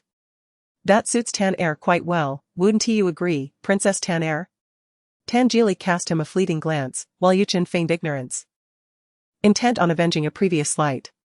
Yuxia chuckled, once the game concludes, I shall prepare a drink for Brother Geely. Yuchen frowned, why must it be him? And why does Jiang Ranji also get one, while I do not? Yuxia glanced at Jiang Ranji and clarified, I asked Ranji to sample it for me. Yuchen retorted, so, I am the only one excluded? You truly are my sister. Yuxia replied, you will have one too. Xu Ertang noticed Yuxia's growing anxiety from the questioning and tactfully shifted the topic, what game are we playing? Yuxia responded, truth or dare. The participants had gathered in sufficient numbers. A newcomer arrived at the vacant seat opposite Xu Ertang, Lu Jin, He Jiayu, and Shiyu. Lu Jin took the seat directly across from her. Yuchen greeted them, you all have come to play as well?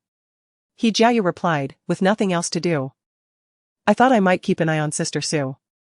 If she suffers a misfortune in the game, Old Master Lu will surely seek retribution from a Jin. He waved at Xu Ertang as he spoke. Lu Jin scoffed lightly, you do talk too much. Yuchen chimed in, he has a point. Tan-Er will also endure Old Master's wrath.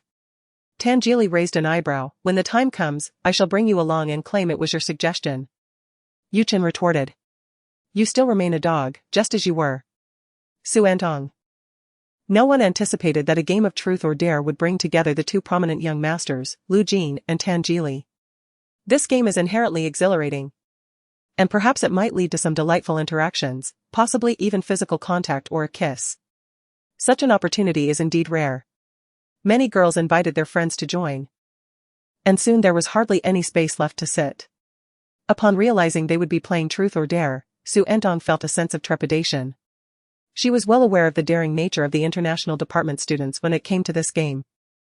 Chapter 54, a sore mouth. As Tangeli and Lu Jin also participated, more girls learned about the game and wanted to join. Eventually, there was simply no room left. And after agreeing not to add any more participants, the game finally commenced. With so many players, spinning the bottle became impractical. So they opted for a game of pass the parcel. Someone managed to play music, and the item being passed around was a cushion. In the first round, a girl was chosen. Everyone asked her to choose between truth or dare. After a moment's contemplation, she opted for dare. A boy suggested a rather simple yet amusing challenge, how about this? For the first round, let us keep it light. There's a storage room outside, right? We'll cut the power inside, and you can pick any boy present to go in with you, no phones allowed, and you must stay there for 5 minutes. This idea received considerable support from the group. The storage room was small and cluttered, making it almost impossible for 2 people to enter without being in close proximity. It was also pitch dark, creating an atmosphere ripe for unexpected occurrences. The girl scanned the boys present, her gaze ultimately landing on Tangeli. With a bashful tone, she inquired, Tangeli, would you accompany me? Upon hearing her choice of Tangeli, the crowd erupted in playful cheers. Yuchen clapped gleefully, exclaiming, you're the one she chose, Tan-Er. At the outset, there was a concerted effort to coax Tangeli into participating, with Yuchen leading the charge. The atmosphere was electric as applause erupted and whistles pierced the air, creating a fervent ambience. Xu Ertang was about to join in the clapping when Tangeli cast a glance her way. She silently lowered her hands. After all, they were all in this together, and it seemed inappropriate to join in the ruckus. Amidst the cacophony, some girls expressed their dissatisfaction, whispering amongst themselves. I bet she deliberately chose truth or dare. Isn't this exactly what she wanted? Don't worry, if it's your turn. I'll suggest you kiss a boy for a minute. Shoo. Keep your voice down. The uproar escalated, yet at the center of it all, Tangeli remained unfazed, showing no inclination to rise. Gradually, the crowd quieted, their eyes fixed on him. The girls had discerned Tangeli's intentions but were reluctant to let the moment slip away, calling out to him once more, Tangeli. He offered an apologetic smile and replied, I'm afraid of the dark, choose someone else. Humph. Who would believe that the esteemed young Master Tan is afraid of the dark? Teased a few boys. Tangeli's refusal was courteous and gentle, providing a way out. The girls felt a twinge of regret but had no choice but to reluctantly select another boy. The other boy, however, was eager. And the two excused themselves to the storage room outside. A few boys followed to turn off the lights and lock the door, returning to set a 5-minute timer before the game resumed. As the second round of music concluded, the pillow still rested in the hands of one girl, who opted for a dare. The content of the adventure is as follows: choose a boy, and engage him in a game of passing cherry tomatoes using only your mouths. The girl selected Lu Jin. Everyone turned their attention to Lu Jin, and Xu Ertang also glanced at him across the room. A boy remarked. Are you girls really just going to watch Lu Jin and Tangeli play this game? Another echoed, indeed, could we possibly be allowed some involvement? Lu Jin smirked lazily and replied, I'm allergic to cherry tomatoes. This was also a subtle refusal, as there were still cherry tomatoes in the fruit platter before him. And his excuse was evidently a hasty fabrication. Yu Chen scoffed, you all are either allergic or afraid of the dark. He Jiayu chimed in, choose me. I'm not allergic. Consequently, the girl shifted her choice to He Jiayu, which, compared to the previous round in the storage room, at least allowed everyone to witness the proceedings. The atmosphere was suddenly ignited. Then the third round commenced. As the music concluded, Sure you happened to toss a pillow to Lu Jin, landing it squarely in his hands. Upon realizing that he was now the target, everyone began to tease him.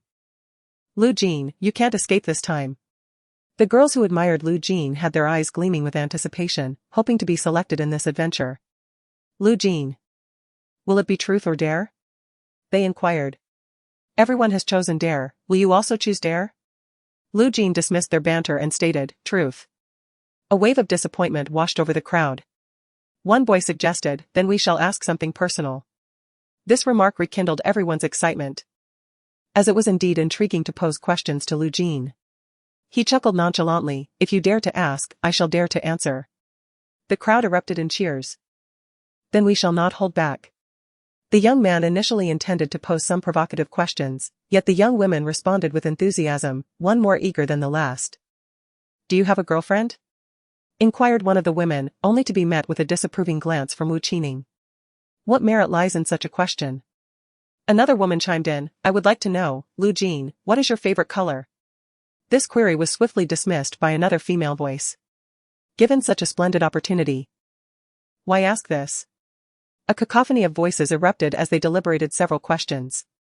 Lu Jin interjected, according to the rules of the game, I shall only answer one question.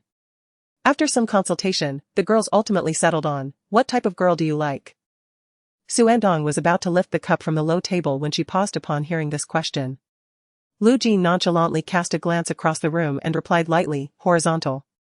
His answer took everyone by surprise, as it consisted of merely 2 words, leaving some bewildered. Horizontal? What does that mean? Lu Jin, you certainly possess a unique taste. Lu Jin showed no inclination to elaborate further. The girls, too, found themselves perplexed, whispering amongst themselves. What does horizontal imply? Perhaps a girl with a temper like Zhao Manxi's? It was a possibility, after all, Zhao Manxi often clashed with Lu Jin, who would invariably soothe her. Should I adopt a more assertive demeanor next time? These murmurs drifted into Xu Ertang's ears like the biting winds of a harsh northern winter. Amidst the chatter, the game continued. In the ensuing rounds, participants chose either truth or dare, each revealing their own secrets and challenges. A girl, undeterred, extended another invitation to Tangeli to partake in a game of truth or dare, during which the two of them engaged in a rather peculiar challenge of tearing tissue paper with their mouths. This time, Tangili's refusal was particularly audacious, as he claimed he was feeling unwell and had a sore mouth. Xu Ertang, who had been lost in thought, snapped back to reality upon hearing his brash remark and cast a glance at Tangili, a fleeting moment that he seized upon. With his eyes slightly narrowed, he inquired, "Which side are you on?" Caught off guard by his question, Xu Ertang, who had previously joined in the teasing, felt a twinge of guilt and stammered, I'm on your side." Beside them, Yuchen nudged Tangili's arm, playfully prompting, "Tan, what are you two discussing?" Unbeknownst to them, music had already begun to play, and the pillow was being passed around. The melody lingered unusually long, having circulated twice without interruption. As the pillow approached Xu Ertang once again, an unsettling premonition washed over her.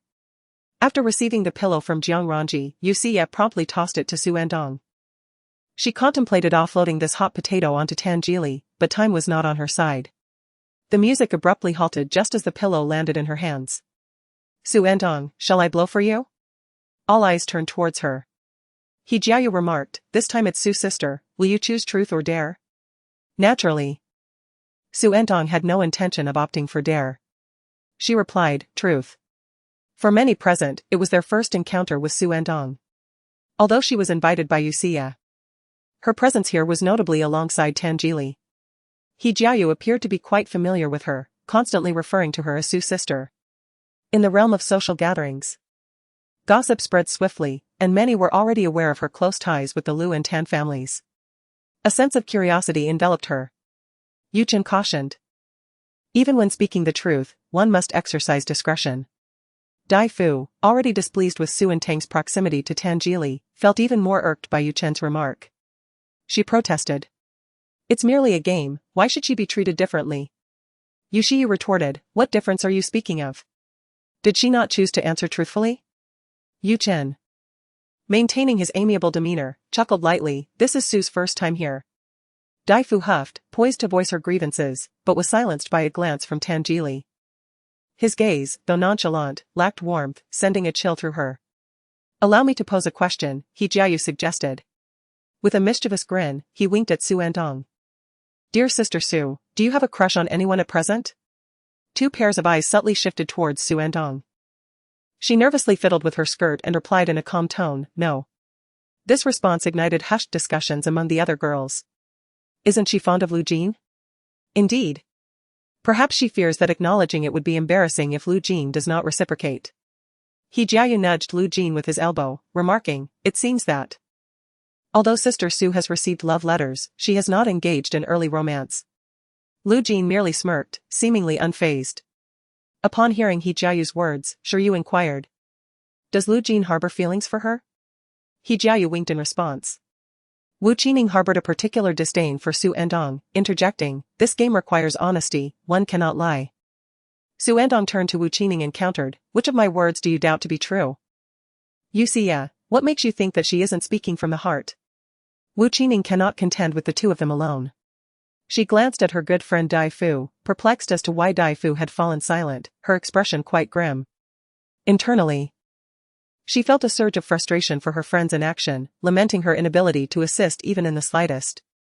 Though she was determined not to yield, she was interrupted by Lu Jin's impatient voice. "Are you continuing or not?" Wu Qining was momentarily taken aback. The game resumed, and someone proposed playing the King's game, bringing over a deck of cards to shuffle. Yuxia curiously whispered to Xu Ertang, "You no longer have feelings for Lu Jin, do you?"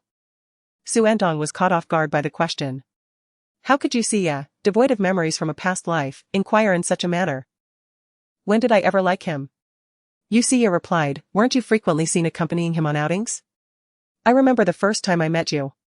You were even doing your homework." Xu Ertang was astonished to realize that the misunderstanding had arisen so long ago. She clarified, "That was when Lu Jin was involved in a scuffle, and his grandfather was upset, asking me to keep an eye on him."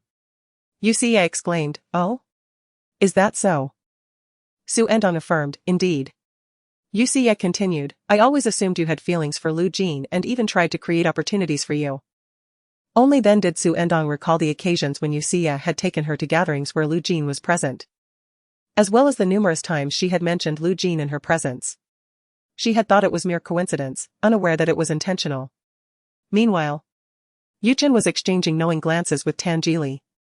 Just as Tangili popped a grape into his mouth, he playfully inquired, "Did some sand get in your eyes? Shall I blow it out for you?" Hearing this remark, Yusia stretched her head over, puzzled, and inquired, "Brother, can sand really get into your eyes indoors?" Yuchen replied, "No, we are merely jesting." He cast another glance at Tangili, silently questioning his pretense. The king's game is quite entertaining, allowing more participants with each round. The king may designate 1 to 3 individuals to complete a task. Yusia joyfully flipped the ghost card on the low table, exclaiming, "At last, it's my turn to be the king." Having already played numerous mini-games, she found the idea of repeating them rather dull. After a moment's contemplation, she proposed, "Let us simplify this round. For the spades 3, 4, and 5, the 3 chosen individuals will balance a balloon between them, much like a sandwich, as they circle around us." With that, she began to select the 3 participants. Her gaze quickly landed on Xu Ertang, who held the spade 5. "What a coincidence. I've chosen you as the king." Xu Ertang set down her spade 5, relieved to hear that the task involved balancing a balloon while walking. Yusia asked, "What about the spades 3 and 4? Sitting opposite them, Lu Jin casually flicked his wrist, and a spade 4 slid onto the low table, gliding into Xu Ertang's line of sight. To her surprise, he possessed the spade 4. Just then, Yuchen's voice drifted from her left, "Here it is. The spade 3. As Xu Ertang turned her head, she glimpsed Tangili holding the card. It was indeed the spade 3. Thus, the trio tasked with balancing the balloon comprised Xu Ertang, Tangili, and Lu Jin. Everyone initially marveled at the extraordinary fortune of Yusia, who managed to select both Tangili and Lu Jin with a mere choice. Subsequently, speculation arose regarding whether these 2 formidable figures would concoct some excuse to forego the game. After all, both were notoriously difficult to persuade. Aside from the one occasion when Lu Jin participated in a game of truth or dare, he had declined all other invitations from female peers to engage in such activities. Tangili had never even been selected once, having abstained from participation entirely. While the nature of being called upon in a group game differed, they certainly possessed ample means to avoid involvement should they choose. Several young women harbored hopes that the 2 would decline. As the balloons for the game arrived, Yusia urged, "Let us begin." Both Tangili and Lu Jin rose to their feet. Finally, these 2 had taken a stand tonight. Yuchen playfully teased, "Princess Tan. Feeling no aches in your waist or legs now?" Applause erupted, and whistles filled the air. If only they had chosen to play the king's game sooner. It was indeed rare to be caught in truth or dare. After all, she had a younger sister at home to care for, one who was also notably beautiful. Xu Ertang found the raucous cheer distracting, causing her eardrums to throb. Accepting the terms of the game and respecting its rules, she too rose to join them. The 3 departed their seats, moving to a more spacious area behind the sofa. As Xu Ertang approached, she intended to stand beside Tangili. Jiu interjected, "Su Mei. Are you really going to let those 2 boys stand in the middle? Doesn't that seem a bit off?" Xu Ertang paused to consider the scene. It indeed appeared somewhat awkward. Thus, she positioned herself in the center. Chapter 56, Happy New Year, Princess. 2 boys approached, eager to assist with the balloons. Get ready. Get ready. Stand properly, they instructed. To the left of Xu Ertang stood Tangili, and to her right was Lu Jin. After a moment's contemplation, she turned to face Tangili. Others placed 2 balloons in front of and behind Xu Ertang. In front of her was Tangili's back, and behind her was Lu Jin. The balloons were light, and as soon as they were set down, the one before Xu Ertang nearly slipped away. She caught it with her hand, leaning slightly forward to secure it. Suddenly, Tangili's hand reached back, grasping her wrist and pulling her forward. The balloon between her chest and his back became slightly deformed due to the pressure. Soon after, she felt a similar compression behind her, as someone grasped her upper arm. Hold tight, don't let them drop. If they fall, we'll have to start over, a few boys teased. Xu Ertang's cheeks flushed with embarrassment from their teasing. Let us begin, Yusia declared. The trio moved forward, accommodating Xu Ertang's slower pace. However, even at this reduced speed, it was no easy task. At one point, Xu Ertang stumbled, and both balloons nearly flew away. Fortunately, they managed to complete the task without incident. Upon returning to their seats, Xu Ertang took a couple of sips from her cocktail. Xu leaned in, showing her photos taken moments ago. Xu Ertang was not particularly inclined to view them. Xu remarked on a picture where He Jiayu appeared quite animated, saying, "He Jiayu seems to be quite familiar with you." Xu Ertang remained silent. The words of He Jiayu lingered on the tip of her tongue, yet she had never truly absorbed their meaning. His demeanor was similar with everyone. Xu chuckled once more, saying, "You should have seen the expressions on Wu Qining and Dai Fu's faces, they truly had me in stitches." After engaging in several rounds of the king's game, the clock struck 10:30, prompting everyone to disperse. Many sought a different venue to welcome the new year. Some extended invitations to Xu and Xu Ertang, hoping to include Tan Jili through them. Xu politely declined, citing prior commitments. She turned to Xu Ertang and suggested, "Let's go watch the fireworks together later." Xu Ertang inquired, "Where shall we watch them?" She was aware that the amusement park would host a New Year's Eve fireworks display that night. Xu replied, "Jiang Ranji's family has a house on Jiao Mountain where we can see the fireworks from the amusement park. We agreed beforehand to move on from the past. Watching from there will spare us the hassle of crowds." Before departing, Xu Ertang accompanied Xu to the restroom. Once inside, Xu entered while Xu Ertang lingered in the corridor, pulling out her phone to browse her social media feed. The evening's posts were bustling with activity. Some were at the cinema, others at the square, all eagerly anticipating the new year. She noticed several posts from the amusement park, filled with throngs of people. There was no word from Manshur, leaving her concerned about her well-being. The sound of conversation accompanied by footsteps echoed from around the corridor's corner. Xu Ertang's fingers paused on her phone screen. It was the second time tonight she had heard Zhao Manshur's name. Each mention of it caused a familiar pang in her chest, akin to a sudden shock. That was Shiyu's voice. He Jiayu remarked, "Last year, we celebrated the new year together." Like Shiyu, he spoke of Zhao Manshur with an air of intimacy. This was true familiarity. He Jiayu, a Jean. I still recall this time last year when she threw a tantrum and insisted on walking home by herself. On such a frigid day, she wore nothing but a skirt. We were concerned she would catch a chill, yet our attempts to persuade her were futile. In the end, it was your gentle words that soothed her. Lu Jin chuckled softly. He Jiayu sighed, who could have foreseen that this year she would venture to America? The tiles at the corridor's corner reflected their elusive shadows. They did not proceed in this direction, and their voices gradually faded away. Xu emerged from the restroom, spotting Xu Ertang leaning against the wall. "What's the matter?" Xu Ertang replied, "Nothing, just a bit tired." Xu shook her, "Wake up, we still have to celebrate the new year." The two linked arms and stepped outside. Where Tan Jili, Yu Chen, and Jiang Ran were already waiting in the car. Jiaoshan is expansive, dotted with resorts, clubs established by affluent young men, and private residences. The Jiang family villa is perched on the mountainside of Jiaoshan, its floor-to-ceiling windows perfectly aligned with the amusement park. It was just past 11. The night sky was dark and serene. Shortly after their arrival, Xu Ertang received a call from Xiaoning, who had just returned from school that evening and would be heading back on the afternoon of the 3rd. They chatted for over 10 minutes before Xiaoning excused herself to take a shower. After the call, Xu Ertang returned to the living room, where she found Tan Jili, Xu and the others seated on the carpet, engrossed in a game of Monopoly. Yu Chen was reluctantly counting out the money he owed to Tan Jili. "Tan Er. Let us call it a day this time, shall we? I'm about to go bankrupt." Tan Jili casually bent one leg, resting an arm on his knee. A stack of game money in his hand. What a delightful sound. Without any reservations, Yu Chen feigned a delicate voice, exclaiming, "Dear brother." Xu, unnerved by the sound, clutched her blanket tighter. Tan Jili seized the money from Yu Chen's grasp, remarking, "Lacking sweetness." Yu Chen retorted, "What the hell? Never have I encountered a more despicable individual." Tan Jili, with a nonchalant smile, noticed Xu Ertang approaching and offered her the money. "Care for a flutter?" Xu Ertang declined with a shake of her head. Settling beside them, smoothing her dress. "I'm content to observe." Yu Chen, envious, urged, "Ertang, my dear, don't let the opportunity pass. Tan Er is currently flush with funds."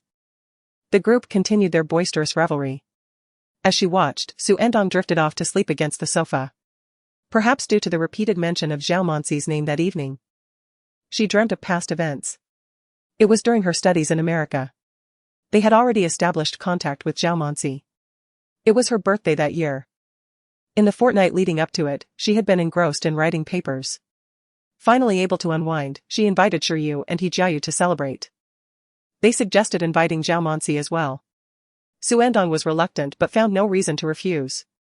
As it happened, on her birthday, Zhao Monsi arrived wearing an identical coat. Because of the sartorial clash, Zhao Monsi's demeanor was unpleasant throughout. Shiryu and He Jiayu lavished attention on Zhao Monsi, seemingly forgetting it was Xu Ertang's birthday.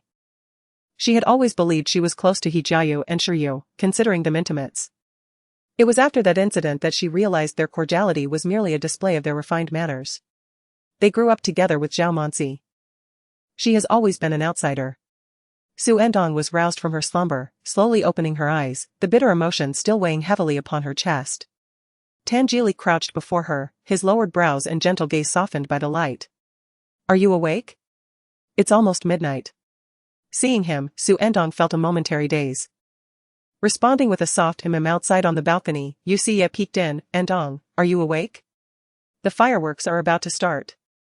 Yu Chen's voice called out, "Hurry up. Tan there's less than a minute left." Tangili rose, extending his hand towards Xu Ertang. She reached out, yet before their hands could meet, he grasped her wrist, pulling her up. It was only then she noticed the blanket that had slipped from her shoulders.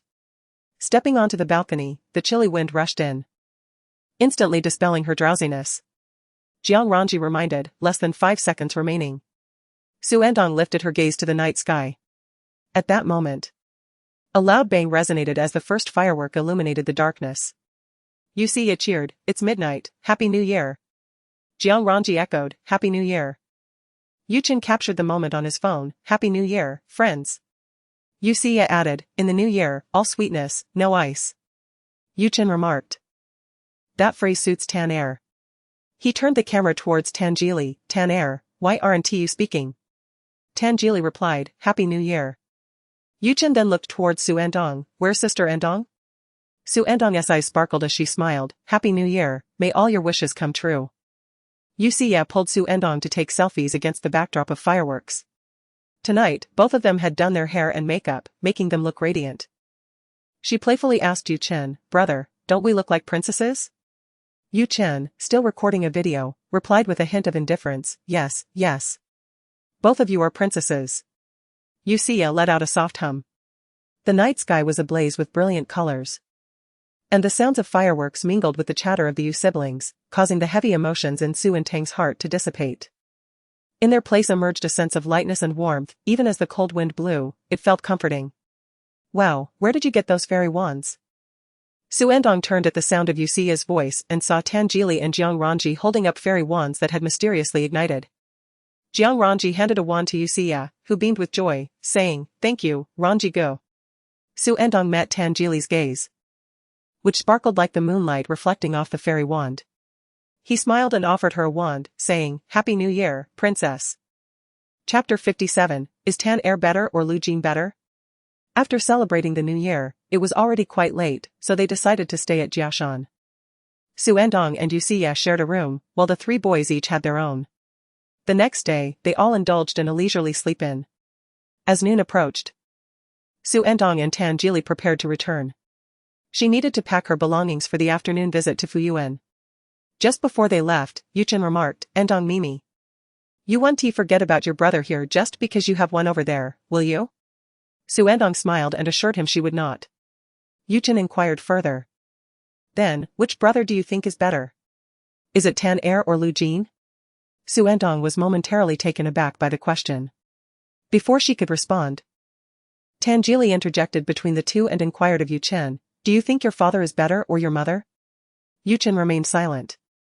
Tangili then turned to Xu Ertang and said, "Let's go."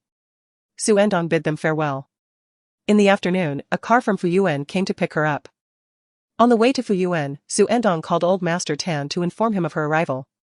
Old Master Tan offered her a few words of advice, adding, "Although your grandparents from the Lu family will not treat you poorly, should you encounter any grievances, do not hesitate to call me. I shall send Tangili to bring you back." Xu Ertang smiled in agreement. Upon reaching Fuyuan, Xu Ertang noticed an unfamiliar vehicle parked at the entrance. suggesting the presence of guests. The guards at Fuyuan recognized her. As she alighted from the car, they greeted her and assisted in carrying her luggage to her room's doorstep. Once inside Fuyuan, Xu Ertang first sought out Aunt Zhou. However, Aunt Zhou was neither in her room nor the kitchen. As she wandered about, she observed that the scenery of Fuyuan had changed significantly compared to 2 months ago. Many trees had withered in the winter, and the overcast sky cast a dull shadow over a pond that had frozen over. While traversing the corridor, Xu Ertang encountered Lu Jin, who appeared somewhat drowsy, evidently having celebrated the New Year late into the night. With half-lidded eyes, he regarded Xu Ertang and asked, "Just arrived?" Xu Ertang nodded and inquired, "Are grandfather and grandmother Lu receiving guests? If so, I shall postpone my visit." Lu Jin replied in a languid manner, "No." Xu Ertang then pondered the reason for the vehicle at the entrance.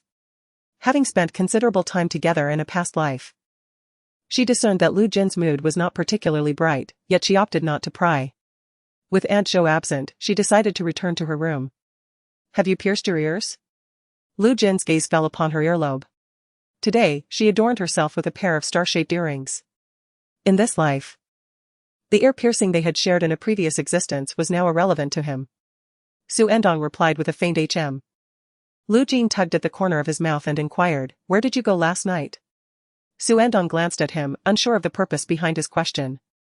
Lu Jin added, "He Jiayu originally wanted to invite you out to play. He and Xia have gone to Reef Mountain." Xu Ertang maintained a consistently indifferent tone. Her obedient and unpretentious face resembling a layer of ice formed upon a tranquil pond, clear and cold. Lu Jin scoffed lightly. "I see you don't speak to others in such a manner. Why the discontent in your response to Yuan?" Aunt Zhou approached from behind Xu Ertang, just in time to hear the latter part of his sentence. "What discontent in responding to Yuan?" Xu Ertang turned around and called out, "Aunt Zhou." Aunt Zhou smiled. "The old lady and the old man just asked if you had arrived." Lu Jin tilted his chin towards Xu Ertang, asserting, "I say she is reluctant to leave the Tan residence." Having to say such a thing in front of Aunt Zhou, Xu Ertang shot him an angry glare. "I am not." Aunt Zhou retorted, "Tang Tang would never do that." Aunt Zhou then asked, "Tang Tang, have you returned to your room yet?" Xu Ertang replied, "Not yet. I was just about to." Aunt Zhou said, "I'll accompany you. Your room was just tidied up a couple of days ago." Xu Ertang had left during autumn, and upon her return, it was already winter. The bedding in her room had all been changed to winter attire, exuding a warm and inviting ambience. "Aunt Zhou, I have yet to visit grandfather and grandmother Lu. Are there guests today?" Xu Ertang inquired. Aunt Zhou sighed, "You must have heard the news." Xu Ertang was perplexed. "Heard what?" Aunt Zhou replied, "In any case, you are not an outsider. It is Ah Jin's brother who has come, claiming he wishes to visit the old couple during the New Year's holiday." Xu Ertang paused, realizing why Lu Jin was in a foul mood. "I shall go later, then." Aunt Zhou nodded and asked what she would like to eat for dinner. Xu Ertang pondered for a moment and responded, "I wish to have the chicken soup that Aunt Zhou makes." Aunt Zhou agreed, "That sounds perfect for a day like today." As evening approached and mealtime arrived, Xu Ertang went to the dining room. Apart from grandfather Lu and grandmother Lu, she noticed Lu Jin's father, Lu Xingtai, was also present. After exchanging greetings, Xu Ertang took a seat. Grandmother Lu asked, "Where is Ah Jin? Why hasn't he arrived yet?" Aunt Zhou explained, "Ah Jin said he would not be eating." Lu Xingtai scoffed lightly, commenting that it was increasingly disrespectful for him to skip meals at such times. Grandfather Lu frowned, defending his grandson, "Do you not understand why he is not eating? Is it not a consequence of your actions?" Lu Xingtai, feeling guilty, fell silent. Grandmother Lu interjected, "He woke up late today and did not have a proper meal, he cannot skip dinner." Aunt Zhou added, "Indeed. But that little ancestor is one to declare he will not eat and simply not do so. I shall go and persuade him again." Aunt Zhou remarked. Grandmother Lu responded, "You may find your efforts futile." This evening, grandfather and grandmother Lu intended to subtly mend the strained father-son relationship between Lu Jin and his father. Madame Lu glanced at Xu Ertang and said, "Tang Tang, why don't you give it a try?" Aunt Zhou added, "Indeed, peers of the same age are often more amenable." Given the trivial nature of the task, Xu Ertang found it difficult to decline. "Very well, I shall go and see." Old Master Lu instructed, "If he refuses to come, return for dinner." Xu Endong rose, donned her coat, and exited the dining hall. Stepping out from the warmth of the indoors, she shivered slightly from the chill. Tightening her coat around herself. Lu Jin's room was at the far end of the corridor, closer to the pond. The path leading to his door was paved with cracked plum blossom tiles. She approached the door and knocked gently. Inside, a languid voice echoed, "I said I'm not coming." Xu Endong, feigning ignorance, knocked again and called out, "Lu Jin, Grandpa Lu and Grandma Lu sent me to summon you for dinner." Silence ensued. Just as she was about to knock once more, the door swung open. Lu Jin stood at the threshold, gazing at her. "You were actually sent to persuade me?" His eyes, illuminated by the light, bore traces of the coldness from outside. "Another charade, are we? Merely for appearances?" Chapter 58, Do you wish for me to feed you? Xu Endong recalled a similar incident from her past life. She vaguely remembered that it was she who had taken the initiative to summon Lu Jin back then. She knew he had no desire to dine with Lu Xingtai, she was merely there to coax him, sparing him from potential annoyance from others. The subsequent details were lost to her, likely a result of her perfunctory approach. Bringing her thoughts back to the present. Xu Endong chose not to respond to Lu Jin's remarks and simply stated, "Everyone is waiting for you to join us for dinner." Lu Jin languidly replied with 2 words. "Not going." This response was entirely within Xu Ertang's expectations. She prepared to return to the dining hall, and Lu Jin gazed at her, saying, "I inquired with Aunt Zhou. She mentioned she had not spoken to you about Reef Mountain." Xu Ertang's heart tightened momentarily, yet her tone remained composed. "That must be my mistake. I heard it from someone else." Reef Mountain was a popular spot for these young gentlemen to indulge in leisure activities, and she had heard others mention it. Which made her think he might be there that evening. Lu Jin did not press further. Xu Endong said, "If you're not eating, I shall take my leave." "Wait." Lu Jin called out to her. Xu Endong turned to look at him. At that moment, Lu Jin's phone rang. He glanced at the screen but chose not to answer. Instead, he stepped out of the room. Standing on the stairs, Xu Endong retreated, creating distance between them. After Lu Jin exited, he closed the door behind him. Xu Ertang, puzzled, asked, "Are you leaving?" Lu Jin remained silent, descending the stairs, stepping onto the cracked ice-patterned pavement, moving ahead of her. Filled with suspicion, Xu Ertang followed. As they traversed the path, they entered the corridor. Xu Ertang intended to head towards the dining hall, but Lu Jin grasped her arm, steering her in another direction. Confused, she stood her ground and tugged against him, asking, "The dining hall is this way, where are you going?" Lu Jin raised an eyebrow and retorted, "Who said I intended to dine?" With a slight exertion, he pulled her along. After a few steps, realizing they were headed towards the main entrance. Xu Ertang understood he was leaving. She struggled against him, but her wrist remained firmly in his grasp, leaving her no choice but to follow him towards the door. "If you're going out, why drag me along?" Lu Jin replied, "You are not going either." Xu Ertang furrowed her brows, expressing her reluctance. "I still need to go eat. Aunt Zhou has prepared chicken soup for me." Lu Jin. Soon enough, Xu Ertang found herself being led to the entrance. Outside, a car idled, its engine still running. He Jiayu lowered the backseat window and remarked, "Ah Jin, why are you so slow?" He then turned his cheerful gaze towards Xu Ertang. "Are you coming too, Xu sister?" Staggering slightly, Xu Ertang was pulled down the steps. "I'm not going." Lu Jin responded with a casual "oh," adding, "It's just as well you're not heading to the dining hall." Xu Ertang clarified, "I meant I'm not going with you." By this time, He Jiayu had already exited the vehicle and made his way around to the passenger seat. Lu Jin brought Xu Ertang to the car and opened the door for her. She glared at him, unwilling to get in, though her expression lacked any real ferocity. "Come on, let us go. I'll treat you to a meal. You can have Aunt Zhou's chicken soup tomorrow," Lu Jin coaxed as he gently pushed her into the car. Once inside, her hands were finally free. And she attempted to pull open the opposite door to exit, but Lu Jin swiftly pulled her back. He closed his own door and declared, "All set." As the car began to move, the garden behind them dwindled in size. "Don't even think about jumping out, it's unsafe," Lu Jin reminded her. Xu Ertang would never engage in such reckless behavior. With a frosty demeanor, she turned to Lu Jin and said, "Let go of me." Lu Jin released her wrist. He Jiayu looked back and cheerfully inquired, "Xu sister, are you arguing with Ah Jin?" Don't be upset, I'll take you for a delicious meal. Having been summoned to call Lu Jin for dinner, she was thus drawn out, likely leaving the elder Lu and Lu matriarch waiting for her return.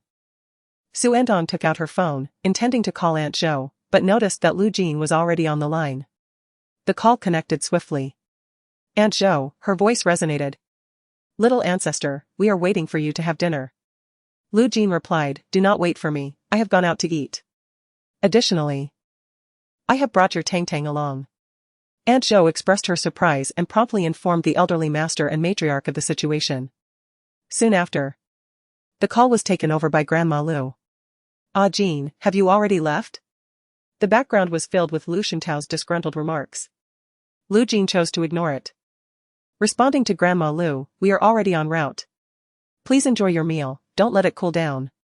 Alright, we want tea wait for you. Grandma Lu cautioned with a few instructions.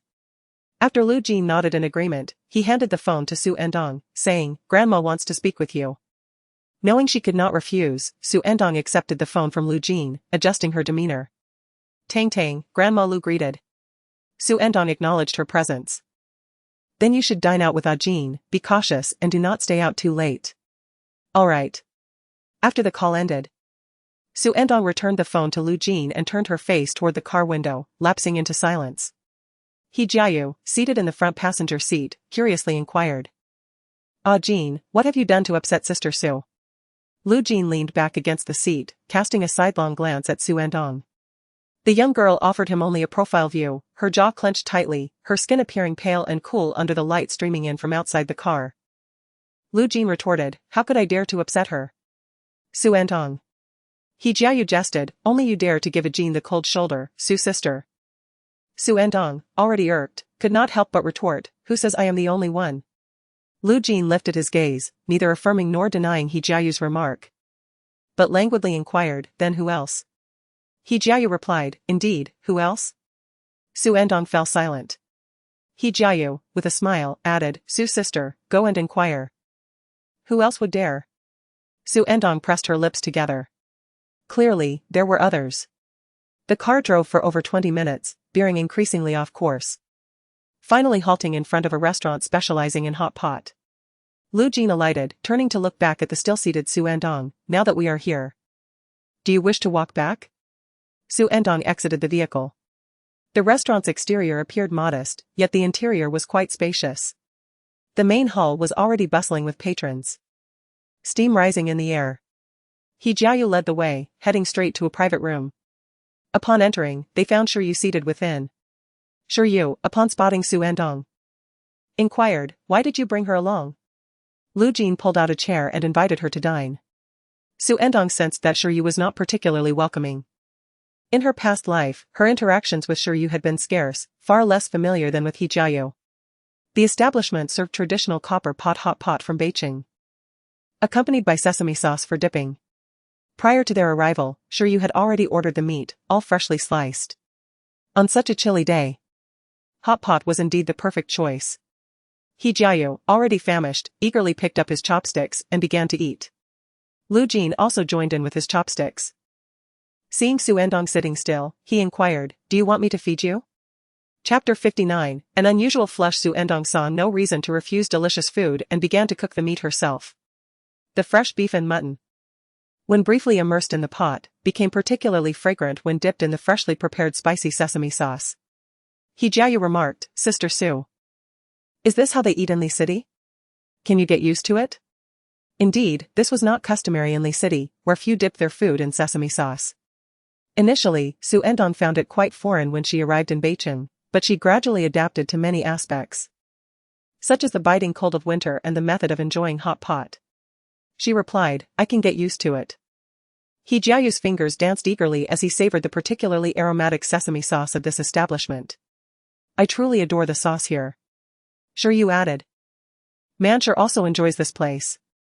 Xu Ertang paused her motions, suddenly feeling that the steaming copper pot and the sesame sauce were not as appetizing as before. I don't think it's enough, let's order a portion of lamb dumplings. The topic was diverted by He Jiayu.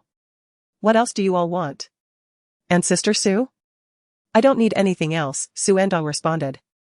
Then let's add another serving of lamb dumplings, He Jiayu decided. From then on, Xu Ertang's appetite diminished significantly.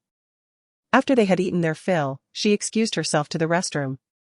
As Xu Ertang departed the private room, He Jiayu turned to Lu Jin and asked, Jin, does Sister Su know about Manchur? Lu Jin, having nearly finished his meal, set down his chopsticks and replied nonchalantly, how would she know? They've never met.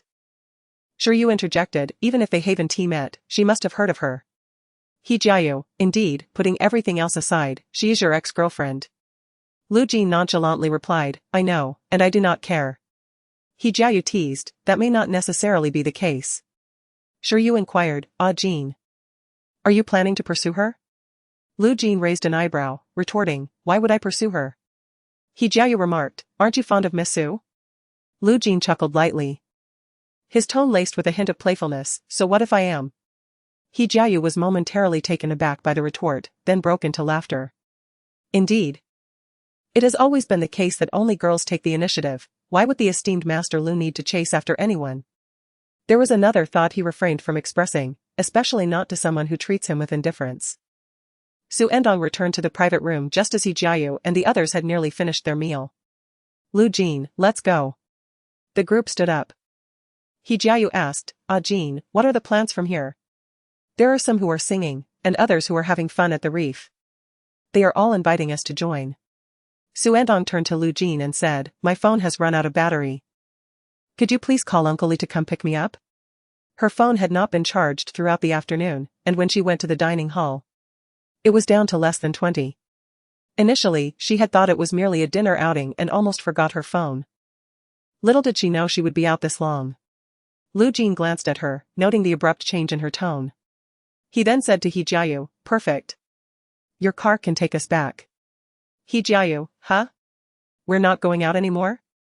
Lu Jin languidly replied, it's rather uninteresting, let us just return and rest. He Jiayu, alright then, let us all head back to our respective homes. Yesterday, having stayed up so late, I felt particularly drowsy. Xu Ertang and Lu Jin returned to the garden at 8:30, just in time to encounter Aunt Zhou. Aunt Zhou inquired, have you two eaten? Xu Ertang replied, yes. We had hot pot. Aunt Zhou remarked, one need not guess, it is evident that this little ancestor insisted on taking you. Lu Jin chuckled and asked, did my father leave? Aunt Zhou responded, he returned home after dinner. Once back in her room, Xu Ertang plugged her phone into charge and noticed that Yusia had sent her a message around 7. She replied, explaining that she had been out for dinner and her phone had run out of battery. Yusia responded, no wonder you didn't reply. And then asked, who did you go out with? Xu Ertang answered, with Lu Jin and the others.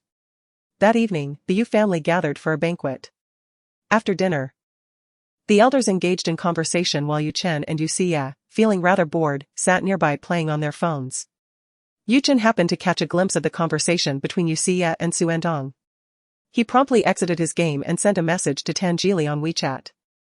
Yu Chen wrote, second brother Tan. Tan Jili replied. Yu Chen continued, she just went to the garden today and went out for hot pot with Lu Jin. After New Year's Day, the first snowfall of the year blanketed Beicheng. When Xu Ertang woke up to head to school in the morning, she saw the entire garden draped in white. The air had grown colder, and she bundled herself up tightly for school every day.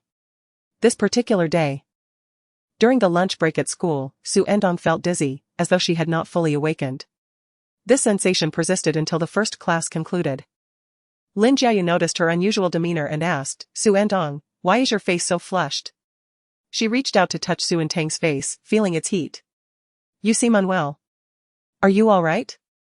Xu Ertang raised her hand to her forehead, acknowledging the slight discomfort. She initially thought it was merely fatigue. Lin Jiayu offered, let me accompany you to the infirmary. Upon arrival, her temperature registered at 38.5 degrees. The school nurse advised her to return home and rest. Xu Ertang had provided Aunt Zhou's phone number to the school. Teacher Wu, her homeroom teacher, called Aunt Zhou to explain the situation, requesting that someone come to pick up Xu Ertang. Lin Jiayu assisted Xu Ertang in packing her backpack and accompanied her to the reception area by the school gate. The wind along the path from the teaching building to the reception made Xu Ertang shiver, and she felt some relief upon entering. I can wait here alone. You should return to class, she told Lin Jiayu, as the second class of the afternoon had already commenced. Lin Jiayu remained concerned, asking, will you be alright by yourself? Xu Ertang nodded, assuring her, my ride will arrive shortly, and there is a security guard present. Reluctantly, Lin Jiayu left. Alone on the sofa in the reception area. Xu Ertang felt drowsy after taking the fever-reducing medication. Hearing the door open, she blinked her eyes to see Tangili. Brother, what brings you here? Xu Ertang. In her dazed state, inadvertently referred to him as her brother again. Tangili, having just returned from an errand, noticed the unusual flush on her face and inquired. Are you feeling unwell? Yes, I have a slight fever, Xu Ertang replied weakly, her voice barely above a whisper. Tangili's hand reached out to her forehead. The moment his hand made contact with her skin, it felt as if she were cradling fresh, pristine powdery snow. Xu Ertang, whose breath was warm, seemed to catch the scent of snow. The icy, refreshing sensation was delightful. She instinctively leaned forward, her forehead brushing against his palm. Tangili momentarily left his hand resting there. He gazed down at the girl, half-lidded eyes peering from beneath her lashes. Gently tucking a stray lock of hair behind her ear, and inquired, have you taken your medicine? Xu Ertang replied, the school doctor just gave me some antipyretics. Tangili's tone softened further, are you feeling very unwell? Xu Ertang admitted, I am. Tangili offered, I will escort you home. At that moment, the door of the reception room swung open once more. Tangili caught a glimpse of Lu Jin in his peripheral vision. Lu Jin first assessed Xu Ertang. Then his gaze shifted to her forehead and Tangili's hand. Running a fever? Chapter 60, Male Dodgy, are you feeling unwell today? Xu Ertang asked, what brings you here? Lu Jin responded casually, the old lady called me and said you had a fever, asking me to accompany you home. He continued, Uncle Li has already arrived. Xu Ertang acknowledged with a soft "oh." Tangili withdrew his hand from her forehead. As she rose, she felt slightly dizzy. Perhaps it was the effect of the antipyretics or something else, but she lacked strength in her legs and swayed slightly. Both Tangili and Lu Jin reached out simultaneously. One on each side, steadying her arms. With their combined support, Xu Ertang regained her balance. Once stable, she took a step towards Lu Jin. Her feet feeling as though they were treading on cotton. Let us go. Tangili paused momentarily, releasing her arm. Lu Jin's hand shifted from her arm to her wrist, pulling her a step closer. Xu Ertang, feeling somewhat unwell and dizzy, merely wished to get into the car and return home swiftly. She turned to retrieve her backpack. But Lu Jin deftly hooked the strap with his empty hand, drawing it towards him. He glanced back at Tangili and stated, I will take her home. Tangili slipped his hands into his pockets, conceding. As they exited the transmission room, a gust of wind swept by, invigorating Xu Ertang slightly. She belatedly realized that Lu Jin still grasped her wrist and attempted to withdraw it. However, her fever left her weak, rendering her movements feeble. And she could not free her hand. Even in her failure, Lu Jin sensed her struggle. He smirked slightly and remarked sarcastically. Why didn't I see you push me away just now? Xu Ertang cast a glance at him. Earlier, her fever had muddled her thoughts, causing her heart to relax and preventing her from immediately resisting him. Yet, Xu Ertang and Lu Jin were not reflecting on the same moment. Xu Ertang replied coolly. There is no need for your assistance now. Lu Jin scoffed, so, are you going to carry your backpack yourself?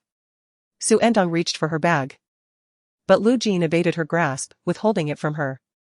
Do you really think you can carry a backpack like that? Xu Ertang retorted, it's none of your business. Despite her soft-spoken words, the underlying tone of rejection was unmistakable. Lu Jin sneered, you think I want to interfere? It's just that the old lady insisted I bring you back. This remark reminded Xu Ertang of a memory from her past life when she had heard the words. It's just that my family wants me to marry her. It is likely due to her illness that she feels particularly fragile. Her emotions are heightened and lodged in her chest. Her face, already flushed from the fever, now bears the redness around her eyes. Lu Jin paused momentarily, softening his tone as he inquired, do you feel unwell? He reached out to touch her forehead. Xu Ertang turned her face away, suppressing the wave of sorrow, and distantly replied, it has nothing to do with you. Lu Jin's hand fell short, a faint smile tugging at his lips as he asked. Then with whom do you wish to have a connection? The question felt absurd. The car from Fuyuan had just stopped at the school gate. Upon spotting them, Uncle Li stepped out to open the door, inquiring with concern, "Tang Tang, how are you feeling now?" Xu Ertang sniffed and, ignoring Lu Jin, responded to Uncle Li. "I'm fine." Once inside the car, she wrapped herself in a blanket, turned her face towards the window, and drifted into sleep throughout the journey. Upon returning to Fuyuan, Aunt Zhou awaited their arrival. "How did you come down with a fever?" she asked. Xu Ertang replied, "Perhaps I caught a chill." Aunt Zhou placed her hand on Xu Ertang's forehead, which still felt quite warm. "You should head back to your room and rest, the doctor will arrive shortly." No sooner had Xu Ertang returned to her room than the doctor arrived. After examining her, he prescribed medication and advised her to rest and stay hydrated. Subsequently, Old Master Lu and Old Madam Lu came to visit her. Old Master Lu asked, "What did the doctor say?" Aunt Zhou replied, "The doctor said it was due to a chill. He has already prescribed medication and advised us to monitor her temperature." Old Madam Lu remarked, "She probably is not yet accustomed to the winter here." Lying in bed, Xu Ertang stated, "It's nothing serious, I should feel better after a good sleep." Her forehead was adorned with a cooling patch, her cheeks flushed with fever. The usually obedient little girl appeared weak and fragile, evoking a sense of sympathy. Old Lady Lu said, "Tang Tang, make sure to rest well." In the afternoon's final class, Tan Jili, Yu Chen, and Jiang Ranji were engaged in a spirited basketball game at the school's gymnasium. After just a brief period of play, Yu Chen began to feel fatigued. With the ball in hand, Tan Jili leaped to execute a slam dunk, forcing his defender to retreat several steps, nearly losing balance. The ball fell to the ground, igniting excited screams from the girls watching from the sidelines. Yu Chen, puzzled, inquired of Jiang Ranji, "What on earth has Tan Er taken today? He is playing with such flair." Observing the girls captivated by Tan Jili's performance, he thought to himself, "Indeed, he is quite the charming lad. I cannot allow him to steal all the spotlight." Thus, Yu Chen exerted himself further, making steals and shooting three-pointers. By the end of the game, he was thoroughly exhausted. That evening, Yu Chen lacked the energy for any physically demanding activities, so he pulled Tan Jili and Jiang Ranji to his home for some gaming. When selecting heroes, Tan Jili chose Ji, a character he rarely played, which intrigued Yu Chen. "You're changing it up, Tan Er." Leaning against the sofa, Tan Jili replied lazily, "I'm tired of the usual, I want something different." Yu Chen responded, "All right then, let us guide you this match." Consequently, Tan Jili took the mid lane. Jiang Ranji played jungle, while Yu Chen assumed the role of marksman. Within mere minutes of the match, the opposing mid laner, Angela, was swiftly defeated. The enemy jungler attempted to assist her but was ensnared by the lurking Ji in the bushes, leading to a swift elimination. After dying consecutively twice, the opposing jungler typed in the chat, "This Daji is truly sinister. If you have the skill, come for a duel. Do you understand now? Daji, I am waiting for you by the river." As Yu Chen engaged in a skirmish with the enemy marksman, he observed the commotion in the mid lane. Before long, a notification appeared on the screen indicating the demise of the opposing jungler. The enemy jungler was visibly frustrated. "Daji, do you only hide in the bushes? You want to duel yet you lurk in the bushes, do you have no shame? Do you understand now? Daji, did we arrange beforehand that you wouldn't hide in the bushes while you crawl through the wires to my side? Do you understand now? Daji, with your skills, how could you even think of bringing others along?" Amused by the spectacle, Yu Chen chuckled softly. Such a heart-wrenching kill. The enemy jungler must be on the verge of tears. His words were laced with venom. He took a moment to glance at Tan Jili. Noticing his profile twisted in displeasure, and suddenly an understanding dawned upon him. Aware of Yu Chen's gaze, Tan Jili lifted his eyelids slightly, cast a fleeting glance, then returned his focus to the game. This reminded Yu Chen of Tan Jili's unusual demeanor during their basketball game earlier that afternoon. He tentatively asked, "Daji, are you in a bad mood today?" No wonder his aggression was so pronounced both on the court and in the game. Tan Jili lowered his eyes to the screen, not even bothering to lift his eyelids, responding coolly, "What mood could I possibly be in that is unfavorable?" Yu Chen exchanged glances with Jiang Ranji, who nodded knowingly, as if he had already discerned the situation. Yu Chen then looked back at Tan Jili, fully aware that he was indeed in a foul mood. Chapter 61, The Princess's Unexplained Discontent. After the departure of Mr. and Mrs. Lu, Xu Ertang succumbed to slumber. However, her rest was far from comfortable. Her consciousness drifted in and out. At times, she felt awake, acutely aware of the sweat trickling down her skin, while at other moments, a chill enveloped her, prompting her to cocoon herself within the blankets. In her hazy state, she sensed Aunt Jo's presence. Tang tang, tang tang, Aunt Jo's voice penetrated her foggy mind, urging her to awaken. Aunt Jo, she murmured, opening her eyes to see Aunt Jo placing a tray at her bedside. I have prepared some porridge for you. Eat before you sleep again, you cannot neglect nourishment. Xu Ertang had lost track of time in her stupor. Upon glancing at her phone, she realized it was already 9:30 in the evening. Slowly, she propped herself up. Aunt Jo measured her temperature with a forehead thermometer, noting a slight fever still lingered.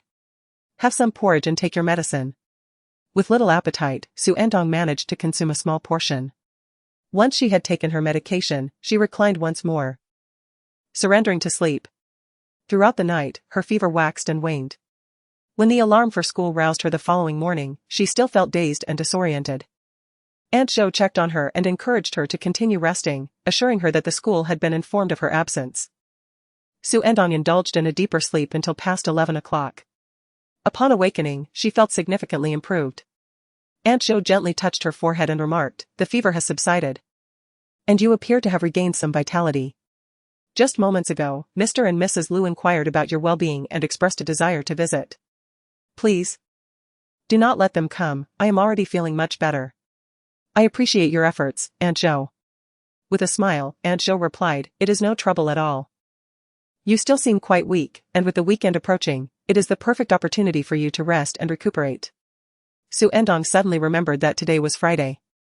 This meant she would fall behind on quite a bit of homework. With the end of the semester approaching, all subjects had begun their review. Aunt Jo advised her. You should take a good rest, 2 days won't make much difference. If you really want to study or do homework, let a Jean bring it back for you. Xu Ertang responded with a soft At noon, Aunt Jo prepared a light meal for Xu Ertang, beef porridge accompanied by steamed dumplings, which was delivered to her room. Xu Ertang ate heartily. Not long after lunch, she received a message from Lu Jin. Prior to this, their chat interface had been completely blank. Lu Jin texted. What do you want me to bring? Although Xu Ertang had agreed when Aunt Jo suggested that Lu Jin help her with her homework, she had no intention of reaching out to him. To her surprise, Aunt Jo had mentioned it to him. In a moment of distraction, Xu Ertang's fingertip grazed the screen, and she inadvertently typed a character in the input field. Realizing her mistake, she quickly deleted it. After about half a minute, Lu Jin sent a question mark, likely having seen the typing indicator. Then, Xu Ertang's phone chimed twice more. Lu Jin messaged, question mark. I'll ask your homeroom teacher what to bring. Xu Ertang replied, let me contact my deskmate. She exited the chat and messaged Lin Jiayu. It was currently nap time. But Lin Jiayu might not be online during lunch. To her surprise, not long after sending the message, Lin Jiayu responded. I just logged in and was about to message you. Lin Jiayu continued, how are you doing now? Xu Ertang replied, much better. Lin Jiayu responded, that's good. Lin Jiayu, I have taken notes from yesterday afternoon and today, I will send them to you tonight. Lin Jiayu, I have also organized the exam papers for you. Xu Ertang, thank you. Xu Ertang, Lu Jin will help me collect them. Lin Jiayu sent a surprised cat emoji. Xu Ertang pondered for a moment, feeling that Lu Jin's presence in their class would attract too much attention, and she would undoubtedly be questioned upon her return to school on Monday. Xu Ertang, please pick them up after school. After confirming with Lin Jiayu, Xu Ertang messaged Lu Jin, my deskmate will be waiting for you at the school gate after class. Lu Jin, alright. In the evening, as the school day drew to a close, Xu Ertang received a message from Lin Jiayu, stating that she had already handed the exam papers to Lu Jin. Approximately an hour later, there was a knock on her room door. She rose from her bed to answer it. Standing in the light spilling from her room was Lu Jin. Xu Ertang accepted the exam papers without making eye contact, simply uttering a thank you. Lu Jin's gaze settled on her face. She was clad in a fluffy nightgown, and one could discern traces of illness upon her features. Are you feeling better? Lu Jin inquired. Yes. After dinner, Xu Ertang received a message from Yu Xia, asking if she felt any better. Xu Ertang replied, I am feeling better. Xu Ertang, how did you know I was ill? Yusia sent a voice message in response. I heard it from Geely Ge. I had originally planned to invite you out tonight, but Geely Ge informed me of your illness. Upon hearing Yusia's voice message, Xu Ertang suddenly recalled encountering Tan Geely in the school office yesterday afternoon. In recent days, she has been experiencing a sense of disorientation in her sleep, as if events transpired a long time ago, despite the fact that they occurred merely yesterday. She recalls that when she left yesterday, overwhelmed by discomfort, she neglected to bid farewell to Tan Geely. No wonder she has felt as though she has overlooked something significant. With this thought in mind, Xu Ertang scrolled through her contacts and found Tan Geely's name, sending him a message. Are you there? She followed with, I was feeling quite unwell in the reception area yesterday and forgot to inform you before I left. It was Friday evening. Tan Geely, Yu Chen, and Jiang Ranji were engrossed in a gaming session at Jiang Ranji's home. Yu Chen noticed that Tan Geely's phone on the table lit up, indicating 2 new WeChat messages, though the contents remained concealed. He remarked to Tan Geely, Tan Air, someone has messaged you. Reclining on the carpet before the television, with his back against the sofa and a controller in hand, Tan Geely replied nonchalantly, let them message. Yu Chen pressed on, aren't you going to check? Don't you want to see who is reaching out to you? Tan Geely continued his game, indifferent to the world around him, too preoccupied to care about who might be attempting to contact him. Yu Chen clicked his tongue in frustration, pondering the source of this young master's lingering displeasure, which had yet to dissipate even to this day. After sending her message to Tan Geely, Xu Ertang exchanged a few words with Yusia. Eventually, as Yusia departed for dinner, Xu Ertang noted that Tan Geely had not yet replied, likely absorbed in his activities. She aimlessly scrolled through her phone for a while before perusing the notes sent to her by Lin Jiayu. Approximately 20 minutes later, a new message appeared on her screen. Are you feeling any better now? Tan Geely inquired. Xu Ertang responded, much improved, I rested all day. As soon as the message was sent, a phone call came in. It was Mr. Tan, who had learned from Mr. Liu about Xu Ertang's illness and was calling to express his concern. Xu Ertang felt a warmth in her heart. Yet she was also somewhat embarrassed to have caused such worry among her elders due to a mere fever. I just caught a chill, I'm nearly recovered, she assured him. Mr. Tan advised her, the winters in Beicheng are quite harsh, make sure to dress warmly and not just think about looking good. Xu Ertang smiled, acknowledging his words. Mr. Tan continued, once you are well, I will be at ease. By the way, that scoundrel Tan Geely's birthday is this Sunday, will you be able to attend? Xu Ertang was momentarily taken aback, realizing that Sunday was indeed Tan Geely's birthday. In her past life, she recollected that Tan Geely's birthday coincided with hers in winter, though she could not recall the exact date. A glance at the desk calendar revealed it to be January 9th. She replied to Mr. Tan on the phone. I can make it. After hanging up, Xu Ertang's phone screen returned to the chat interface with Tan Geely, where the latest message from him read, the day after tomorrow is my birthday, want to come over? Chapter 62, The Second Beauty. Upon learning of Tan Geely's impending birthday, Xu Ertang pondered what gift to bestow. Realizing she had learned of this too late, as it was already past 8 in the evening, she felt pressed for time and unable to prepare a thoughtful present. If it were an ordinary birthday, it would be one thing, but this was Tan Geely's 18th birthday.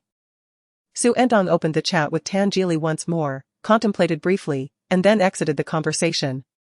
It is rather too deliberate to inquire about his desires at this moment, especially with merely a day remaining. Even if she were to ask, it might not guarantee that she could procure his coveted gift. The following day, Saturday, Xu Ertang awakened a little past 9. Upon seeing a message from Aunt Zhou, who requested that she notify her after rising so that breakfast could be delivered, Xu Ertang sent a reply before proceeding to wash up. Not long after she finished her morning routine, Aunt Zhou arrived with breakfast. Feeling slightly embarrassed, Xu Ertang remarked, Aunt Zhou, I can manage to eat by myself. Aunt Zhou reassured her, it is no trouble at all for me to take a few extra steps. Given your condition, it would be best to avoid the wind today. Do eat quickly, it will get cold soon. As Xu Ertang enjoyed her meal, her mind wandered to the task of selecting a gift for Tan Geely. Throughout the morning, she contemplated what would be suitable for someone of his stature, who undoubtedly lacked for nothing. Aware of his fondness for basketball and video games, she even considered gifting him a virtual skin from his favorite game. Suddenly, An idea struck her, prompting her to rise and retrieve her wallet. Within it lay a red charm for safety. A token she had acquired alongside her grandmother at a renowned temple in Beicheng, where they had prayed for protection. She had kept it close ever since. In her previous life, on Lu Jin's 18th birthday, she had entrusted her unspoken and unconfessed affection to this charm, presenting it to him. He had cherished it thereafter. This time around, she resolved not to follow the same path of harboring feelings for Lu Jin, nor would she bestow this charm upon him again. Instead, it seemed fitting to offer this charm to Tangeli, serving as a token of her goodwill. Having made her decision, she gazed at the charm for an extended period, contemplating its significance. On the evening of the 9th, as Xu Ertang prepared to set off, she observed delicate white flakes gracefully descending from the sky. The second snowfall of the year had arrived in Beicheng, coinciding with the birthday of Tangeli. Wrapping her scarf snugly around her neck, she ventured outside and encountered Lu Jin in the corridor. Lu Jin was also heading out today. Noticing that Xu Ertang's hands were empty save for a small bag, he inquired, "Have you not prepared a gift?" Xu Ertang replied, "I have." Lu Jin smirked slightly. A car awaited them at the entrance. Once inside, Xu Ertang's bag accidentally slipped from her seat, causing a red safety talisman to roll out. Bending down to retrieve it, she found that another hand had already picked it up, Lu Jin's. "What is this?" His voice resonated above her. Xu Ertang's body stiffened momentarily before she straightened up. Reaching for the talisman he held, Lu Jin withdrew his hand slightly, refusing to return it. "Is this a birthday gift for Tangeli?" Xu Ertang affirmed, "Yes." "Return it to me." Leaning forward, she attempted to grasp his hand. Lu Jin leaned back against the seat, evading her grasp. "Why not simply lean on me and snatch it?" Xu Ertang straightened up, distancing herself from him, glaring in frustration. Lu Jin glanced at the talisman in his hand, which bore the golden characters for peace and smooth sailing. A hint of amusement flickered in his eyes as he asked, "You are giving him this?" The talisman, as if by fate, had fallen into Lu Jin's possession once more, and Xu Ertang found it glaringly conspicuous. Those emotions surged within her, constricting her throat. She retorted, "What business is it of yours?" Lu Jin mocked, "You sent me a model bought casually on the high-speed train, and you're giving others a peace talisman?" Xu Ertang lowered her gaze. In her past life, she had meticulously prepared gifts for his birthday every year. But what did it matter? "You can have it back," she said. Lu Jin frowned, a cold smile gracing his lips as he carelessly tossed the peace talisman back to her, as if to say, "Do I cherish this?" Indeed. Perhaps he had disregarded many of the heartfelt gifts she had prepared in their previous life. A pang of sorrow washed over Xu Ertang as she accepted the talisman. "It's not for your liking." After that, the two fell into silence. The birthday celebration for Tangeli was held at home, attended by numerous elders, including Old Master Tan himself. Tangenwen, Wenyu, and the family of Tangeli greeted Old Master Tan as they entered. In truth, Old Master Tan had already forgiven Tangenwen for his rebelliousness in the past, yet the grand uproar had always left a mark on his pride. Thus, he seldom visited their home, and over the years, he had only come a handful of times. Given his rare presence, Tangenwen was naturally respectful. "Dad, you finally made it," Tangeli remarked. "I thought you wouldn't come." Old Master Tan raised an eyebrow. "What? You little rascal, you don't want me here?" Tangeli chuckled, "Of course not. It's just my birthday today, could you perhaps refrain from calling me little rascal?" Old Master Tan huffed lightly. "You still wish to command me?" Tangeli replied, "Who would dare to?" Old Master Tan wore an expression that suggested this was more like it. Outside, the snow had intensified since the evening, cascading down in a flurry. Not long after, a delicate layer of white settled upon the ground. In the courtyard, snowflakes danced gracefully around a striking McLaren Senna, its body cloaked in a matte black finish. This color, typically understated, became all the more ostentatious due to the supercar's distinctive contours, exuding an undeniable charisma amidst the swirling snow. This splendid automobile was a coming-of-age gift from Tangeli's aunt. Boys are innately drawn to cars, and at this moment, Yu Chen and Jiang Ranji were outside admiring the vehicle. The gathering today was rather intimate, consisting only of family friends, including Xu Ertang, Lu Jin, and He Jiayu. Yu Chen believed that this limited edition Senna perfectly matched Tangeli's flamboyant persona. Upon seeing Tan Jili emerge, he teased, "There are only a handful of these cars in the country, having such an aunt is truly enviable, wouldn't you agree? The beauty is unparalleled." This remark earned Yuchen a frosty glare from Tan Jili, which only served to amplify his amusement. The term air piao, a nickname given to Tan Jili by his aunt in his youth, echoed in the air. Having always been good-looking and ranking second among his peers in the Tan family, he was affectionately called air piao by her until he grew older. Tan Jili raised an eyebrow and replied, "Chener, if you're envious, why not consider my aunt as your godmother? You might receive a gift on your birthday as well." Yuchen retorted, "Get lost. She is only in middle school. And please, spare me the nauseating terms." He rubbed his arms, feeling the goosebumps rise, pondering why he had provoked this annoyance. Out of the corner of his eye, he noticed silhouettes descending from the vehicle outside. Air Piao, Endong, and the others have arrived. Chapter 63, What Adults Should See as Xu Ertang alighted from the car. She immediately spotted Tan Jili and the others. They appeared to have been standing outside for a while, with snowflakes adorning their hair. Tan Jili stood beside the sleek, matte black McLaren Senna, the only one of its kind in the entire city. In her past life, everyone knew that this seemingly understated yet exceedingly ostentatious Senna belonged to him.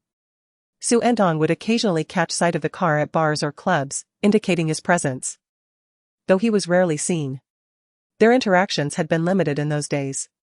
Approaching him, Xu Ertang tilted her head to meet his gaze and smiled, wishing him a happy birthday. Lu Jin followed closely behind, chiming in, "Happy birthday, splendid car."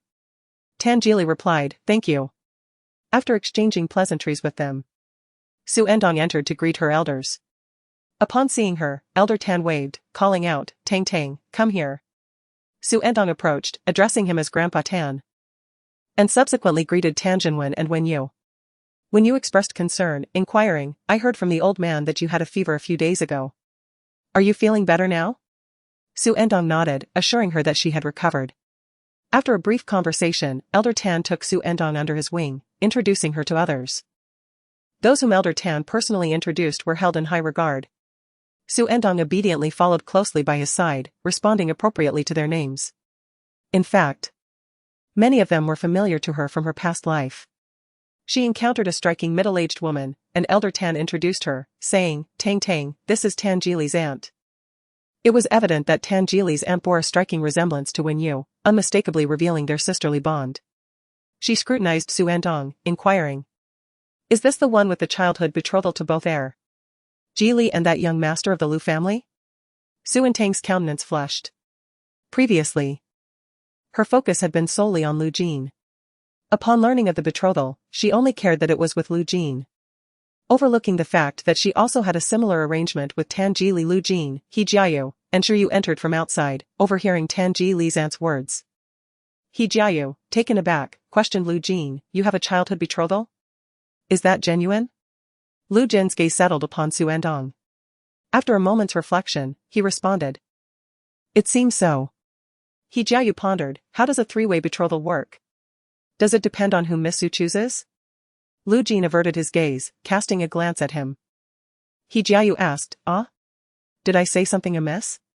Lu Jin offered a wry smile, remarking, "What era is this?" Indeed, the elders of the Tan, Lu, and Xu families had once made such an agreement. However, the younger generation possesses their own inclinations. While the elder Tan was amenable to a union, he couldn't dictate matters entirely. He held sway over Tan Jili's side, but the primary concern was Andong. With Tang's kin gone, imposing the arrangement against her would be akin to coercion.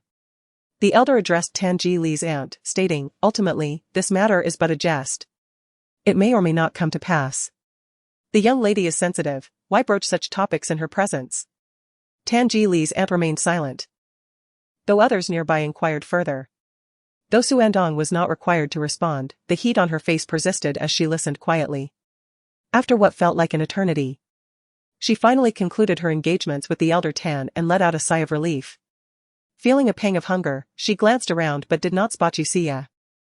So she decided to indulge in some food alone. After taking a few bites, she pulled out her phone, intending to message Yusia, when she overheard the voices of Yu Chen and Jiang Ranji. Yu Chen remarked, "Tan heir has reached adulthood today, we ought to prepare a surprise for him." To which Jiang Ranji inquired, what do you have in mind? Xu Ertang stood in the corner as the two approached and paused, oblivious to her presence. Yu Chen spoke in a conspiratorial tone, something appropriate for adults, of course. Having already traversed the path of adulthood herself, Xu Ertang immediately grasped their intent. They were scheming to present Tan Jili with gifts suitable for an adult, and her appearance would undoubtedly render the situation awkward. However, remaining eavesdropping would be equally uncomfortable. Especially if they were to discover her presence, as it would appear she was clandestinely listening in. Recalling that she needed to retrieve the headphones she had forgotten, she quietly made her way to the stairs and ascended. Upon reaching the upper floor, she encountered Tan Jili in the corridor. He seemed to have just emerged from his room, and he lifted his gaze casually towards her. Upon seeing him, Xu Ertang was reminded of Yu Chen's scheme downstairs, as well as the betrothal arrangement between them. Her face flushed anew, and she averted her eyes to the ground, mumbling, I forgot something and came up to get it. Tan Jili responded with a simple about to say something further. Xu Ertang, then I'll go in first. After speaking, she swiftly passed by him, entered the room, and shut the door. A faint sound of the door closing echoed in the corridor. Tan Jili glanced back. His phone vibrated. Yu Chen, Piao, where are you? Tan Jili descended the stairs and, after a few steps, spotted Yu Chen and Jiang Ranji engaged in conversation. Yu Chen, don't tell Tan about this for now. Tan Jili, what should I not be told? Yu Chen turned to look at him, then glanced back at the staircase not far behind him. Piao. How did you come down from upstairs? Tan Jili shot him a cool glance. If I were you, I would definitely arrange for a bodyguard to escort me at the end, to prevent any potential assassination. Yu Chen replied, feigning injury, we're preparing a surprise for you. How could you treat me this way? Tan Jili, what surprise? Suddenly recalling something, he inquired, what were you discussing earlier? We were talking about your surprise, Yu Chen said, grinning with pride. Today, you have come of age. As your elder brother, who reached adulthood before you, I have prepared some material suitable for adults, which I guarantee you will enjoy. Yu Chen had turned 18 last September. Tan Jili raised an eyebrow slightly, smirking, keep it for yourself. Yu Chen nudged Jiang Ranji with his elbow, I told you he would take it the wrong way. Who actually waits until adulthood to watch that stuff? Among their peers, which of them hadn't already had several girlfriends before reaching adulthood? And then there was Jin Xingyan, who had gone even further, causing someone to become pregnant. Only naive girls would believe that boys only watch such things upon reaching adulthood. Yu Chen unlocked his phone, revealing the chat interface with Tan Jili. He sent over the downloaded file, a document titled Comprehensive Guide to Subject 1. Yu Chen's tone was even more triumphant than before, I have prepared the question bank for Subject 1 for you. Now that you have a car, it's time to get your driver's license, right? Aren't we particularly thoughtful? After speaking, he met Tan Jili's gaze. What are you looking at me for? Tan Jili chuckled lightly, reminding him in a cool tone, don't forget to call the bodyguard to pick you up when you leave. Yu Chen. Chapter 64 My innocence has been sent over, take a look. When the time came, everyone gathered to cut the cake. The elders kept their distance, while the peers of Tan Jili crowded at the front with confetti and bubble machines. After the cake cutting, everyone congratulated Tan Jili on finally reaching adulthood. Yu Chen took the lead in teasing, Tan, you can now do things that adults do. The other boys chimed in with boisterous agreement, yes, yes. It's all legal now. Meanwhile, Xu Ertang pretended not to hear, engaging in conversation with Yu Xia. Tan Jili asked Yu Chen, are you quite happy? Yu Chen mischievously replied, I'm happy for you. Tan Jili responded, then let me make you even happier. With that, he twisted the confetti wand above Yu Chen's head. With a bang, the sprayed ribbons and fragments fell like a burst of fireworks, showering down upon Yu Chen. Yu Chen. Tan Jili. Are you a dog? You must be a dog. A newly adult dog. As he shook off the fragments of ribbons and confetti from his hair and clothes, he muttered curses under his breath, eliciting laughter from the crowd. Yu Chen seized a firework and pursued Tan Jili for retribution, proclaiming that as the birthday celebrant, he too must partake in the revelry. Subsequently, Jiang Ranji and others were drawn into the fray, transforming it into a chaotic melee. The two girls, Xu Ertang and Yu Xia, stood at a distance, observing the commotion with amusement. By around 8:30, Elder Tan departed. followed by the other elder guests who gradually took their leave. As the clock approached 9, the remaining attendees began to prepare for their own exits, mindful of the impending school day on Monday. Just as they were about to leave, Xu Ertang recalled that she had yet to present the birthday gift she had prepared, prompting her to turn back in search of Tan Jili.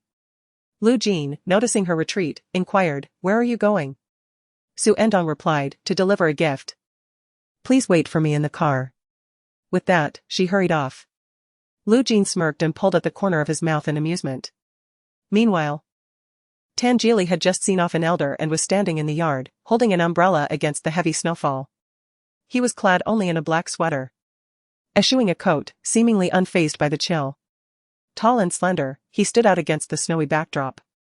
Upon hearing a sound, Tan Jili lifted his gaze.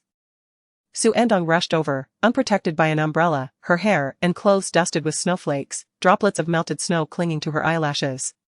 Tan Jili stepped forward, drawing her beneath the shelter of his umbrella. The hand gripping the umbrella handle fell into Xu Ertang's line of sight, pale as sculpted snow, the knuckles reddened by the biting wind. "Are you leaving?" Tan Jili inquired. Xu Ertang nodded slightly, her mind inexplicably drifting to the conversation between Yu Chen and Jiang Ranji, recalling that they had prepared something for her to consider this evening. "What are you thinking about?" Tan Jili's nonchalant voice echoed above her. Xu Ertang lifted her gaze and replied, "Nothing much." Meeting his eyes, she felt a pang of guilt and instinctively wanted to look away, yet she resolutely held her ground, her eyelashes fluttering gently. The droplets of melted snow still clung to her lashes, amplifying their tremor, as if they might fall at any moment. Tan Jili's gaze settled upon them, and with a soft smile, he said in a gentle tone, "Those were just playful remarks from Yu Chen and the others." Xu Ertang, puzzled, responded with a soft awe. Tan Jili clarified, "Just what you heard." She paused for a moment, beginning to piece it together. Could he possibly be referring to? How did he know she had overheard? Tan Jili continued to observe her, adding, "But it's not what you think." Xu Ertang felt her cheeks flush. Not waiting for him to finish, she quickly interjected, "Actually, it's nothing. It's quite normal to look at those things, especially since you are already an adult." Tan Jili responded with an "oh," his eyes twinkling with amusement as he teased, "Your thoughts are rather." He elongated the last word, open-minded. The use of that term felt rather peculiar to her. Xu Ertang replied, "It's fine." While it was indeed a perfectly normal matter, discussing it with Tan Jili in this context felt anything but ordinary. She couldn't help but feel her face grow hotter, the chilly wind failing to alleviate her embarrassment. Tan Jili chuckled lightly and remarked, "But unfortunately, it is indeed not what you think." Xu Ertang nodded in agreement, still processing the conversation. She felt a profound embarrassment upon realizing the nature of the conversation she had inadvertently overheard. Tan Jili discerned her lack of genuine engagement and, with a hint of exasperation, remarked, "If you don't believe me, let me send you a copy so you can see for yourself." "No, that's unnecessary," Xu Ertang replied, her ears flushed with warmth. As Tan Jili concluded his statement, he retrieved his phone from his pocket. After unlocking it and tapping a few times on the screen, Xu Ertang's phone vibrated. He had indeed sent it. The device felt unusually warm in her hands. Once he had dispatched the message, Tan Jili pocketed his phone and turned his gaze back to her. Mimicking He Jiayu, he addressed her as Sister Xu. "Sister Xu, my innocence has been sent to you. Take a look." The light-hearted and somewhat irreverent moniker made Xu Ertang's ears tingle. She pondered that if it were truly of that nature, Tan Jili would not have shared it with her. Hesitating momentarily, she opened the message with a mix of skepticism and curiosity, following the prompt. The latest entry in the chat interface was a document titled Comprehensive Guide to Subject 1. Instinctively, she clicked on the document to verify its contents. Above her, Tan Jili chuckled softly at her reaction. As she scrolled through the document, it indeed contained the question bank for Subject 1. So, was this the kind of material that Yu Chen and the others deemed suitable for adults? She regretted the nonsensical remarks she had made. Reflecting on their earlier conversation, Xu Ertang felt a flush of heat wash over her, wishing to find a hole to burrow into, to escape the planet entirely and inhabit another world. Consequently, she uttered a hasty, "I'm leaving," and turned to flee. Snowflakes gently kissed her face, bringing a fleeting chill that melted almost instantly, proving ineffective in cooling her down. She took a few steps, only to stubbornly return, for the gift remained unpresented.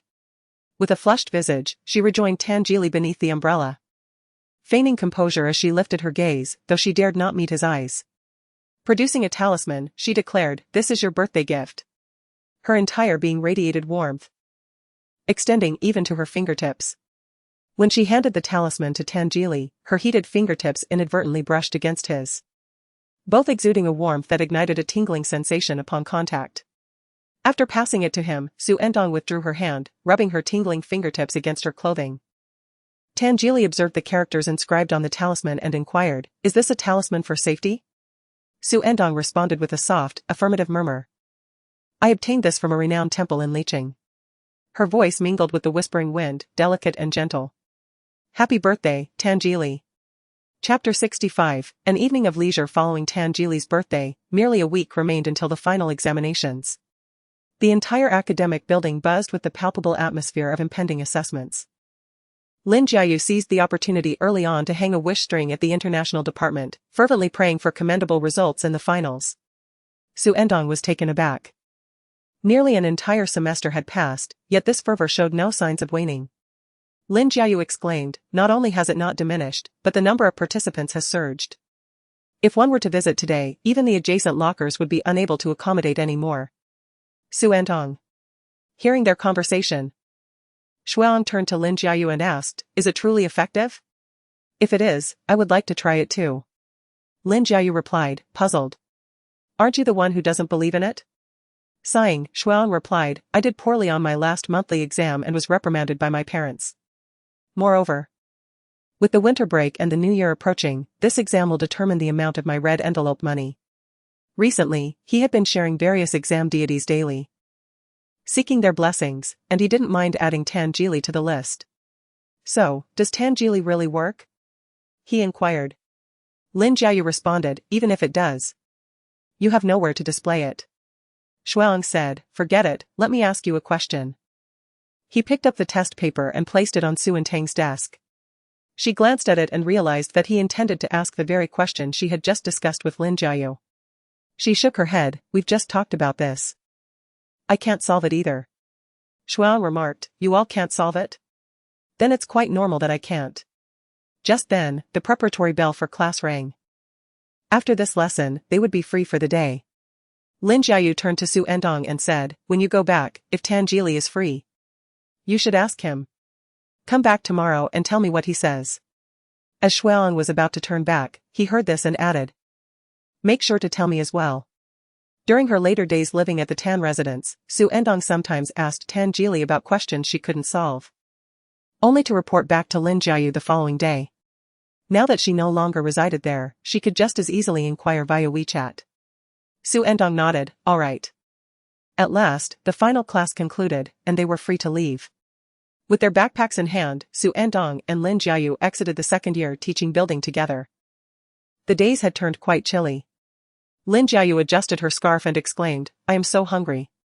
She turned to Xu Ertang and said, "I feel as if my brain has been overworked. I desperately need to replenish my sugar levels. If there aren't too many people, I'll buy a roasted sweet potato at the school gate before heading back. There is nothing better on a cold day than indulging in a fragrant, sweet roasted sweet potato." By this time, they were nearing the school gate. Xu Ertang vaguely spotted an elderly woman selling roasted sweet potatoes across the street, hidden among the crowd. "It seems there are not too many people right now, just 2 or 3, she remarked. Lin Jiayu peered ahead and declared, "I absolutely must go buy one then." Xu Ertang averted her gaze and noticed Lu Jin and He Jiayu, who had also just come out. He Jiayu approached and called out, "Xu sister." He then glanced at Lin Jiayu, adding, "Your deskmate, right?" Lin Jiayu felt a wave of nervousness, especially since she was speaking with several students from the international department. She shyly greeted them and then turned to Xu Ertang, saying, "I'm off to buy roasted sweet potatoes, remember to ask Tan Jili." With that, she dashed away. Lu Jin cast a glance at Xu Ertang and inquired, "What are you asking Tan Jili about?" Xu Ertang replied, "A question." He Jiayu chimed in, "What question?" "Don't leave Lu Jin out of this." Xu Ertang had not intended to involve Lu Jin and hastily made an excuse, "I'm worried he might be busy." "Xu's sister is quite considerate," remarked He Jiayu. Even in a busy schedule, Lu Jin would have time for a question.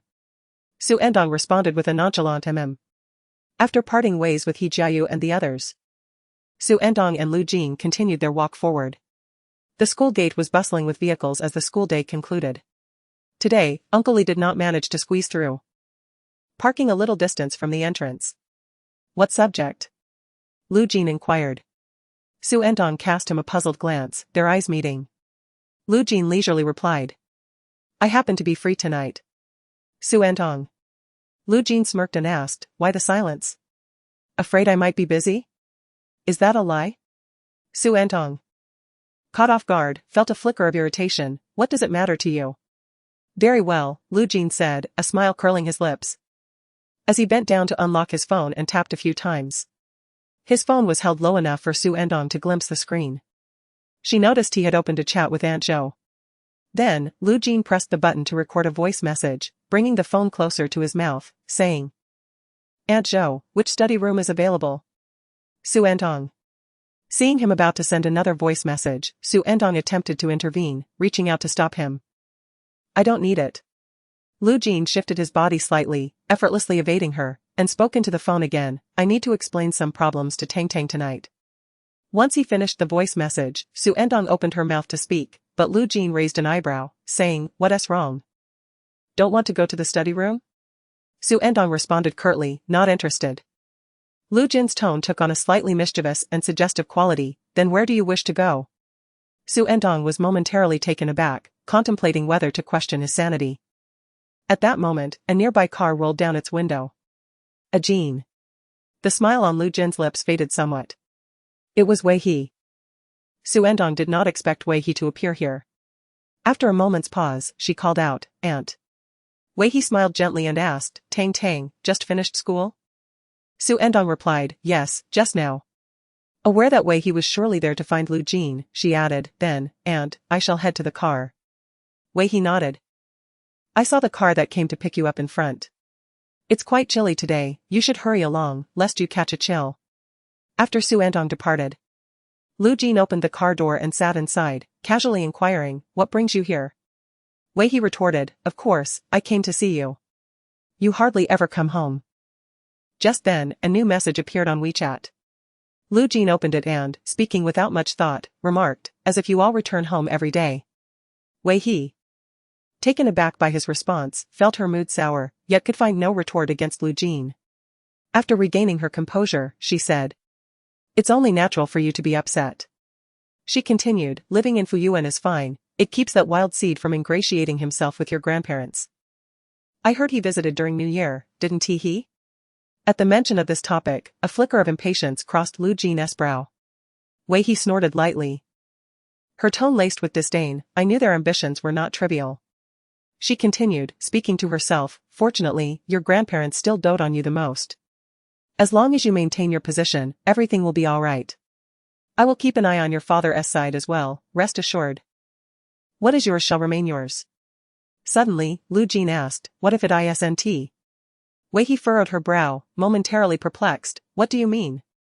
Lu Jin chuckled derisively and remarked, it's rather dull. With that, he opened the car door and exited. The door slammed shut with a heavy thud. Chapter 66, I fear you might feel embarrassed. Aunt Zhou had prepared a fragrant lamb spine stew for dinner, perfect for the chilly weather. Lady Lu inquired, Tang Tang. Where is Jean? Why hasn't he returned with you? Mr. Lu expressed his discontent, did that boy not say he would help you with your studies? Why has he gone out again? This won't do, I shall call him back. Xu Ertang had no desire for Lu Jin to tutor her and promptly replied. He must have something to attend to. When she had arrived at the school gate, she had gotten into the car first and waited for nearly 7 or 8 minutes. When Lu Jin approached and opened the door, he did not enter but merely stated calmly, tell Grandpa and Grandma I won't be returning.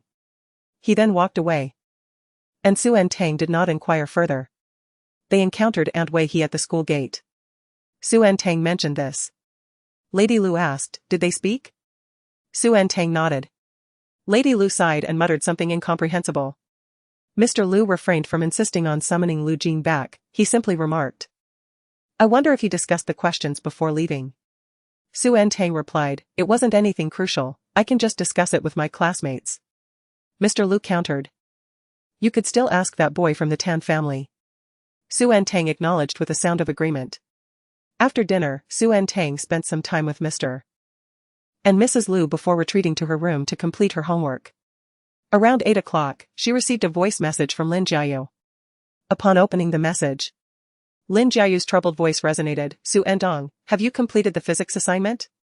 Today is particularly challenging. I got stuck on the second major problem. Xu Ertang replied. Let me take a look. She first attended to other matters, having not yet opened the physics task. Lin Jiayu responded, no rush. She continued.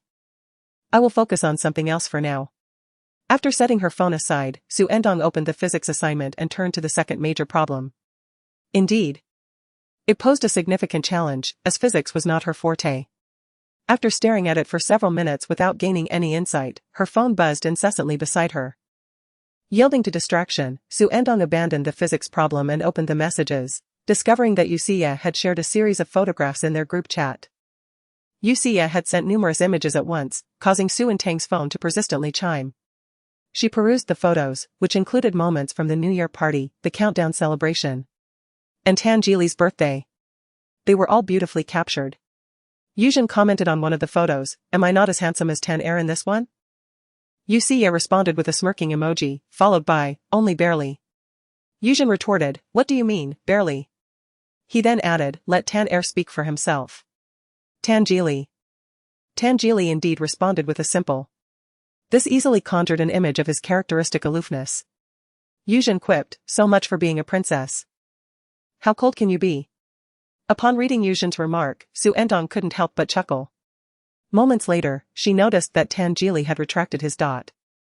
In a matter of moments, Yuzhen sent several emoticons depicting a knife poised above a dog's head, clearly directed at someone. Yuzhen remarked, Tan if you have the audacity, say it here in the group. It turned out that after retracting his message, Tan Jili had privately messaged Yuzhen. Tan Jili, 1, Yuzhen replied, forget it, just be quiet. He added, do you think being mute is a good thing? Xu Ertang, observing the chat in the group, could not help but smile. She then clicked on Tan Jili's profile and entered their chat interface. Since he was active in the group, he must have been free. Halfway through composing her message, Xu Ertang hesitated. She recalled the mortifying incident from Tan Jili's birthday celebration. That evening, she had turned back and handed him a talisman, wished him a happy birthday, and then fled in embarrassment, never daring to meet his gaze. It was perhaps the most awkward moment of her life. She had made an effort to forget. Yet the memory lingered, making her wish to hide away whenever it resurfaced. As she pondered whether to refrain from asking him, a new message abruptly appeared in the chat box. Tan Jili, ? Xu Ertang's fingers trembled in surprise. Tan Jili continued, what lengthy discourse are you composing? He had noticed the typing indicator. The phrase lengthy discourse had emerged. He must have been watching for quite some time. Xu Ertang felt her cheeks flush. She deleted her previous text and rephrased her message. Xu Ertang, I have a few questions I can't solve. Do you have some time to help? Within moments of sending the message, he initiated a voice call. The phone rang in her hand, leaving Xu Ertang momentarily flustered. She mentally prepared herself and then calmly connected the voice call. I'm free now. The soft and casual voice of Tan Jili emerged. Xu Ertang used the earphone mode, the sound brushing against her ear like a gentle tickle, slightly irritating. She moved the phone a bit away and inquired, did you intend to send me a message? How else could you have perfectly noticed my typing status? The person on the other end candidly admitted, yes. I saw you weren't speaking in the group and thought you might be too shy, so I wanted to check in. Xu Ertang was taken aback by his naturalness. Tan Jili chuckled and changed the subject, asking, what question? Xu Ertang preferred to steer clear of that topic. She quickly replied, wait a moment. Subsequently, she switched the voice call to speaker mode, minimized the interface, opened the camera, and took a picture of the question to send it over. The physics problem was somewhat challenging. Tan Jili explained it twice and even sent over the solution process before Xu Ertang fully grasped it. Then, she inquired about the mathematics problem from the afternoon. They discussed the two questions for over 10 minutes. Tan Jili asked, is there anything else? Xu Ertang responded, no. That's all. Having completed the essential inquiries, and fearing they might drift into other discussions, Xu Ertang declared, "Then I'll get back to my homework." Tan Jili replied, "Go ahead." After the voice call ended, Xu Ertang first contacted Lin Jiayu, sharing the solution process for the physics assignment with her and explaining it further. Once done, she returned to her homework. By nearly 10 o'clock that evening, Xu Ertang had finished her assignments, taken a shower, and was ready for bed. She noticed 2 messages on her phone. "Lu Jin, where's the question?" "Lu Jin, send it to me, let me see." It was sent while she was taking a bath. Xu Ertang, "No need, I have finished writing." Chapter 67, The Art of Flattery. The following day, Xu Ertang heard from Aunt Zhou that Lu Jin had not replied to you on the previous night. In the days that followed, Lu Jin remained absent. She had returned home, which caused some concern for old Madame Lu. Why had Ah Jin suddenly decided to move back? Ever since that illegitimate child had appeared, Lu Jin had been residing at Fuyuan. Old Master Lu, with his usual calm demeanor, remarked, "She has been living here for quite some time. It is only natural she should return home. One cannot stay here indefinitely." This statement elicited some discontent from old Madame Lu. Why not? The child had endured such significant distress, she should be allowed to stay for as long as she wished. Old Master Lu clarified, "That was not my intention." He then scoffed, "It is their parents who are in the wrong." Xu Ertang could surmise that Lu Jin's sudden return was linked to Wei He. Certainly a result of their conversation after school that day. However, she chose not to dwell on the matter, as her thoughts were consumed by the impending final examinations. After an arduous period of intense revision, Xu Ertang finally achieved commendable results in her final exams. She secured the top position in her grade for English, while her scores in mathematics and Chinese placed her within the top 10 of her class. Her performance in physics, chemistry, and biology also showed significant improvement compared to the previous month's assessment. Upon receiving her report card, she officially commenced her winter vacation.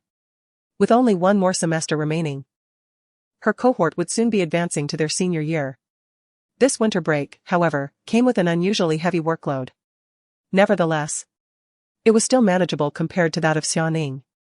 Xu Ertang spoke with Xiaoning over the phone and learned that she still had supplementary classes, which would continue until 3 days before the Lunar New Year. As for the start of the new school term, the exact date remains uncertain, though it is anticipated to be quite early. Over the phone, Xiaoning expressed a sense of ease, remarking, "It's rather pleasant not having to return home. By the way, Enbeo, will you be coming back during the holiday?" Xu Ertang pondered for a moment before replying, "Perhaps after the new year. If your school starts late, I might come to visit you." She longed to return for a visit, however, since Xiaoning would not be taking a break, there would be no one to accompany her back to Licheng. Xiaoning responded, "All right." During the holiday, aside from the initial days when she went to watch a movie with Lin Jiayu and had a meal with Yuxia, Xu Ertang spent the majority of her time at the academy, diligently completing her winter break assignments. Before she knew it, the final days of the 12th lunar month had arrived, and the festivities for the new year were imminent. The academy had begun to exude the essence of the approaching celebration. Aunt Zhou had proactively arranged for the lanterns in the corridor to be replaced with new ones, and crimson silk was hung upon the pine trees. In anticipation of the new year, Xu Ertang made a visit to Old Master Tan. The atmosphere in the alley was increasingly vibrant with the holiday spirit, bustling with more people than usual. Navigating a car through the narrow alley was already challenging, and it had become even slower with the increased foot traffic. Upon her arrival, she found Old Master Tan engrossed in writing couplets. He had composed quite a number. The finished couplets scattered across the table, radiating a rich red hue. Noticing her, Old Master Tan looked up and exclaimed, "Tang Tang, you've come." He set down his brush and beckoned her over, saying, "Just in time, help me take a look." Xu Ertang approached, and Old Master Tan pointed to 2 nearly dried couplets at the corner of the table, saying, "Help me decide which one to affix to the door of the east wing." Both couplets bore strong, vigorous characters and conveyed auspicious meanings. Xu Ertang remarked, "Both are quite splendid." Old Master Tan replied, "You choose one." Xu Ertang examined the selection once more and finally pointed to the one on the left, saying, "This one." Old Master Tan responded, "Very well. The other one should be affixed to the west wing. Have Tan Jili do it shortly." Xu Ertang paused, her hands momentarily halting in the task of organizing the couplets. It turned out that Tangeli was also present. As soon as the old master finished speaking, he spotted Tangeli. "You rascal, why have you taken so long to paste a couplet in the ear room? There are still many left for you to do. What time do you intend to finish?" Xu Ertang looked up to see Tangeli sauntering towards her, lazily wielding a roll of double-sided tape under the sunlight. "Just arrived?" he inquired, his tone equally languid. Upon seeing him, Xu Ertang was reminded of the blunder from his birthday night. This was the first time she had encountered him since that evening, and it felt different from their voice messages. Nevertheless, the inevitable had to be faced sooner or later. She feigned composure and replied with a nonchalant Old Master Tan interjected, "Tantang has been here for a while. Why are you dawdling?" Tangeli diverted his gaze, moving to the other side of Old Master Tan, picking up the ink stick on the inkstone. He glanced at it and remarked, "With so many people around, do you insist on my running over to paste these?" His words raised Old Master Tan's eyebrows in surprise. "What, rascal, can I no longer command you?" The once tranquil Mina basking in the sun in the corridor suddenly reacted to the key phrase, squawking loudly, "Rascal! Rascal! Tangeli, rascal!" Tangeli set down the ink stick, responding with a hint of resignation, "Of course, I can." He glanced outside once more, adding, "Could you perhaps impart some better techniques?" Old Master Tan retorted, "You even concern yourself with the Mina now? Hurry and paste this one in the east wing." Tangeli chuckled softly, remarking that humans are inferior to birds, before picking up the couplets and diligently getting to work. After he departed, Xu Ertang noticed the abundance of spring couplets still to be affixed and wished to lend a hand. However, Tan Lotzi interjected, suggesting that the smelly brat should do it, asserting that the girl need not toil. Xu Ertang replied, "It's no trouble at all." Yet, she soon realized that she had overlooked the rigid requirement of height necessary for hanging the couplets, as the doors were relatively tall. While she could just manage to reach the vertical couplets by standing on her toes, the horizontal banner remained frustratingly out of reach. After several futile attempts, nearly pressing herself against the door, she contemplated giving up to fetch a stool. At that moment, a shadow emerged behind her, cast upon the door. In an instant, a hand took the horizontal banner from above her head and raised it to an even greater height. Simultaneously, a refreshing scent enveloped her from behind, blocking out all the sunlight at her back, causing her body to tense. She glanced to ensure it was aligned properly.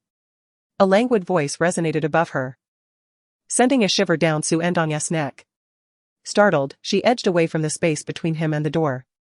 Stepping back, she assessed the positioning and noted it was slightly lower on the left side. Perfect. The top and bottom edges of the horizontal banner had been affixed with double-sided tape, with the protective layer of the upper strip already peeled away, allowing Tangeli to press it into place effortlessly. He then removed the backing from the lower strip. With the banner secured, Tangeli turned, and Xu Ertang shifted her gaze to the spring couplets. In her line of sight, she could see Tangeli approaching her, until his form blocked her view, leaving her only with a glimpse of his coat. Tangeli leisurely inquired, "Have you not yet made up your mind?" Xu Ertang responded with a soft tilting her head slightly to the side, "Could you please move a bit?" The individual before her remained still, observing her with a leisurely demeanor. After a few moments, Xu Ertang lifted her gaze. It seemed as though Tangeli had been patiently waiting for her. Their eyes met the instant she looked up. Xu Ertang's gaze flickered away momentarily. Tangeli smiled, his tone laced with a subtle coaxing quality, and asked, "Are you still upset?" Mentioning that blunder, Xu Ertang felt her cheeks grow warmer. "I'm not angry," she clarified, "it's mainly the embarrassment and the social faux pas. If it were any other guy, it wouldn't matter, but it's Tangeli." Tangeli let out a soft, deliberate sigh, the hint of coaxing in his voice becoming more pronounced. He said, "Actually, I misunderstood at first." Xu Ertang recalled that the so-called adult content was a prank prepared by Yuchen for Tangeli. Without a moment's hesitation, she retorted, "Then you must have been quite disappointed." After speaking, she paused, and Tangeli did as well, his eyelids drooping slightly as he gazed directly into her eyes, stating with a hint of annoyance, "What, are you going to make it up to me?" Xu Ertang found herself at a loss for words, her ears turning crimson. How could she possibly make it up to him? Tangeli chuckled and redirected the conversation back to the task at hand. "Come on. Help me with the Spring Festival couplets. Oh, Xu Ertang replied, slightly delayed, as she followed him. Chapter 68, Will you come with me soon? Putting up the couplets is quite a significant undertaking. As Xu Ertang and Tan Jili completed the decoration of all the couplets throughout the house, it was time for lunch. Naturally, the conversation gravitated towards the New Year celebrations. During this period, Xu Ertang resided at Fuyuan, and thus, she would also spend the New Year's Eve there. In truth, Mr. Tan had initially intended for her to celebrate at his place, but Mr. Lu opposed this notion. His reasoning was that since she was already at Fuyuan, it was only fitting for her to celebrate there. This statement elicited laughter from Mr. Tan. The New Year typically falls in January and February, and by this logic, Xu Ertang would always be at Fuyuan during those months. Mr. Tan could almost hear the calculations echoing in the air. Caught off guard, Mr. Lu felt a twinge of guilt and remarked, well, at least I'm not losing my wits. This remark infuriated Mr. Tan, who ultimately declared that next year, Tang would celebrate the Spring Festival at his residence. Tang, your birthday is approaching, isn't it? Mr. Tan inquired. I recall your grandfather mentioning that you were born on the day of welcoming the god of wealth. Xu Ertang nodded in affirmation. In her previous life, both Mr. Tan and Mr. Lu had consistently remembered her birthday. She was born in the early hours of the 5th day of the Lunar New Year, coinciding with the day dedicated to welcoming the god of wealth. Owing to the special significance and memorability of the date, she had always celebrated her birthday according to the lunar calendar. Mr. Tan asked, how do you wish to celebrate your birthday? Xu Ertang felt a bit shy about having her elders organize a celebration for her. Oh, it's not a major birthday, just a simple gathering with friends will suffice, she replied. Mr. Tan responded, very well, then you young ones can celebrate together.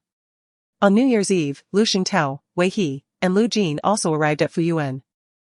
In the afternoon, Xu Ertang assisted Aunt Zhou in preparing dumplings in the small dining area adjacent to the kitchen. Upon hearing of their arrival, she retreated to her room to change her attire, then emerged to stroll through the corridor, where she encountered Wei He. She greeted her with a respectful auntie.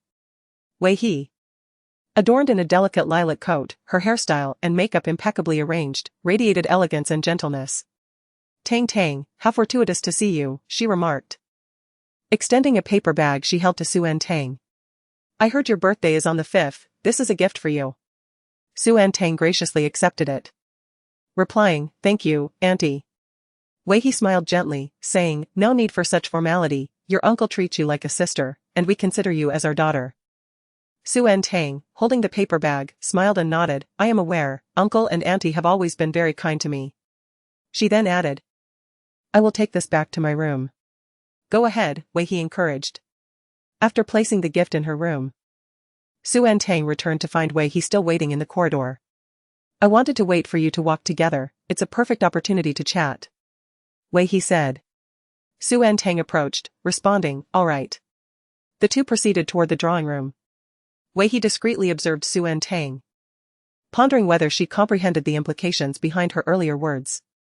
Recalling the scene she witnessed at the school gate with Lu Jin, Wei He continued. I recently learned about the arranged engagement. How antiquated of the elders to still arrange child betrothals, and with 3 parties involved, it sounds like a jest. It must be quite embarrassing for a shy young lady like yourself to speak up. No need to take it to heart. At this age in her past life, Xu Ertang would have been oblivious to the underlying meanings in Wei He's words. The notion of childhood betrothal holds no weight.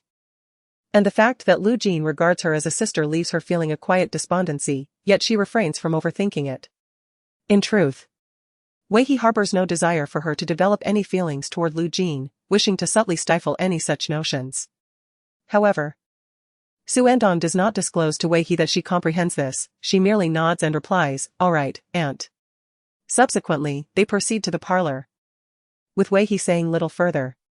In the parlor, Lu Xingtao engages in conversation with old Master Lu while Lu Jin sits on the sofa, absorbed in a game. Upon Xu Ertang's entrance, she calls out to the others. Lu Jin lazily glances up, uttering no words, and his gaze returns to the screen. Wei He greets her father and mother before taking a seat beside Lu Xingtao. To the outside world, they appear as harmonious as ever.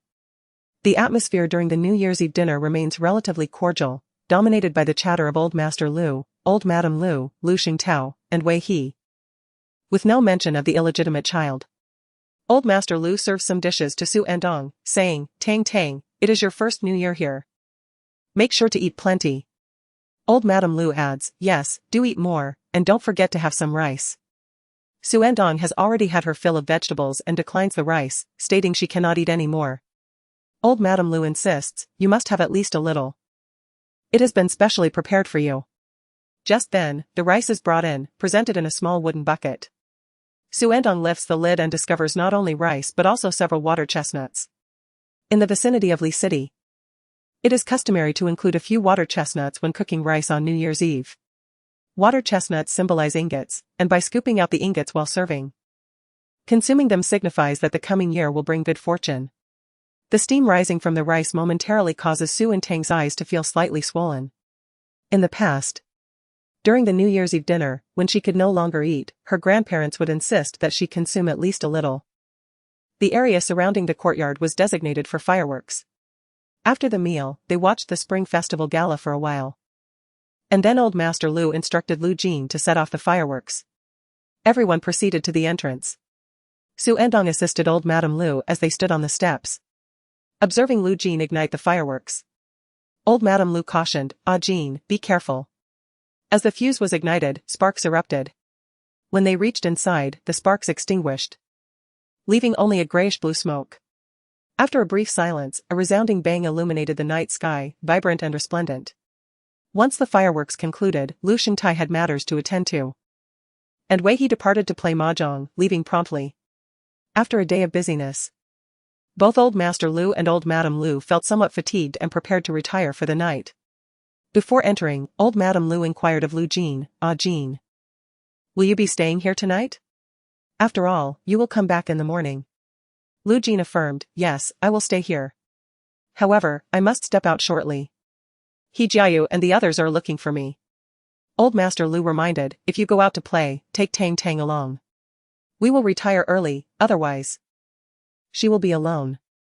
After Old Master Lu and Old Madame Lu entered to rest, only Xu Ertang and Lu Jin remained at the entrance.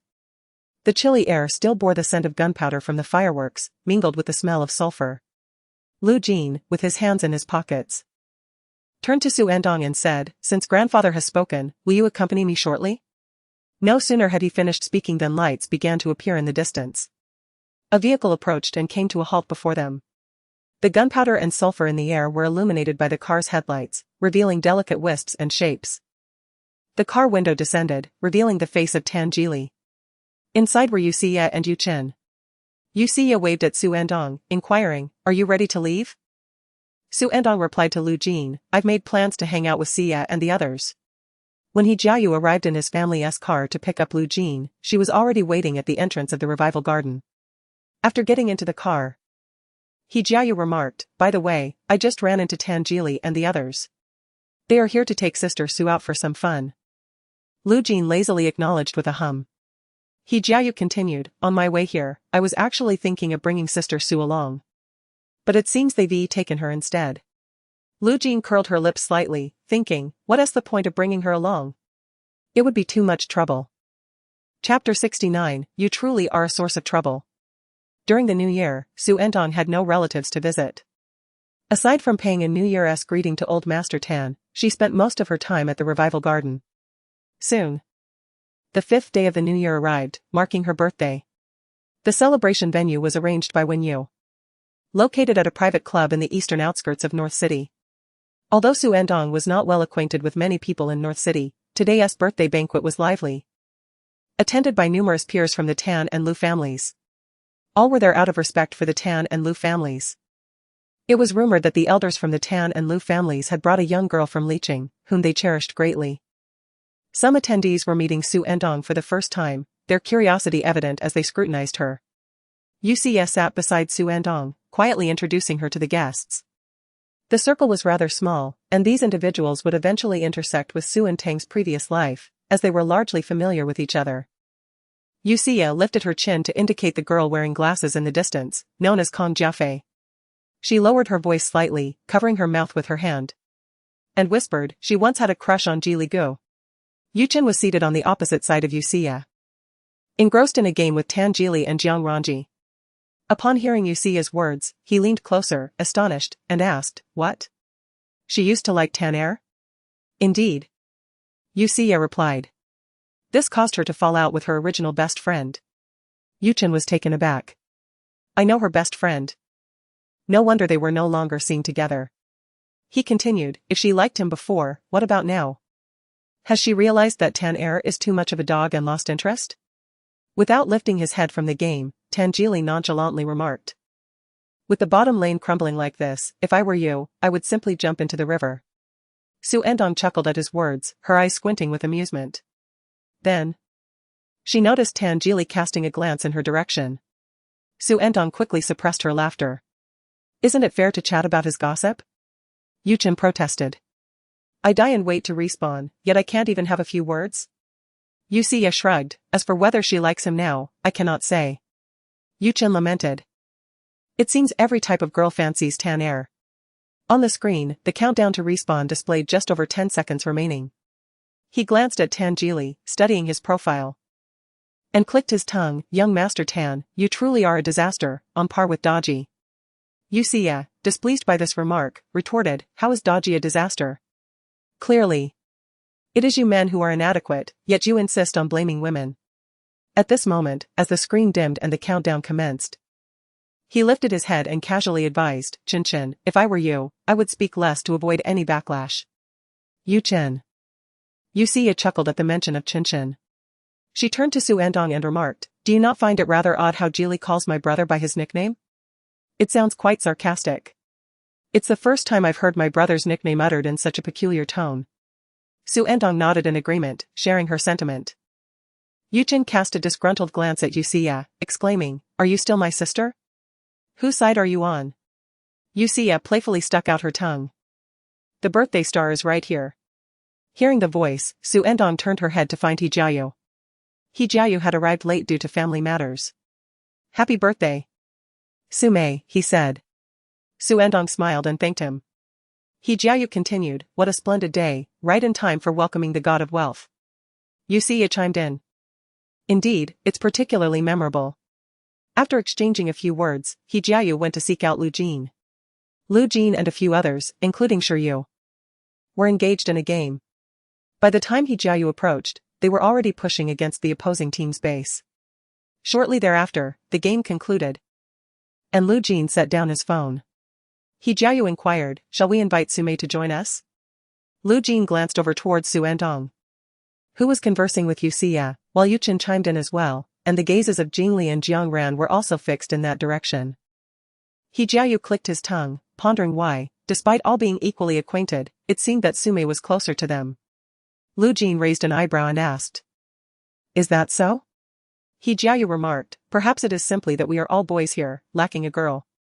As the moment approached, preparations were made to cut the cake. Everyone gathered around Xu Ertang, encircling her. Xu Ertang was jostled to the side, nearly colliding with a figure beside her. Upon looking up, she recognized it was Lu Jin. Following the New Year's Eve, Lu Jin had visited the garden several times, yet the two had exchanged nary a word. At this moment, their gazes met, and Lu Jin offered, "Happy birthday." Xu Ertang responded with a grateful, "Thank you." Yuchen added, "Happy birthday, dear Ertang." Yusia chimed in, "Ertang, happy birthday." Others joined in the chorus of well wishes, creating a lively atmosphere.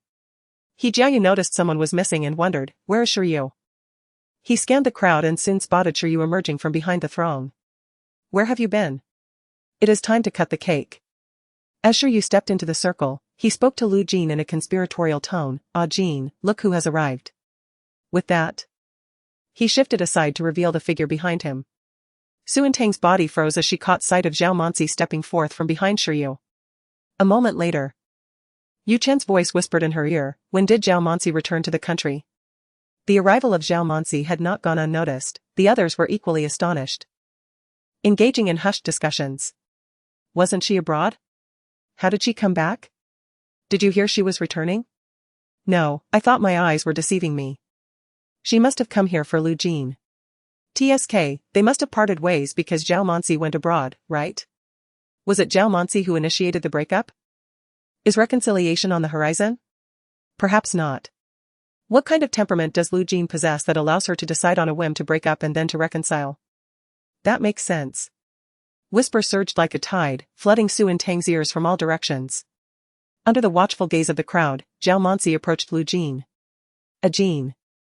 Everyone turned their attention to Lu Jin, who maintained his usual nonchalant demeanor, revealing no discernible emotion, and inquired, "What brings you back?"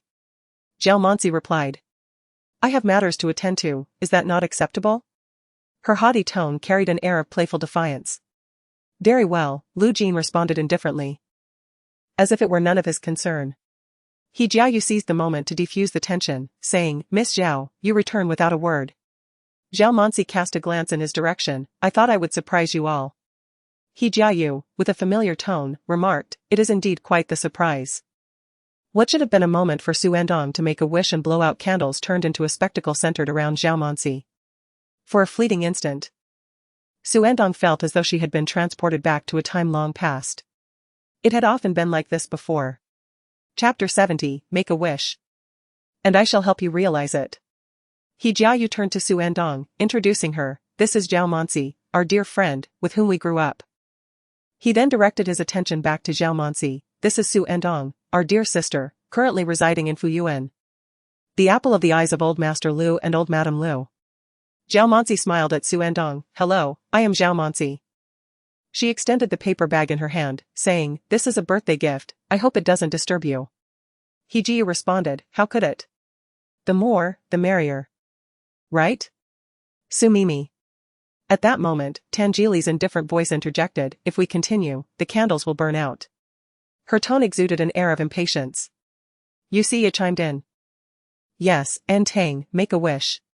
He Ji quickly caught on, affirming, "Yes, yes, make a wish." Only then did the group's attention reluctantly shift from Zhao Mansi, urging Xu Ertang to express her wish. Xu Ertang mechanically closed her eyes, her hands clasped together. Her mind was a blank slate, utterly devoid of any wishes. Subsequently, each of her actions felt robotic, opening her eyes, blowing out the candles, cutting the first slice of cake, and engaging in conversation. The rituals of wishing and cutting the cake seemed merely to have pressed the pause button on reality. After the ceremony, various corners of the room resumed discussing Zhao Mansi's sudden return. Yu Siya observed Zhao Mansi greeting others and quietly remarked, "Zhao Mansi is really something. She chose this moment to arrive. Anyone unaware would think it's her birthday. It's as if she wishes the entire world revolves around her, compared to her. My princess syndrome seems quite mild." Xu Ertang remained silent, feeling as though she had detached herself from the present moment. A buzzing filled her ears. And each frame before her resembled a silent film. It was only when Zhao Mansi approached her that she snapped back to reality. At that moment, Yu Siya had stepped away to the restroom, leaving Xu Ertang alone. Zhao Mansi greeted her, "Hello." Xu Ertang gazed at her. Zhao Mansi continued, "I truly envy you. You have so many people celebrating your birthday." In her eyes, there was not a trace of envy, only verbal expressions of it. Xu Ertang casually remarked, "It's fine." Zhao Mansi smiled, exuding the pride of a swan gliding gracefully on a lake. "In truth, there was another facet of my identity they had not divulged to you. I am Acton's former girlfriend. Our separation occurred because I went abroad." She continued. "On the day you arrived in Beicheng, I happened to be leaving for my trip, hence we did not meet. Acton accompanied me to the airport that day." Xu Ertang responded with a soft "oh," and inquired, "So what? A former girlfriend?" The term former girlfriend pierced Zhao Mansi momentarily, causing her poised smile to falter. Thus, "Acton still holds me in his heart. I have heard his previous girlfriend bore a striking resemblance to me. We shall reconcile." Xu Ertang replied, "I wish you success." Having uttered those words, she turned on her heel and departed, not casting another glance at Zhao Mansi. Seizing the opportunity when no one was watching, she exited the private room. Perhaps, no one would take notice. Upon leaving the establishment, she found herself on an expansive lawn. Being a private domain, it was sparsely populated. At this hour, the anticipated guests were already engaged within, leaving the outside relatively deserted. Xu Ertang sought a secluded spot, descended the steps, and settled on the lowest level. She released her clenched fists. Ever since Zhao Mansi's arrival, she had unconsciously tightened her grip, leaving crescent-shaped imprints from her nails upon her palms. As the night air dipped below freezing, Xu Ertang belatedly felt the chill. She had ventured out without a coat, clad only in a pale yellow dress. Reluctant to retrieve her outerwear, she resolved to endure the cold. Fortunately, there were structures to shield her from the wind. With her arms wrapped around herself, she rested her chin despondently upon her knees. In her past life, at this very moment, Zhao Mancher had not yet returned. After she and Lu Jin went to the United States for their studies, it was only on their first birthday that Zhao Mancher made contact with them. Perhaps due to her reincarnation, many things had changed. The east suburbs were already sparsely populated, and now an eerie silence enveloped the surroundings. Xu Ertang gazed at the distant layers of black mountains, lost in thought. Time passed, though she could not discern how long, when footsteps approached from behind her, echoing as if descending a staircase. Turning around, she saw Tan Jili making his way down the steps. "Why are you out here?" she inquired. Tan Jili had reached her level, but as Xu Ertang was seated, she had to look up at him. His voice was leisurely. "I lost a game and drew the short straw. I had to find a girl in a yellow dress." Xu Ertang paused for a moment. Wasn't she wearing a light yellow dress? She was the only one outside. What a coincidence to be found by him. A flicker of doubt crossed her mind regarding the authenticity of his words, yet he spoke with such solemnity. At that moment, Tan Jili smiled playfully. "Just kidding." "Indeed." Xu Ertang was not in the mood for conversation, she merely responded with an "oh," lowering her head once more, resting her chin on her knees as she stared at the ground. Suddenly, she felt a weight on her shoulder. A refreshing breath, reminiscent of a summer night, enveloped her. A jacket, still warm from his body, draped over her shoulders, brushing against her skin. The unexpected warmth caused Xu Ertang to shiver slightly. Instinctively, she clutched the collar tighter and raised her head again. Noticing the thinness of his own attire, she was about to ask if he felt cold when he instructed. "Reach into your pocket." Xu Ertang paused for a moment, obediently reaching into her pocket, assuming he intended to retrieve something. As she felt inside, finding it empty, she was about to speak when Tan Jili instructed her to check the other side. Switching hands, she delved into the opposite pocket and discovered a box. Upon extracting it, she found a black velvet case. This must be realization dawned upon Xu Ertang. This should be the birthday gift he had prepared for her. Tan Jili neither confirmed nor denied her assumption, simply urging her to open it. As she opened the box, she beheld a pair of camellia-shaped earrings, glimmering beautifully under the light. Tan Jili's voice resonated softly. "This was originally meant to be your birthday gift." Xu Ertang looked up in confusion. "Originally?" Noticing her bewildered expression, Tan Jili chuckled gently, his tone imbued with a hint of coaxing. "Now it is for you, but let us change the birthday gift." "Change to what?"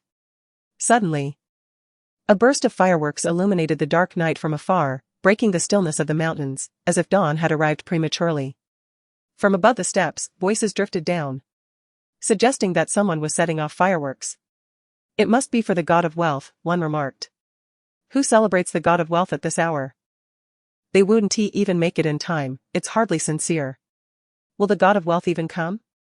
Indeed, it's always at midnight. Fireworks continued to ascend, casting a radiant glow across the mountain ridges.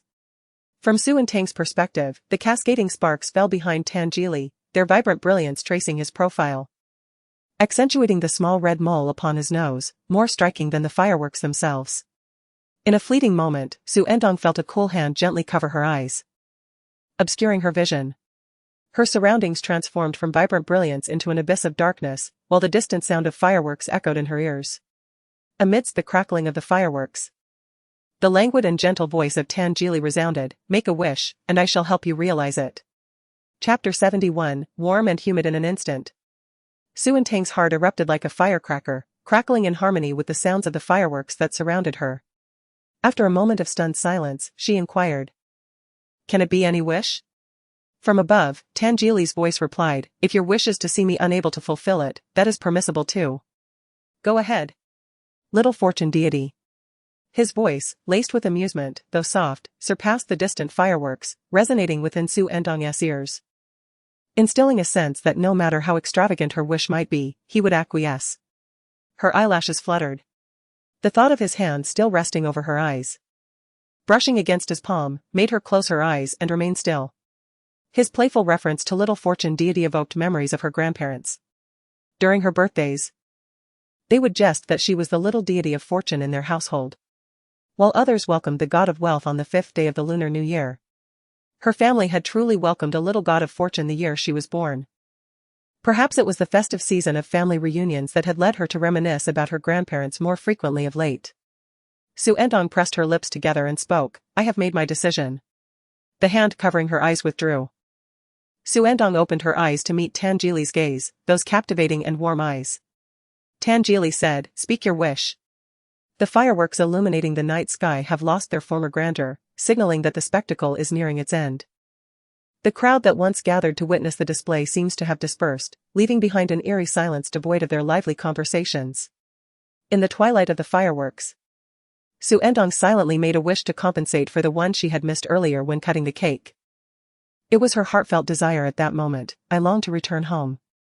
As these 4 words escaped her lips, her emotions surged forth, overwhelming her like a dam bursting. The longing for her family, the weight of solitude, and the burden of grievances all rushed to the surface, manifesting as tangible tears.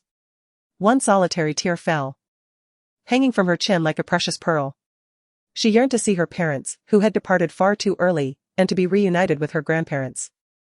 If they were still present, she would be in Beicheng now, needing to go nowhere else. Once the first tear fell, it was as if a floodgate had opened, and her tears cascaded down with increasing fervor. She gazed at Tan Jili and repeated, "I wish to go home." Tan Jili crouched before her, gently wiping away her tears with his sleeve, and said, "Then let us return." Unable to contain herself any longer, Xu Ertang began to weep. At that moment, the fireworks had ceased, and the winter night reclaimed its stillness, save for her soft sobs. Shortly thereafter, footsteps echoed from the platform atop the stairs. The cold outside was palpable, and it seemed there was no one around. Where could Sister Ertang have gone? Came the voice of Xu. "I don't know. I went to the restroom, and when I returned, I couldn't find her," Yuchen replied. It was Xu and the others who had come out searching for her. Xu Ertang stifled her sobs, feeling a surge of panic as the footsteps grew nearer. She did not wish for them to witness her tears. She was just about to find a place to hide when her wrist was suddenly tightened, and she was pulled up by Tan Jili. As Xu descended the topmost flight of stairs, the pale yellow hem of her dress vanished around the corner. Xu, Yuchen, and Jiang Ran were out looking for someone. Yuchen was perplexed, wondering how quickly someone could disappear, and Tan was nowhere to be found. As he spoke, he unlocked his phone, opened the contact list, and dialed a number marked with a small dog emoji. Just a few meters away, in a nearby corner, Tan Jili's phone lit up silently in his hand. He glanced down, and without hesitation, he hung up. Raising his gaze, he met Xu Ertang's eyes. At this moment, her tears had just ceased, but her lower and upper eyelashes were still damp, and faint traces of tears lingered on her fair face.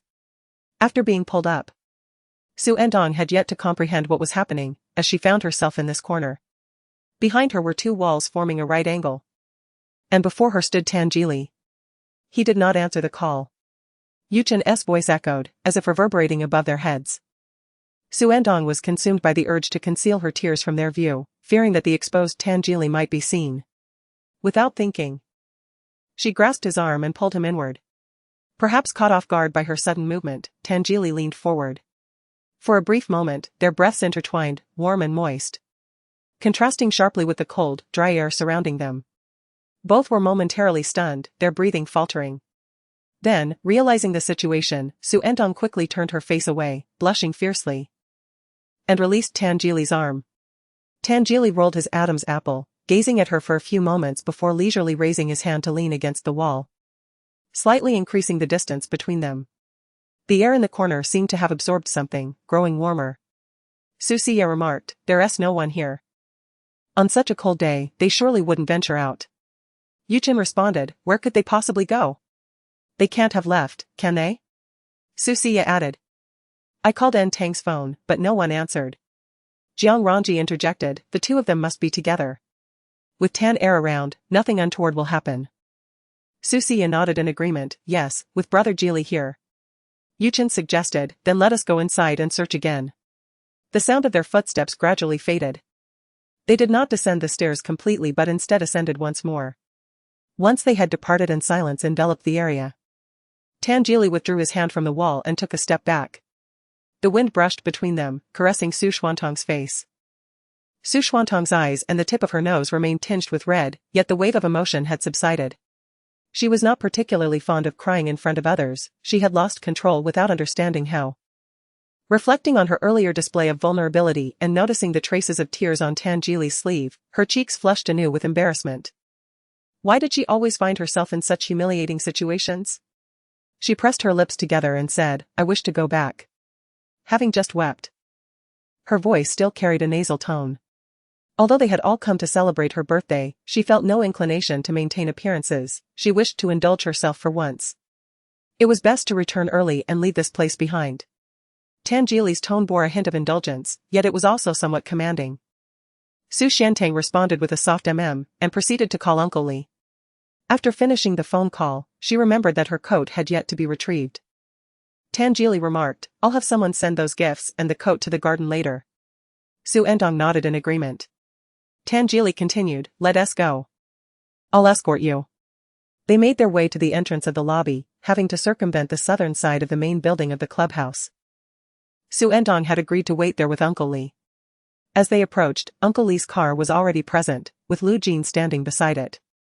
Lu Jin observed them emerging from the desolate darkness. As Xu Ertang and Tan Jili drew closer, Lu Jin's gaze briefly bypassed Tan Jili, settling on Xu Ertang. Due to the long-standing relationship between their families, Tan Jili and Lu Jin had known each other since childhood. This time, however, they unusually refrained from exchanging greetings. Neither took the initiative. Lu Jin scrutinized the oversized coat that enveloped Xu Ertang, a barely perceptible frown crossing his brow as he inquired, where have you been? Xu Ertang averted her gaze, responding dismissively, just wandered around. Preparing to return home, she intended to return the coat to Tan Jili. Your coat, she said. Tan Jili restrained her hand as she attempted to unbutton the coat, his tone languid, it's just one coat, you can keep it for now. I'll take it next time. As he spoke, he leisurely adjusted the collar for her. Chapter 72, did he notice something?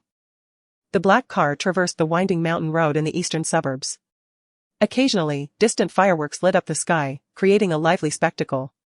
Once inside the car, Xu Ertang remained silent, gazing out the window, her slender figure accentuated by the oversized coat belonging to the much taller boy. What were you doing with Tan Jili? Lu Jin's indifferent voice broke the silence within the vehicle. Xu Ertang replied softly, it has nothing to do with you. Upon her utterance, the already frigid atmosphere grew even more tense. Lu Jin tugged at the corner of his mouth, directing his gaze towards her. Xu Ertang possessed a deceptively innocent visage. At first glance, she appeared serene and quiet. Lu Jin lightly mocked, everyone is here to celebrate your birthday tonight. You abandoned everyone and walked away. Yet you claim you can't find anyone? Xu Ertang retorted with a frosty tone, am I not entitled to the freedom to go wherever I wish on my birthday? Just then, a car approached from the opposite direction. The headlights illuminated the interior of the vehicle, casting a luminous glow on Xu Ertang's profile, which appeared as ethereal as snow, revealing her cool demeanor and the faint redness at the corners of her eyes. Lu Jin paused for a moment, his brow furrowing slightly. His tone softening, have you been crying? Xu Ertang turned her face towards the window, adamantly denying, no. Lu Jin's brow deepened in concern, what did Tan Jili do? Xu Ertang replied, he did nothing, it has nothing to do with him. After a brief silence, Lu Jin inquired again, then why were you crying? Xu Ertang hastily fabricated a reason, I miss home, is that not acceptable? She genuinely yearned for home. Just mentioning those two words made her nose tingle with emotion. Lu Jin seemed poised to say something, but his phone rang. The illuminated screen brightened the back seat further. With a hint of annoyance, he glanced at it. It was a call from He Jiayu. He answered, asking, what's wrong? On the other end, He Jiayu spoke at length. And Xu Ertang faintly caught the mention of Zhao Manxi's name. Then, Lu Jin impatiently replied, I'm busy. He Jiayu said something else, and Lu Jin retorted. What is she up to now? If you wish to leave, then depart, it is not I who compelled her to return to her homeland. Once the call concluded, Lu Jin turned his gaze back to Xu Ertang. The phone in his hand had yet to dim, its cold, white light illuminating their faces. Xu Ertang not only had slightly reddened eyes, but the skin around her eyes also bore a faint flush, clearly visible in the light. Suddenly, Lu Jin recalled something and remarked, I was unaware that Zhao Manxi would be coming. Xu Ertang retorted, we all heard it. She intends to surprise you. Lu Jin scrutinized her, asking, did you hear about it? I have already separated from her, it no longer concerns you, he continued, but Xu Ertang interjected. I have no desire to hear about your affairs. The atmosphere within the car seemed to stagnate for a moment. Lu Jin averted his gaze, leaning back against the seat. Letting out a self-deprecating scoff, fine. What was he so eager to explain? The remainder of the journey was shrouded in silence, with no words exchanged. Only the relentless chime of Lu Jin's phone echoed, each new message illuminating the stillness. At last, they arrived at Fuyuan. The car came to a halt. And the two alighted, one on each side. The cold air outside was palpable, their breaths forming white clouds.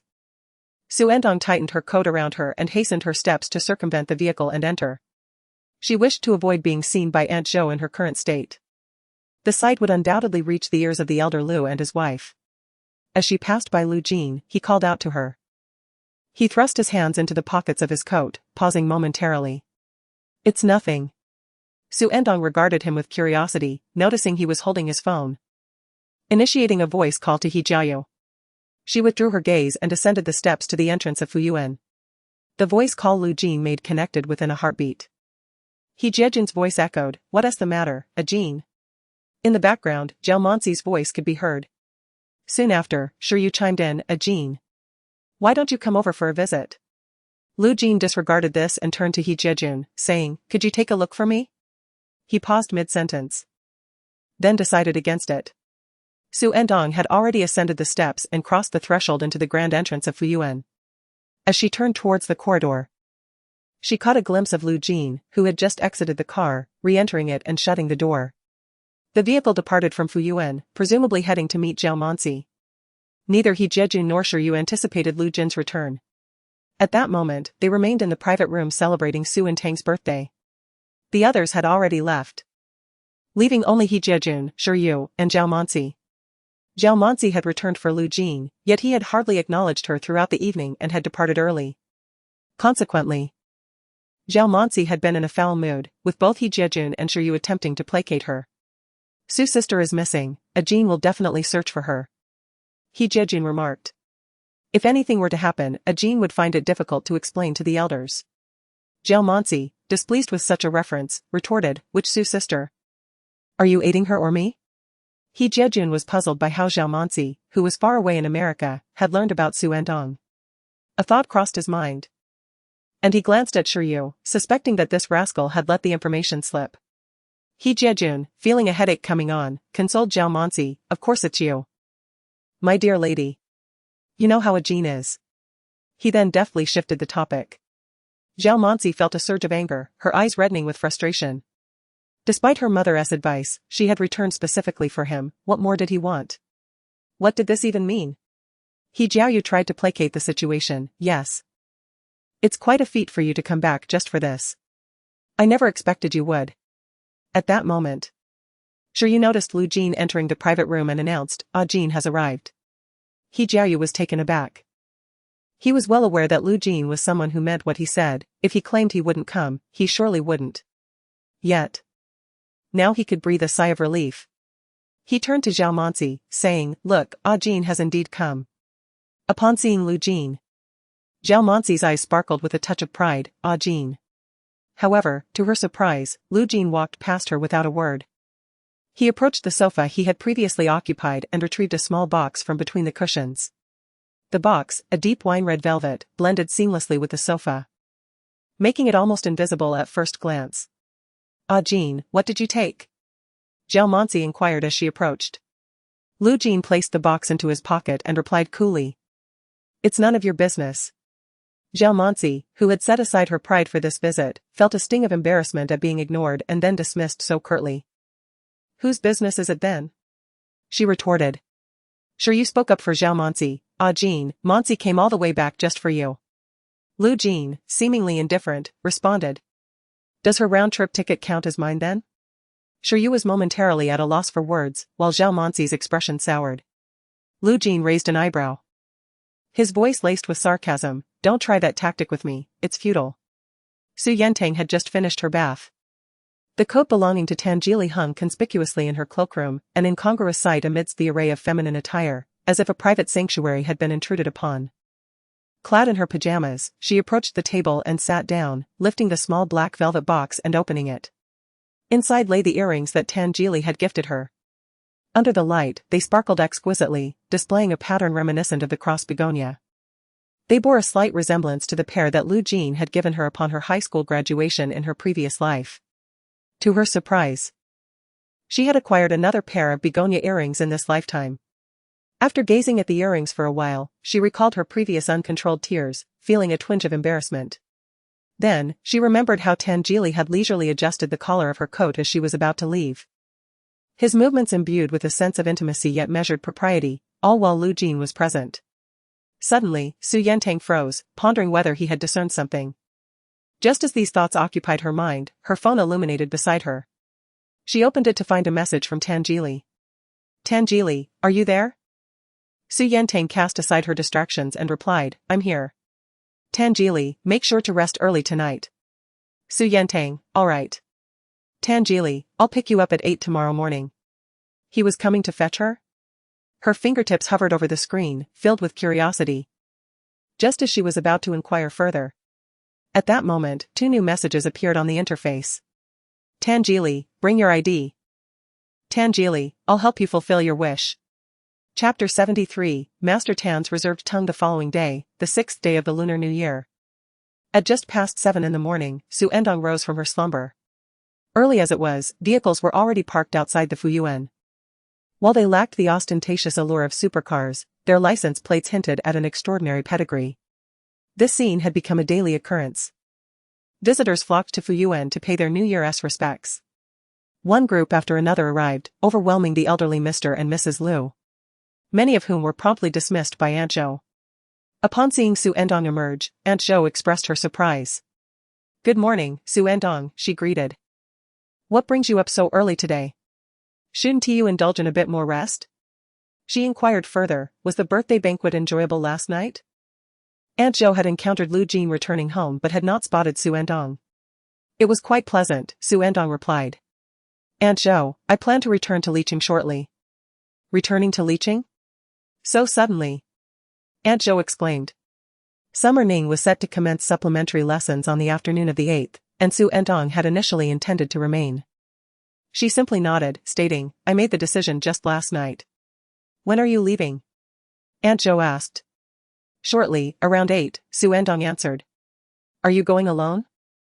Aunt Zhou inquired, her concern evident, especially given the crowded roads during the spring festival. "There will be Tangeli accompanying me," Xu Ertang reassured her. "Are Mr. and Mrs. Liu entertaining guests?"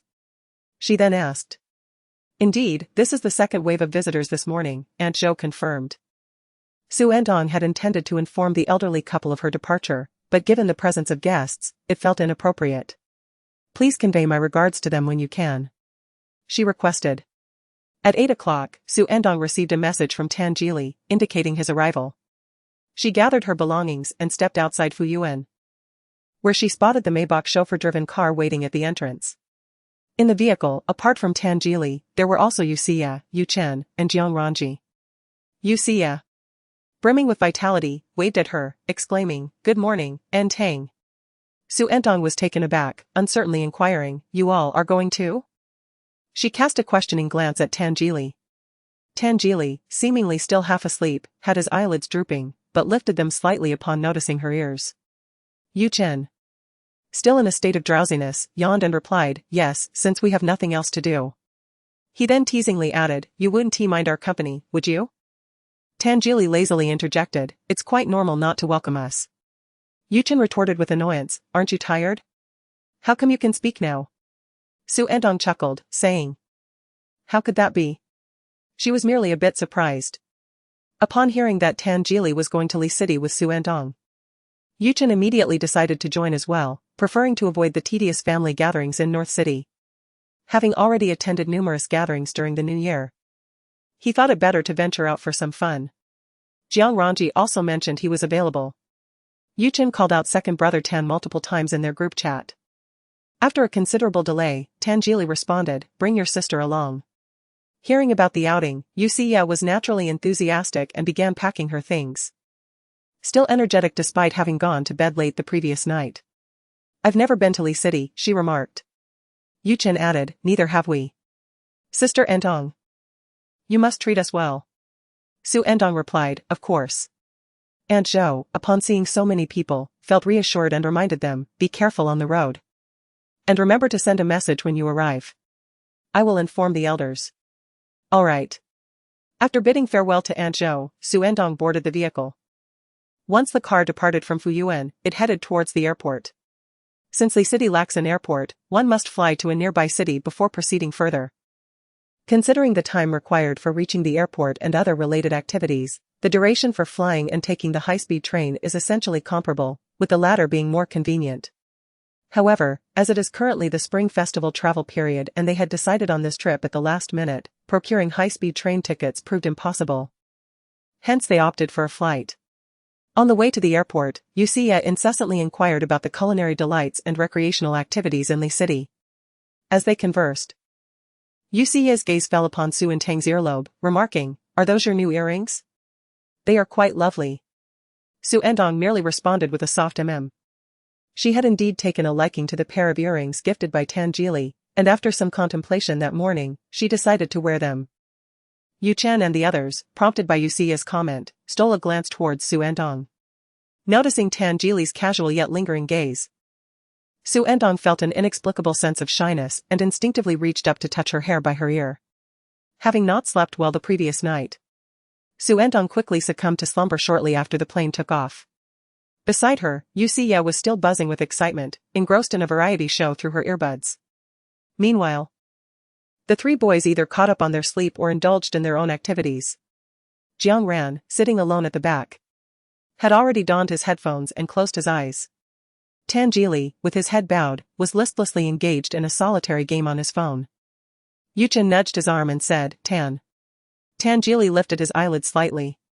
Yuchen whispered, "I didn't get a chance to ask you, what were you and Ertang doing last night?" Tangili replied, "Making plans." Yuchen responded, "Huh? What is the purpose of creating a guide? What kind of guide are we talking about?" Tangili casually remarked as he tapped on his phone screen. "It's a guide for your visit to Beicheng, otherwise, how could we properly entertain Brother Yu?" Yuchen responded with a deadpan expression, thinking, what nonsense. At that time, he never mentioned wanting to come to Beicheng. What a pointless guide. Yuchen was well aware that when Tan Xiaoya chose not to speak, he could be quite evasive. He understood him all too well. He also knew that Tan had a way of keeping his lips sealed, and unless he was inclined to share, no one could pry it out of him. Thus, Yuchen chose not to inquire further. If he did not wish to speak, so be it. Chapter 74, Tan Xiaoya had to give him a bow. After the airplane landed, a vehicle came to pick them up. They first had a meal before heading to Beicheng, making their way directly to Xu Ertang's home. The streets of Beicheng were filled with the festive spirit of the new year. As she gazed out at the familiar buildings from the car window, Xu Ertang experienced a moment of disorientation. She recalled the scene from the previous night when she had wept and made wishes to Tangili. She was home again.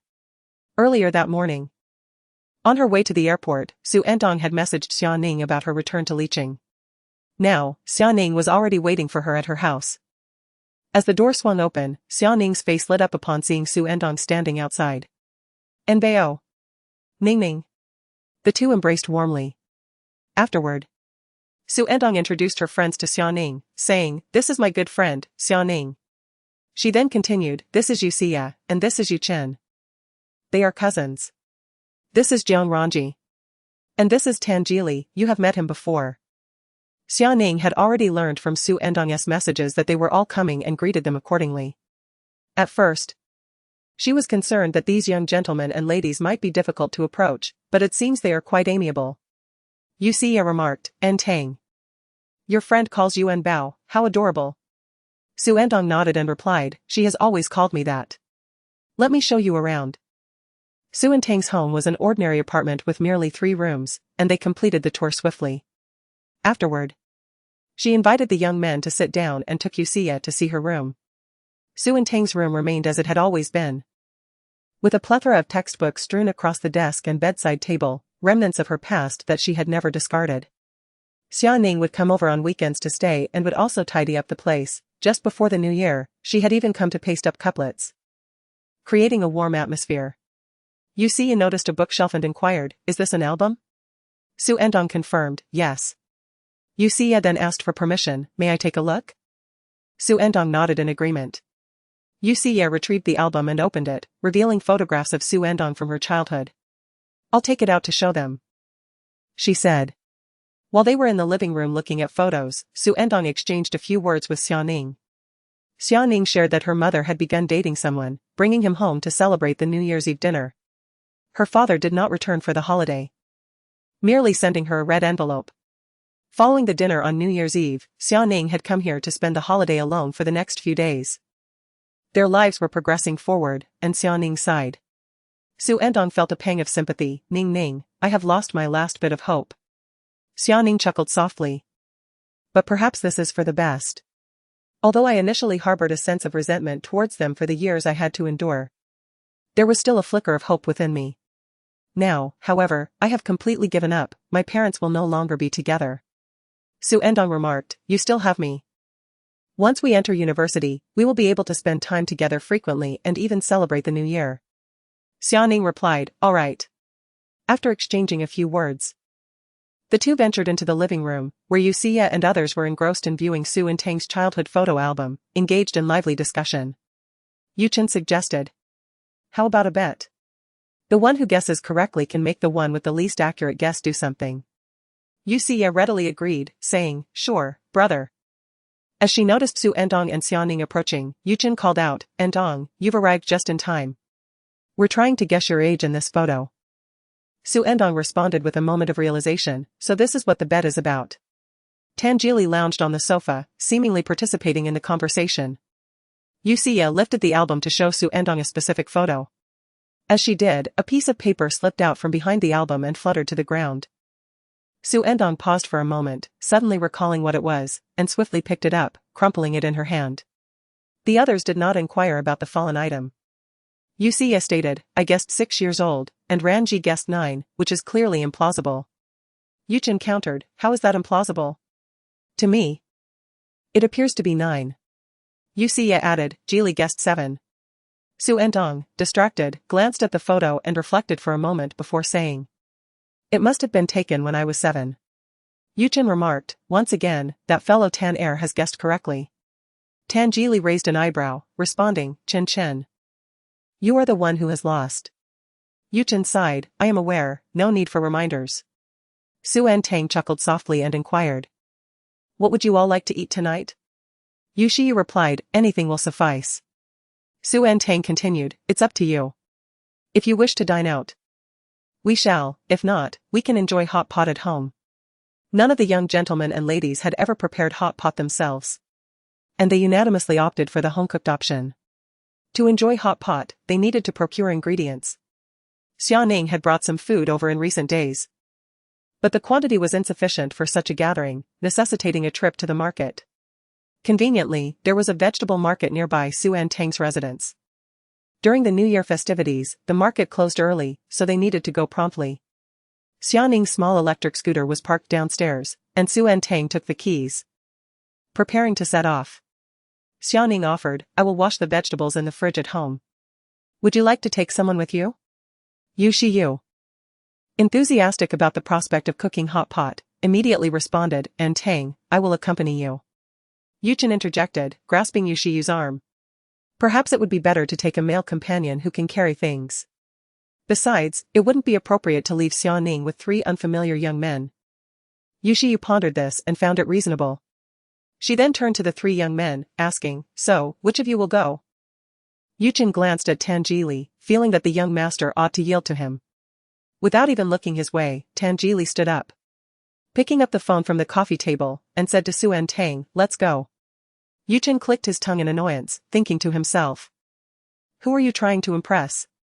If you have the ability, then don't go at all." Xiaoning's little electric scooter was easily recognizable, its pink hue vividly etched in Xu Ertang's memory even after many years. Descending the stairs, she promptly located her pink scooter, inserted the key, and kicked the footrest to push it out. As she maneuvered it aside, Tangeli raised an eyebrow, uncertainly inquiring, "Are you taking me along?" Just as the footrest had been elevated, the scooter surged forward with a sudden thud. Xu Ertang steadied the handlebars, blinking in confusion, her expression one of obvious affirmation. Yet, Tangeli seemed to imply he wished to accompany her. "Tangeli, have you ever ridden a little electric scooter?" she asked, her tone devoid of sarcasm or ulterior motives. To her surprise, Tangeli remained silent, an unusual occurrence for him. It was evident that the young master had never ridden such a scooter. In fact, he had never even sat on one. Xu Ertang deduced this and decided, then I shall take the lead, for safety's sake. Chapter 75, Boyfriend? Tangeli offered no further comment, simply assisting Xu Ertang in pushing the scooter out of the garage.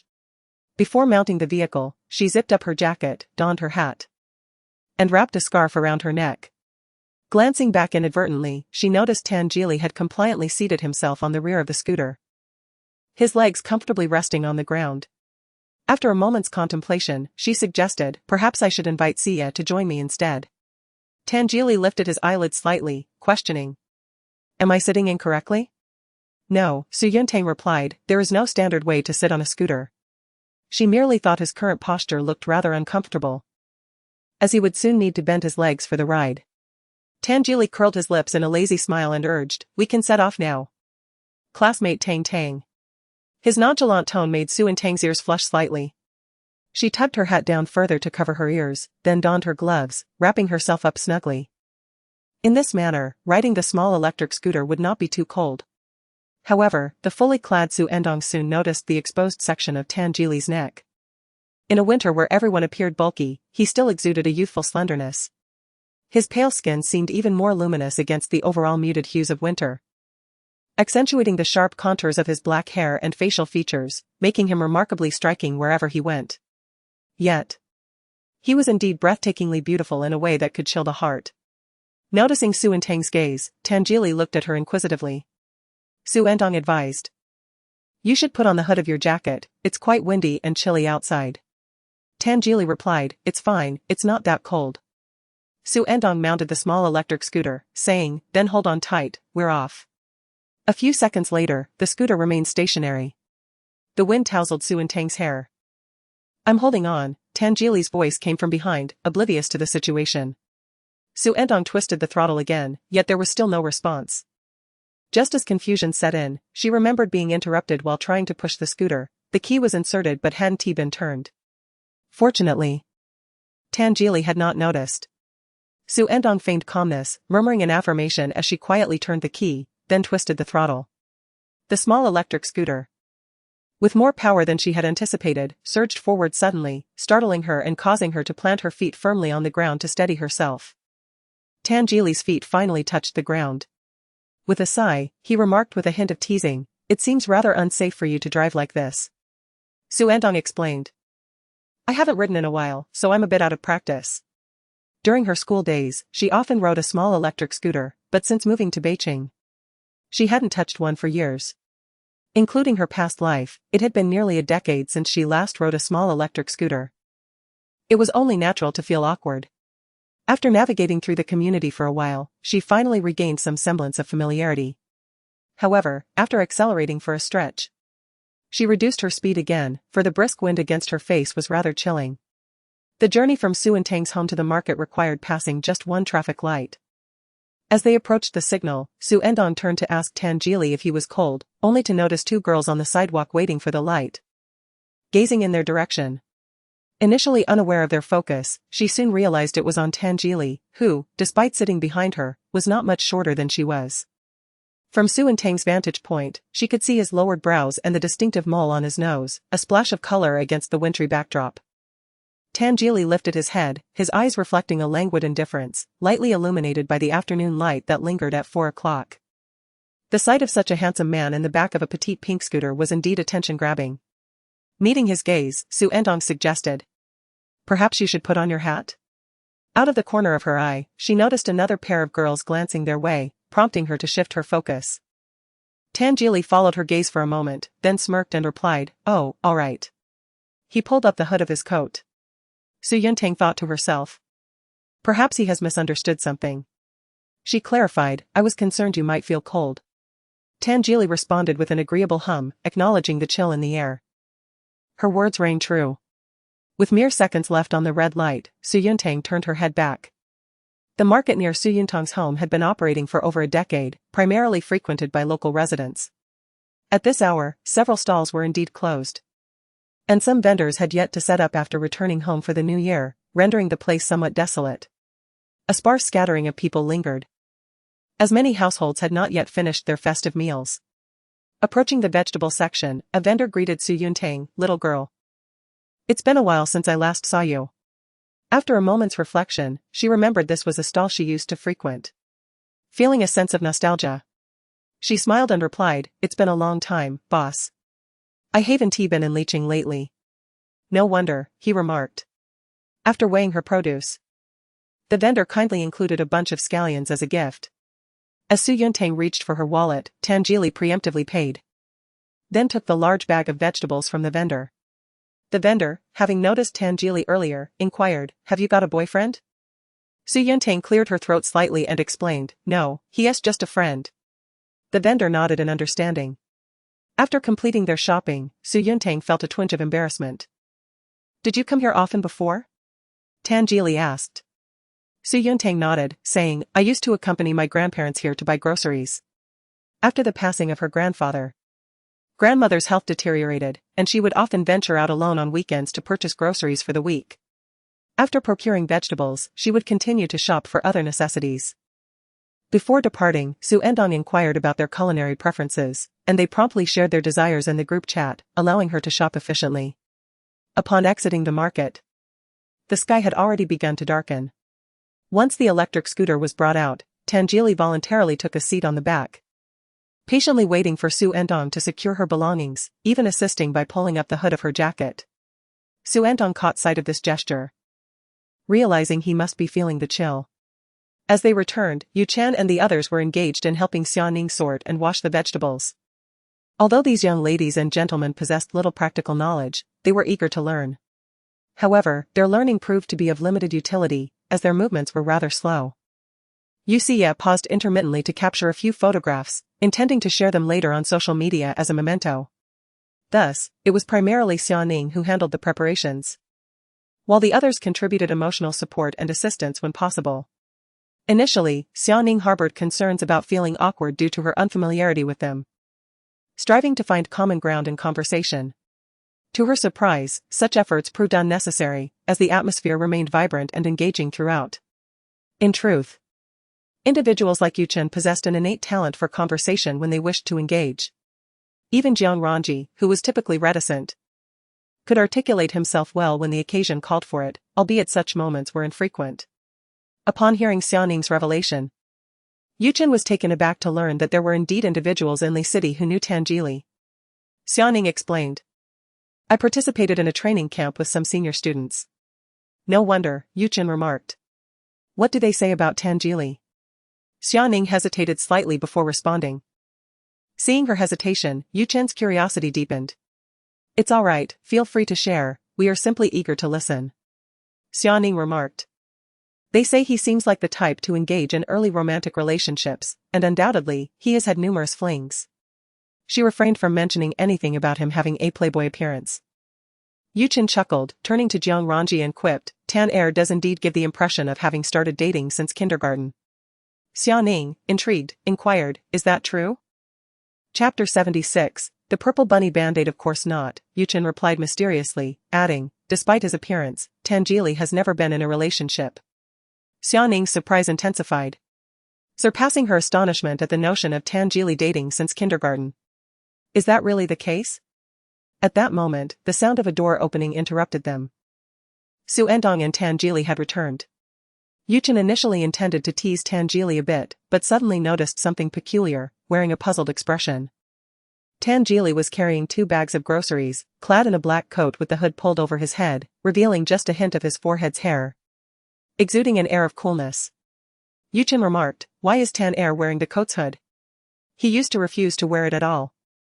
Xu Ertang, having just changed her shoes, was taken aback by this statement. She glanced at Tangili and asked, why is that? Yuchen replied, he said it looks silly. You can ask Jiang Ranji if you don't believe me. Xu Ertang responded. Really? No wonder he didn't wear it at first. Tangili placed the groceries on the table, pulled down his hood, and casually remarked, is it possible that I was referring to you as looking silly while wearing it? Yuchen. Get lost, you worthless creature. You never wore it before. The vegetables have already been bought, the next step is to wash and cut them. Xu Ertang retrieved several vegetables from the plastic bag and entered the kitchen. To prevent water from splashing onto her clothes while washing the vegetables, she sought out an apron. As she tied the apron around her waist, she inadvertently felt a hard object in her pocket, nearly forgetting about it. She pulled out the crumpled paper from her pocket. At that moment, someone entered the kitchen. Xu Ertang's heart tightened, but she relaxed upon seeing it was Xiaoning. Noticing the paper in her hand, Xiaoning recalled their time in the living room looking at the photo album and quietly asked, is this a love letter you wrote to that boy? Xu Ertang nodded. Sort of. It was actually a drawing of Lu Jin made by a talented artist in her class during junior high, based on her description. The drawing had been casually sketched on scrap paper and given to her. She thought it resembled Lu Jin quite well upon their first meeting. So she wrote his name beside the drawing and kept it tucked away in her photo album. Time passed, and when Yusia took out the album, she had forgotten about the existence of this drawing. Thankfully, it was folded and had not been seen. Xu Ertang opened the crumpled drawing for a glance. Suddenly, she tore along the original crease of the drawing, splitting the image of the boy in half. Xiaoning gasped, seemingly wanting to intervene. Without hesitation, Xu Ertang stacked the torn halves together and tore them apart again from the middle. She repeated this process several times, transforming the cherished drawing into tiny scraps of paper that fell into the trash bin filled with vegetable leaves and plastic. Xiaoning gazed into the trash bin and inquired, Isn't it a pity? She was well aware that Xu Ertang had harbored feelings for a boy from Beicheng for many years. Thus, as she tore the remnants, an instinctive sense of regret and reluctance washed over her. After all, it was a sentiment cherished for so long, discarded and tainted by the refuse, now forever lost. Xu Ertang, with a calm smile, reassured Xiaoning, saying, there is no need for sorrow, it belongs to the past. They both understood the necessity of looking ahead. While dining at home and enjoying hot pot may appear convenient, the preparation involved was quite substantial. Xiaoning, along with Yusia and the others, busied themselves outside, tidying the vegetables, while also arranging the ready-to-cook meatballs and beef they had purchased. Xu Ertang busied herself in the kitchen, washing and chopping. Yet, the young gentlemen and ladies proved to be of little assistance. During the process of selecting the vegetables, Yusia even managed to chip her festive manicure, thus nobly sustaining a battle wound, and then indulged in the strawberries that Xu Ertang had brought back. In Xu Ertang's recollection, Xiaoning had once been entirely inept in such matters. The divorce of her parents had catalyzed a rapid maturation within her. Xu Ertang let out a sigh. Though she pondered what the sigh was truly for, her reverie was interrupted by the arrival of Tangili. Are you in need of anything? She inquired. Earlier, Yuchen had dashed into the kitchen multiple times, requesting garbage bags and plates. Tangili replied, no. I merely came to see if there was anything I could assist with. Xu Ertang glanced around and noticed the peeled potato soaking in water, yet still uncut. Could you help me chop the potatoes? Just slice them, no need for them to be too thin. Certainly, Tangili replied, rolling up his sleeves and washing his hands. Xu Ertang handed him the knife, saying, use this one. Tangili picked up a knife and began slicing the potatoes. Xu Ertang stood behind him, observing, and found it quite impressive. To her surprise, she had begun to instruct Tangili. Subsequently, Xu Ertang continued washing the vegetables. After a while, she turned to glance at Tangili and noticed he was examining his hand. Had he cut himself? She approached him and, indeed, saw a droplet of blood forming on the tip of his left index finger, visibly enlarging. Tangili reassured her, uttering that it was nothing. As he moved to the sink to rinse it under water, Xu Ertang followed him to the sink and inquired, how bad is it? Is it serious? Tangili turned off the water, grabbed a paper towel, and was about to say it was nothing. But upon seeing the girl's face filled with concern as she gazed at his hand, his words transformed into a soft, it hurts quite a bit. Xu Ertang immediately took hold of him and pulled him out of the kitchen. Tan Jili glanced at the arm she was gripping and allowed her to lead him away. Xiaoning, witnessing Xu Ertang hastily dragging Tan Jili out of the kitchen, asked, "What happened?" Xu Ertang released Tan Jili and opened the cabinet in the living room to search for the first aid kit. "He hurt his hand," she replied. Xiaoning exclaimed, "Oh? Another casualty while preparing for hot pot?" Another injured party, who was watching television, leaned over and asked, "What? Did Brother Jili cut his hand? Should we go to the hospital?" As the situation escalated, Tan Jili let out a faint sigh and remarked, "If I go, the doctor will just scold me for wasting medical resources." "Oh," Yusia said, feeling reassured, and returned to watching television. Xu Ertang, having retrieved the first aid kit, looked up and assessed that the wound was indeed not severe. She opened the kit in search of a band-aid. After rummaging through the medicine cabinet, she could only find the purple bunny band-aids she had previously purchased, which were still well within their expiration date. She took one and handed it to Tan Jili. Tan Jili glanced at the design and color, his pale eyelids fluttering slightly, revealing his reluctance to apply it. It was merely a small wound, unnecessary for a band-aid. Yet, she insisted it be covered, her brow still furrowed. Tan Jili remarked, "It's truly just a minor cut, see for yourself." His gentle tone carried a hint of coaxing. Xu Ertang felt a pang of guilt, had she known. She wouldn't have asked for his assistance. The one who had just told a lie felt a twinge of unease. With a sigh, he accepted the purple bunny band-aid, declaring, "I'll put it on." As Xu Ertang returned to the kitchen, she was taken aback to find Tan Jili following her. "There are still some potatoes left to chop," he stated. Xu Ertang, hesitant to let him continue, replied, "No need, I can manage. It's just a small wound." He reiterated. Xu Ertang gently pushed him away, "I'll finish it shortly, you should rest." Tan Jili took a couple of steps back but paused, saying, "I can help with something else." Caught off guard by his sudden stop, she nearly stumbled into his embrace, her nose brushing against his clothing. She hesitated for a moment, stepped back, and fiddled with her apron, saying, "Really, it's fine, there isn't much left to do." Tan Jili smirked slightly, "Very well." As the group busily prepared, they soon realized they had no drinks. Yu Chen and Jiang Ranji had gone downstairs to fetch some. Upon their return, they found young Master Tan languidly reclining on the sofa, engrossed in his phone, with the conspicuous purple bunny band-aid adorning his left index finger, appearing rather delicate. Yu Chen inquired, Piao, have your nails also split?" Chapter 77, An Unheard Hoarseness. Tan Jili raised an eyebrow and called out to the passing Yusia. Yusia responded, "What's the matter, Jili Gu?"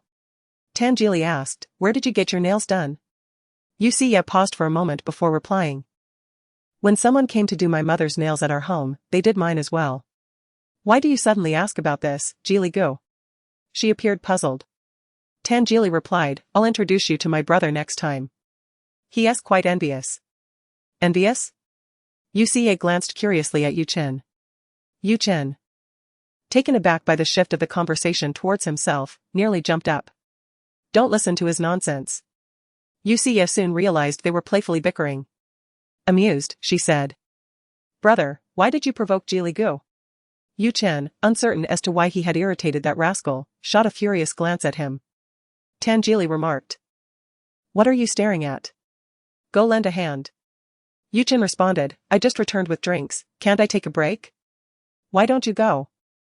Tan Jili raised his left hand, displaying a purple bunny band-aid on his index finger, casually yet defiantly stating, "I'm injured, I need to rest." Yu Chen paused. "You're quite proud, aren't you, second Princess Tan?" This purple bunny band-aid was unmistakably from Tang, otherwise, he wouldn't have bothered to wear it. It likely wasn't serious, otherwise, Xia would have mentioned it the moment he returned. Yu Chen teased, "Tsk, you're not pretending, are you?" Observing that others were engrossed in their respective activities and paying no heed to their conversation, Yu Chen edged a little closer and whispered, "Do you recall the piece of paper that slipped out while we were perusing the photo album?"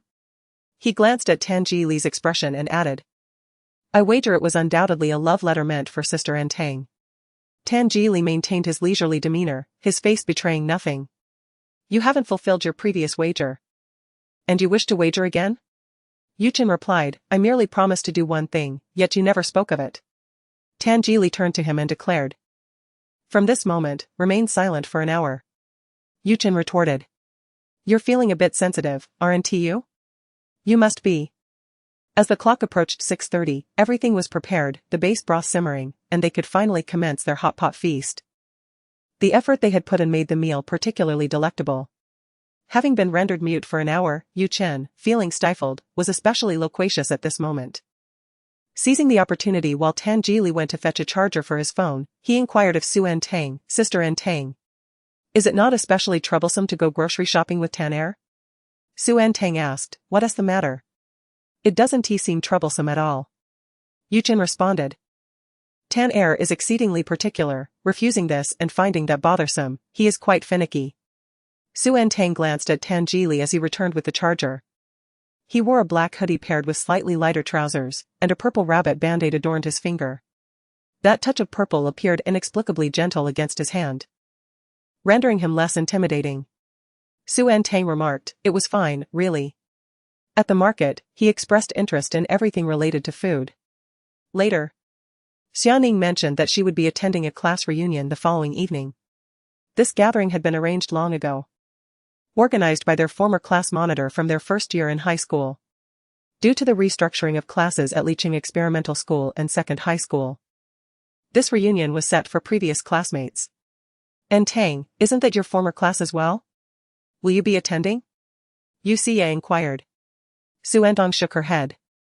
She had seen the message in their old class group but had assumed she wouldn't return to Beicheng for the new year, so she hadn't considered participating.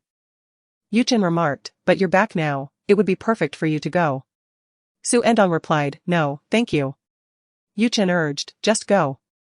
Don't worry about us. Yu Xie added, it's just for the evening, we'll have dinner and stroll around. En Bao, you should join us. We'll leave early after dinner, Xiaoning suggested, someone asked me about you last time. Xu Ertang responded, then we'll come find you after we finish our meal. After enjoying hot pot, everyone tidied up. Initially, Yu Xie and the others planned to go to a hotel. Yu Xie said, I don't want to go to the hotel anymore, Ertang, may I stay here with you? Xu Ertang replied, of course.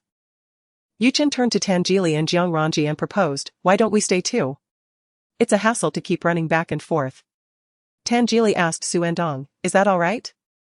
Yu Chen added, Ertang, is it okay with you? To their surprise, the three of them wished to stay as well. Xu Ertang was open to it but worried they might not sleep well. She glanced at them and hesitantly asked, can you three fit in one room? Yu Chen assured her, that's fine. Thus, everyone decided to stay. 3 boys shared a room, one occupied the bed, while the other 2 spread their bedding on either side. Xu Ertang and Xiaoning shared a space together. Yu Xie enjoyed the most favorable treatment, having a small room to herself, which belonged to Xu Ertang. It had been a long time since Xu Ertang and Xiaoning had seen each other. After taking a shower, they lay on the bed and chatted until the early hours of the morning. The next day, when Xu Ertang rose, Xiaoning was still asleep. She tiptoed out of the room to prepare breakfast for everyone. After washing up, she still felt a bit drowsy. The living room lights remained off, and the curtains were drawn, casting a dim gloom. She approached the sofa, intending to sit for a moment to shake off her sleepiness, when, without any warning, she spotted someone lying on the couch, startling her back a step. Upon closer inspection, she recognized the figure as Tan Jili. Stirred by the commotion caused by Xu Ertang, Tan Jili awoke with a furrowed brow, his eyes betraying a blend of sleepiness and irritation, as if the world owed him something. However, upon recognizing who stood beside him, the impatience in his gaze dissipated, leaving only a soft weariness. Morning, he said lazily, his voice carrying a husky timbre that Xu Ertang had never heard before. Tan Jili propped himself up with the blanket, which slipped from his shoulders. He wore a black short-sleeved t-shirt, the hem slightly lifted from his slumber, revealing a glimpse of gray waistband and a small segment of his torso. His pale skin, thin and white, was still strikingly visible in the dim light, drawing one's gaze, particularly against the dark contrast. Xu Ertang caught a fleeting glance before averting her eyes. Morning, why are you sleeping here? Chapter 78, Unaccountably Obedient. Tan Jili replied. Yu Qingyu was talking in his sleep last night, it was too noisy. His voice was still laced with the remnants of sleep, dragging slightly with each word. Xu Ertang smiled, surprised that Yu Qing was talking in his sleep. Tan Jili got off the sofa and picked up the blanket. As he headed back to his room, Xu Ertang stepped aside. Unexpectedly, Tangeli chose to circumvent her, taking a step to the side as well. They paused, then simultaneously moved aside again, only to find themselves face to face. Tangeli chuckled, asking, "Are we dancing?" Xu Ertang remained silent. Tangeli continued, "You go first." His tousled hair and unexpected obedience were quite endearing. Xu Ertang responded with an "oh" and proceeded to turn on the lights.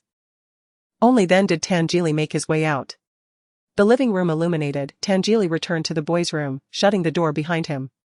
Before long, everyone began to awaken. Upon hearing that he had talked in his sleep the previous night, Yuchen suspected that Tan Er was merely fabricating tales.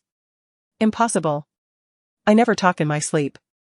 Tangeli seemed to anticipate this response, smirking as he said, "I recorded it, you can listen for yourself." He played the audio, revealing Yuchen's voice, albeit unclear, making it difficult to discern the words. The recording lasted a mere 4 seconds.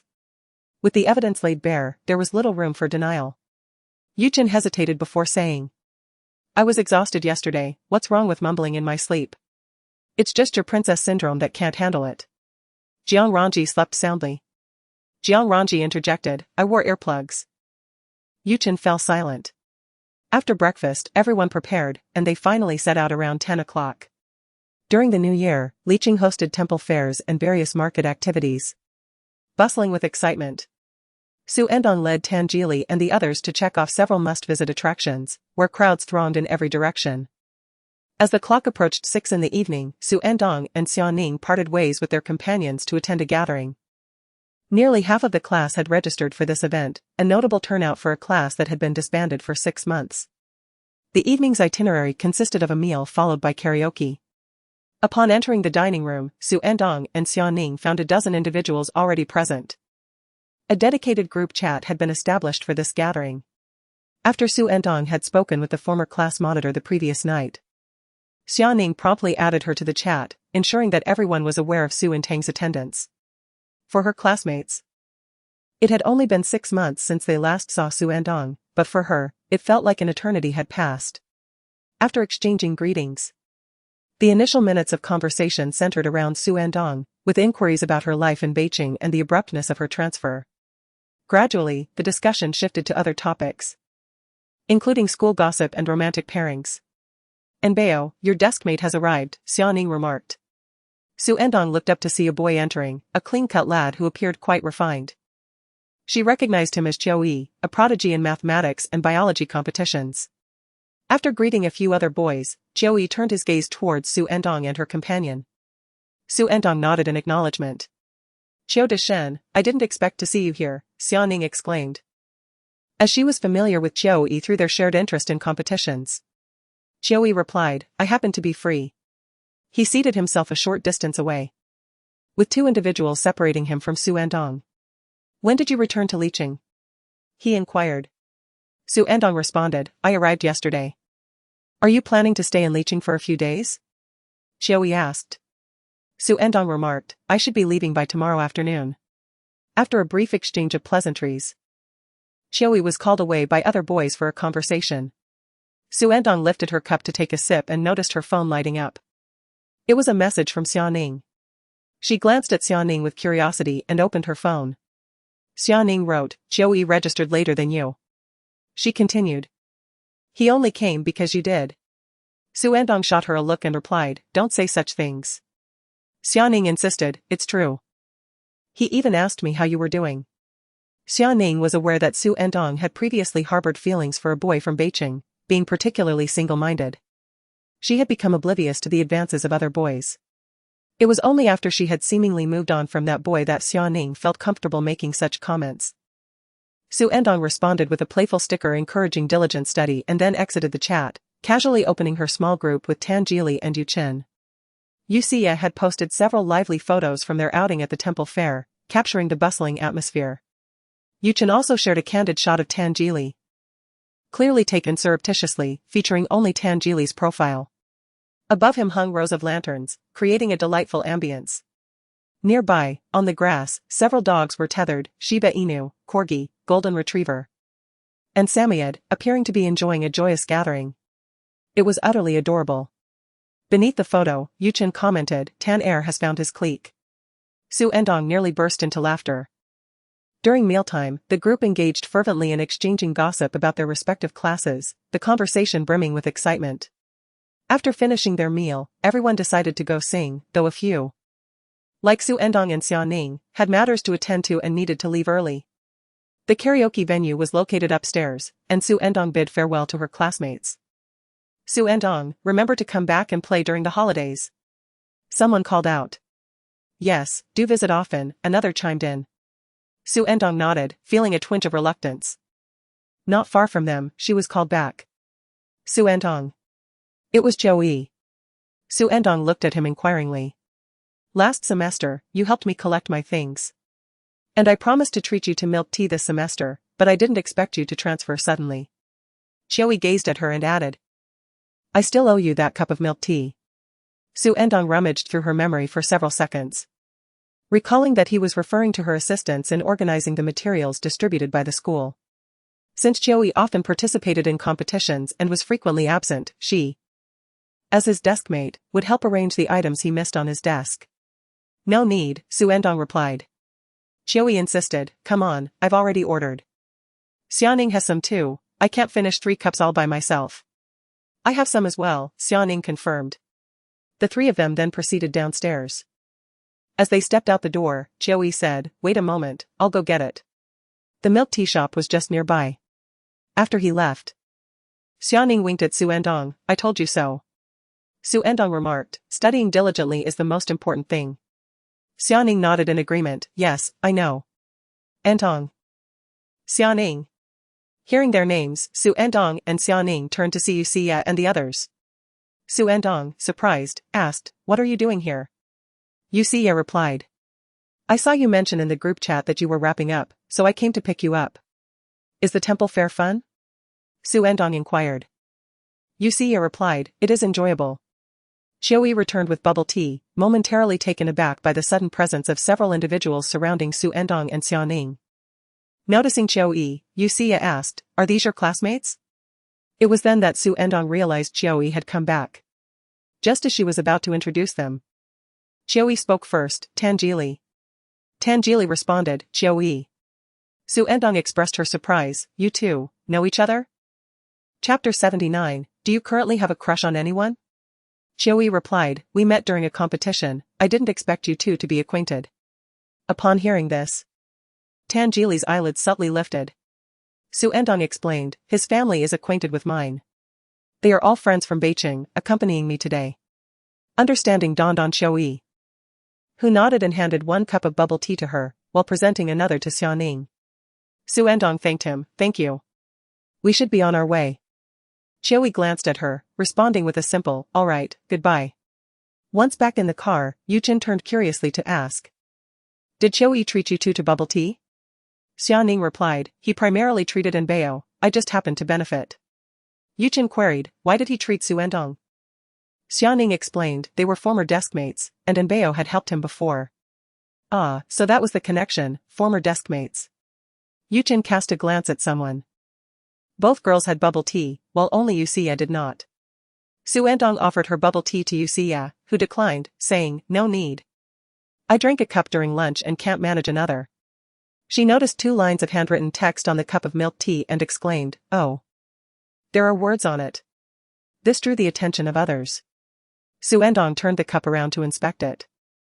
The milk tea was served in a paper cup designed for hot beverages, and indeed, in the middle of the cup, there were 2 lines of text written in gel pen, neither too large nor too small. It was a system of quadratic equations, xy1 xy1. Yuxia leaned in, surprised, is this mathematics? Xiaoning checked her own milk tea and remarked, I don't have that. Who would write mathematics on a milk tea cup? Yuxia was quite puzzled, was it the staff at the tea shop who wrote it casually? Or was it the boy who delivered the milk tea? But why would one write a system of equations? Xu Ertang shared her confusion. Perhaps it was just some random scribbling. Later, they all queued to take showers. With 2 bathrooms available, one for boys and one for girls. Tangili emerged with damp hair and entered the room. As Jiang Ranji was leaving, Yuchen was deep in thought, lying on the bed. Upon noticing Tan Geely in a loose black t-shirt and grey pants, his skin flushed from the steam, he clicked his tongue, wondering whom he was trying to seduce at this late hour. "Hey, Dodgy, come here for a moment." Mr. Tan, with an air of indifference, ignored him, the towel he was using to dry his hair conveniently blocking his gaze. Yuchen continued, "I'm discussing something serious with you. I can guarantee that the system of equations on Ertang's milk teacup was written by her former deskmate. It certainly wasn't random, it must hold some significance." Though he couldn't figure out what that meaning was. Though he could not fully comprehend it, Yuchen possessed a remarkable memory, having memorized the system of equations after a mere glance. Upon returning, he sought a pen but found no paper. So he resorted to jotting down the equations on a tissue. He also took the liberty to solve them x equaled 0, y equaled 1 or 1. However, upon arriving at the solution, he found himself even more perplexed. Could it truly be an ordinary system of equations? Was his former deskmate posing a challenge for Ertang? Yuchen scratched his head, glancing at someone. "Tan aren't you supposed to be quite impressive?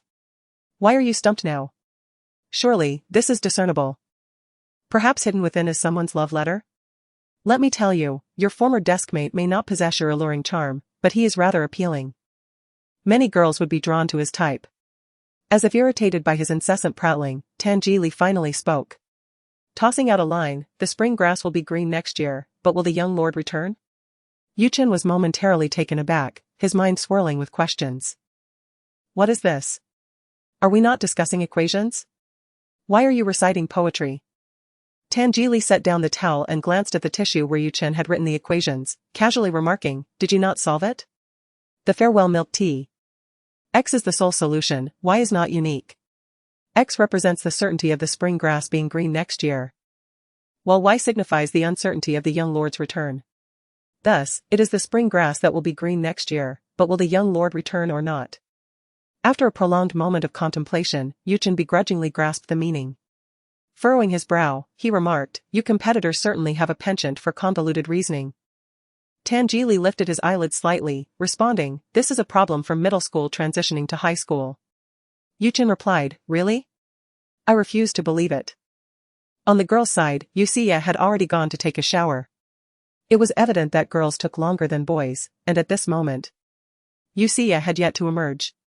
Xiaoning frequently referred to Chou's problem-solving process, and recognized the handwriting on the milk teacup belonged to him. No wonder he had taken a while with the milk tea. After pondering for a while and conducting a search online, she recalled 2 lines of poetry and shared them with Xu Ertang. "The spring grass will turn green next year, will the young man return?" Xu Ertang paused for a few seconds after hearing it, realizing the implication.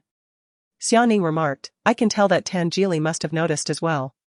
Once Yusiya finished her shower, Xiaoning went next, leaving Xu Ertang as the last to wash. After taking her shower and drying her hair, she and Xiaoning lay on the bed, conversing for a while, already quite late. Before sleeping, Xu Ertang thought of Tan Geely and wondered if he would still be sleeping on the couch outside tonight, planning to check on him. After exiting the room, she closed the door softly, treading lightly as she feared waking him if he were indeed sleeping outside. She vividly recalled the moment he had opened his eyes that morning, looking rather irritable, displaying signs of waking up with a grumpy demeanor. The door to the boys' room was also shut, the living room enveloped in silence, dimly lit by a sliver of light seeping through the door crack. "What are you looking for?" A voice, gentle yet teasing, came from behind, startling Xu Ertang. She turned to see Tan Geely, holding a cup of water, draped in a coat. "I'm not looking for anything," she replied. "I just wanted to see if you were still sleeping outside." "Yes," Tan Geely affirmed, "I am still sleeping outside." Xu Ertang inquired, "Aren't you cold? Do you need an extra blanket? Catching a cold is undesirable." Tan Geely remarked, "No need." Xu Ertang nodded and said, "Oh, then I shall retire for the night. You should rest early as well. Good night." She bypassed him and proceeded to her room. A voice called out behind her, "Tang Tang." It was Tan Geely addressing her. Xu Ertang paused and turned back. He remained rooted to the spot. In the dim light, his expression was somewhat obscured. Yet the contours of his figure and features were distinctly visible, including his soft, tousled hair after washing, casual yet gentle. Xu Ertang gazed at him, awaiting his next words. Tan Geely inquired, "Do you have a crush on anyone at present?"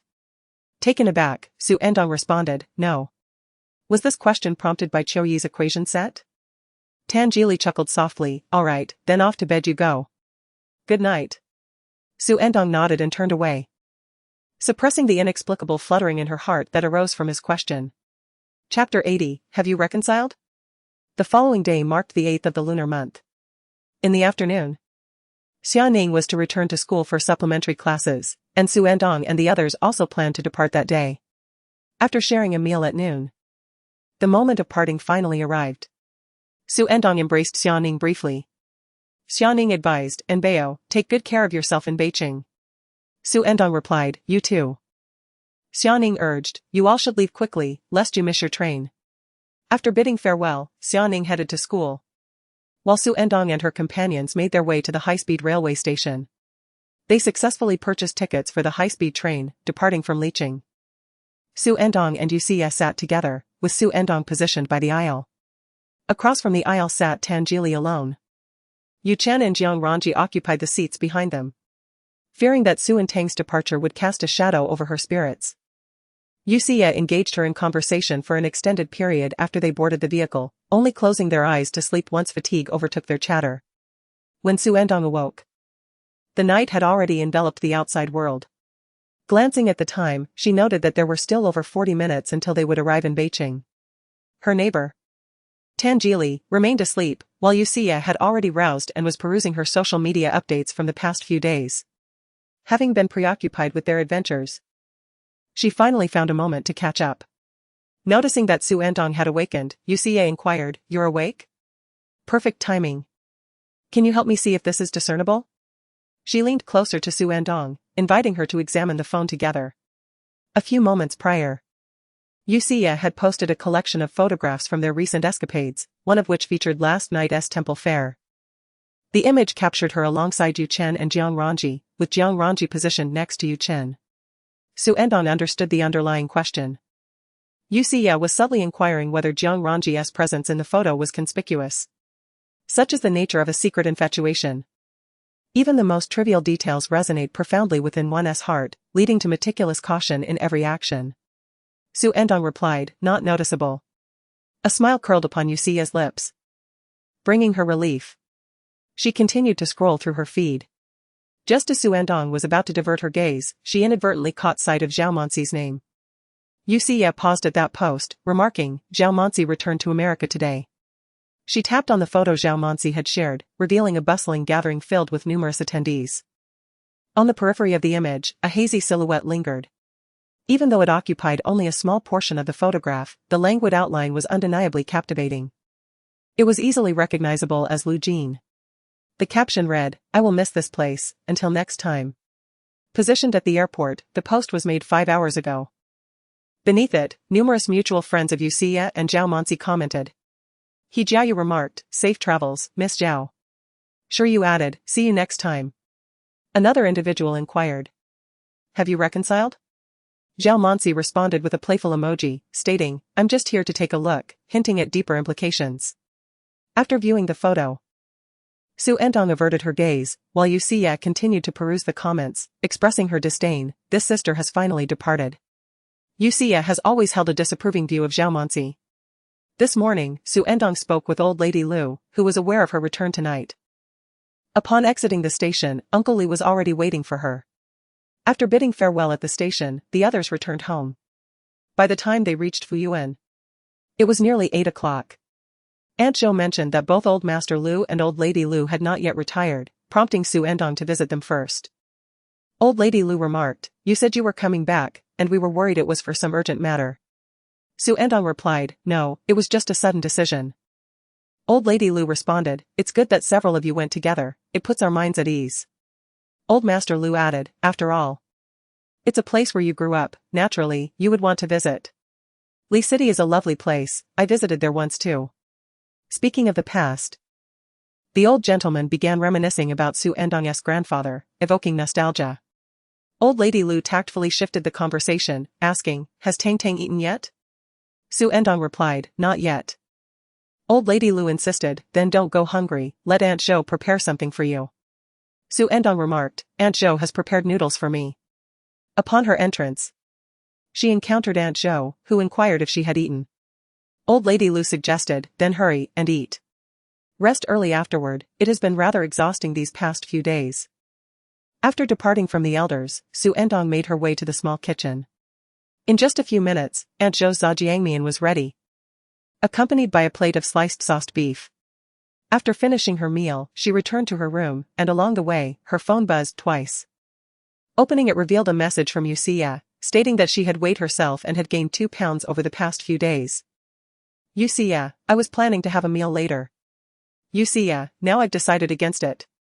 Xu Ertang replied, then I must have gained weight too. Xu Ertang, I just had zhajiangmian. As she walked down the corridor, she texted, glancing ahead and noticing someone approaching. It was Lu Jin. He glanced at her direction and asked, heading to eat? Xu Ertang replied with a nonchalant pondering why he had come from that direction, which either led to her room or an unoccupied one. As she was about to pass him, she heard him inquire, why did you suddenly go to Beicheng? Xu Ertang responded, I missed home, so I returned. Lu Jin added, you could have at least mentioned it. He paused, then clarified, I meant to inform grandfather and grandmother. Xu Ertang replied, I spoke with Aunt Zhou about it this morning. Her demeanor remained consistently indifferent and dismissive. Lu Jin scoffed lightly. You only mentioned it when you were about to leave this morning? Why not say something the night before? She decided to leave while Mr. Lu and Mrs. Lu were still asleep, intending to discuss matters in the morning. Xu Ertang found his behavior rather perplexing and was about to walk away when Lu Jin stopped her, his tone softening somewhat. I am not here to argue with you. A gust of wind swept through the corridor, tousling Xu Ertang's hair. She raised her hand to tuck the disheveled strands behind her ear, revealing her delicate ear more fully. Lu Jin began. That day his hand slipped into the pocket of his coat, and he caught sight of the earrings adorning her earlobe, abruptly pausing both in voice and action. The diamond-studded cross-shaped begonia earring sparkled brilliantly against her fair skin, creating a striking contrast. Lu Jin stared at her earrings. Are they new? Xu Ertang was taken aback by his sudden interest in her earrings. She lacked the patience to stand there in the wind any longer. If you have nothing of importance to discuss, I shall take my leave. Lu Jin squeezed the velvet box in his pocket and then withdrew his hand, empty. The box remained within his pocket. He tugged at the corner of his mouth. All right, you may go. Chapter 81, You Are the First, Do You Dare? After returning from Li City, the New Year festivities had nearly concluded. With less than a week remaining in the winter break, Xu Ertang spent most of her time completing her holiday assignments. The new semester was set to commence on February 15th. After a month apart, many friends had little time to converse, as they hurried to catch up on their winter homework. Once all the assignments were submitted, the atmosphere relaxed, and they gathered in small groups to chat, lamenting how swiftly the holiday had passed. Xuan remarked, in the days leading up to the start of school, I was plagued by nightmares, dreaming that I had to submit my exam papers and could not finish them. Lin Jiayu replied, I have experienced that too. The group shared stories of their winter break. During the new year, Lin Jiayu had gone out with her parents and brought back a gift for Xu Ertang, a practical metal bookmark from a local attraction. Xu Ertang, in turn, had brought a present for her from Beicheng. After several days of classes, everyone gradually emerged from the holiday syndrome, and the academic life of the second semester of their sophomore year settled into a routine. In the tranquil days at the beginning of the semester, Xu Ertang heard about a conflict between Tan Jili and his grandfather. It was said to revolve around Tan Jili's university choices. With commendable results in competitions, he was eligible for direct admission to the nation's top universities. However, his grandfather had long intended for him to attend B University, having already mapped out a course of study for him. Ultimately, Tan Jili chose to pursue computer science at a university. For individuals like Tan Jili and Lu Jin, their paths were predetermined, including which schools to attend and what majors to select. It was little wonder that Tan's grandfather was upset. As February approached its end, Xu Ertang had been living at the garden residence for nearly 2 months. On the last weekend of February, she packed some belongings in preparation for moving to the Tan household. After bidding farewell to Old Master Lu, Old Madam Lu, and Aunt Zhou in the evening, her belongings were first sent to the Tan family while she went to have dinner with Old Master Tan. Upon her arrival, she found him feeding the birds in the house. In the cold weather, The thrushes and mynas only basked in the sun outside during the day and spent the rest of the time indoors. The thrush chirped cheerfully as it enjoyed its meal. Old Master Tan exclaimed, "Tang Tang has arrived." Xu Ertang remarked, "The song of that thrush is truly melodious." Old Master Tan had a profound passion for bird keeping. He proudly stated, "This thrush has 12 distinct calls. It can mimic the magpie's call and even replicate the squabbles of sparrows." Meanwhile, in the adjacent cage, a hungry myna flitted about, squawking, "Hello, hello, Tangeli, you little rascal." Initially, Old Master Tan wore a smile, but upon hearing the name Tangeli, his expression instantly hardened. He let out a soft grunt, irritably feeding the myna, thinking, why must it mimic that brat's name? How vexatious. It appeared Old Master Tan's displeasure had not yet abated. "Ertang, you've heard about that little rascal, haven't you?" he began. Xu Ertang nodded and gently urged him, "Please, do not be upset, your health is paramount." "How can I not be angry?" Old Master Tan replied, "That little scoundrel, while appearing different from the troublemaking kids of other families, is, at his core, the most unruly and stubborn. He has all talk and no substance. Ertang, when you have a moment, please try to reason with him. The path he has chosen is one he must traverse. It would be better to do so sooner rather than later." To her surprise, Old Master Tan had not yet given up hope. Afterward, he shifted the conversation away from that subject and engaged Xu Ertang in other matters. After their meal, he insisted on having the driver take her home. Xu Ertang mentioned, "Tangeli just messaged me, saying he is out and will stop by." Old Master Tan huffed disdainfully. When Tangeli arrived, only Xu Ertang was present in the reception room. "Where is grandfather?" Tangeli inquired. Xu Ertang replied, "Grandfather Tan is occupied." Indeed. Old Master Tan had just departed upon hearing of his arrival. Tangeli seemed to have anticipated this, yet chose to remain silent as he approached the cage containing the parrot. "Hello, Tangeli," he greeted. Tangeli smirked slightly, relieved that he had not been subjected to his grandfather's culinary experiments. From the pocket of his coat, he produced a pouch of birdseed to feed the parrot. He appeared to have just finished playing basketball, having recently bathed. His features were strikingly defined, while the hair at his forehead, slightly long due to the New Year's tradition of not cutting one's hair, gently fell onto his eyelids, lending him a soft appearance. Xu Ertang blinked, inquiring with curiosity, "Did you come specifically to feed it?" Tangeli replied, "I came to fetch you and, incidentally, feed it." He turned to glance at her, extending his hand. Xu Ertang reciprocated. The morsels he brought were akin to treats for birds, intended for playful feeding. He shared some with her, slightly shifting his body to allow her to step ahead, his shoulder resting behind her as if to envelop her in a protective manner. "I fear that grandfather might only feed the painted thrush and neglect the parrot because of me," he confessed. Xu Ertang noted, initially, Old Master Tan did indeed only feed the painted thrush. It was only later that he began to feed the parrot. The parrot continued its incessant chatter. "You rascal. Tangeli." Tangeli raised an eyebrow, playfully flicking the cage with his fingers. "You scold me even while being fed," he retorted. The cage swayed slightly, causing the parrot to flap its wings in a flurry. "Tang Tang," came a voice, prompting Xu Ertang to turn her head. She belatedly realized how close the two were as they fed the birds together. The moment she turned, she was met with the sight of his jawline and the delicate, pale skin of his neck. Tangeli turned his head, and his lips fell into her sight. She wanted to teach him to call her name. "Oh, really?" Xu Ertang averted her gaze, continuing to observe the magpie. The magpie squawked, "Little rascal." Tangeli chuckled lightly, "Forget it, this bird only knows how to scold." Xu Ertang smiled softly. Indeed. After feeding the bird, Xu Ertang and Tangeli departed.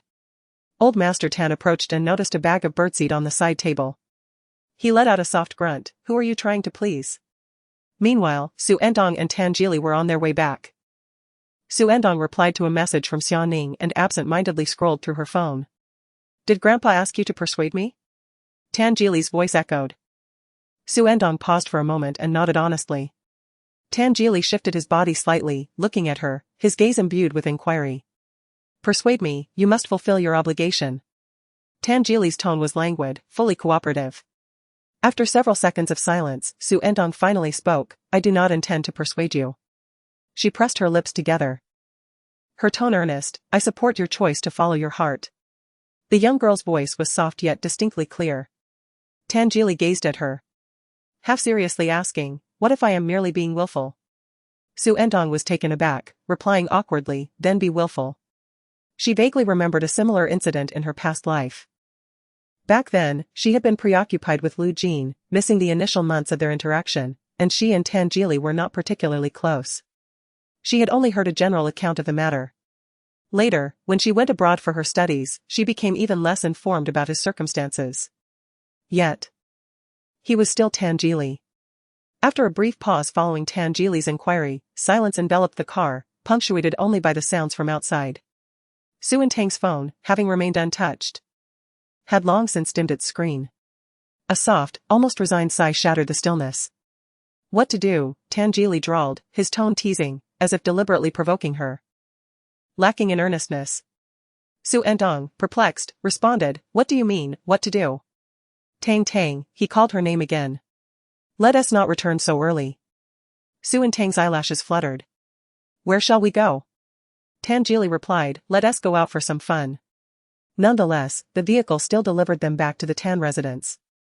Halting at the entrance, Tan Geely instructed Xu Ertang to wait at the drop-off point. Assuming he had something to retrieve, she idly tapped her foot, passing the time by tracing her shadow. The villa district was rather desolate, despite the streetlights. The absence of human voices rendered the surroundings eerily dark. Anticipating Tan Geely's swift return, Xu Ertang glanced inside. Suddenly, lights illuminated from the opposite side, instinctively drawing her gaze toward the parking garage exit. The brightness momentarily blinded her, but clarity soon followed as she discerned the source of the illumination, the sleek, matte black Sienna, always an imposing presence in both past and present. The car rolled to a stop before her. Have you obtained your driver's license? Xu Ertang inquired. Tan Geely, one hand resting on the steering wheel, lifted his gaze to meet hers with a playful glint. You are the first. Do you dare to ride? Chapter 82, Chasing Girls, Young Master Tan. Although Xu Ertang settled into the vehicle, a sense of apprehension lingered in her heart. She gently adjusted her freshly fastened seatbelt and inquired of the preoccupied Tan Geely. When did you obtain your driver's license? After sending his message, Tan Geely lowered his phone and replied nonchalantly, yesterday. Xu Ertang responded. That license is rather new. Noticing the faint trace of concern on her face, Tan Geely chuckled and said, just teasing you. Xu Ertang replied. Oh. Tan Geely continued, but it hasn't been long. Xu Ertang calculated the time in her mind and concluded it was indeed not a significant duration. With a teasing tone, Tan Geely remarked, however, it's too late for you to have second thoughts. Without hesitation, Xu Ertang retorted, I have no regrets. Tan Geely paused, a smile playing on his lips, and drawled, oh. This exchange inexplicably infused the car with an atmosphere that was hard to articulate. The air around Xu Ertang seemed to warm. She pursed her lips, her gaze drifting aimlessly to the windshield. Tan Geely withdrew his gaze, ready to set off.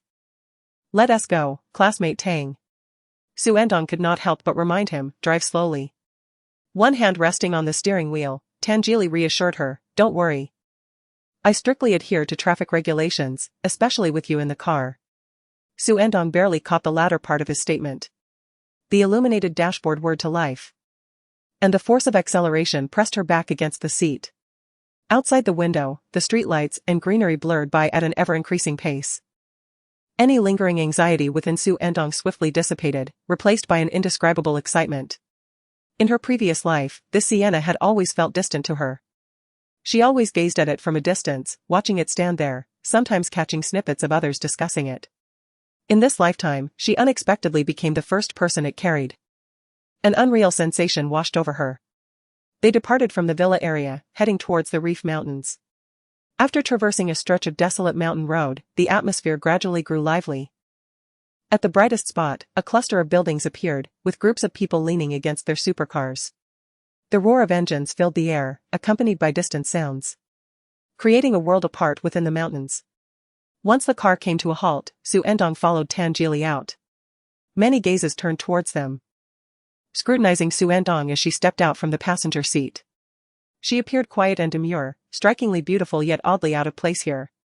One individual whistled at the Senna, teasingly calling out to Tan Xiao. Someone recognized Xu Ertang. Don't speak carelessly, that's his sister. I recall his cousin wasn't this grown up. She's the sister he's responsible for, also residing in the same community. The banter wafted through the air, causing Xu Ertang's cheeks to flush slightly. Once inside, the atmosphere quieted considerably. Yu Xia, Yu Chen, and Jiang Ranji had just arrived and waved at them.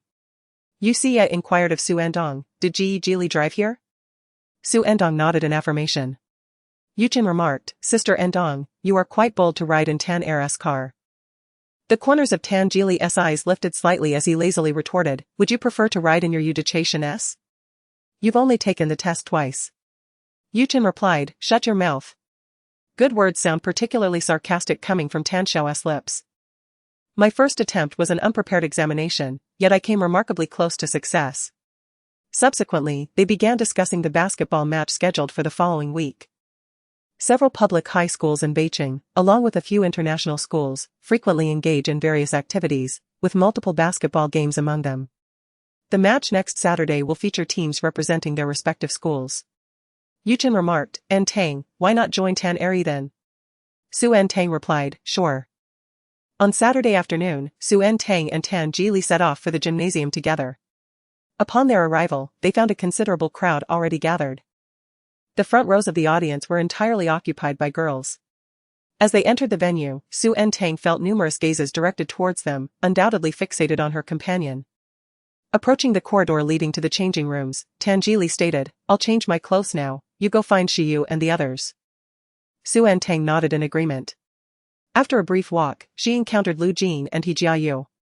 Today marked the international department's external basketball match. And both Lu Jin and He Jiayu were also set to participate. They had already donned their jerseys, covered by jackets. He Jiayu greeted her with a cheerful smile, Su Mei Mei, you've come. Xu Ertang responded with a slight acknowledgement. Lu Jin's gaze settled upon her as he asked, here to watch the game? Xu Ertang nodded in affirmation. He Jiayu added. Then you must cheer for us vigorously. What a coincidence, we're up against Shurian today. Xu Ertang, having already heard of the matchup prior to arriving, replied. You all do your best, I'll go find Shiyu now. He Jiayu encouraged, go ahead, Ajin and I will step out for a moment. Approaching the spectator area nearest to the training zone of No. 1 high school, Xu Ertang spotted Yu Xia, Yu Chen, and Jiang Ranji. Ertang, over here. Called out Yu Xia. Xu Ertang walked over and handed her the fully charged power bank she had brought along. This is a lifesaver, exclaimed Yu Xia, who had forgotten to charge her phone the previous night. It was now down to 18. After plugging in her phone, she stood up with her camera and said, You stay here, I'll go find the news team. She was tasked with taking photographs and collaborating with the news group on an article, which would keep her exceptionally busy. Xu Ertang seated herself next to Yu Chen and glanced at his hand, inquiring, Is your hand feeling any better? Yu Chen had twisted his hand while playing basketball 2 days prior. It wasn't too severe, but he was unable to participate in today's match. Relegated to sitting in the stands like Xu Ertang. Just before she sat down, Yu Chen had turned off his phone, which had been displaying the WeChat chat interface. The contact's name adorned with a small dog emoji. The latest 2 messages were sent by him, talking about second brother, and I just ran into Lu Jin. Yu Chen tucked his phone away, replying, much better, nothing serious. It doesn't hinder me from messaging. It's a pity I can't go up and dominate them in today's match against the experimental school. The rivalry between No. 1 high school and the experimental school was palpable, stemming from an incident last year when their second-year students faced off. The No. 5 player from the experimental school had caused several injuries on their side, but fortunately, Lu Jin had dealt with him in the end. After that, the No. 5 player was unable to play again, which was well-deserved. Without him, the experimental school was no match for No. 1 high school. Before long, a commotion arose from several rows behind Xu Ertang. Dressed in his basketball uniform, Tan Jili casually slung his jacket over his shoulder as he emerged from the corridor. Today, the team from the first high school donned black jerseys, accented with white stripes at the collar, hem, and the edges of their shorts. The arena lights illuminated him, accentuating his striking features and fair complexion. The match was on the verge of commencing, with players warming up on the court. On Lu Jin's side, Wu Qining and a few others rushed over, eager to offer him water and retrieve his clothing. Lu Jin felt somewhat irritated and shifted his gaze beyond them to the second row of the audience. Xu Ertang, hearing someone call her name, lifted her head just in time to catch a jacket that was tossed her way, landing perfectly in her embrace. "Help me hold this," Lu Jin said before proceeding with his warm-up. Xu Ertang frowned slightly, about to call out to him, but her view was obstructed. Dressed in a black jersey and sporting black wristbands, she looked up to find Tan Jili gazing at her with downcast eyes, seemingly displeased. Quite the contrast to his earlier demeanor before changing clothes. Xu Ertang, puzzled by his expression, watched as he loosened his grip, causing another jacket to fall into her arms. "Xu classmate, hold this for me." Chapter 83, Are you happy now? Before the match began, both teams engaged in warm-ups on their respective halves of the court. Today, the starting lineup for the first high school included Tan Jili, Lu Jin, Jiang Ranji, along with a freshman and a sophomore. After performing specific joint activities and stretches, they transitioned into dribbling and shooting drills. The players practiced their shooting from beyond the three-point line, with the ball striking the rim or swishing through the net before bouncing to the ground, only to be retrieved and used for continued practice. The court resonated with the sounds of basketballs bouncing on the floor. Two balls, propelled from opposite directions, collided above the hoop, causing both to miss what appeared to be certain baskets. Tan Jili and Lu Jin exchanged glances toward the incoming balls before each dribbled back in the opposite direction. Such casual encounters of stray shots were commonplace and went unnoticed by the crowd. Upon returning to the three-point line, they each launched their respective balls into the net, one after the other. The warm-up concluded swiftly, and the match commenced with the sound of the whistle. Following the jump ball, Zhongyi secured possession. The ball was passed into the paint, but Jiang Ranji found himself tightly guarded and, spotting an opening, he relayed the ball to Tan Jili outside. Without a moment's hesitation, Tan Jili executed a three-pointer, the ball tracing a beautiful arc as it swished through the net. The first basket of the day ignited the atmosphere, a momentum that was particularly crucial in a game rife with rivalries. "Well done, Li Gu," cheered a sophomore nearby, slapping hands with Tan Jili amidst the jubilant uproar. Despite the cheers, Tan Jili's demeanor remained composed, lazily lifting his hand to reciprocate the gesture. Soon after, the ball transitioned to the experimental team's possession. Within mere seconds, Lu Jin intercepted the ball and passed it to a teammate. The experimental players swiftly regrouped, and Lu Jin dashed to the basket to receive the pass. Turning midair, he launched a shot that found its mark, though a foul was called against experimental. Lu Jin completed a 21 and earned a chance for a free throw. Amidst the exhilaration from the stands, Lu Jin approached the free throw line, dribbling the ball twice before raising his hand. All eyes followed the ball as it was launched into the air, with the players from both Yizhong and the experimental team poised to seize the rebound. The ball swished through the net, securing another point with a successful free throw. The audience from Yizhong erupted in cheers once more. The match had just commenced, and Yizhong had already overwhelmed the experimental team with a score of 60. A senior boy chuckled, "Brothers, it seems our shooting touch is on point today." In the stands, Xu Ertang's thoughts lingered on the two jackets in her hands. He Jiayu was not among the starters today. Lu Jin was on the court, while Shiyu was absent due to other commitments, leaving him with few peers to converse with. He settled into the empty seat beside Xu Ertang. "Xu, look at number 3, tasked with defending a Jin. He may not be tall, but he is exceptionally agile." He rambled on, "Did you see that move he just pulled? It was clearly aimed at a Jin, skirting the edge of a foul." Xu Ertang turned to him, and upon meeting her gaze, he Jiayu recalled, "I almost forgot. You actually understand the game." Xu Ertang refrained from discussing the match with him. "You arrived at the perfect moment," she said, intending to hand Lu Jin's jacket to him. Naturally, he Jiayu declined. "A Jin asked you to bring it. I wouldn't dare take a Jin's jacket casually." He added, "Look, everywhere else is packed. And it's quite chaotic here. If you leave it out, it might get lost. Please help me out." Xu Ertang disregarded his remarks, stating, "If you don't take it, I will give it to someone else. I see quite a few people eager to assist." He Jiayu sighed, "Fine, just give it to me." After handing Lu Jin's jacket to He Jiayu, Xu Ertang glanced towards Yu Chen on the other side. The noise from the audience behind them was deafening, nearly overwhelming. Yu Chen strained his ears to listen to their conversation. Just as he felt a fleeting moment of joy, he noticed Xu Ertang turning towards him, prompting him to touch his injured hand. My hand still hurts, it seems worse than yesterday. Xu Ertang sighed, never mind. She held on to Tan Jili's jacket and continued to watch the match. The first quarter was already halfway through, and the game had turned overwhelmingly one-sided. The girls in the stands were frantically taking photos. That move by Tan Jili was so cool, but also so dangerous. I'm so afraid for him. Ah, Lu Jin. So. Who is that girl helping them with their clothes? Just someone from the family, she's merely a younger sister figure. On the court. The two players from the first team, one in their first year and the other in their second, looked somewhat bewildered. Wasn't this supposed to be an easy victory?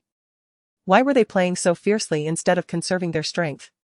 They seized a moment during the transition between offense and defense to ask, brothers. Are you worried we can't hold up later? Lu Jin had matters to attend to in the afternoon and would only play one quarter.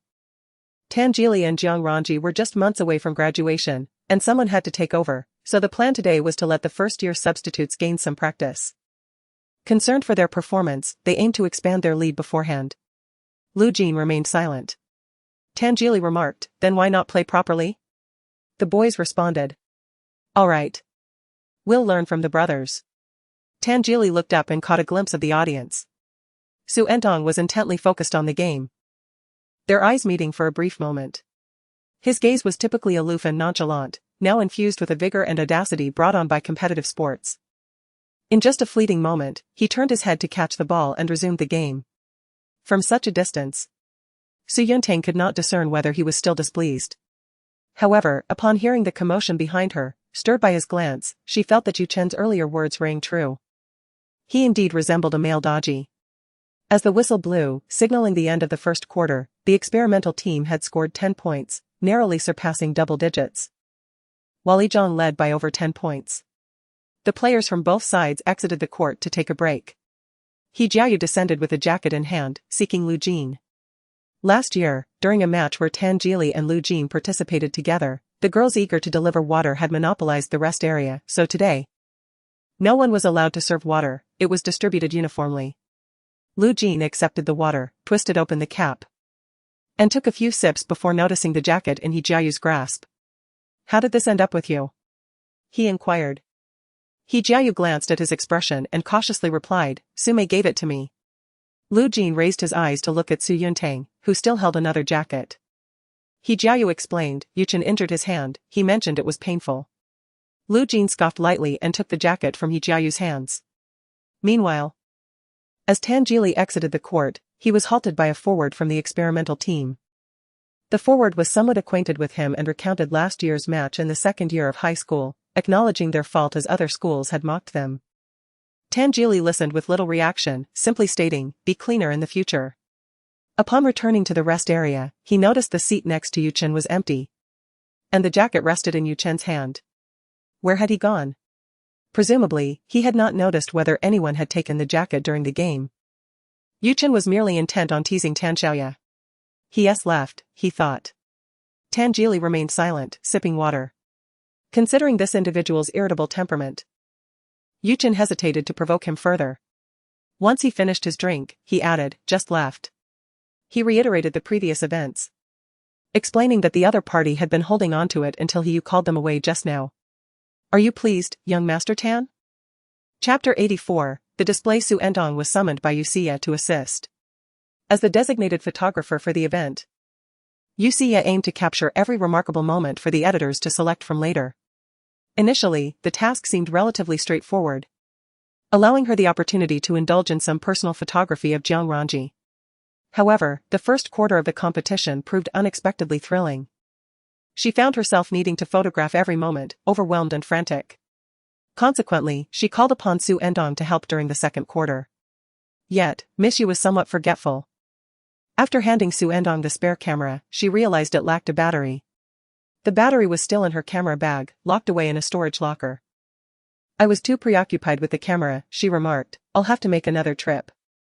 Xu Ertang replied, the second quarter has already begun, I shall go. Aside from halftime, each quarter's intermission lasted only a little over 2 minutes, and the referee had already blown the whistle. The storage locker was outside. As Xu Endong retrieved the battery and closed the locker, she spotted Lu Jin.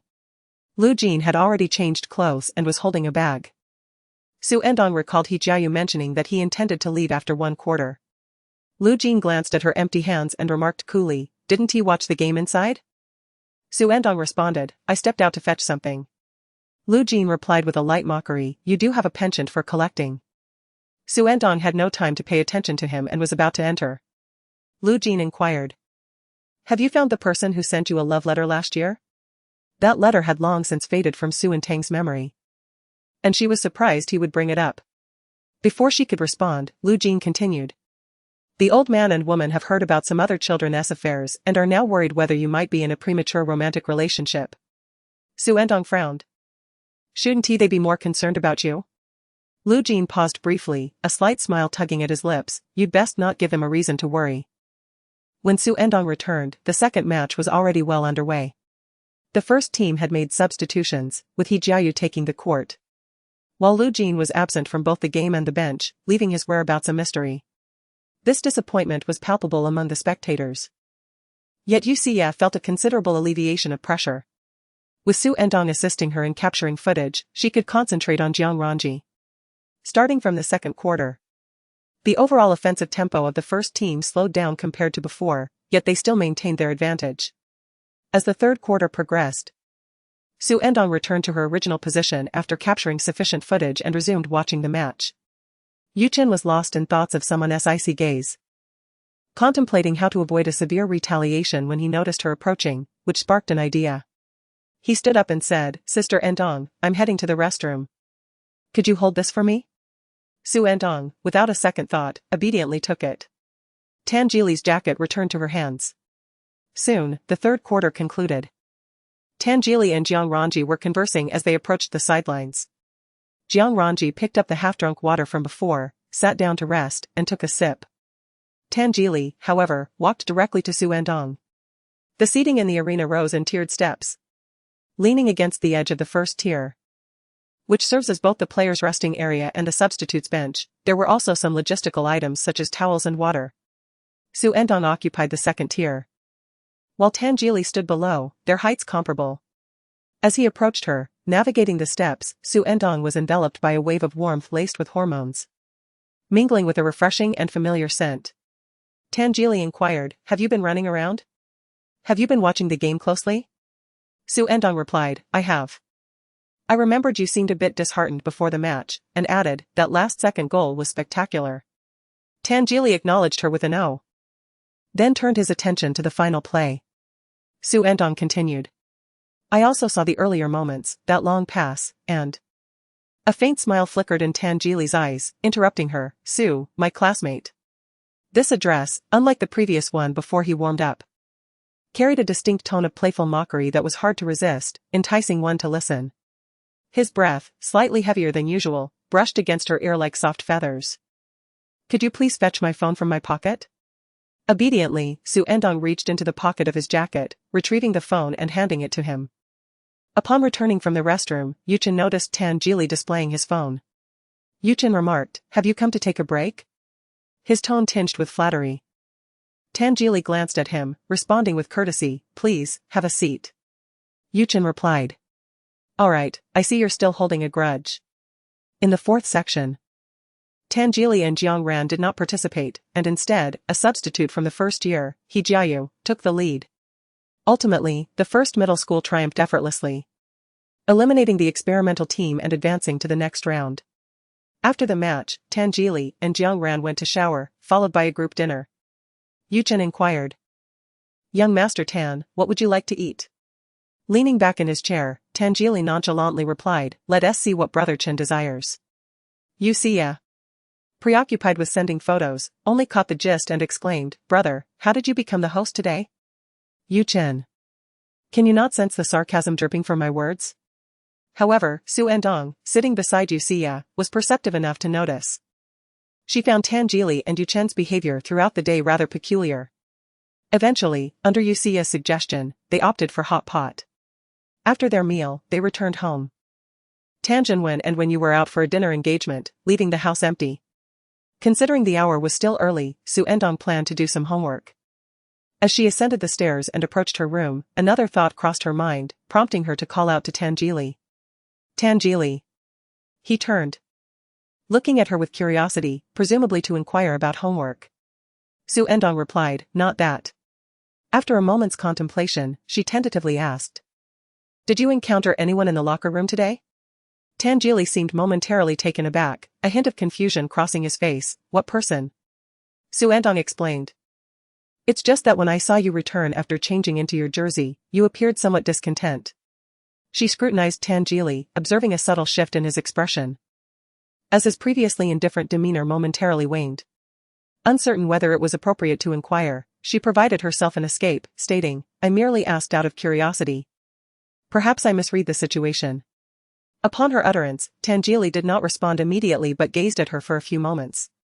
The corridor's illumination cascaded down from above, obscured by his short hair that hung over his forehead, rendering the depths of his eyes somewhat indistinct. Yet, within mere seconds, clarity returned, revealing a languid warmth visible only to those in his immediate vicinity. He suddenly exhaled softly, a hint of deliberation in his breath. "I hadn't intended to speak on this matter, it was you who broached the subject." It seemed evident that she had ventured into forbidden territory. Xu Ertang's mind immediately conjured images of conflicts in dressing rooms showcased in dramas and sports news. It was difficult to assert that she could remain silent. It was of no consequence. Perhaps it pertained to issues among boys. Tangeli replied, "That is not permissible." Xu Ertang responded, "Ah? It seems like a trap." Due to their height disparity, Tangeli always lowered his gaze when conversing with her. "I previously inquired if you had a crush on anyone," he continued. What prompted this sudden mention? Xu Ertang, momentarily taken aback, then heard him add, "In any case, it is inconsequential if there is." His tone was candid and unpretentious, as one could simply shift their affections to another. Chapter 85, The Rebellious Spirit. As the weekend arrived, the library became particularly crowded.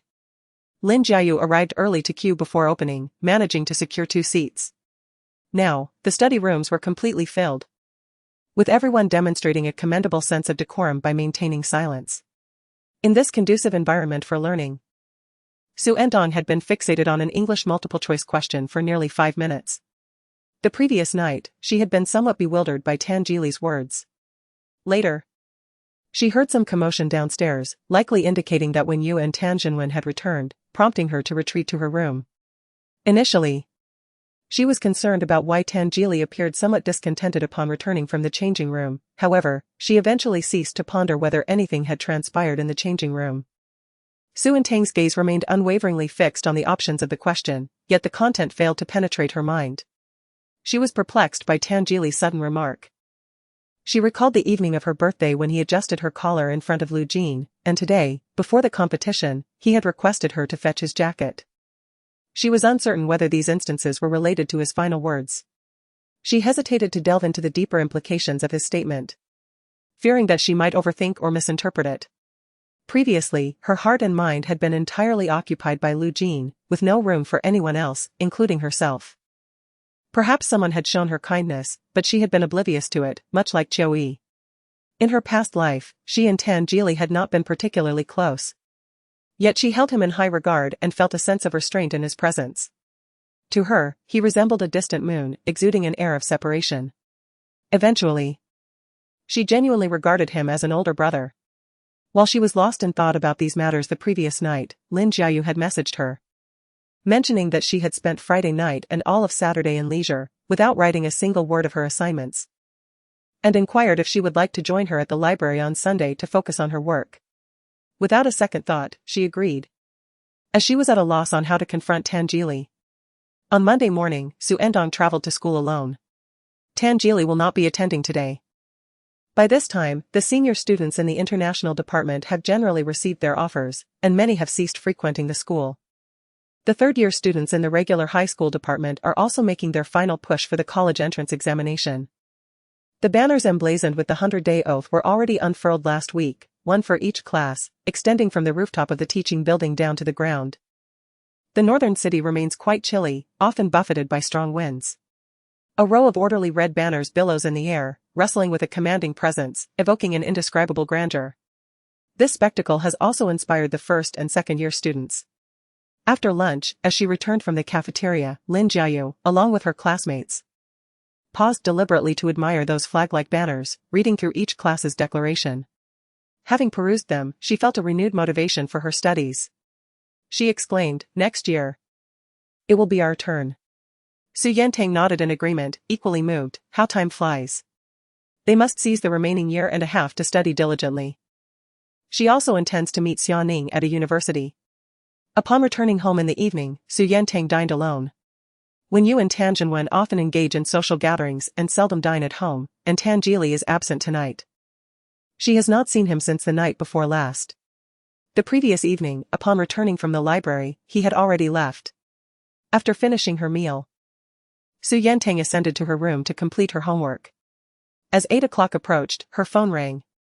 Initially expecting it to be Lin Jiayu discussing assignments, she was surprised to find it was a call from Wenyu. Xu Ertang answered with curiosity, "Aunt?" On the line, Wenyu inquired, "Tang, has Jili returned?" Xu Ertang had been engrossed in her assignments within her room, oblivious to the commotion outside, unaware of whether Tan Jili had returned. She rose, clutching her phone, and declared, "I'll go take a look." Wenyu, with a hint of concern in her tone, replied, "Yes, do check." Jili had been struck by his grandfather. Xu Ertang doubted her hearing. What? In truth, Wenyu was also unclear about the specifics. All she knew was that Tan Jili had incurred the wrath of the old man. At that moment, she and Tan Jinwen were en route to the elder Tan's residence. About 10 minutes prior, Tan Jinwen had received a furious phone call from the old man, demanding their immediate presence. When he simply inquired what was amiss, he was met with a tirade. "What do you mean, what's wrong? Isn't it your fine son? Tan Jinwen, your family is truly remarkable, from father to son, all are traitors." After concluding her call, Xu Ertang swiftly exited her room to seek out Tan Jili. Through the crack of the door, she noticed the light in his room was aglow, indicating he had indeed returned. She knocked gently. "Tan Jili?" There seemed to be no response, so she rapped again. "Tan Jili?" "Just a moment," came a faint voice from within. Xu Ertang stood at the threshold, waiting for a short while, until she heard footsteps approaching. The door was subsequently opened by Tan Jili, who was clad in gray sweatpants, yet donned a pajama shirt on his upper half. The shirt, of a button-up variety, appeared to have been hastily changed, with only the middle 2 buttons fastened, revealing the drawstring of his pants sagging around his waist. Above the open collar, the collarbone and a generous expanse of skin were exposed, emanating a chill and the unique slenderness of youth, while the disarray was somewhat alluring. Xu Ertang's attention was momentarily diverted by the disheveled appearance of the individual, but she quickly refocused. "How are you?" she inquired. Tan Jili lifted his gaze slightly. "You found out?" Xu Ertang replied, "My aunt just called me." Her eyes, once regained, diligently searched his form, scrutinizing every inch of the exposed skin. Then her gaze returned to his face, gliding over his prominent nose, meeting his eyes. Within his deep, dark irises floated a faint glimmer, remarkably bright. Tan Jili chuckled softly, his tone laced with teasing. "My face is fine." Xu Ertang responded. "How can you still jest? Where were you hit?" Tan Jili lowered the hand that had been resting against the door. This motion seemed to pull at something within him, and his brow furrowed slightly. Xu Ertang's gaze drifted behind him, conjecturing, "Is it your back?" Tan Jili nodded. Xu Ertang pressed, "Is it serious? If it weren't, when you wouldn't have called specifically." Tan Jili replied, "I just took off my shirt to check, and then you knocked." Xu Ertang responded. "Oh. No wonder he took a while to let me in. It must have been difficult for him to put on a shirt again." Tan Jili added, "You arrived just in time, help me take a look." Chapter 86, Into the Silk Cave? Prior to this, Xu Ertang had seldom entered Tan Jili's room. The second floor also housed a sitting room, where they usually gathered to discuss homework and study topics. Following closely behind Tan Jili, Xu Ertang entered his abode. The layout mirrored her own, a suite, yet the ambience diverged significantly, reflecting a masculine aesthetic through its color palette. Whereas when you had adorned Xu Ertang's chambers with comforting light hues, including the ubiquitous pink favored by many young women, this space presented a stark contrast. However, it eschewed the sterile austerity of monochrome. Adorned with accoutrements befitting a young man's proclivities, the room exuded an air of composed comfort. Xu Ertang's arrival seemed to disrupt this equilibrium, her familiar, refreshing aura, reminiscent of verdant summer foliage, permeating the space and enveloping her senses. Tan Geely settled onto the sofa with deliberate movements, slower than his usual gait. Noticing Xu Ertang's hesitation a few paces away, he arched a brow, inquiring with a smile, "Am I entering a spider's lair?" Xu Ertang paused, inwardly musing. Does he know that people privately refer to him as a male enchantress? This place is indeed akin to a spider's den. She approached, and Tan Geely subtly shifted his posture, allowing her to sit beside him on the edge of the sofa. As she settled, the cushions yielded further, and her gaze fell upon Tan Geely's discarded jacket and sweatshirt draped over the armrest.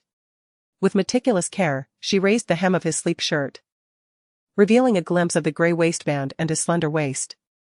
The sight was more vivid than before, the taut, lean muscles hinting at a vibrant strength and youthful vitality.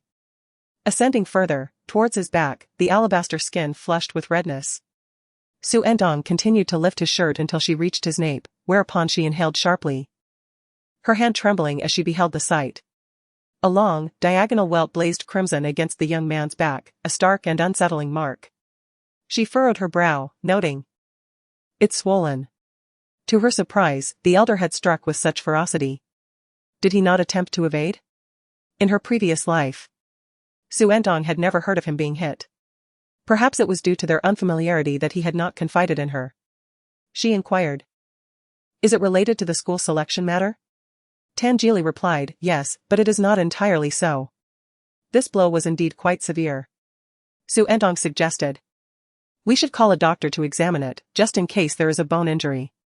Tan Geely reassured her, "It should be fine.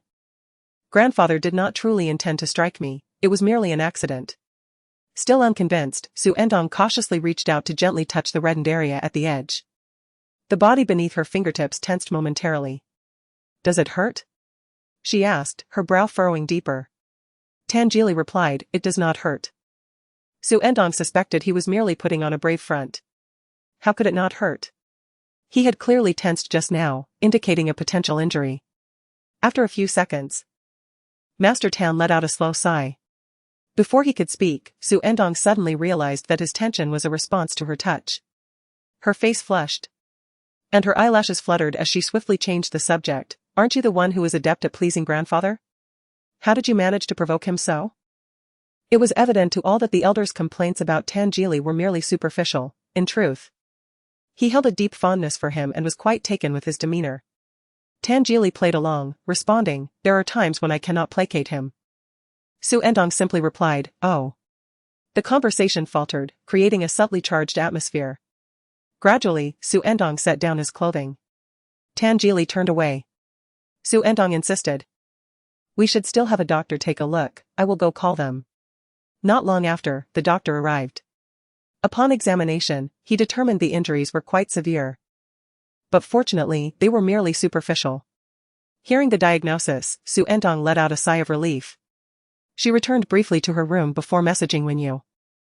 As she typed on her phone while making her way back to Tan Geely, she lifted her gaze, halting abruptly, her fingers trembling slightly. The doctor was applying medication to Tan Geely.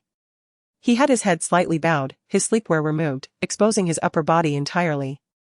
The floor lamp cast a soft golden glow on his skin, highlighting the firm contours of his shoulders, arms, and abdomen, imbued with the youthful freshness and cleanliness unique to his age. Catching a glimpse of Xu Ertang from the corner of his eye, he casually glanced up at her. Their eyes met, and Xu Ertang feigned composure, lowering her head to delete the mistakenly typed words and continue editing her message. Shortly after the doctor departed, Wenyu and Tan Jinwen returned. They went directly to see Tan Geely. Xu Ertang had already informed them about his condition and sent photographs in advance. However, Wenyu frowned upon seeing the injuries on Tan Geely's back. "Did grandfather lose his temper?" Tan Geely inquired. "Not too badly, but his blood pressure is a bit high." Tan Jinwen replied. When Wenyu and Tan Jinwen reached the elder Tan's side, he was seated at the table, his expression dark and foreboding. On the floor before him lay a broken bamboo pole. Tan Jinwen cautiously asked, "Father, I heard you struck Geely?" The elder Tan's breath hitched as he slammed his hand on the table, retorting, "Do you think I wanted to hit him? That boy provoked me deliberately. This evening, The elder Tan had summoned Tan Jili to discuss matters concerning school selection. In truth, it matters little whether Tan Jili attends a university, as it does not significantly impact anything, it merely grants him a few additional years of freedom. The primary concern lies with the old gentleman, who harbors a subtle apprehension about the possibility of this family member turning against him. To his surprise, the individual who usually exhibits the most flair and cunning, and who even brought bird feed last week to curry favor, has now laid all cards on the table. He has informed the elder that not only will his choice of university be disregarded, but also his future endeavors will not be heeded. The tone was unnervingly calm, a demeanor that is far more infuriating than overt outbursts. Such loud displays could be attributed to emotional surges or impulsive actions, whereas this was a clear demonstration of resolute determination. The old gentleman, in a fit of rage, seized the bamboo pole used for the birdcage, intending to strike him. With no restraint, he assumed the young man would dodge, yet to his astonishment, the pole landed squarely against his back, leaving a jolt in its wake. Tan's father paused momentarily, only to become even more incensed.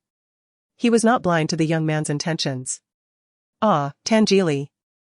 Do you think that enduring this punishment would compel me to yield?" That single strike rendered Tan Jili momentarily speechless. He maintained a respectful tone towards his father. "I merely wished for you to vent your frustrations." Upon hearing this, the elder's face flushed with anger as he raised the bamboo pole once more, thinking, "Do you believe I would hesitate to strike again?" Tan Jili replied, "No." Ultimately, the second blow did not descend. The elder discarded the pole in frustration and bellowed, "Get out. Roll as far away as you can." This truly incensed Tan's father. He turned to Wenyu and Tanjinwen, exclaiming, "What if I have struck him? Will you hold me accountable?" Tanjinwen and Wenyu dared not respond, for they recognized the young man's intentions were deliberate. The old gentleman, still seething with unresolved anger, was further incensed upon seeing Tanjinwen, as it evoked memories of past grievances. Consequently, both new and old grievances were brought forth, and he sought to settle accounts with him, for after all, the son was also his. Tanjinwen felt as though every breath he took was erroneous, and ultimately retreated to the courtyard, leaving Wenyu to placate the old gentleman. Tanjinwen found himself embroiled in a torrent of reproach, scarcely daring to exhale, as he had initially returned to confront Tan Jili. However, seeing his son in such a state, he could not bear to do so. With a scowl, he gestured toward him and remarked, "You truly are something, young man." Wenyu sighed and replied, "You are aware that your actions would provoke the old gentleman's ire, yet you proceed nonetheless." Tan Jili, unfazed, chuckled lightly. This day was bound to arrive. Chapter 87, Drink Up, Princess.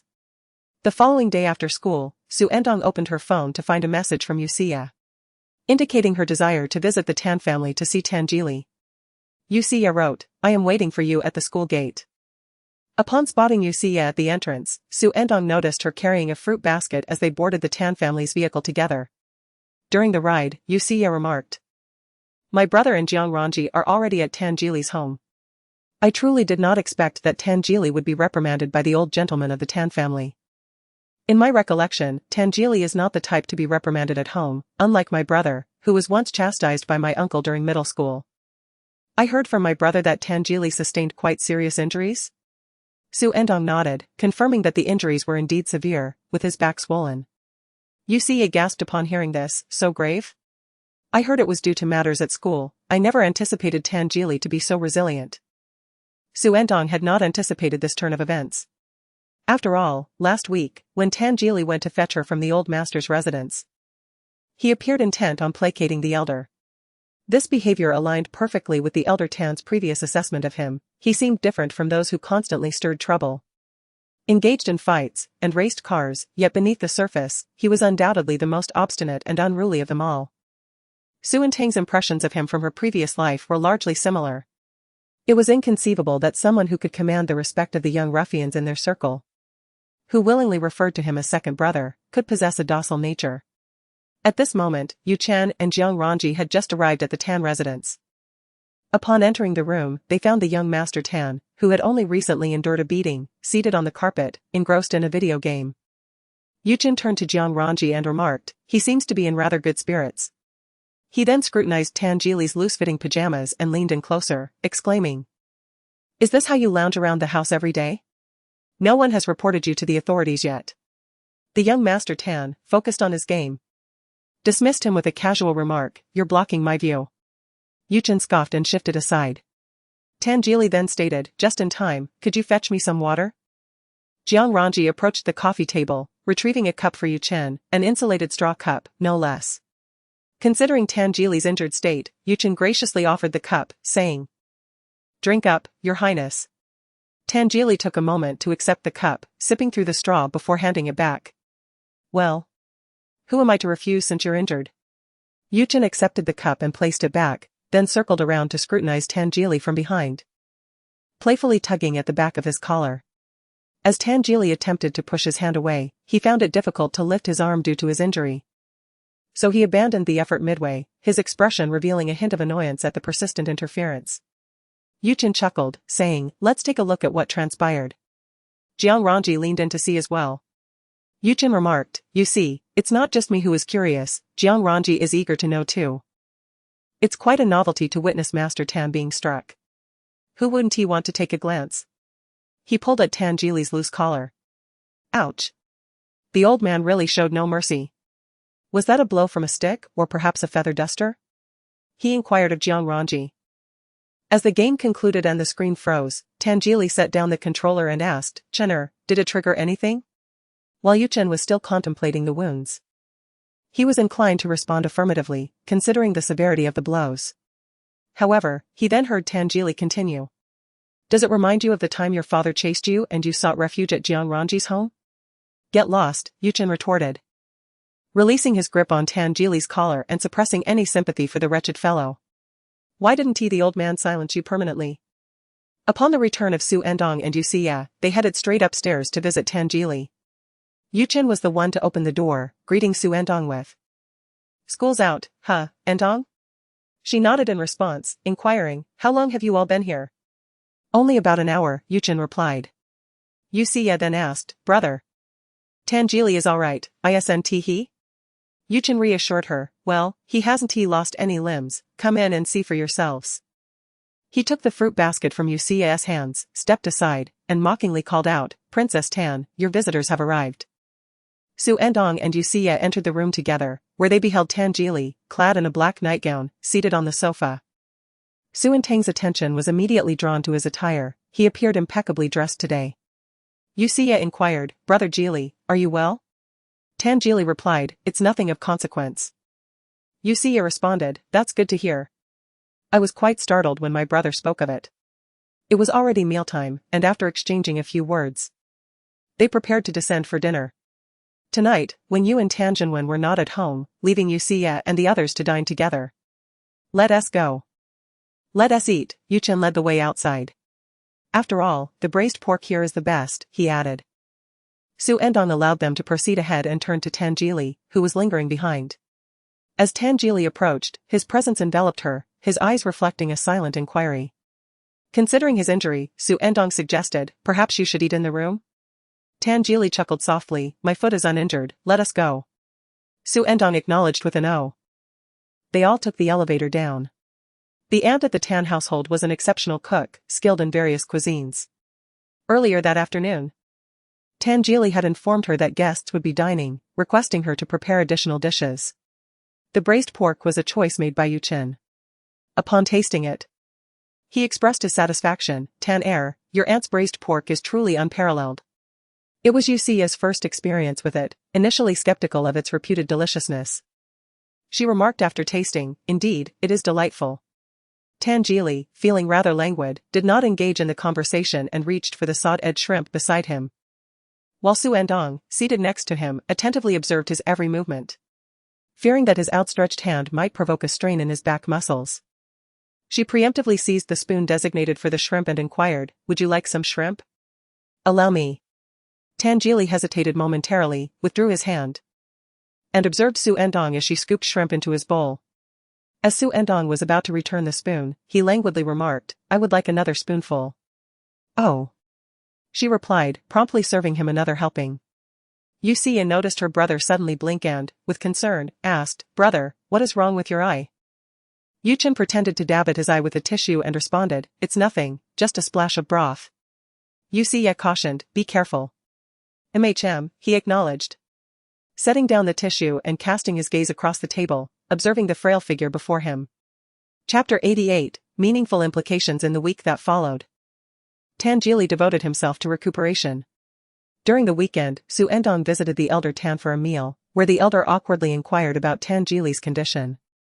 Seizing the opportunity, Xu Ertang probed for the elder's sentiments, which remained steadfast. He was awaiting Tan Jili's capitulation.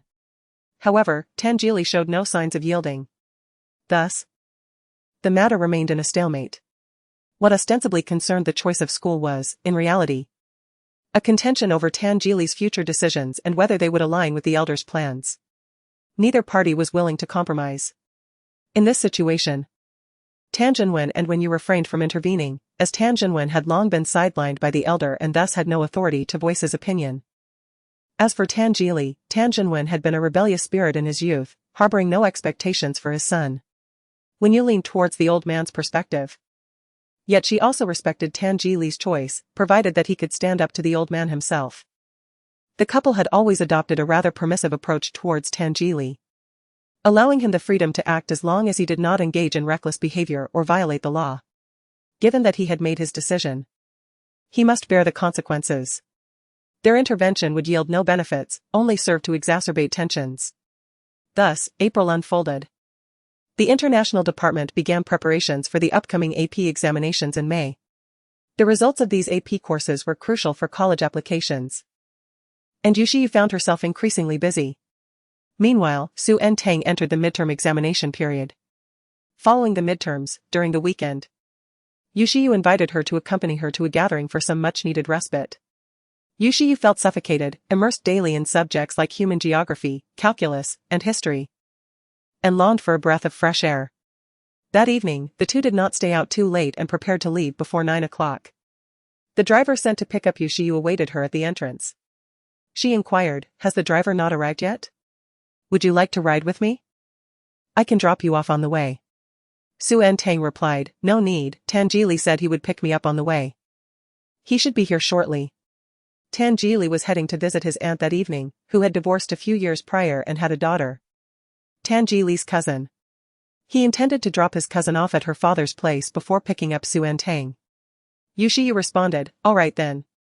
I shall take my leave." Xu Ertang encouraged her, "Good luck with your studies." After Yushi departed, Xu Ertang lingered for a moment, anticipating Tan Jili's imminent arrival. She decided to visit the restroom before waiting at the door. Just as she stood up, she received a message from Tan Jili. He had arrived. Xu Ertang replied, "Wait for me 5 minutes."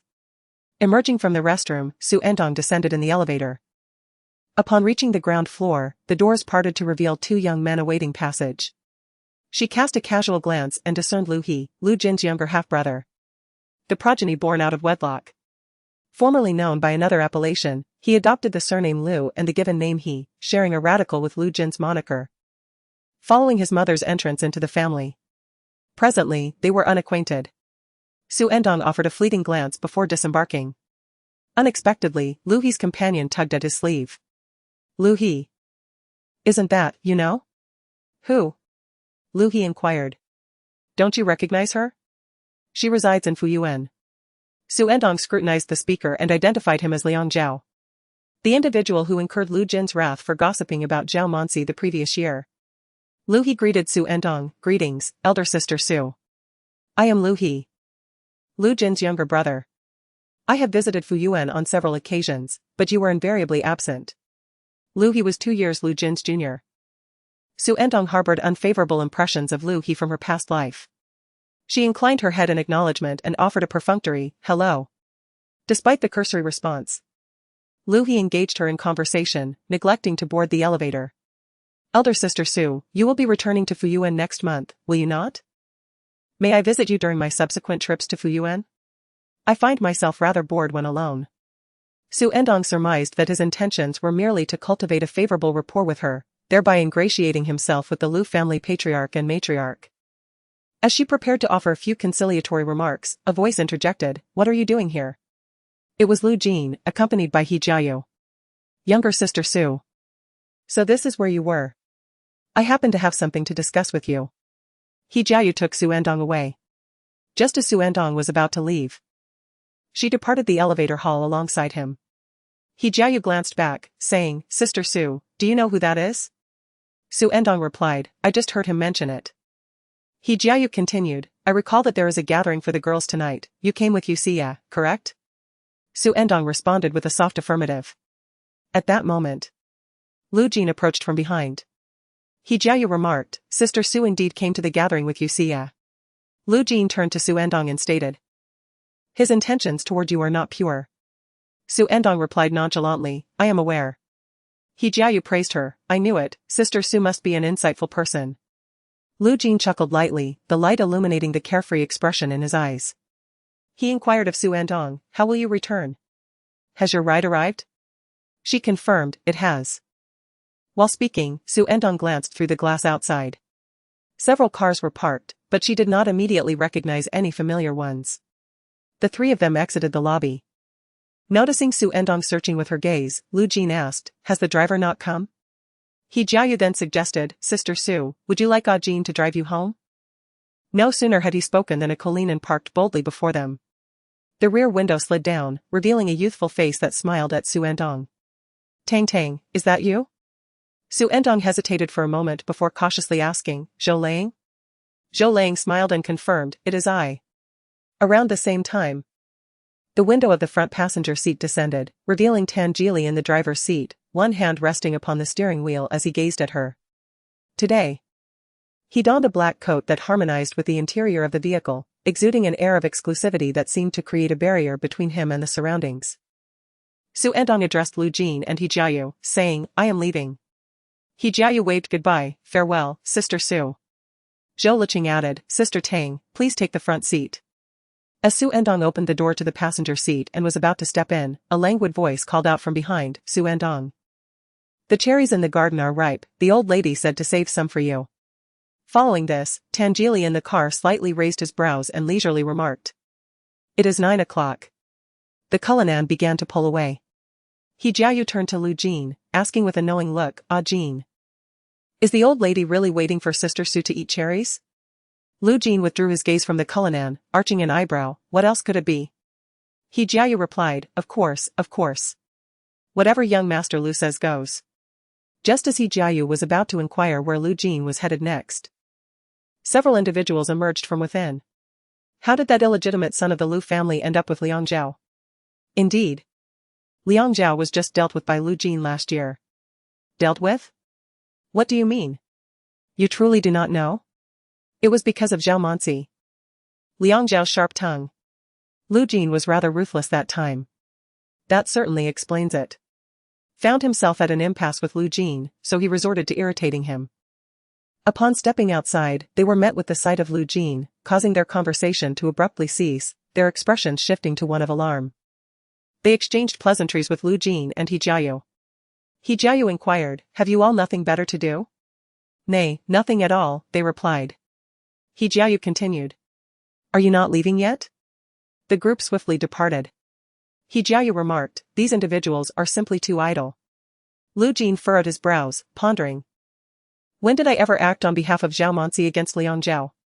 He Jiayu responded, indeed, it was Liang Zhao who first harmed Shiryu, resulting in 3 stitches for Shiryu. He added, it must be due to the source being Mansi. The conflict between Liang Zhao and Shiryu originated from her. And as the tale unfolded, it morphed into this. Chapter 89, a sweeter affair. After Xu Ertang entered the vehicle, she glanced at the time, it was already 9:01. She had received a message from Tan Jili at approximately 8:50, meaning she had kept him waiting for an additional 5 minutes. As she turned to address the driver, Zhou Liqing called out to her. Sister Tang, may I address you as such? Xu Ertang shifted her gaze to the back and replied, certainly. Zhou Liqing eagerly introduced herself. Hello, Sister Tang, I am Zhou Liqing, Tan Jili's cousin. I am in the 2nd year of junior high and quite an outgoing, lively girl. I've also dressed quite attractively today. Xu Ertang greeted her, hello. Zhou Liqing then asked, was that Lu Jin I saw earlier? Xu Ertang responded, do you know him? Zhou Liqing nodded, saying, it's quite normal to recognize such a handsome fellow, some of my classmates have a crush on him. She remarked. It is just the right season for cherries. I wonder if the cherries from the orchard are delicious and sweet.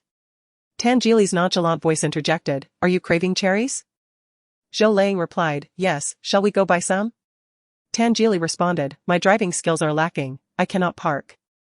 Zhou Lang felt a tinge of disappointment and thought to herself, then why ask? One who cannot drive should not speak so arrogantly. Xu Ertang glanced at Tan Jili. The last time she was in his car, he drove quite well, at least parking was not an issue. Noticing Xu Ertang's gaze, Tan Jili cast a fleeting glance back at her, his eyelids slightly lifted, as if to say, "Do not look, I cannot park." Xu Ertang replied, "Oh." She realized he was unwilling to go and appeared rather displeased. Zhou Lang, sensing there was little hope of going cherry-picking, ceased her chatter about cherries and called out to Xu Ertang, "Sister Tang." Xu Ertang's thoughts were interrupted as she turned to look back. Zhou Lang continued, "Sister Tang. You are quite familiar with Lu Jin, aren't you?" Xu Ertang replied, "Somewhat." Zhou Lang inquired, "Does he have a girlfriend now? Do you know why he isn't dating?" Suddenly, Zhou Lang leaned forward, exclaiming softly when she noticed the traffic light had turned red. She glanced at her brother's head from the back seat. Indeed, it was evident that he had only recently obtained his driver's license. Xu Ertang's body instinctively leaned forward as well, and she could not help but look at Tan Jili. The myriad lights outside the car filtered through the window, softened in their glow. Beneath the gentle and vibrant glow of light, she noticed a mole on his nose, resembling a star that had fallen from the celestial dome above. It was the weekend, and the roads were congested with vehicles, their red taillights forming a continuous string. He rested his hand on the steering wheel, his fingers tapping rhythmically, betraying a hint of impatience. Xu Ertang shifted the conversation, inquiring of Zhou Lang. "You just mentioned that there are girls in your class who like Lu Jin, what about him?" She tilted her chin slightly, indicating her brother. The previously restless fingertip, which had been drumming on the wheel, suddenly stilled, enveloped in silence. Zhou Lang replied, "Indeed. Once, when he came to school to find me, girls from grades 1 through 3 rushed out to catch a glimpse of him. I truly felt a surge of pride. Some classmates even expressed a desire to date someone like my brother, boldly approaching him and asking him to wait for them." Xu Ertang raised an eyebrow, casting a sidelong glance at the driver. How could he attract so much attention even at his sister's school? Zhou Lang continued, "Can you guess what my brother said?" Xu Ertang, intrigued, asked, "What did he say?" Zhou Lang chuckled, "He said he doesn't lack for people to take care of him, haha, that was quite cheeky." Xu Ertang couldn't help but laugh as well. Zhou Lang, still smiling, added, "That classmate might have been a bit shaken by it, as she later developed a crush on Lu Jin. My brother is great in many ways, but his temperament and his words are quite something." As the red light turned green, their car began to move with the flow of traffic. Tan Jili turned the wheel, asking Zhou Lang, "Do you have an eraser in your backpack?" Zhou Lang, still amused, replied, "Yes, I do." "Why do you ask?" Tan Jili, "In a moment. Open your homework and erase the questions I wrote for you." Zhou Lang. After dinner, while the adults engaged in conversation, she noticed her brother idly playing a game. Feeling quite cheerful, she beseeched him to assist her with some homework. After much pleading, she finally secured 10 minutes of his time. "I was mistaken." Zhou Lang's smile faded. Meanwhile, the amusement on Xu Ertang's face had yet to diminish when Tan Jili shot her a glance. She quickly suppressed her mirth, seemingly more displeased than before. After traversing several hundred meters past the intersection, they arrived at a bustling area teeming with people. Upon spotting a vendor selling candied hawthorn, Xu Ertang pondered for a moment before inquiring of Zhou Lang, "Would you like to try some candied hawthorn?" Zhou Lang replied, "That has a lot of sugar. I need to monitor my sugar intake and maintain my weight." Xu Ertang. "Very well." Just as she sought another excuse, Zhou Lang added, "However, having eaten so much tonight, one stick of candied hawthorn wound tea hurt, let us have it." Xu Ertang, "Then I shall treat you." Xu Ertang intended for Tan Jili to pull over by the roadside so she could purchase it herself, but to her surprise, he drove onto a nearby side street. A car was just leaving a parking space by the roadside, and they deftly maneuvered into it. Upon exiting the vehicle, Zhou Lang glanced back at the impeccably parked car and asked, "Brother, didn't you say you couldn't park?" Tan Jili pressed the key to lock the car, stating, "I never claimed I couldn't parallel park." Zhou Lang's mind momentarily faltered, as if she hadn't quite registered that. They strolled back to the main road and located the vendor selling candied hawthorn. An elderly man pushed his bicycle to a halt on the sidewalk, holding a stick adorned with numerous skewers of candied hawthorn and strawberries. The light, a gentle yellow from the street lamp above, made the sugar coating shimmer with a delicate golden hue, while the hawthorn and strawberries gleamed a vibrant red. Xu Ertang selected a skewer of strawberries. She turned to Tangeli, batting her eyelashes as she inquired, "Would you prefer hawthorn or strawberries?" The street lamp cast a warm glow upon them, rendering her eyes twinkling, as if coated in sugar, exuding sweetness. Yet, her intentions were illuminated just as clearly. Tangeli gazed into her eyes, and they held each other's gaze for a few moments. Xu Ertang felt slightly overwhelmed and averted her eyes, letting her gaze drift towards the crowd behind him. Tangeli withdrew his gaze and simply stated, "Strawberries." Xu Ertang replied with an "oh," turning back. Indeed, he would choose the sweeter strawberries. Although Xu Ertang herself was not particularly fond of sweet treats, she purchased a skewer of strawberries for both Tangeli and Xu Ertang. After paying, she turned to find Tangeli already savoring one. She asked, "Is it sweet?" "Princess," he responded, meeting the young girl's eager gaze, his brow slightly raised as he replied, "It's all right." His tone suggested a hint of reluctance. The vendor had clearly promised sweetness. Nearby, Xu Ertang remarked, "I think it's quite sweet." Tangeli shot her a chilling glance, "Just eat yours." Xu Ertang shrank her neck slightly and replied, "Oh." After purchasing the candied fruit, they discovered a small square nearby, bustling with numerous stalls, explaining the crowd. At Xu Ertang's suggestion, they meandered through the lively square, where many people were indulging in candied hawthorn. Noticing that a girl was glancing in their direction, Xu Ertang turned to observe Tangeli at her side. He was clad entirely in black today, with his exposed skin on his neck and face appearing strikingly pale, his brows and eyes reflecting a languid demeanor. Holding a candied strawberry skewer, he certainly caught the eye. Whispers floated through the air, "Hurry, hurry. There's a handsome guy. Such a sweet brother who loves candied hawthorn, how delightful. He must be from a prestigious school." Mr. Tan, slightly annoyed, pulled the hood of his jacket over his head, exuding an aura of cool indifference. Catching a glimpse of those around him also staring, he irritably inquired, "What are you looking at?" Xu Ertang was tempted to inform him that he appeared even sweeter this way. Chapter 90, Sister Xu, what do you mean? The square was abuzz with various stalls, offering an array of trinkets and handmade toys. With the weather warming, many people had ventured out, including numerous children. As Xu Ertang and Zhou Liqing engaged in conversation, her arm was suddenly seized. Caught off guard, she stumbled slightly and nearly collided with Tangeli's shoulder. Looking down, she realized it was a small child who had dashed past her. Once she regained her balance, Tangeli released her. This unexpected tug had caused Xu Ertang to lag behind Zhou Liqing, whose attention was now captivated by a balloon-popping booth. She turned back, exclaiming, "That lollipop charm, given for popping just 3 balloons, is so